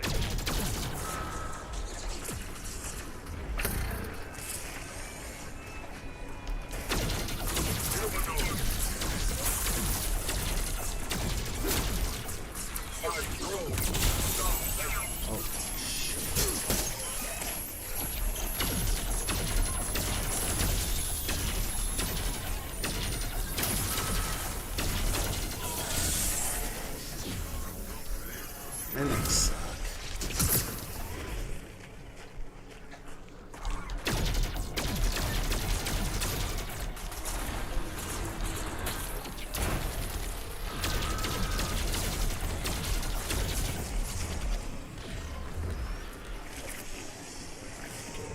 You know, I should just get rid of this so I would have that extra gobble gun spot. And I can see if it actually works. Probably not.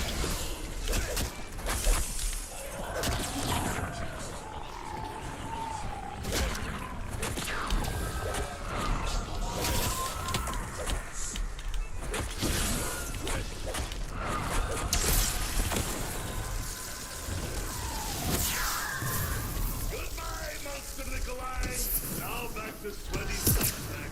Very enchanting.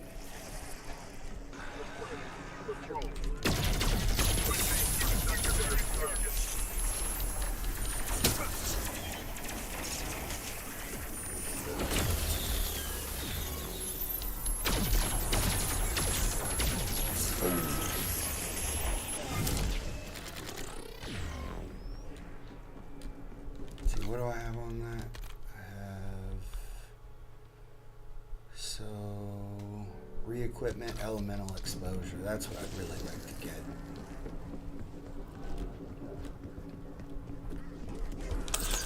Purple, purple, yes.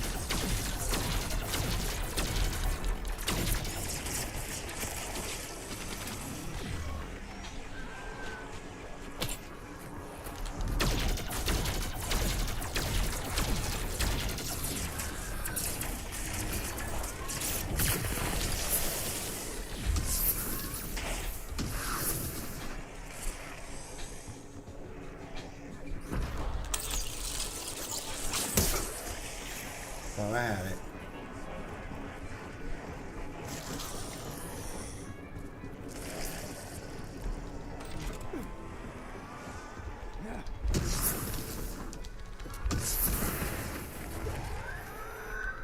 I intend to purge you. Sorrow. I couldn't get an aftertaste at all before, and now it's like the third time I've gotten it. When it's not my top priority.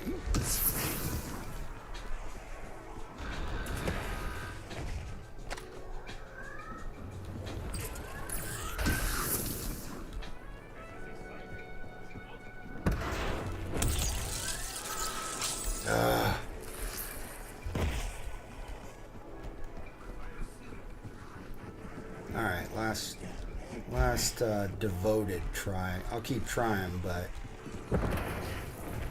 I'm not gonna not attack while I'm trying. Yeah, yes.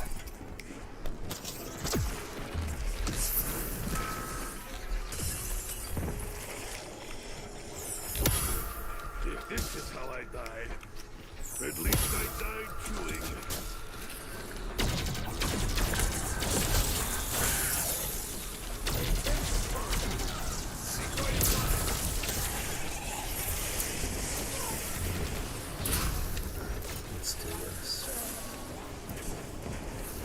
aggressive. Wait, where is he?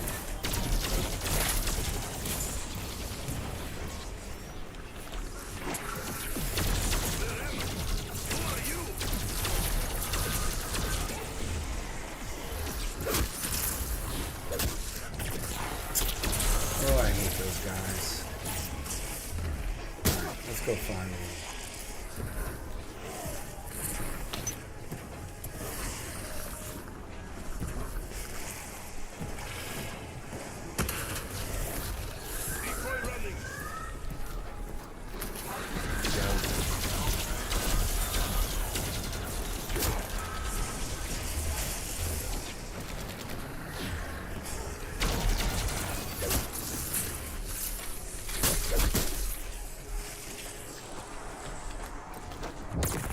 Ah.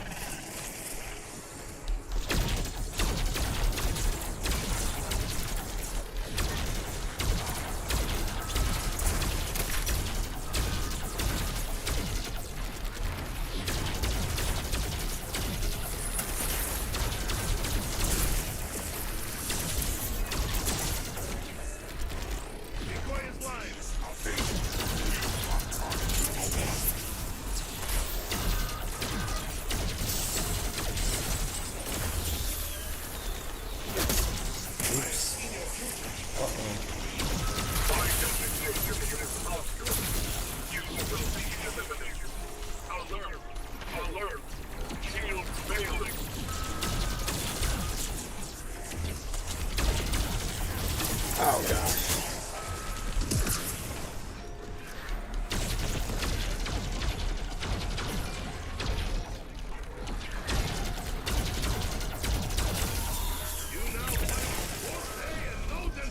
Oh crap.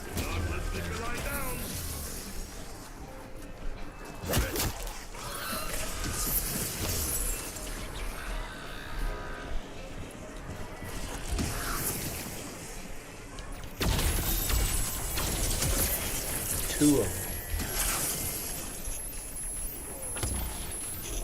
I wish a different gun popped up, but I do have this.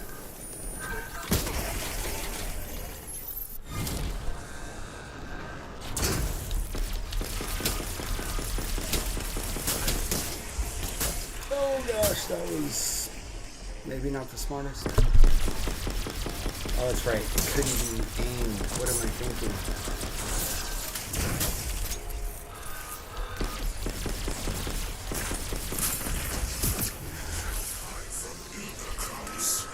Wait, I know what kind of damage this does.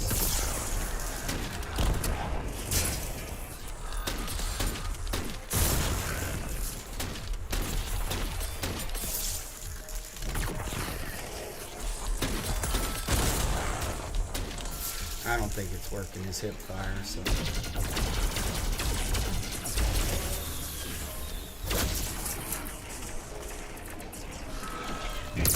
Oh, you suck so bad.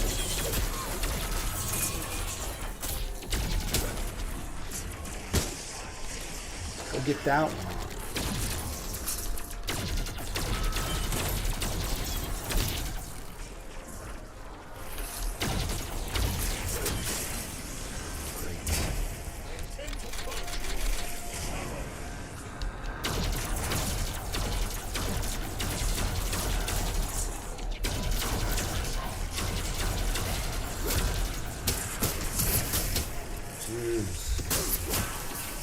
There goes the owner.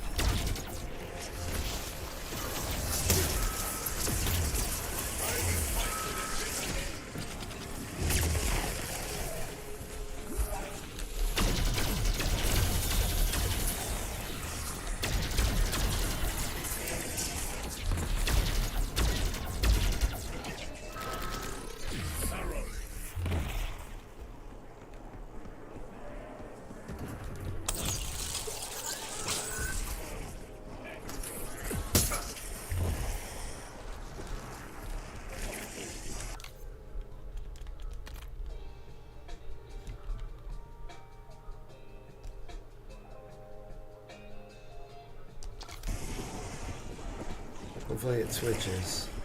Doesn't bug out on me. Uh-oh.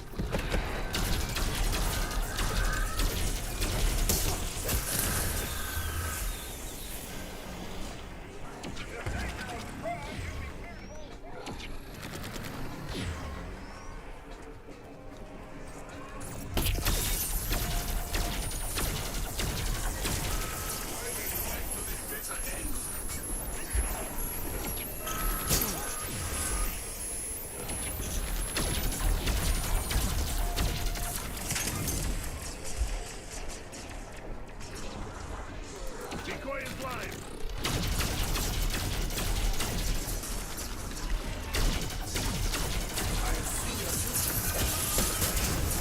Oh gosh.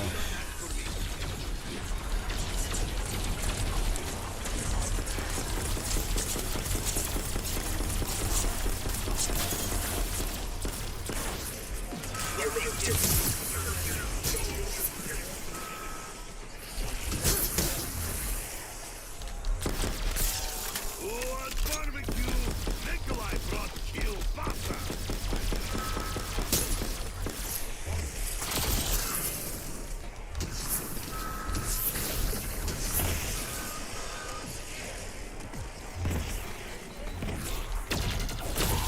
It's never too late to change career. I will fight to the bitter end. Sounds like maybe I broke Uber Klaus's first form, maybe? I don't know. Let's see what I can get. Give it.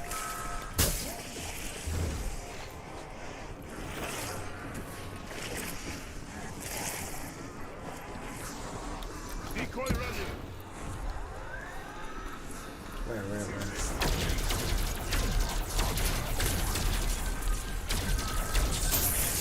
No, I didn't break it. There's just a bunch of those running around.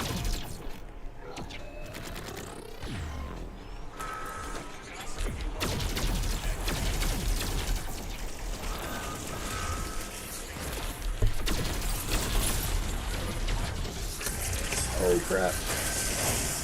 That was so close. Good news and bad news. Oh, I got one. Was that Maybe close? two. Can't even tell anymore.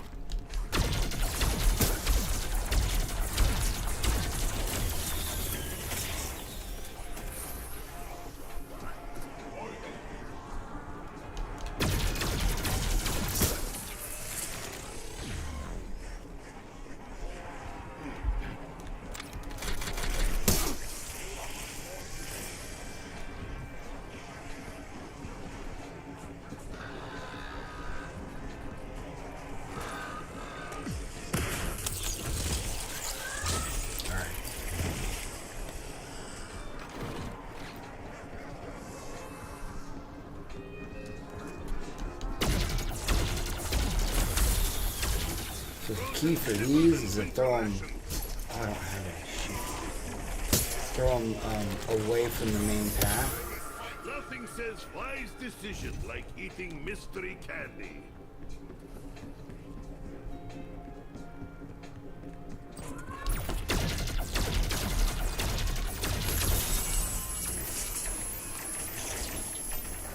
Throwing decoy.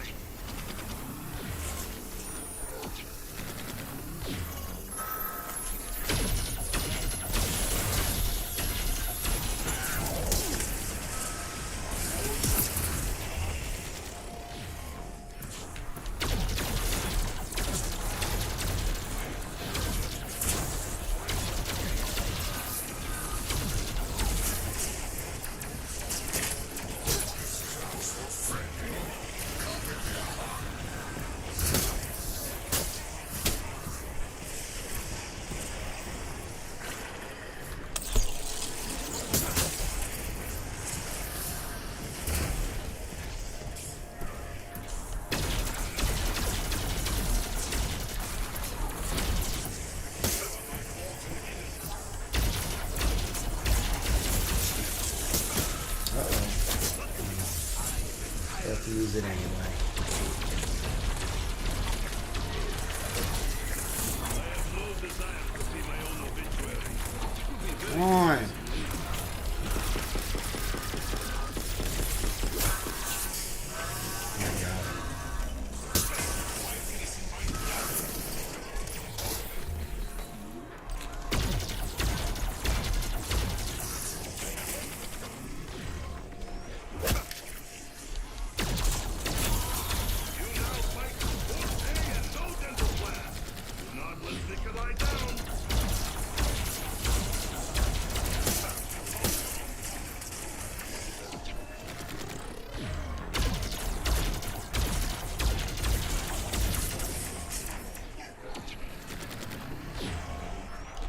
point of the long game. Jeez. Like half hour. Well, I guess 10 of it was getting in here, but still 20 minutes. This is taking forever.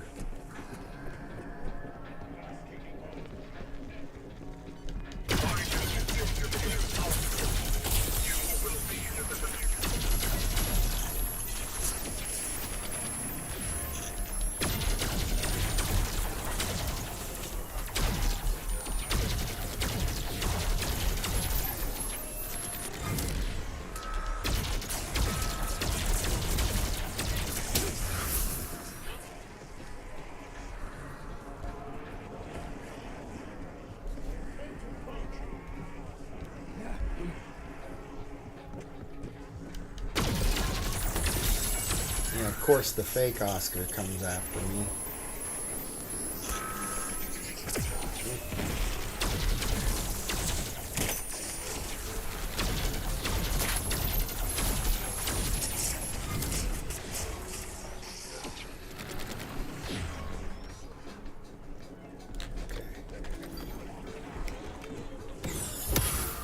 I feel power surge.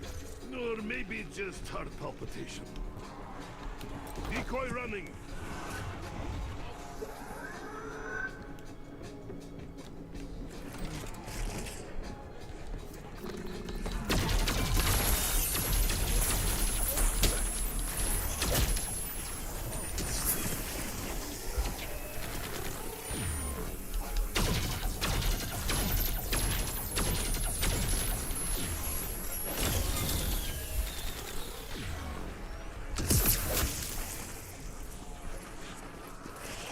I haven't seen any mimics, Decoy is live. which is interesting.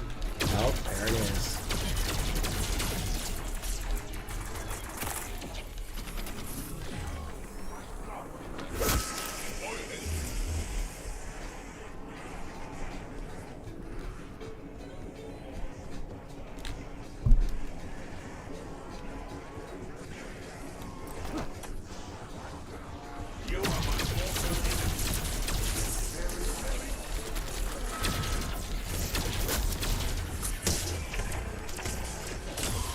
Nikolai has good nose for people, but bad pull. Can't smell anything.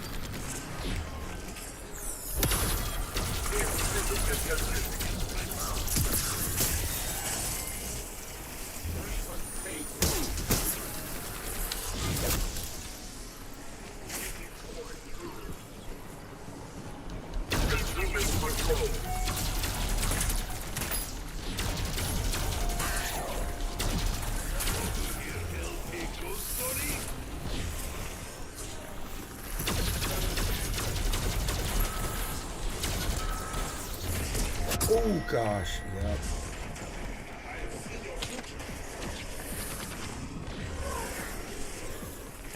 Man, if I could just get one more of these guys down, I'd pop this raindrop. Little Adam.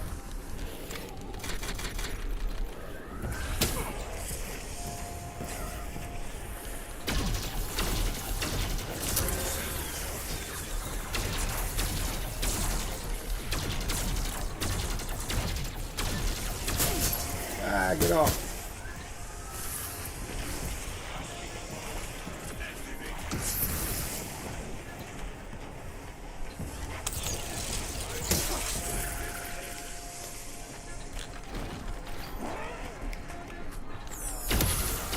Congratulations, Summit.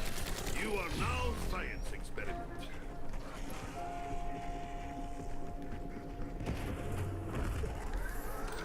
You are my mortal enemy. Throwing decoy.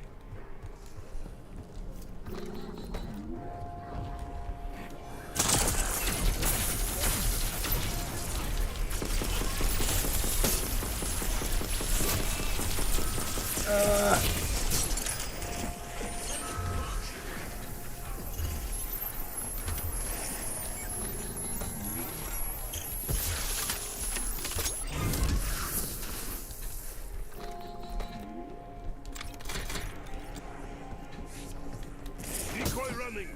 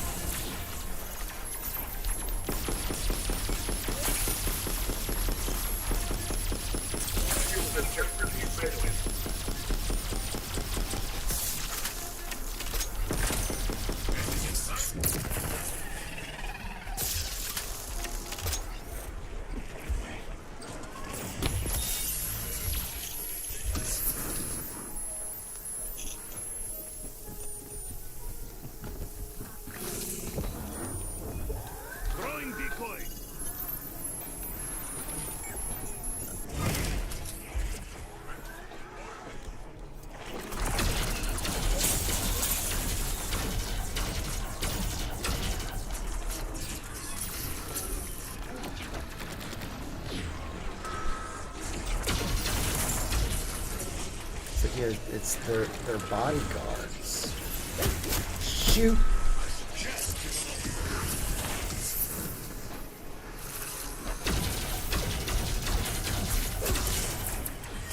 Oh crap. I thought that was a door.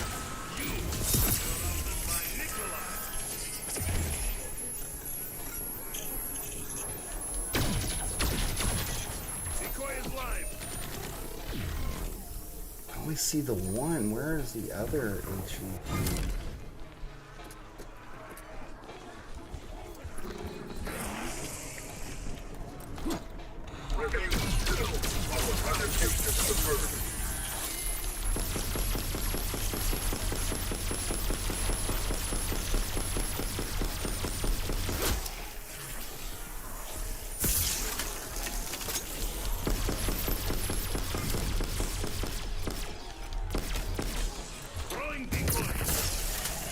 You stupid mimic.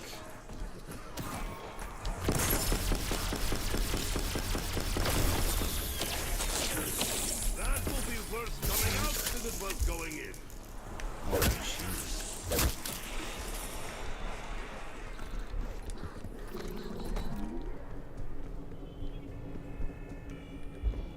The humanoid must not escape.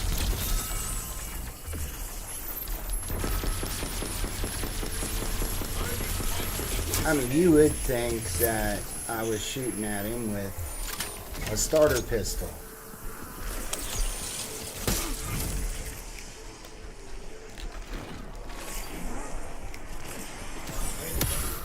Not to worry. Nikolai has eaten much worse.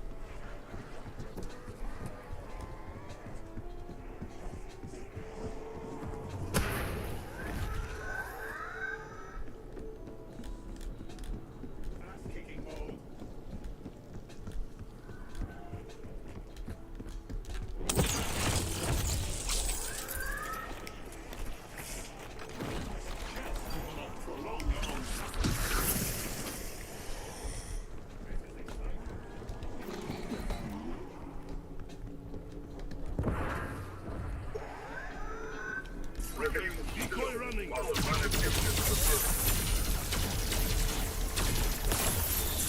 Oh, of course there's a mimic.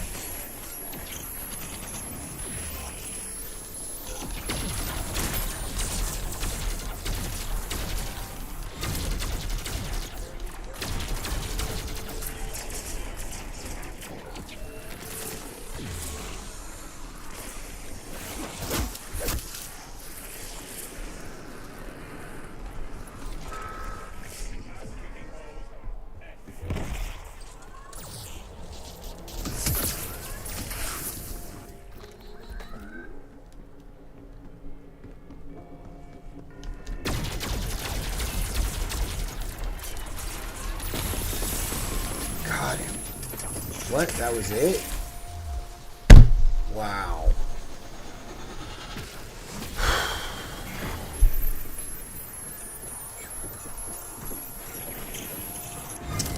Well, that good enough for me.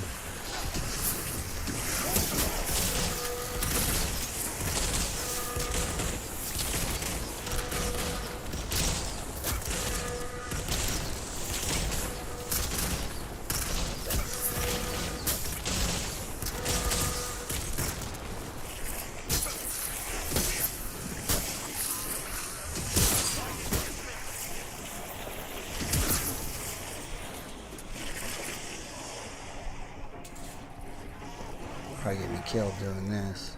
I don't care.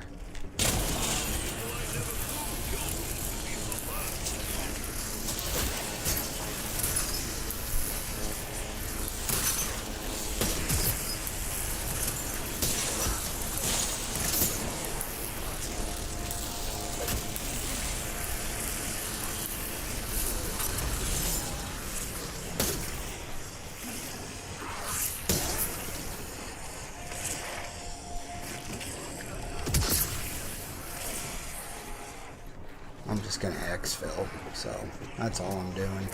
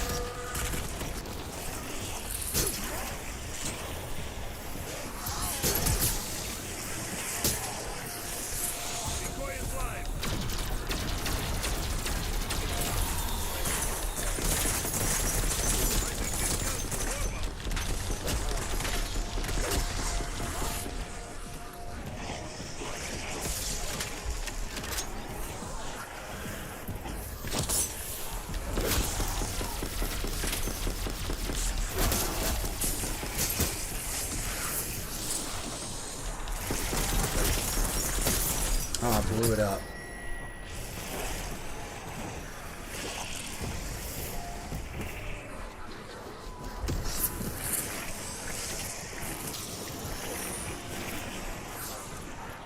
Oh, shoot. Oh, I'm out. Famous last words.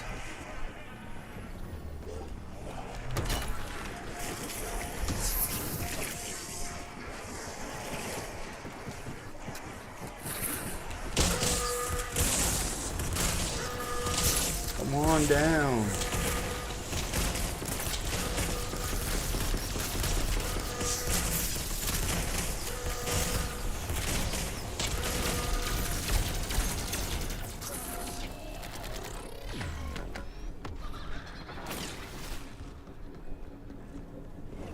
And I may have to go one more round.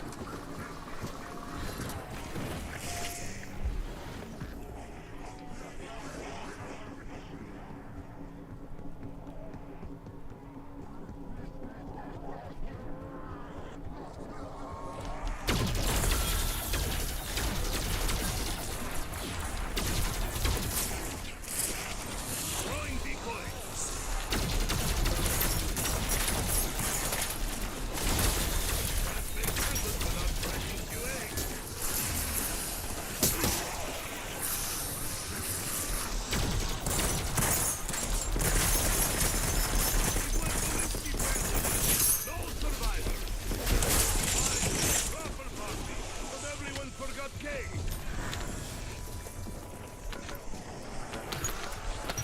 Decoy running.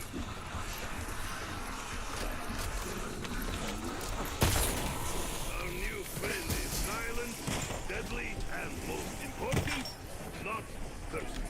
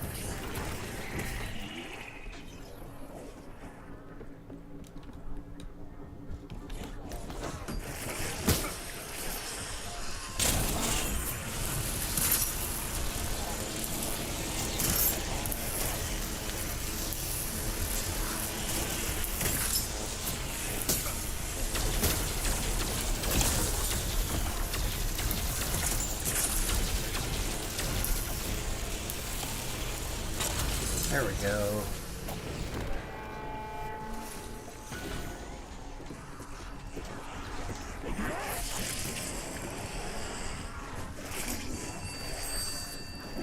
Hurry, comrade.